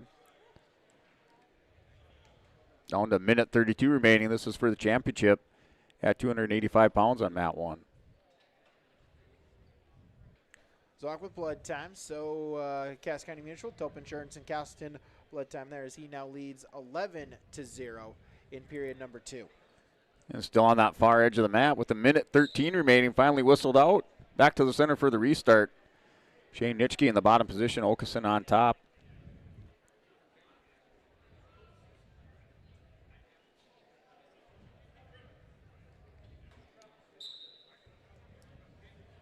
And off the whistle.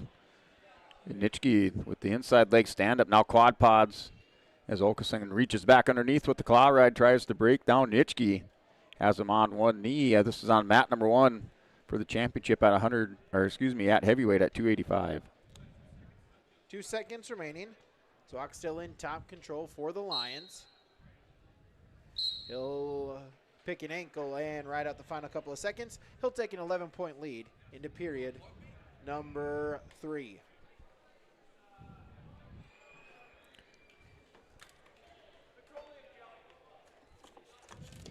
As it looks like we'll get blood time once again. Good. And blood time from Cass County Mutual and Tope Insurance.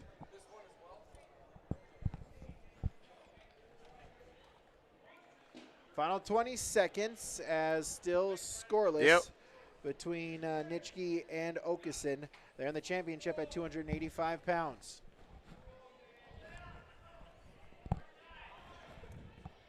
Nitschke trying to get the escape point before the end of the period number 2, but Okeson able to ride him out, and we'll go scoreless into the final 2 minutes on mat number 1. Final 2 minutes on mat number 2 as well. Zook with an 11-0 lead as we'll start neutral position to begin period number 3 at 172 pounds. Okeson in the bottom position to start the third period, still scoreless as he scores the ride out over Shane Nitschke. Not able to score in that second period. Okeson tripods up. Nitschke with the leg ride here with the big guys. 6 in the leg on the near side. Trying to isolate the back leg on Okeson. Okeson putting a lot of rate and pressure into Shane Nitschke, who's sitting on his hip. Zook with the takedown, so extend his lead now, make it 14-0. 1 point away from the tech fall victory at 172 pounds. Out of bounds they go, get a restart back in the center. A big scramble between Okeson and Nitschke. Okeson coming out on top of this one. Scores the reversal, no near fall awarded. Tried to work for that defensive pin. Shane Nitschke able to get back up to his base.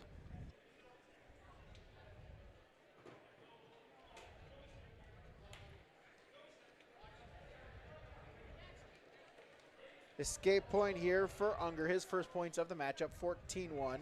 Zook going to look for the takedown if he can get one. It will result in the tech fall in the championship for the Bishop Ryan Sr. Shot attempt, double leg, and there's the takedown. Andrew Zook of Bishop Ryan is your champion at 172 pounds, a 17-1 tech fall victory over New York Mills' Blake Unger.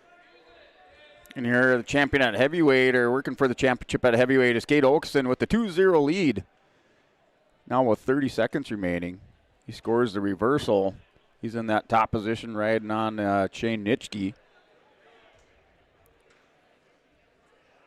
Nitschke trying to scoot those hips up underneath, see if he can have a little momentum to score at the end of this period. He's down by 2 points. Our final matchup here is the 215-pound championship match for Ellendale Edgley-Colma Jr. at 19-4. It is Ivan Caruth. His opponent for Harvey Wells County, a senior at 11-2. It is Carter Engebretson. And we do have injury time out here on mat number 1, so don't like to see that. So some injury time here with Shane Nitschke and Cade Okeson. Engebretson, Caruth, neutral position, 30 seconds here at 215 pounds, 2-on-1. As Caruth was looking for the Russian, but Engebretson able to push him away. They'll break apart, try to work back here in the center of the mat. Battle collar, elbow ties, looking for position, seeing if a opening opens up here for either wrestler here at the early parts of period number 1.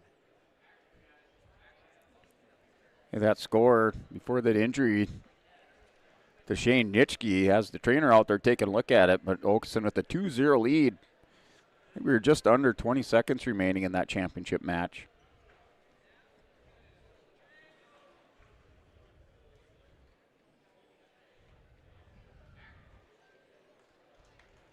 And that will do it. So medical injury default over here on mat number 1 for Okeson, as he is your champion at heavyweight. Caruth and Engebretson are still neutral position. 20 seconds remaining in period number 1. Caruth with a pinfall victory over Pembina County North's Caden Rose in his semifinal matchup. Engebretson with a overtime pin against Jonathan Smith of DLB in his semifinal. Final 5 seconds of period number 1. as they'll go to period number 2, a scoreless tie. Ivan Carruth for EEK and Carter Engebretson for Harvey Wells County. Carruth with choice, he'll choose the down position to begin period number 2. Ladies and gentlemen, on mat number 2 for first place at 2:15. Sit out off the whistle by Carruth, and the escape point. Ivan Carruth will get the first points of the matchup. He'll lead 1-0, 10 seconds gone in period number 2. The senior at 11-2, Carter Engebretson.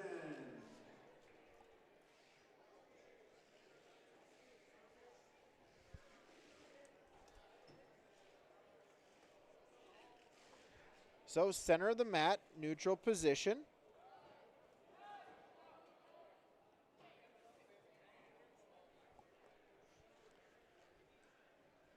Just past 30 seconds gone in period number 1.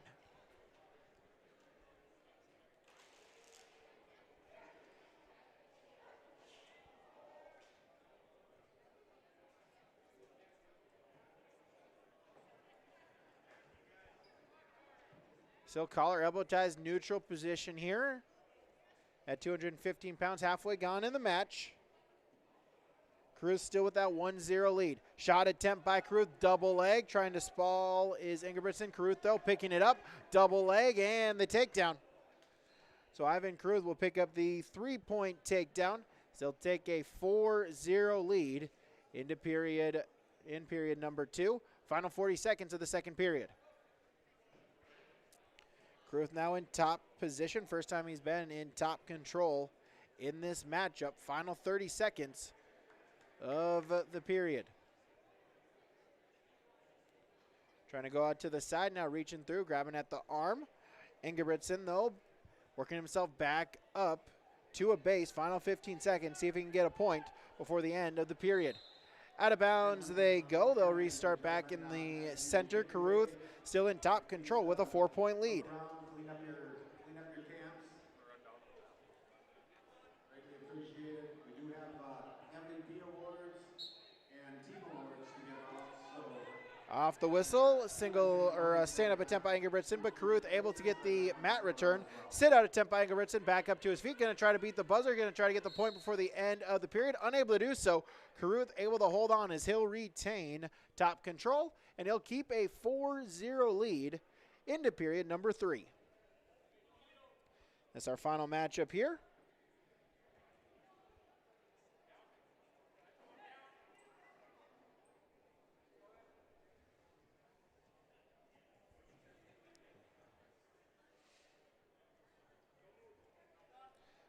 Engebretson will start in the down position. Bottom man set, top man on, set, and the whistle. Carruth with a 4-point lead into the final 2 minutes at 2:15. Engebretson up to his feet. He'll get the escape point. He trails by 3 now. 10 seconds gone in the first period.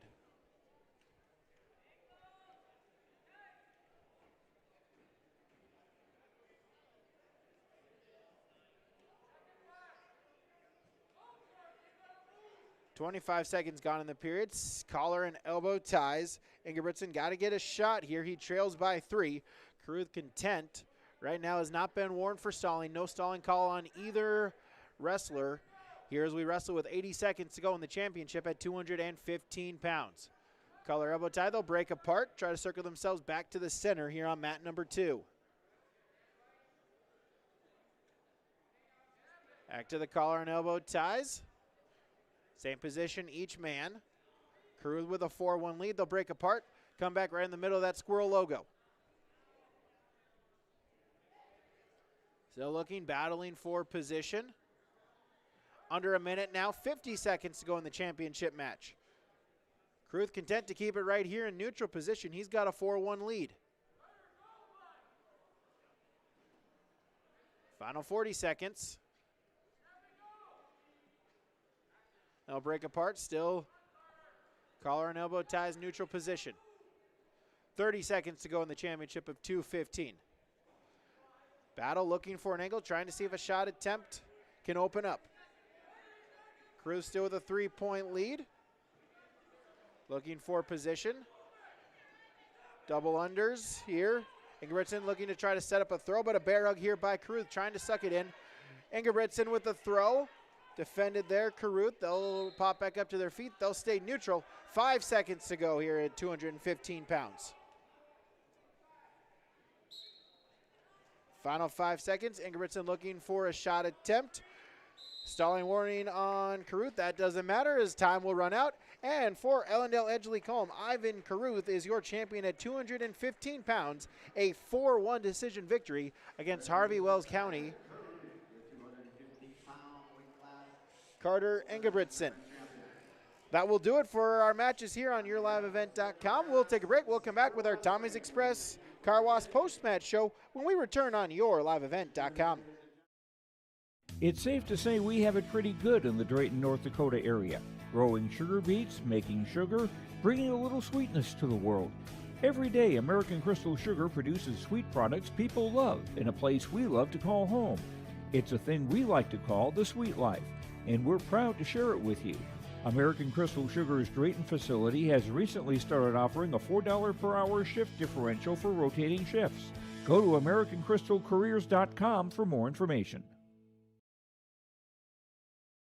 Did you know that Bassett Motors has over 300 pre-owned vehicles to choose from and a great selection of new vehicles arriving daily? At Bassett Motors, hometown hospitality and personal service is their goal. Come and experience a relaxed buying process. They will handle everything from financing and licensing to accessorizing your new vehicle. Give them a call at 701-652-2955 or check them out online at BassettMotors.com. Bassett Motors, where our customers send their friends.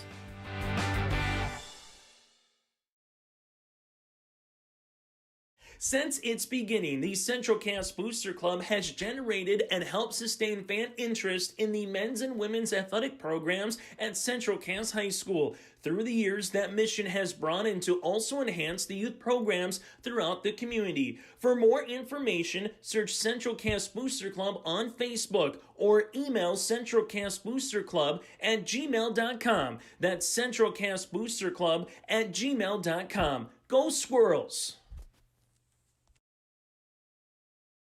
Sharing our heritage, sharing our future. Choosing the right bank for your financial needs can be challenging with the many choices available. Dakota Heritage Bank is pleased you're interested in knowing more about what they can do for you. The Dakota Heritage Bank community bank setting is a strong advantage they have over larger, less personal banks. Customers are more than account numbers, they are friends and neighbors. Working together, Dakota Heritage Bank, member FDIC, equal housing lender. Get ready to make a true impact on the farm. Introducing the True Grade pull-type bulldozer blade from Degelman Industries. At 34 inches, the True Grade is the tallest pull-type bulldozer blade in its class. Our streamlined design will make cleaning ditches, grading roads, digging ditches, leveling fields, and moving snow easier and more efficient than ever. The Degelman True Grade, engineered tough. Visit our website for more information. Back here, YourLiveEvent.com. It's time for our Tommy's Express Car Wash post-tournament show here on YourLiveEvent.com as we'll run down here some final results here. Get you the placings right here as we'll try to get through our post-match show here. An abbreviated post-match show as snowstorms in and around the Castleton area. Much of the eastern part of the state, for sure the southeastern part of North Dakota, is under a travel advisory, travel watch here.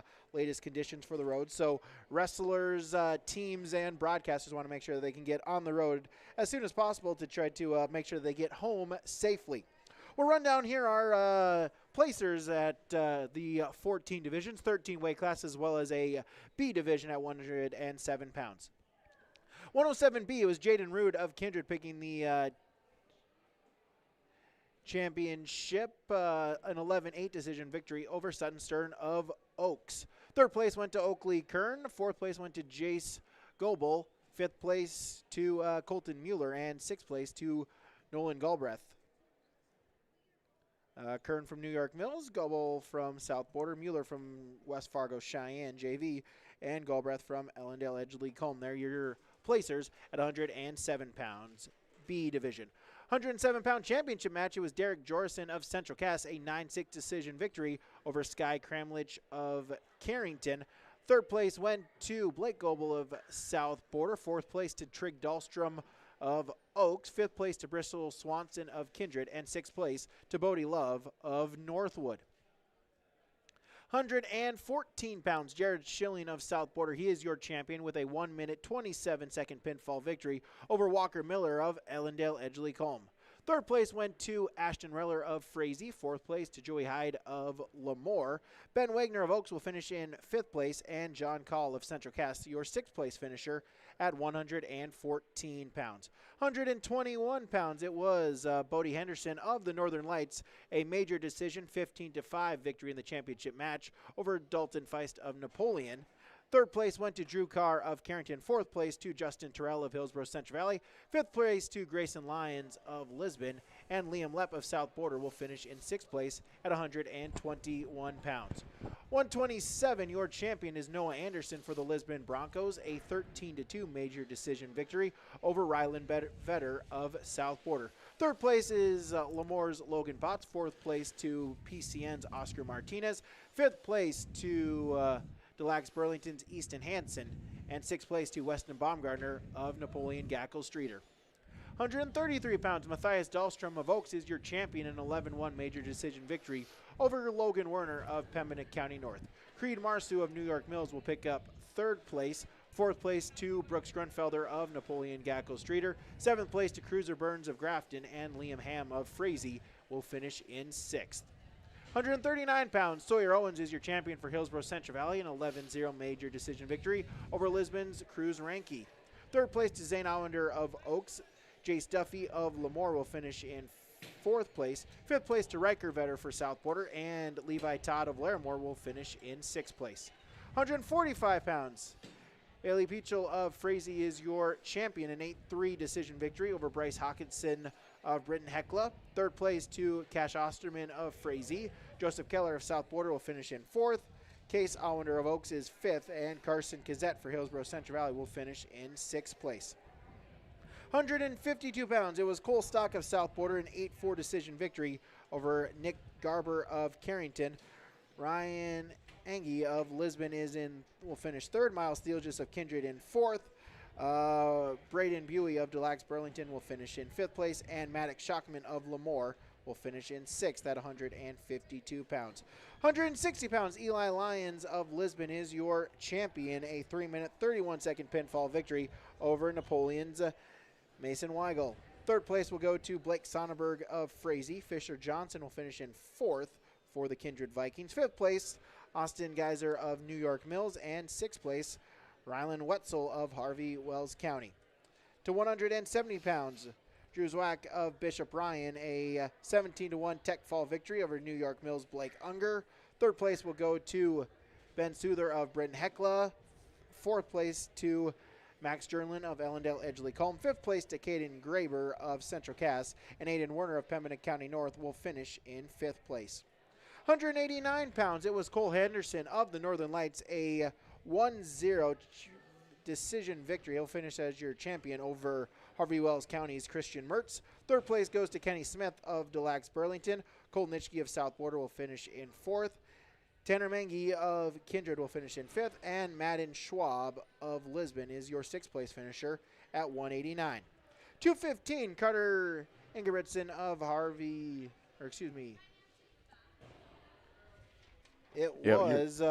Kruth of EEK, the victory there at 215 pounds, as Track Wrestling trying to update here at 215. As there we go, Ivan Kruth of EEK is your champion with a 4-1 decision victory over Carter Ingebrigtsen of Harvey Wells County. Third place goes to Jonathan Smith of Delax Burlington. Caden Rose of Pembina County North will finish in fourth. Cade Nagel of Frazee will finish in fifth. And Tucker Hardy of Bryn Hecla will finish in sixth at 215 pounds. And at 285 pounds, it was Kate Okeson of Bishop Ryan, a medical default victory over Shane Nitschke of South Border in the championship match. Third place to Aiden Hinkle. Brett Tasted of the Northern Lights will finish in fourth. Grady Roberts of New York Mills will finish in fifth. And Porter Johnson of Harvey Wells County will finish in sixth. Those are your results here on our post-tournament show from Tommy's Express Car Wash. Love your ride at locally owned Tommy's Express Car Wash. Sign up in the app for your free first month of unlimited washing and make Tommy's Express Car Wash your spot to clean off winter's salt, sand, and slush. Tommy's Express Car Wash with 2 locations in Fargo and 2 in Moorhead. We have the tools and the expertise to keep your car clean inside and out. Take a break, come back, we'll name some awards when we return on yourliveevent.com.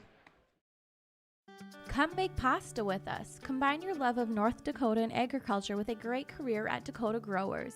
They provide you room to grow in your career, develop your skills, and they always put safety first in their state-of-the-art facility. Check out all of their fantastic opportunities at jobs.postholdings.com or scan the QR code. Contact Erica at 701-540-6152 or Wendy 701-997-5066. At Enbridge, we're focused on relationships. 23 Canadian First Nation and Métis communities now own an equity stake in Enbridge Athabasca Pipelines. In Minnesota, Enbridge has spent $450 million and counting with Native-owned companies and in wages to tribal members working on Line 3. Every day brings new collaborations, partnerships, and possibilities. Learn more at Enbridge.com. At Gar Dental Center, dentistry is about people first. They're proud to offer exceptional care to Carrington and the surrounding areas. Meet Dr. Gar and Dr. Sam and their dedicated team of dental professionals. Gar Dental is your home for dental implants, along with a wide variety of services, including guided biofilm therapy. Their experienced dental team is here to ensure you smile with confidence. Visit them at gardental.com or call 701-652-2300 to schedule an appointment today. See you soon! Let the geeks at GK Technology help you with your agricultural data. Their agronomists know agriculture. When it comes to creating soils and zone maps to maximize yields in your fields, you can trust the people with decades of experience in site-specific agriculture.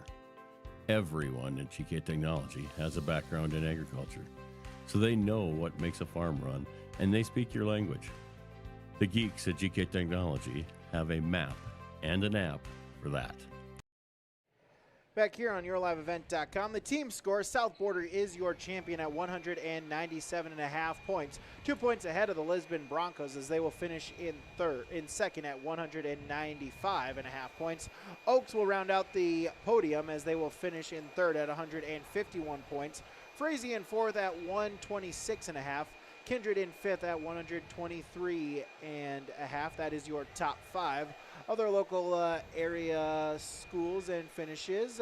Carrington will finish in a tie for 13th at 89 points.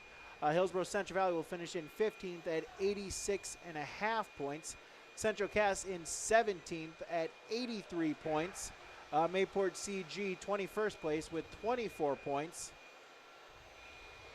Northern Cass in 24th place. Northern Cass in 26th place at 15 points, and Thompson in 28th place at 7 points. Those are your team standings at the 2025 Central Cass Letterman's Tournament.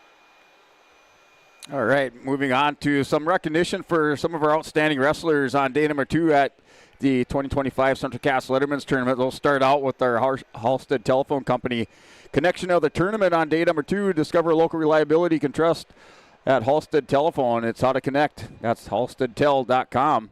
And that's going out. We're going to give that out as a team award to the South Border Mustangs as they wrapped up this tournament championship by 2 points over the Lisbon Broncos, and that was sealed with that win by Cole Stock at 152 pounds as he defeated Nick Garber of the Carrington Cardinals by a score of 8-4.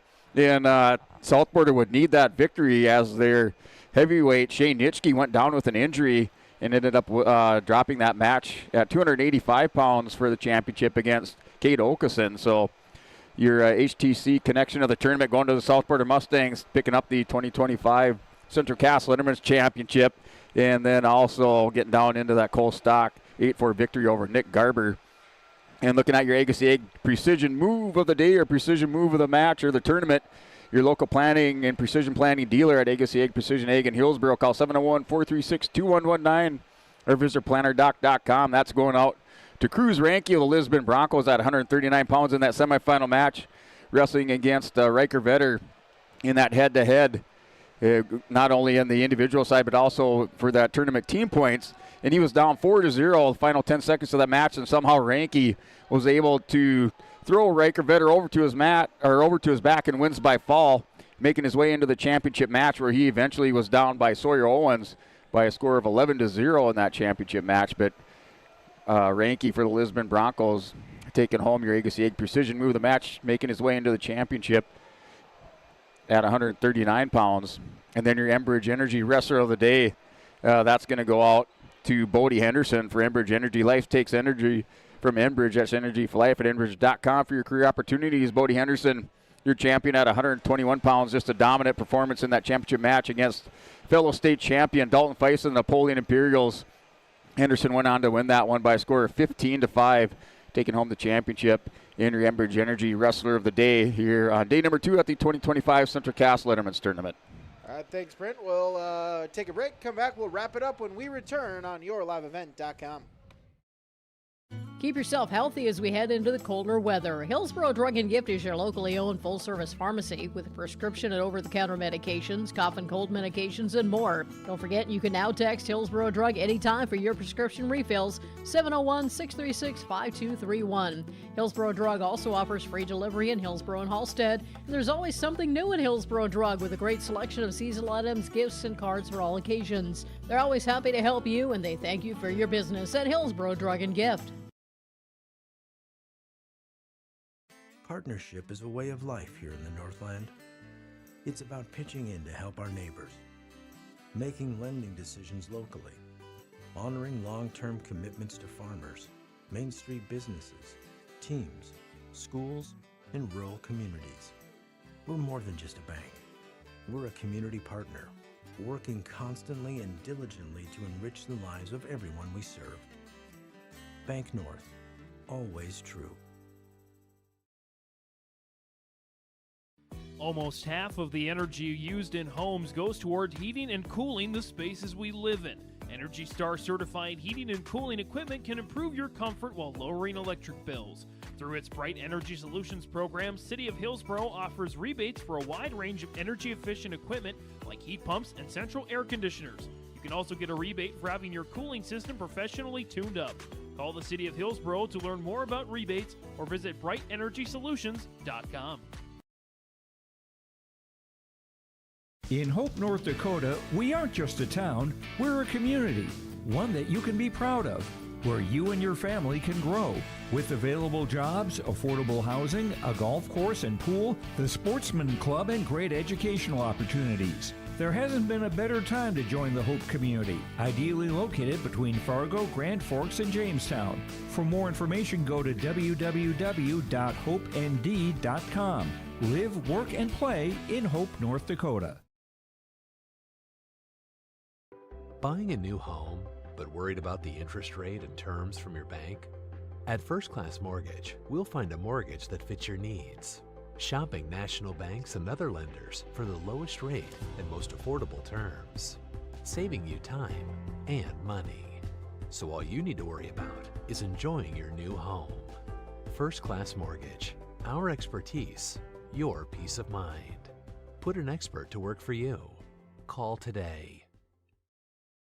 Back here, yourliveevent.com, our Tommy's Express Car Wash post-match show, wrapping it up here from Central Cass. We'll bring Brent back in here for one final comment. And Brent, an exciting 2 days of wrestling, a long 2 days for us, for both wrestlers and broadcasters alike. Always fun to come here to the Letterman's Tournament. Kind of the top three that you expected, right? The old Region 1 contingent there of South Porter, Lisbon, and Oaks. A great tournament, a great start to January as I know try to build some momentum and get yourself ready because it's a long January, a fun January to set you up for February. Yeah, still looking at some of those lineups, maybe not fully settled yet, but I did see, just talking to Coach Lucina that maybe we'll have another wrestle-off here towards the end of January, which would finally settle things within their lineups. But I think, the adjustments that they had made put them in position here to make a run at the championship against South Porter.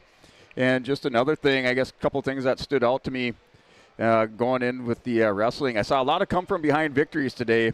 And just one thing that you learn in wrestling, no score or no lead is guaranteed in the sport of wrestling. As long as there's time on the clock, there's always a chance to win, whether it's by points or a pin.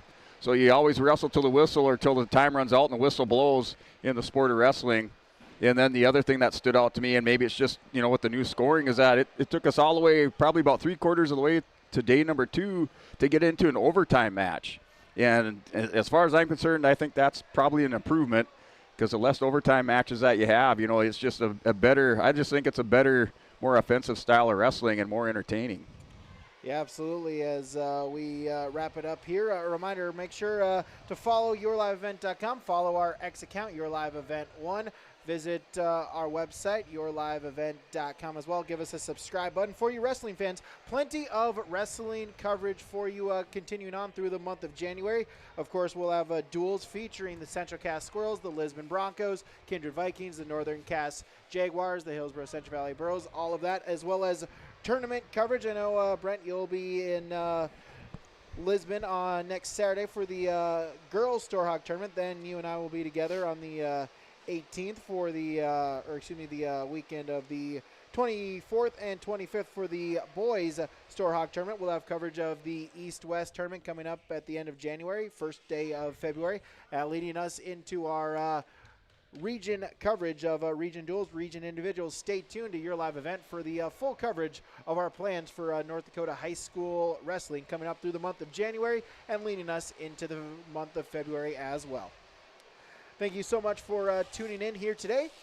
Thank you all of our sponsors that you saw and heard throughout this broadcast. Of course, whenever possible, we ask that you please patronize these businesses. At the very least, stop on in and tell them thank you, as without them, this coverage would not be possible. Once again, South Border is your team score champion with 197 points. Lisbon will finish in second, and Oaks rounds out the podium at 151 points. For Dan Weber and Brent Dink, I'm Radar Brady Seawells saying thank you so much for tuning in, and have a great rest of your weekend, everybody.